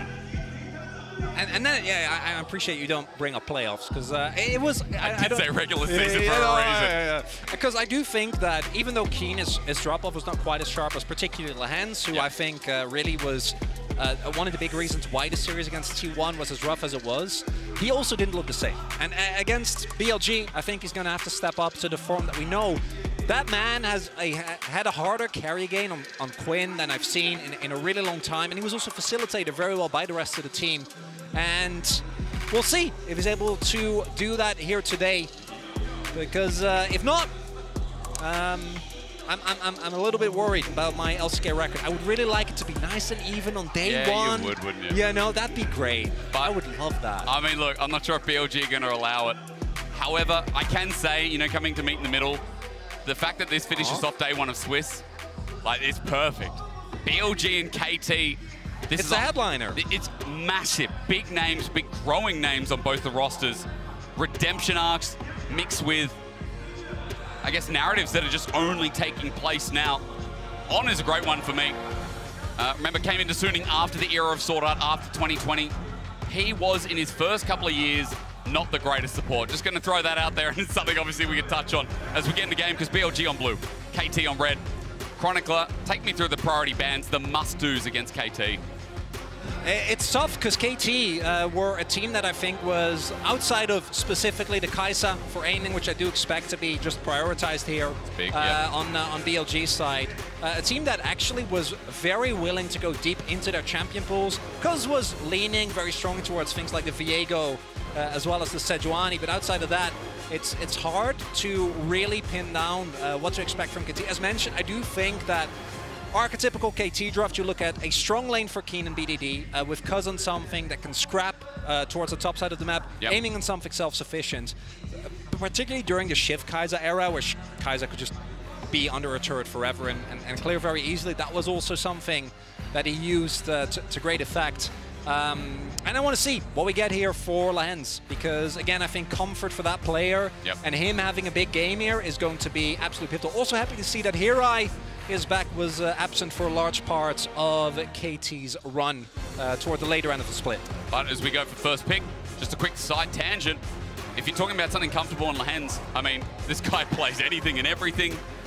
I'm more curious to see if Rakan gets taken away here, because for On, also another big pick. Alistar has been massive today as well. Yeah. While not always successful, I think just here we're showing the priority of Alistar in our first couple of red side drafts.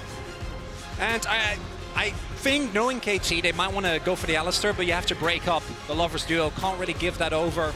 Simply takes away too many of the weaknesses that are normally associated with the Xayah lane. And it's going to be a continued reliance here on this Taliyah. Now, I know Taliyah has mostly been a flex for KT. Would expect this to go towards BDD. It's a pick that works really well with his style, where he tries to play heavily towards his side lanes.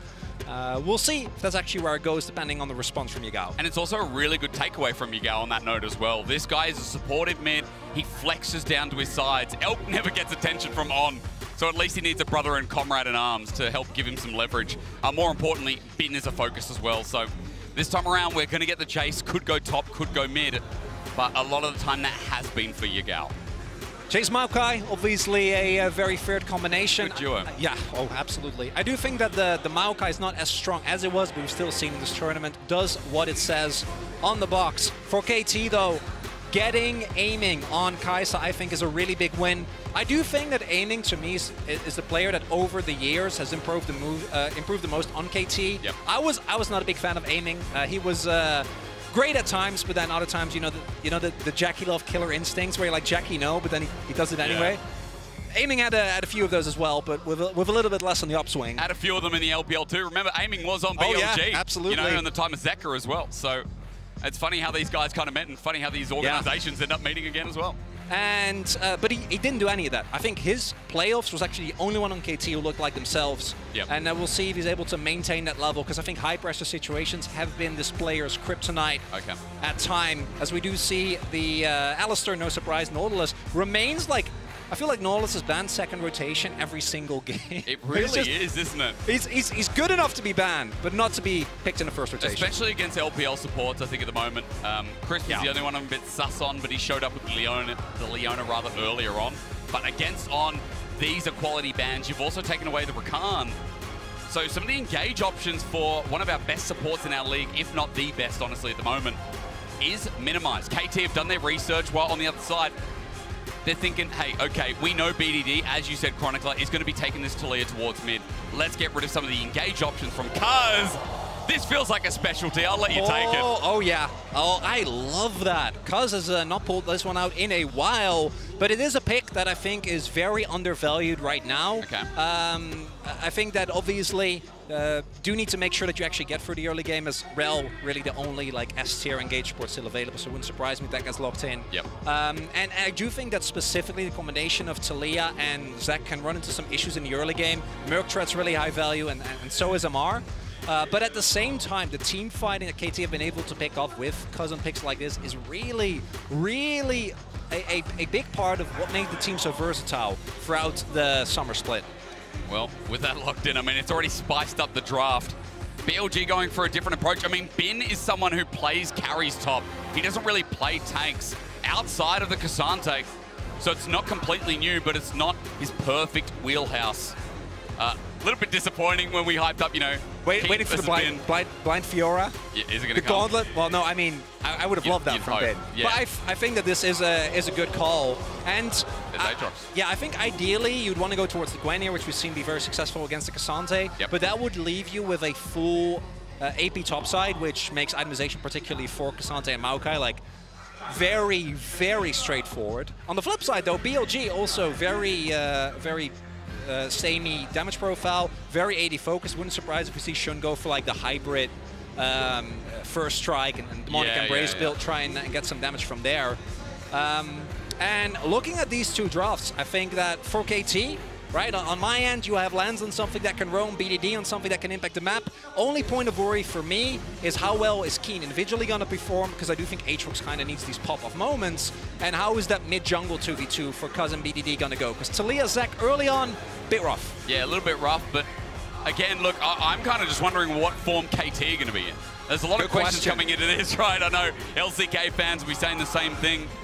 And it's strange because there's another part of me seeing the contrast between them and BLG. It's like, what form of BLG are we going to get in? Because last time we saw them was against LNG. It was a loss. It was a little bit disappointing, and they've had a lot of time off. Of course, naturally securing their position thanks to points.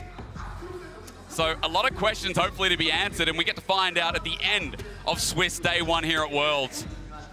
Whose cuisine reigns supreme? And that one locked and loaded? Yeah. I love it. I mean, it's a good one. To be honest, for about 5 seconds only, but it was in there. Really? Yeah. My brain. Look at you. Sometimes, you know. Incredible. I have to get used to it. It's our first cast together. That's true, with another Australian. I know. You walked out of LCK cast into LPL cast, but Australians just reign everywhere. Yeah, I hope Atlas is okay. He'll be all right. I hope he'll forgive me. He'll get over it. Sure he will. I think he likes me. I don't know. We'll be right. I think it's a safe bet. Yeah. I think he can make a statement. Well, welcome nonetheless. BLG versus KT, as we were saying before, we've hyped this one up because these two teams, you know, expectations fell a little bit short in playoffs.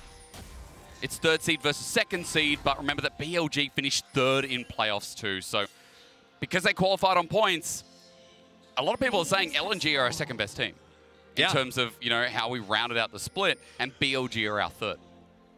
And this is kind of the, and you never know, right? But KT, how they looked against Gen G seemed like it was so much of a more comfortable matchup for them, where their strengths, I think their mid-game acceleration and the way that they can break open games in early game, while still having a really consistent team fight and side lane impact, was something that Gen G seemingly was able to really deal with. And obviously, and I will defend the decision from KT to pick T1, because T1, you gotta understand, they even knowing that Faker came back, right? They looked really rough even before when he was still in. Yeah, is something that I don't think you can hold against KT, but it does leave a lot of questions of what if they had just gone for the obvious choice, picked Homer, would have gone from there, but we don't know, and we never will, and we'll see if they can find a return to form for themselves here today. You'd hope so. Again, BLG, big task to ask. I think more importantly, while you're talking about playstyles there, Just a quick note for anyone who didn't watch the LPL, BLG, this is a team that skirmishes very heavily. They're not the best team fighting team. That goes to JDG. It's quintessential LPL. That's exactly. right. That's right. And look, you look at this draft and you're like, what does this team do very well? Well, I think there's going to be a lot of fighting, a lot of skirmishing coming through. Ladies and gentlemen, don't forget, there's one thing you need to do out there as well. Don't forget to connect your League of Legends account with Prime Gaming to grab the exclusive experimentation. Damn, so close. The emote, of course. You know what I'm talking about. I've seen enough Heimer at Worlds 2022. Like I don't fault you for that. That was not a fun meta. You'll get what I'm saying anyway. Heimer wins lane, so I guess it works out anyway. But I'm not sad that Champion is gone. He didn't really allow for a lot of interactive gameplay. Very true. Looking at the early game here, we do see aiming also going for call, which is about as face-up of a I don't expect a lot to happen in lane as we can possibly get. Yep. And I want to see to what extent BLG is able to actually punish Cuz, because I do think that if Zach just gets to get to at the very least level 6, but ideally to level 9 when Elastic Slingshot is maxed, becomes so much harder for a lot of these champions on BLG to really play the game. Bindo starting off very well here in the early game. Keen struggling to pick up the CS under the turret. I mean, this is what we know Bin for, a great laner. And again, Keen might have been regular season hero, but we know recency there as well. Bin has a recency, Keen doesn't. So I think it's more important to note that so far expectations being hit in the top lane, while Cuz has hit level 4, has the extra range on Slingshot here, Chronicler. That angle is so genius, but Yagal's like, nah, never mind. Gates out, brings it back, shove! Only mildly in the air. Oh, I think because of the position of the wall there, Yagal didn't actually get thrown onto the E. Wouldn't have made a difference, right? Early Taliyah damage is maybe a flash. Not something, maybe. Yeah, I think, I think Yagal, he's cool like that. He'll just... It'd pay respect. No, I don't know if he would. I don't think you have to. Like, early Taliyah really is... I say as someone who plays a lot of jungle Taliyah, it doesn't feel as good as it used to, unfortunately. Does mean that Cuz is able to get a little bit of early action going. Also picked up the bot side scuttle, so won't be falling too far behind in that regard. We'll see if he's actually able to do anything, because I do think that trying to gank the Cassante early on when the Aatrox doesn't really have any items yet is somewhat of a tough ask. True. Very hard indeed as Yagal runs out with mana in mid. Bin will just look for the shove in top side. Still that CS lead. I mean, it's impressive that we start the game off 5 minutes in. Bin is already doing exactly what you want. I have flashbacks to this, and they're not good. At MSI, Sean level 4 in bot lane. Yeah. That happened a lot, man. Quite creative with his angles. I mean, he's on a ward, but KT not respecting. Flash burnt by Lehens. Shouldn't did burn his own, but you get a summoner out of the bottom lane at the very least. Yeah, I'm not too sure about that one, Lehens. I do think because Sean actually had to flash, might be calling maybe on that. It's a maybe, right? But knowing that the Maokai is there, it feels like he should be able to just absorb the pressure and buy space for Cuz. Because again, Cuz just wants to farm as much as he possibly can.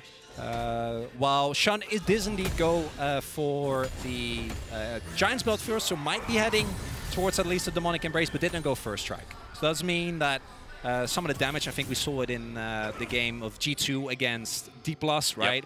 How much that still could do in the late game. Is Cuz just going for the same gank again. Same. Yagal's part of the... It's like he's expecting it to come through. He wants that cannon, but hang on, this time the flash is gone. If it doesn't work the first time, just try again. Yeah, and like extra level on your slingshot, easy peasy.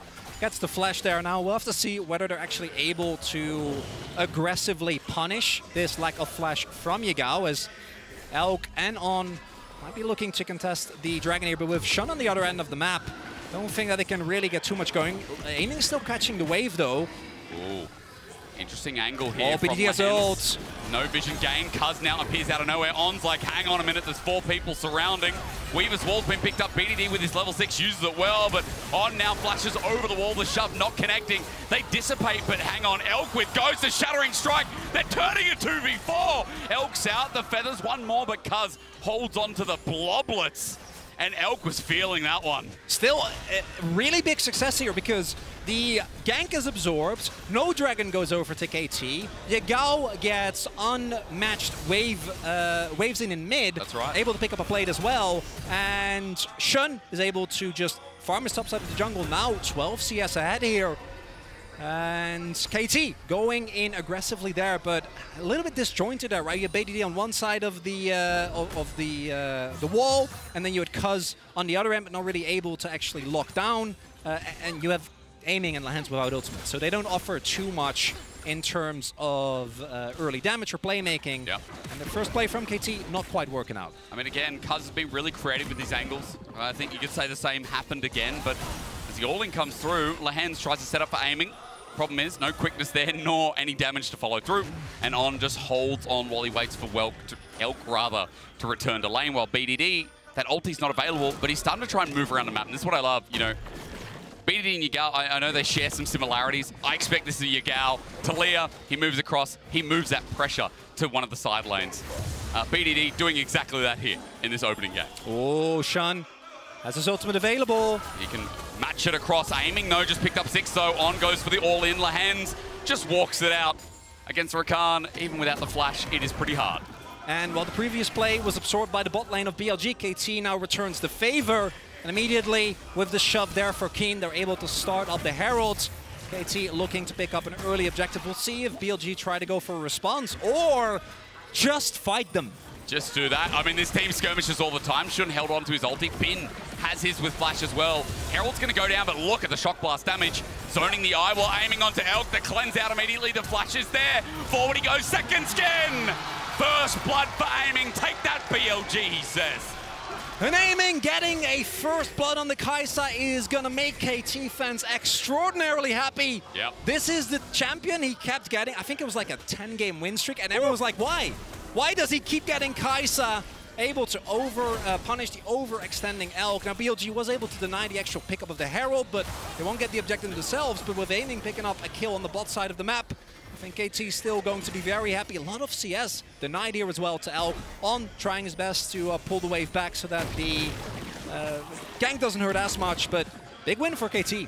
It's 500 gold lead off the back of that as well. As you mentioned, aiming on Kai'Sa, getting a lead is just naturally something to get excited for. I'm sure the KT fans out there can agree. But more importantly, I think it helps with this next setup coming through. Dragon's still not touched. I guess we can talk about it in a second, and we'll see how this solo kill followed out. It's just a bait, right? Aiming not actually on any vision. Lahens also was pathing towards bot. Looked like he was actually responding. What happened here? Yeah, they didn't. I did timeout, as mentioned. So good job on BLD on that one because they were a member up, because Lahens wasn't actually there. Yep. But with the kill going over, I think KT's still going to be not too unhappy about it. It's been. Oh, hang on. Keen at half HP. Is the World Ender going to be popped out? Not yet. Looking for the flip of the wrist. Gets Keen, but again, holds on to that all out. Bin continues to do well in this lane despite what's happening in the bottom side. As we continue to wait for this Dragon, a little bit later than what we've seen for the rest of today, with 10 minutes in, and both teams trying to pivot around. That's a long way for Cuz to go if he wants a sausage roll. But he's just going to walk out for that one, and Elk stands his ground. Pretty sure he was also standing on vision, so good job on Elk, making sure that he absorbs that. Cuz does have his passive, but doesn't really want to get caught by On here. An award for the time being. Slingshots out, Shattering Strike Stones. BLG thinking about starting it, luring them in on the Scuttle Crab. On takes away the Blast Cone as well. KT looking at this one. Elk's tagged on the back end. Lahens looking to be engaged. Cuz is there, teleport as well. Elk immediately ults, and he's about to turn into Flubber for the time being. I mean, Cuz is out of action, but can he rejuvenate? No! And the engage from On is massive as well. Quickness out. KT burning flashes left, right, center, but should now twisted advance. Aiming's gonna drop down. And just as we're singing the praises of KT, BLG fight back. Really big play there by BLG, able to turn around the engage from KT. KT seemingly not on the same page. And crucially there, Keen's GP was a couple of seconds off. The moment that Bin channels his teleport, I think KT, rightfully so, says, hey, we can't win this. We have to back off. But at that point, the damage is already done. Cuz has already gone in. The follow-up isn't really there. And yeah, again, look at the timing here, right? Great setup as well. Bin already has priority.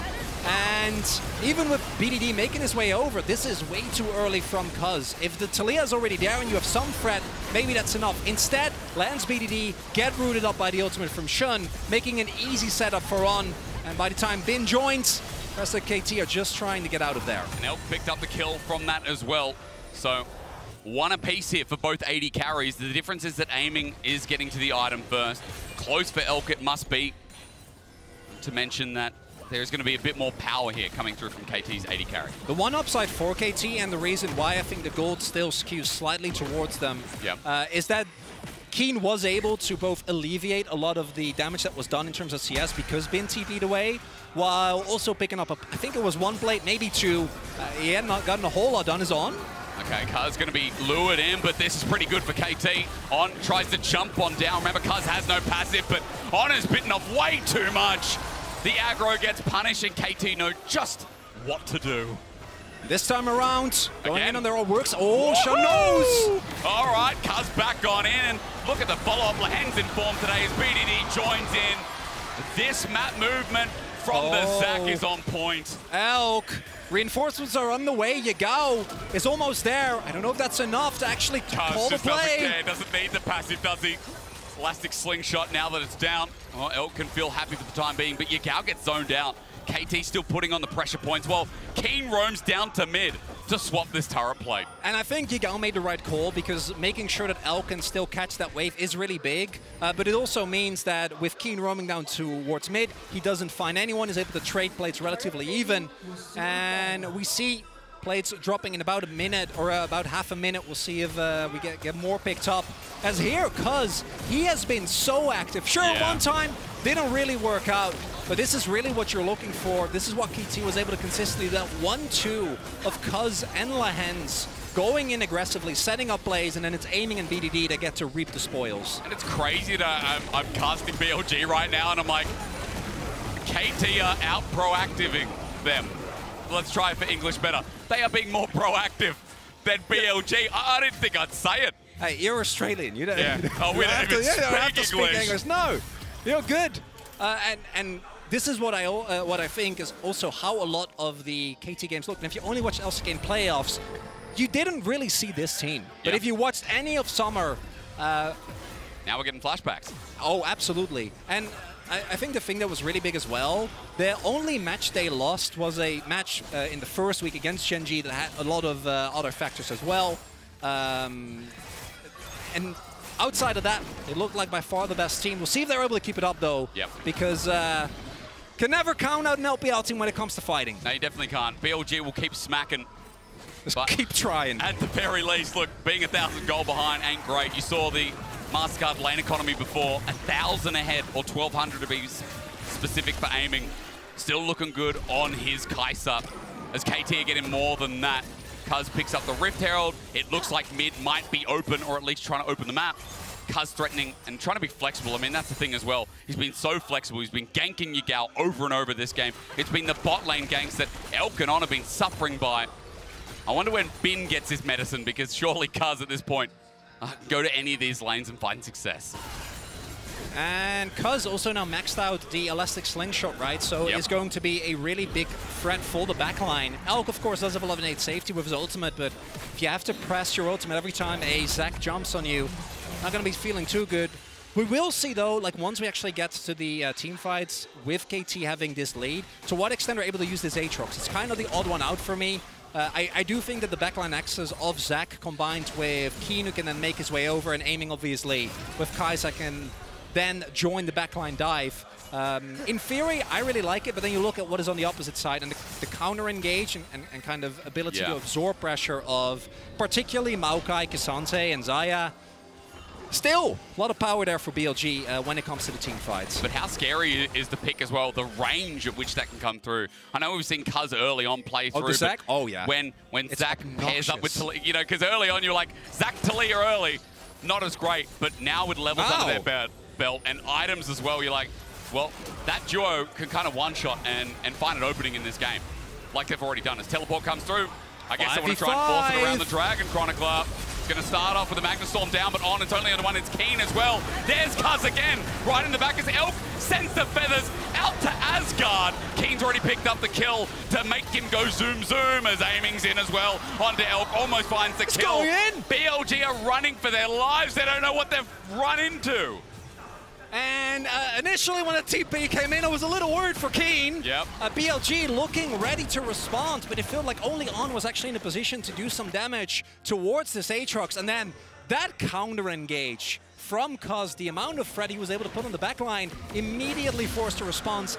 Hextech, oh, that's my favorite. Oh. I love Hextech. You put that in your pick'ems as well or something, did you? No, Cloud, because I'm an LCK guy. I said that before the Venice. Yeah. I knew you guys would. No, of course, I had to. But Hextech, I think Hextech Gates are my favorite addition to the game. Agreed. Actually. In like the last, I don't know, 4 years. It's so good. There's only upsides, right? It speeds up objectives, it enables plays. Creative plays at that, right? It's so good, and especially when you're like, oh, Baron play, everyone died, but guess what? They're there in 10 seconds. Oh, yeah. So we get to see more action, yep. Well, with that coming through in the game, that means we get to keep speeding things up. And I will say, you know, KT have been the ones doing that so far. It's 2K gold lead for them. And we'll look at this single play. You were saying On was in position, but unfortunately the rest of BLG weren't really. Yeah, it feels like some split comms here, right? Because if Shun also jumps onto Keen, I think they can CC chain him. Yeah.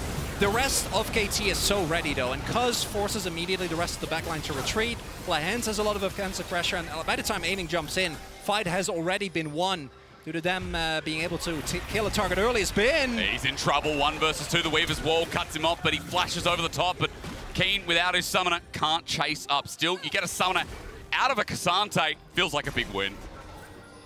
I'm just happy to see BDD back at Worlds. Like, if you're a BDD fan, 2022 was a really rough year.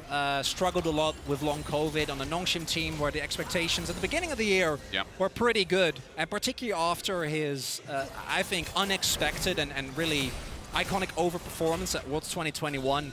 It was a tough year. Seeing him come back and actually have the impact on the map the way he did in LCK regular season makes me very happy.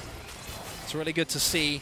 We'll see if KT can really build a decisive lead from here, because the 2K gold lead obviously going to be happy about that. I think aiming in particular being accelerated is a really big thing. Yeah. And generally when teams start falling behind in side lane tempo against KT, it gets really dicey, particularly with the TD, which I'm sure BLG have used themselves a lot as well. A lot. Again, I'm usually saying that about, you know, teams that fall behind BLG, it continues to ramp up.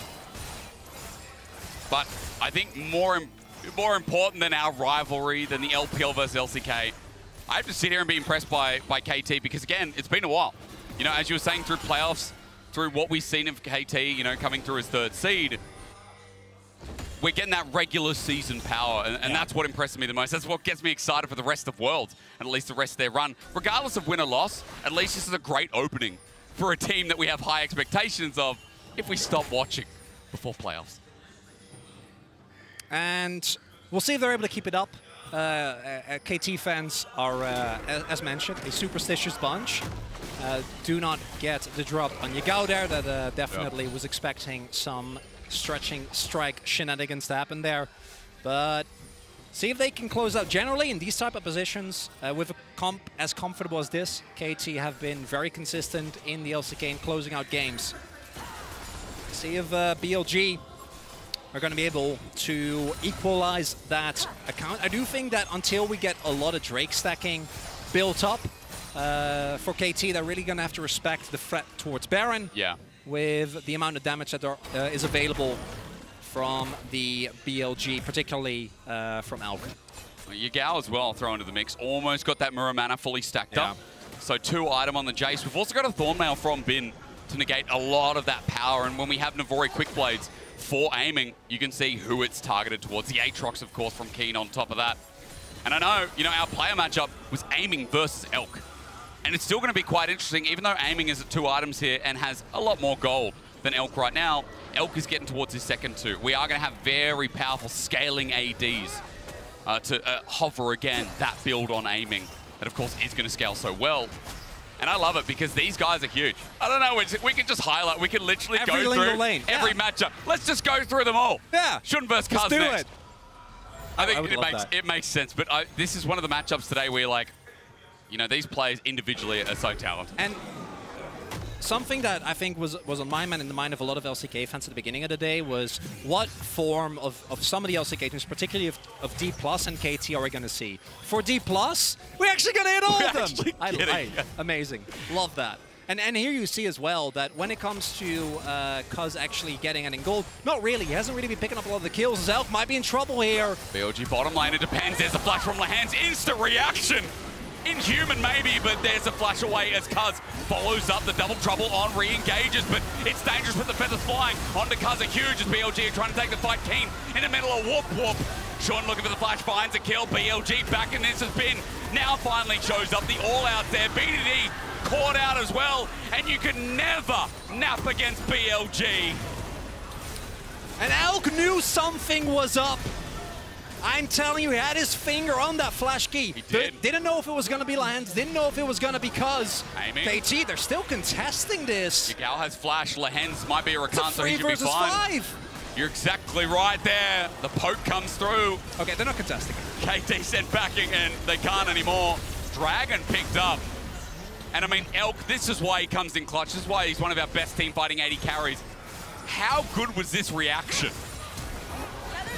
Oh, actually able to get away there, then flashes, and then this is where things go dire as Keen goes in trying to help Cuz, but then Keen is by himself. It's the split decision that we saw earlier from BLG, this time for KT. Even with aiming in full health, they're saying, hey, we've been teleporting in, we gotta respect. And that means 2 members are giving up. Drake goes over, and gold! That even. Yes, it is, making things interesting. Of course, Elk did quite a bit. Apparently, so did Shun, as well as Baron getting started. All right, Chronicler, we're making things more interesting. They're really going for it. It's not traditionally a KT move to just start the Baron. It's more of a T1 thing, but we'll see if they can execute on this fight. The poke's there. Cuz isolated though for the time being. Bin has his number. He's got flash, and he's got the ulti up again as well, but Cuz gets out with the slingshot. Ladies and gentlemen, that ain't great. KT are burnt down, and BLG now trying to think about it. Do want to make sure that you don't try and flip a Baron against Zach. He's one of the most iconic, you know, the over the Baron wall drive-by steals. Still though, we're seeing KT, I think, slipping back into some of the old patterns. Oh, aiming. They're setting up a trap for Elk here. He does have his ultimate available, but he's not going to walk in. And KT won't be given an opportunity to take him down. No, indeed. And I have to be honest, you know, again, this back and forth in the game, I feel like KT and BLG, we've been hyping up how close these teams are. We've been hyping up how important this matchup is to start Worlds, because their end wasn't ideal. Against LNG, against T1, I'm sorry to say. They gave us entertaining games, but it's not what we wanted to see. But at the very least, as we come to this point in the game where Baron sits and stares at us in the face, we can see what these guys are like for now. It's nice of you to join me for the last one.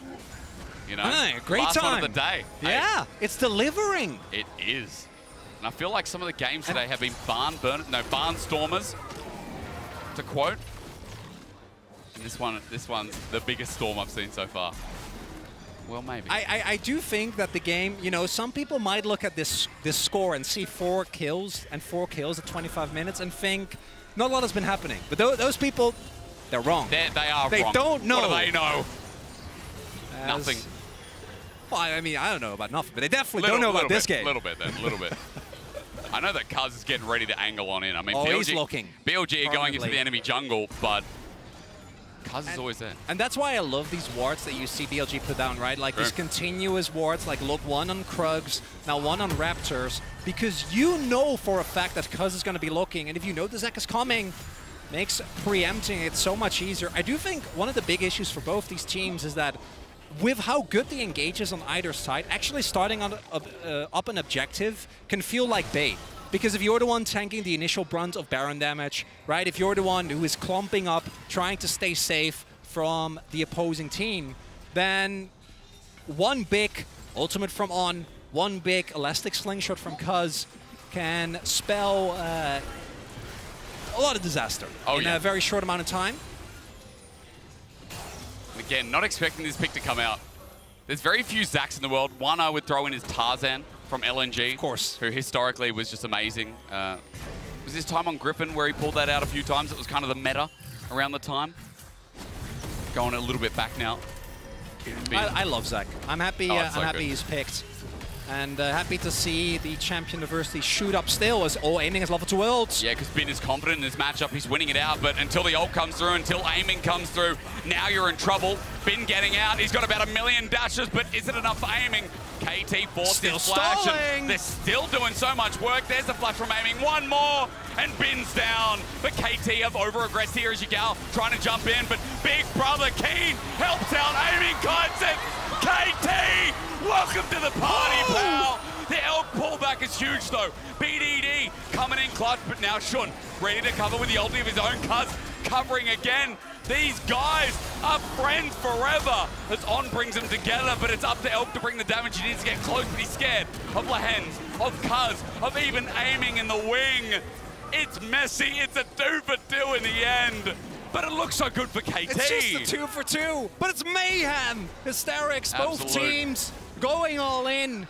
You know, teleports coming in, reinforcements are called upon. By the end, I think it's BLG that will have priority towards this dragon, but with Keen having teleport available, as does Bin, and Hexgates on the map, we'll see if KT try to contest, because if not, then by the end of all of this, it will be BLG getting out ahead, right? Yep. Ebo, as Lahens, is he going to be in trouble? Oh, they're going to start Nash. Sneaky They're pulling Baron. the trigger! It's the Hexgates! 28 minutes in, you said it made the game interesting. Chronicle, you're on point with this. Behind Lahens is going, he's like, all right, we're trying to contest. He flashes over Yagal, now interested in the meat. But look at this. This is the bigger prize. KT have outsmarted, outthought. BLG caught by surprise while Lahens is grinning from ear to ear. The Baron. Oh, Ignite. It doesn't cancel it. All 5 with Baron. Thank you very much. Well, and Lahens continuously staying there to ensure that BLG think that they're going to contest. Love that. As we go back to this play, so Bin stalls this out so well, right? Actually getting a knockback on aiming, buying so much time, and even though he eventually ends up going down, so much is invested by both Keen and aiming. And then here is where you think, okay, BLG have this. But then the amount of damage, and even with aiming, tanking that one turret shot, him stepping back from Elk, and then able to stay alive, even with the feathers coming down. Really, really big. But then Shun, earlier to the play, really nice dodge there with his W on the re-engage. And then at this point, Cuz and Lahens don't have damage. Right, so they're not able to actually get anything on. Aiming standing there, he wants to join, but he can't. But then the fact that they make it look like they're contesting. And even Lahens, that's the most Lahens moment, man. That guy's a troll. Yeah. I'm shocked he's not emoting. Oh, man. Red Bull Baron power play. It's already at 2.5. KT, the big brain move, has led them back into an advantage in this game. Now, BLG have moved to Soul Point, but that's 3.5 minutes away. What is this Baron going to take? Because already you can say that aiming's a big deal. Oh, yeah. BDD, 3 items strong on this Talia as well, is going to pop someone. Now, aiming is a big deal. I'm also worried because he has a GA. Aiming has been very trustworthy, even in this game. But I see that, and I'm a little worried. But as long as his Baron buff is there, KT can keep up this pressure. That's really ballooning the gold with the pickup of the inner turret. True. And we do see BLG obviously able to match in the mid lane with the wave clear of the Elk. But outside of that, rest of the team not going to have the best of time. Great defensive wards, though, so no one should get caught here. And that should be the end of KT's Baron power play. But they are back towards that about 3k gold lead, but with Soul Point in BLG's hands. Yeah, it's a 4k Baron power play, by the way. I mean, again, huge swing of momentum. Yeah. And I've been impressed. It's cool because, you know, obviously I don't cast KT normally. Obviously I don't cast LCK. It's cool coming into this and being like, man, from what I saw on VODs, from what I saw in regular season, world-class players like this. We've already talked up BDD, we've talked up aiming, especially on his Kai'Sa. Cuz has been legendary for me in some of the early ganks to get the momentum rolling. Yeah. This Zac pick, I think it caught us by surprise. I think it caught BLG by surprise, to be quite honest. And it is very in line with KT. They are a team that is very happy to just do their own thing. As we now see KT trying to set up a lot of pressure here. Don't have the Baron buff anymore, though, so Elk definitely going to be able to just clear out. And yeah, Bin, not really the target that you want to try and dive. So, oh. Flash, wait, Bin, what is he doing? The shove back though, Bin gets the half HP, but the all in, the all out is there. BLG fighting under that inner turret. Going golden, going into GA. Cuz now caught up here as well. Maybe KT weren't expecting the Spanish Inquisition. BLG are chasing them out. Where did that come from, Chronicler? It's Bin making the magic happen, finds aiming. I'm going to take responsibility for that one. I haven't told, even with the GA, he just ends up going down. And those kills are really big because they will allow BLG to set up for this soul point. Hextech Soul so valuable. It's, yeah, Bin sets it up. And initially it looks like there isn't enough damage follow-up, but between On as well as Shun, they're able to lock him down.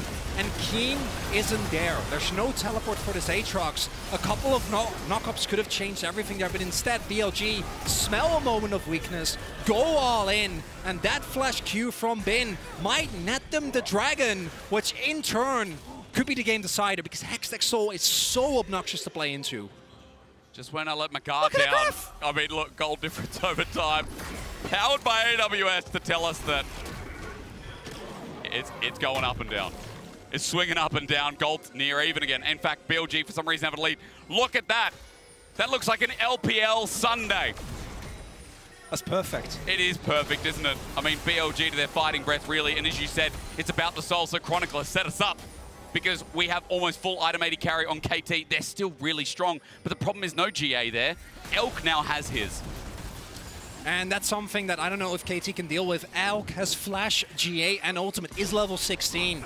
So consistently trying to shut down the Xayah is going to be tough. Oh, good pick though. Onto On. Magnustorm use early. Support's just dead. KT. He's gone. Brilliant pick. And that, I think BLG, yeah, just abort. You don't need to fight to the death over this guys. You're telling you BLG. Don't need to fight over to the death. It's BLG. They look for the steal. They don't find now. Keen for the angle. They've got the numbers advantage, but they're looking for the pick. As he goes golden, BLG, are they in a bad spot? No, the answer is absolutely no, but the healing is absurd. All out over the wall while Keen runs for his life. And Bin is ready to play budget Aurelia. KT run away. I cannot believe BLG were going to take that 5v4. Well, BLG immediately turning that into tempo towards mid here. Again, KT wasn't sitting at soul point, so they can give that one up. Still able to get something out of that. On getting caught there means that KT at the very least is able to prolong the soul going over to BLG. And both teams, again, it's the Hex Gates already at the Baron Pit, ready to go another round. Although I'm pretty sure that this time BLG not going to let them have it so easily. Are you counting the Barons? How many are we up to in this one? It's the second one, right? Yeah, second or is it third? I mean, I had this with Vedius too. Games like this and you're like, man, how many Barons? How long have we been here? There's so much back and forth today. And to finish off Swiss Day 1 at Worlds, I don't think you could ask for a more perfect end. Regardless of, you know, ends up losing this game, I think the people that might feel like the loser, whoever has to face off against whichever team loses. Agreed. Because it's looking rough. Gaming, as mentioned, has been able to stay up, but at this point, like 16 to 70k gold, it doesn't make that big of a difference. His GA is still on cooldown as well.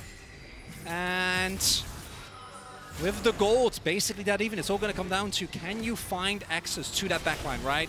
Aiming and BDD on the side of KT, Yagao and Elk on the side of BLG. Yep.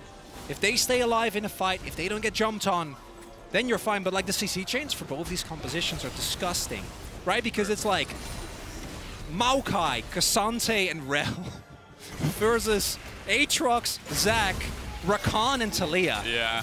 It's not fun. No, it's really not. Someone's going to stop moving. I think that's why it's important that we kind of take care of summoners. I mean, Keen, without his flash on the Aatrox, okay, dunk down potential or follow-up engage. Absolutely. I think another one there is Shun. I'm not sure of the timer on it. We've got about 20 seconds, maybe less, on his flash on the Maokai to get into the backline too. So all important counters, and we get to that point in the game where it is so important to start tracking those minute differences. I would say a minute, maybe not minute, but a significant one is the fact that GA is almost up for aiming. Yeah. How much longer do you reckon we have on that? I don't know. I think that BLG might be looking to go in on a big engage to try and force KT to fight before the GA is up. Yeah. Even though it wasn't of any value in the last fight, generally it allows aiming to play so much more aggressive. do note they don't have any vision in the pit, but they do have the little ward outside. So they have a pretty good idea that BLG isn't actually going for this as Keen doesn't have flash. Oh, there's a flash again. Bin might be doing it again, but this time it's onto the Aatrox. Mobility, his friend, he gets popped back, and BDD tries to help out his brother, but he gets blasted out. Massive shutdown is aiming. Ulted in, but he's isolated. The wall is not his friend either. He'll take it down, though, is on. Disrupts the other back line. Elk ulties once again onto Kazu, flashes in, gets feathered down, but in the backside, aiming is dead, but that GA is all the difference. Elk survives, Kuz is out of there. BLG make it a 1 for 2, as now Bin once again has got the blades out, and KT have to run for their lives. I do think that Lahen's BDD and Kuz still being alive might be enough. Okay. We'll see if they want to risk it. Zach's still opportunity is still here with the E. Is KT going to go for it? Right now it looks like they're not. Just going to give this one up and try and get a reset in for the Hextech Soul instead. And again, it's Bin. These flashes on Cassante every time. Able to set up the play. Keen getting caught out there. Doesn't have the flash, as you already highlighted. And even with the healing, it's not enough. And then that Duskblade proc ends up being such a big difference maker. Aiming in no man's land. The rest of his team not able to get quite that deep due to On doing a really good job of keeping the rest of KT segmented away from that AD carry. And then Alex like, okay, well, Kuz, you got me. I have GA. Watch me care. And at this point, KT making the call. Guys, this Baron contest, if it's a flip and we lose it, game's done. We're going to try and fight. But will they actually be able to? Baron Power, or Rebel Baron Power Play coming up here for BLG should give them free prio in the lanes. And if they get this, that is the Hextech Soul over to them. I mean, is it going to be a 4-0 LPL day or a 3-1? Can LCK get another? It all comes down to this, to round it up as Kuz goes to the engagement. Look, once again, Keen is caught out. Shun finds him, BLG group up while the tanky members go through, but aiming. Is this his clutch factor coming through? He goes golden, he sets up with BDD. Elk is out of there. The flash on! KT are coming up clutch, but Bin has the swords out again. Stop the Cassante. Can you do it? Lahens runs for the hills while Kuz is left isolated. Just when you think aiming has done it all, they put him in the bin.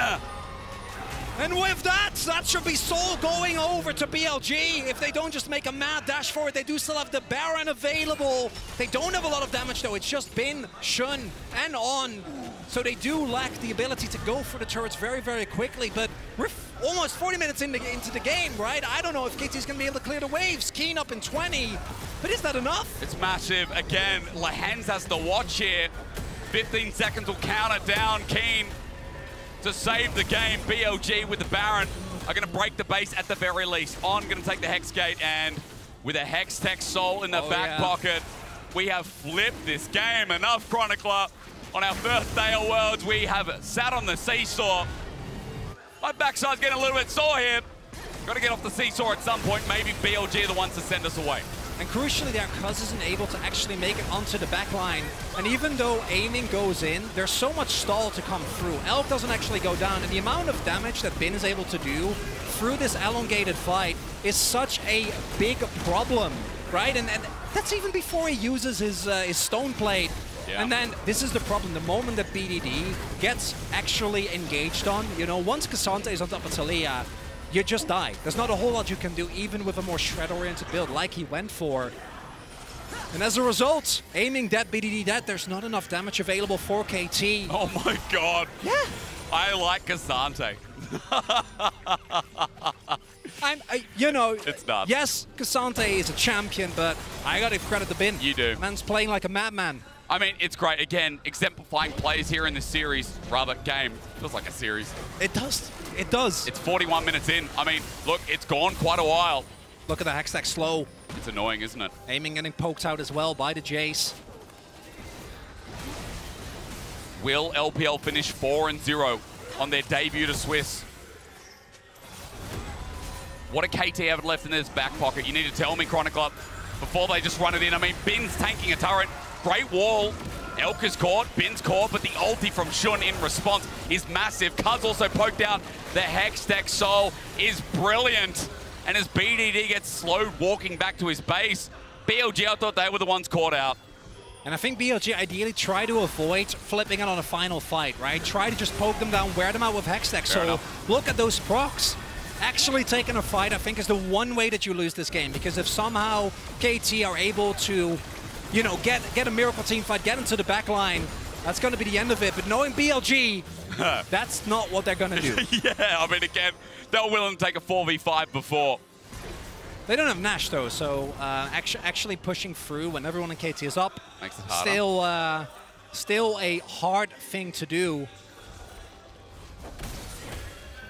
And we'll see if KT can hold on. At this point, the gold lead, not really the big thing, but it's more the map control that's available for BLG, plus the Hextech. Elastic slingshot, it's on to on. Bin steps up, but he's out straight away. Cuz has gone a little bit deep, but there's no follow-up damage, so he's okay for now. Keen's the one who took half his health just from the poke of BLG. And BLG, I think backing off here is still the right call, trying to set up vision. You have full map control, so making sure that you are first to the Dragon Pit, or the Baron Pit rather, is what you're going to be looking towards. But the big benefit for BLG is that you can kind of posture towards Baron and then just run down mid, right? And KT have to fully respond. And if they don't, if they make the wrong call, then they might get Baron, but trade it for Nexus, which generally is considered not worth. And if they hesitate, as opposed to who says that? Hey, you can find. It doesn't matter what opinion you have. You can find someone who think it might be worth it. You know. You know, previous World Team. Shout out to SOFM on Suning in the past. There have been games where previously in previous years, SOFM has made that trade more than once in the LPL. Was he happy about it? Who knows? He got enemy Krugs. That was the main thing, but. Hey, in this game, KT trying to get whatever they can left of the remnants of their jungle. They're still behind 4,000 gold. Gold is getting to the point of being irrelevant, but still we're waiting for some of the final items and some of the final carries of this game.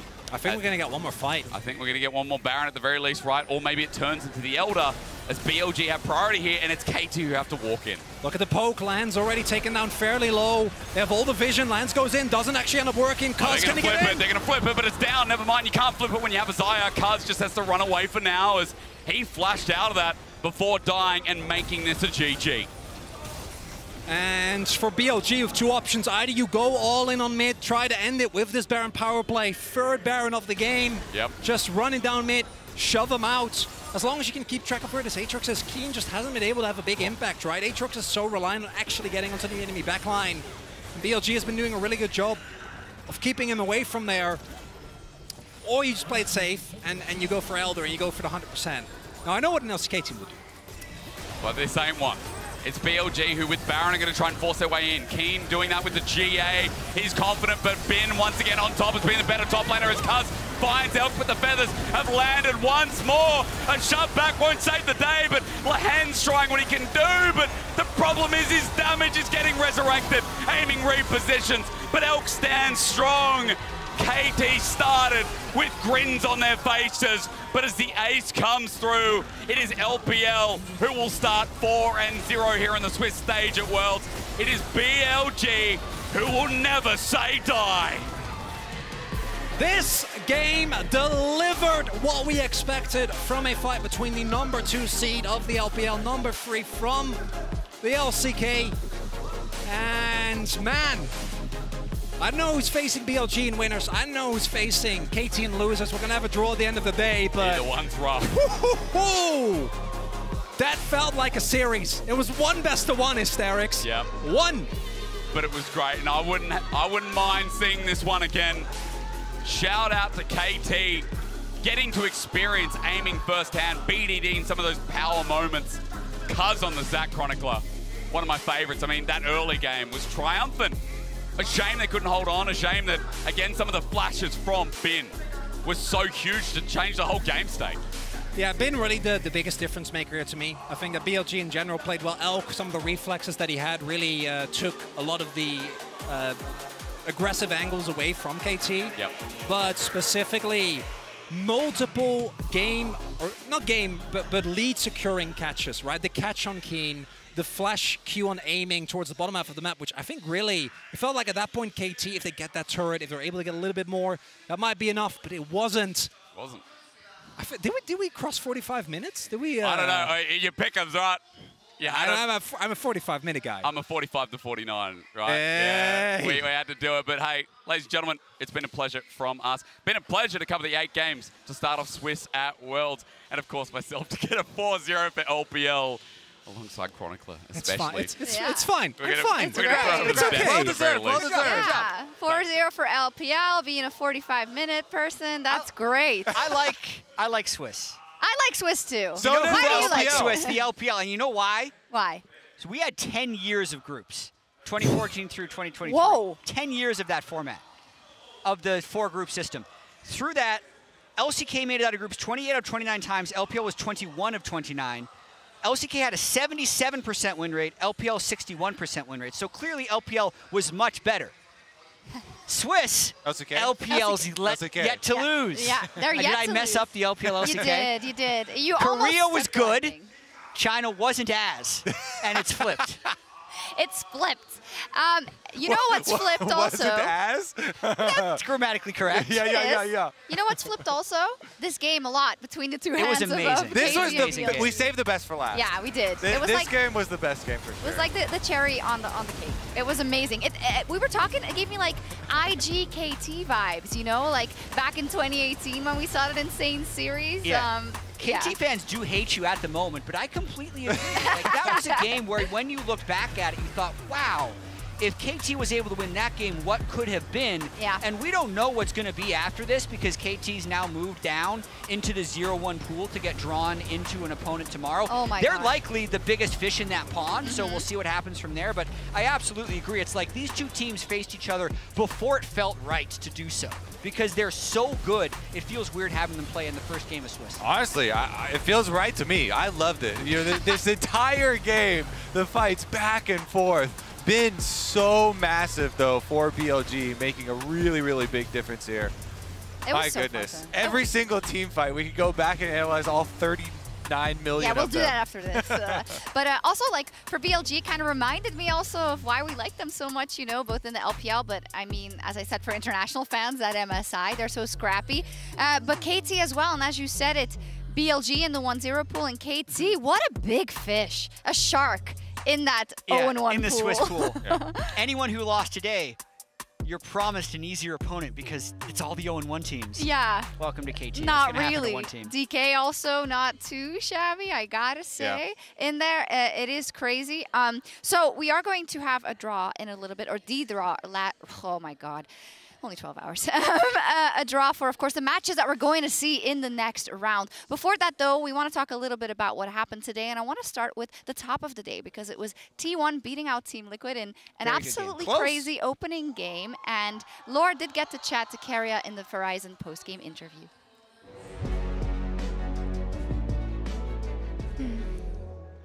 And we're back in the interview area after the first game of Swiss stage, and T1 grabs the victory after Team Liquid.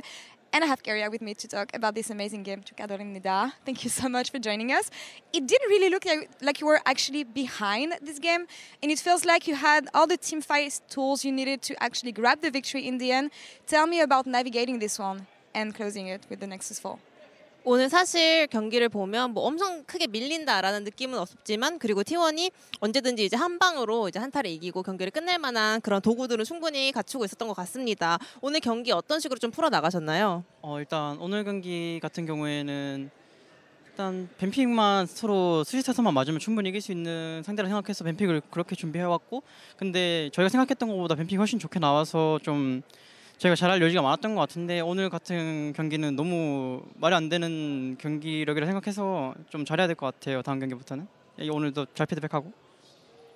So when we were prepping for the series today, we were like, as long as we can get the draft we want, it would be really good for us, and we would be able to get the win. And I think we were able to get an even better draft than we even planned. So we were really happy with the outcome of the drafting. And then I'm very unhappy with how we performed today. So I think we really have to go back to the drawing board, go back to what everything happened today, and we have to focus up and perform better. That's something that I will follow up a bit later. But talking about previously today, I saw you in the makeup room and Pioshi coming behind you, hugging you. I know that you guys are really close. What did it mean to you to play the first game at Worlds against Pioshi and also winning against him, taking the revenge? 오늘 사실은 경기 전에 이제 분장실에서 표식 선수와 좀 이렇게 상호작용하는 그런 모습을 볼 수 있었어요. 이렇게 메이크업 받고 계실 때 뒤에서 와서 표식 선수가 껴안고 있는 그런 훈훈한 장면을 제가 목격했는데 이렇게 또 올해 월드 첫 경기를 표식 선수를 상대하게 된 소감은 어떠신지 특히나 1년 만에 리매치였잖아요. 어땠나요? 일단 창현 형 같은 경우에는 워낙 잘하는 선수라서 이번에 좀 많이 신경 썼고 그리고 리퀴드의 중심이라 생각해서 창현 형을 되게 많이 신경 썼고 오늘도 창현 형이 너무 잘해가지고 좀 긴장 많이 됐는데 인게임에서 그래서 이겨서 다행이고 창현 형도 너무 잘해줬던 것 같아요. 잘했던 것 같아요. Yeah, I mean, I've always thought Pyosik is the centerpiece of Team Liquid, so I was keeping my eyes on him, you know. He was the player to watch out for, and today he was popping off. I was a little bit nervous because he was so good, and yeah, I think he did a great job today. As you said, a lot of learnings from this game, prepping for the next match. It's actually going to be hard because this is the first time ever we have this format at Worlds. 3 losses, you're out. How do you plan on keeping your head cool and adapting after every game to be ready and to the level that T1 is expected to play at? 네, 이제 아무도 이번 월드에 도입된 스위스 스테이지를 경험해보지 못했기 때문에 여기서 정말 매판마다 좀 적응을 잘 해나갔고 좀 침착하면서 경기를 풀어나가는 게 정말 중요할 것 같습니다. 이제 3패를 기록하면 탈락하는 그런 시스템인 만큼 어떤 식으로 좀 준비하고 계신지 궁금합니다. 그리고 롤드컵 초반에는 이제 롤드컵 초반에는 아무리 강팀이어도 티어 정리가 잘못되거나 메타 해석이 잘못되면 충분히 떨어질 수 있는 대회라고 생각하고 그런 경우도 굉장히 많았고 그래서 이번 스위스 스테이지 같은 경우도 계속 연달아서 경기를 하다 보니까는 메타 해석이나 티어 정리에 대해서 좀 많이 신경 써야 될 것 같아요. 올라가시려면. So just every time at Worlds, doesn't matter how strong a team is, it's actually coming down to how they read the meta and how they kind of solidify the tier list. If they have a wrong approach, they're out of the tournament, and it happened multiple times before. So same goes for the Swiss stage because we are playing match every single day. So I think we really have to focus on having the best read on the meta and also knowing the best champions. All right, well, wishing you the best of luck in the next game. 인터뷰 감사합니다. 감사합니다. Thank you. Jisun, amazing to have you by my side as always. And back to you.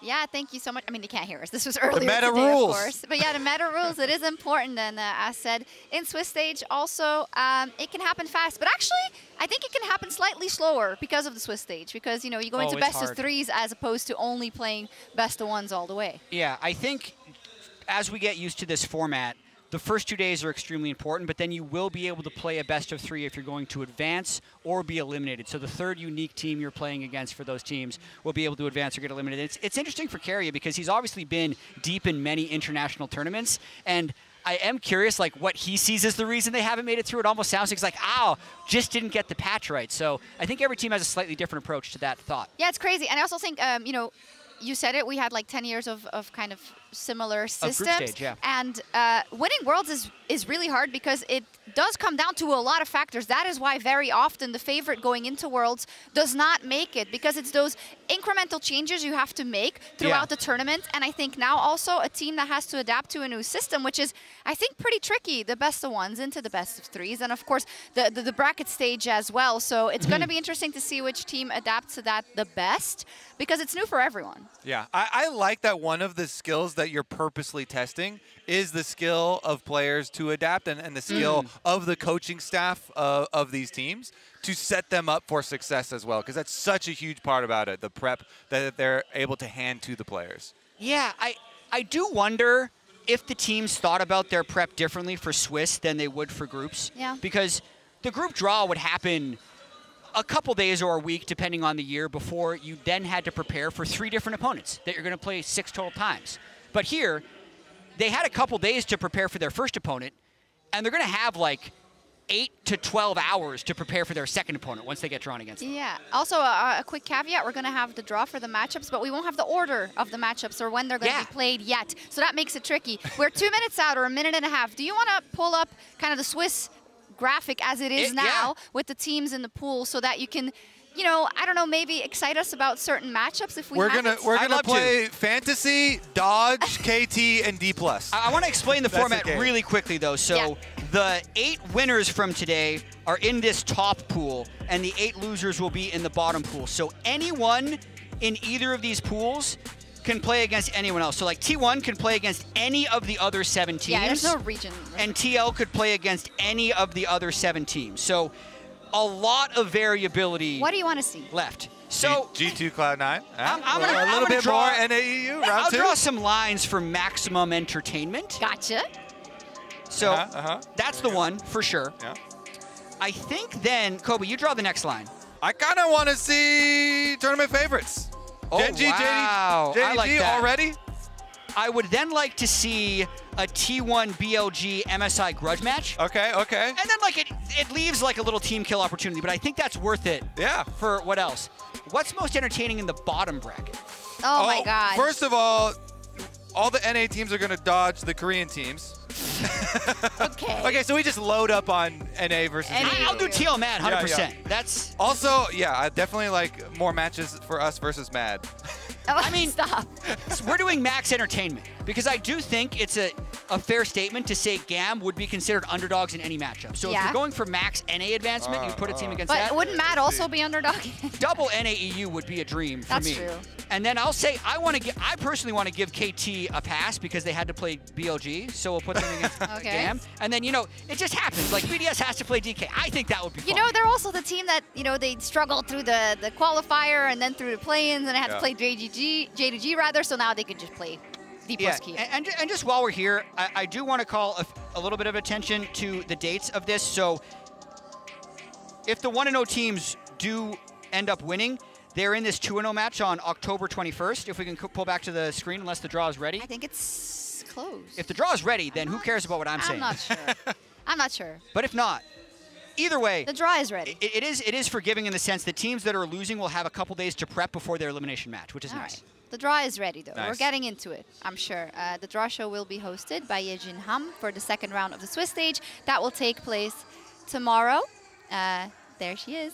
So, yeah, we're going to take a look at that. And as you showed already, there are so many very scary options there. I think, you're going to be kicking yourself if you're one of the teams that was a little bit more competitive. I'm thinking of a Team Liquid versus a T1, that you don't close that game out, and now maybe you're up versus an impossible opponent in the second one. Yeah, this is one of the most stressful but uncontrollable moments for any team with the World Championship right now. Yes. So, we had a little primer already, Jack, but walk us through how this works. Yeah, really quickly again, we had 8 matchups today. All of the winners are thrown in the same pool. All of the losers are thrown in their own pool. That's the 1-0 pool and the 0-1 pool you see on the screen now. So any team on the left here can play any other team on the left. And any team on the right can play any other team on the right. Yep. And, no region blocking or anything. You can just play anyone. And since it's a Swiss stage where teams with the same record face each other, each individual match, of course, has gained even greater significance. And a reminder again for viewers that the match order for tomorrow's games will not be decided before later today. So there we go for the draw. First team doesn't actually matter. Yeah, it seems with the 1-0 record that are being drawn first. Take a look. Because this is not even pulling for your time slot. Yeah, well, we won't be pulling for time slots at all. We're going to be pulling for opponents and the time Have you not been listening? That's why I just made the point. This is not pulling for the time slot. Oh, I see. Okay, I see. Sorry. All right. And I believe that this is going to be their opponent. I'm not 100% sure. They'll have to see the bracket populate because they could be pulling all like the blue side teams first. Yes, it is the matchup. G2 plays Weibo. So the gift that G2 get for winning that extremely hotly contested game versus Team. Hey, listen, they're the #1 team from EU. They play LCK4 and LPL4.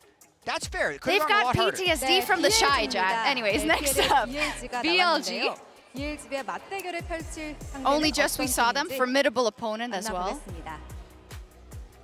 BLG is so good. They're so clutch, but we'll see. If they have to play JDG, it'll be a Greek tragedy. It will be, and at Worlds, unfortunately, sometimes that has panned out as such. No way! There is no way! They are 0-7 in matches this year against JDG, but they have beaten basically everyone else in the world. But if you only get one chance where you beat them, do you want it to be this one or maybe This is a better time to face them than later, for what it's worth. but oh my goodness. Oh my goodness, that is crazy. 네, LNG입니다. LNG up next. Okay, so we got Fnatic earlier today. T1's left, C9's left, and one other team is left. Are we blanking? But the LPL teams went for Genji's also left. Yeah, Genji as well. Okay. 네, C9이 나왔습니다. C9. LNG C9. 이번 시드 C9과 Scrappy. Okay. Scrappy. I'll take it. Every matchup was going to be difficult. But 네, yeah. 마지막 두 팀이 The draws for, 나왔는데 getting EU and A draws has not been good lately. So now we know the last matchup. You remember? See if it's a Genji drawn 네, first. 젠지입니다. Genji. LCK 1번 시드 젠지가 Genji 나왔고요. T1. 젠지와 맞붙을 상대는 Wow, that is incredible. LPL, not finals, but 1 and 2 seeds. LPL. And LCK, 1 and 2 seeds. This is MSI all over again. This is insane. I can't believe that it's playing out like this again. 네, T1입니다. 이렇게 젠지와 T1이 Wow. 승차가 됐는데요. So you know what's funny? LCK There was this. These reaction shots are so good. This is what happens when you cheer for the JDG BLG teams. That means the LCK teams are more likely to have to play each other. That's true. And They the were LPL so teams loud. they're like, yeah.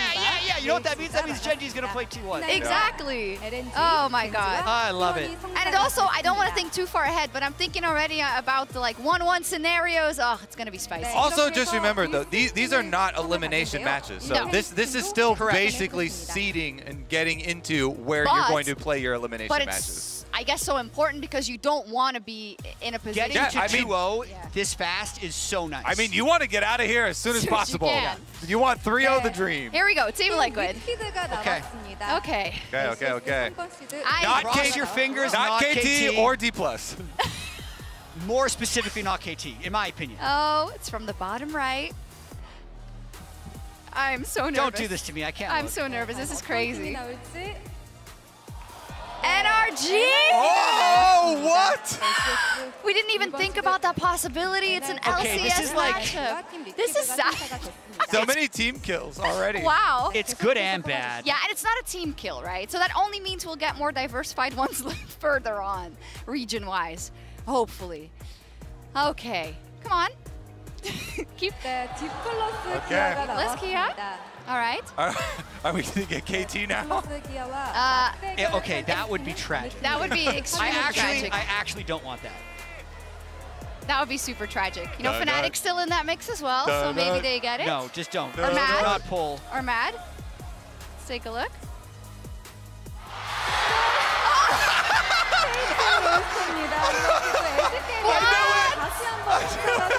This is insanity. It keeps happening. Somebody buy a lottery ticket. What is happening? This I mean, is crazy. so Jack- here's what's even worse about this. This means there will be an 0-2 match guaranteed with either DK or KT. You know, this is what we set up, you know, that things could go away. Team BDS. 올라온 BDS가 등장했습니다. I mean, Matt, Gam is left, Fnatic is left. I mean, three They get an EU team, right? or Gam. They Yeah, get an or EU team or Gam. Gam. Hey, a win is a win. Wow. Insane. And the last is going to be Fnatic versus Fnatic Gam. versus Gam. Yeah. This is really, really crazy. You know what? At least in the region matchups for NA and EU, one team's got to win, right? So. For sure, yeah, totally. It's great. Yeah, right. No one. Really weird stuff would have to happen for one team not to win. Yeah. 2번 시드 프나틱과 Fnatic. Yeah, on the Check the draw on here. the bright side, 나는 복주머니를 확인해 보겠습니다. no region went winless of the 4 majors. No region went winless today, and no region will go winless tomorrow. Tomorrow, yeah. Everybody gets something every day. Positivity. 네, 감 e스포츠입니다. We have validated the draw with 마지막 it will be Gam. 대진 추첨을 Wow. No shot. This is absolutely insane. We're going to cook up the graphic for you, and as a reminder, we don't know the order of the games yet. Of course, thank you so much to that draw. But we do have the matchups. Yeah, match order So will be TBD. Match order. we were talking a lot about prep and day 1 prep. Day 2 prep is going to be way easier because all these teams know each other in the same regions. It's done.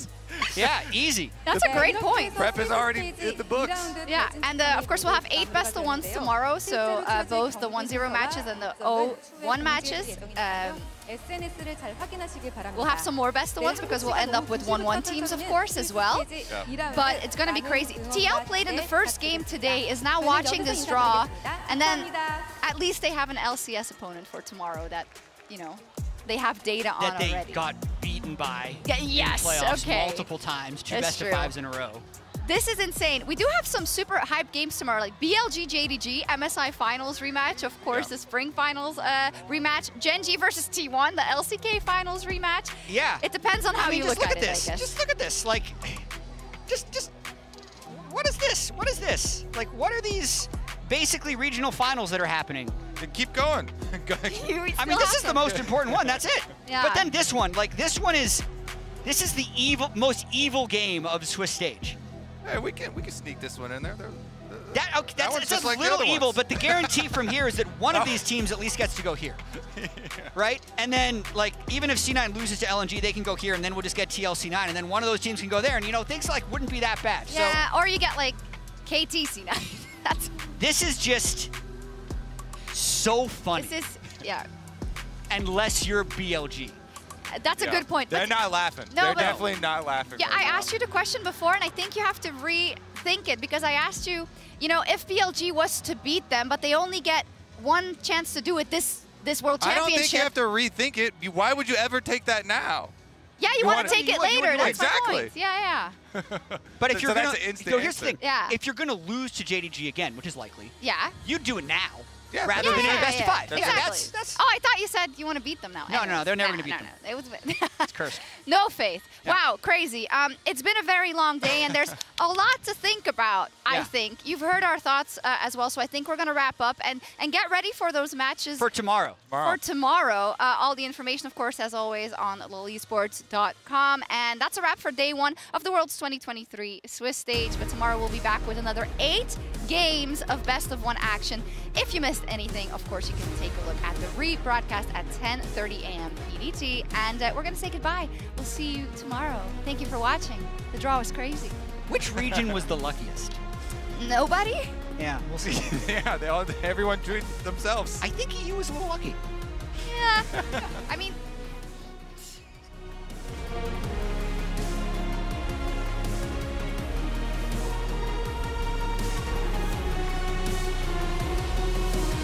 Now Gushik is coming down. There, the all-out comes through. The Q's going to land. And Zeus, he knows that he's dead. The Q's going to land beforehand. If Gushik gets another bit too expensive, but the Q3 is going to connect. And now Gamushi's in trouble. The arrow's going to connect onto Young, but it was Summit that was the problem. That is going to be the pick-off to start this one. Even the Rip Skull is going to be the kick on the Faker from Gushik. That ward there, but Leap striked a little bit early. That is going to be the flash to follow up. Still gets the knock-up, and that is first blood with the last tick of Ignite for JC. Get the bucky walk. Yep. Oh, he's dead, actually. Nice. Really good, Dragon. Bring it on. We'll see what else you can do, but there it is. First blood comes down. Relatively low towards his top side, but Doran going to find the flash. The all-out comes through, and he just chops up the Jax. Adam's just going to flash for it. They find the silence, and 369 will be put down. First blood to the Garen. No flash, no flash, no flash. He has no flash. Okay. Do the flash up here. I'm going back mid. Let's do that. Couple of autos too. Kellen with the flash away as well. And G2's bottom lane matches it. Oh my god! This team's pretty hot. Do G2 still want to fight this? Yes, they do. Yes, they do. With the ulti from Jai gets there, but the Magnet Storm and the boot bag! Showmaker, playmaker! Ja, jeg ser sitting hans så begge Guys, I can flash, look! Okay, yes, stopwatch. Just kill front, sorry. Guys, yes. Yeah. Nice. Guys, good job, good job. Guys, good luck, guys. Well played, But this is Weibo's game right now. Oh no, Hang on under turret! The Spring King returns! They're gonna go down. Go! You know, orange side moving over. I can engage now if you want to. Yeah, I'm going, go. Look on Azir, Yes, stopwatch. Okay. Look at that's it. Guys, I get the 3 here. Well, Hand's trying what he can do, but the problem is his damage is getting resurrected. KT started with grins on their faces. But as the ace comes through, it is LPL who will start 4-0 here on the Swiss stage at Worlds. What's your play, God? What's your play, God? They gotta crumble one by one. Then we go right into the sunlight. It's the day my kingdom come. Baby,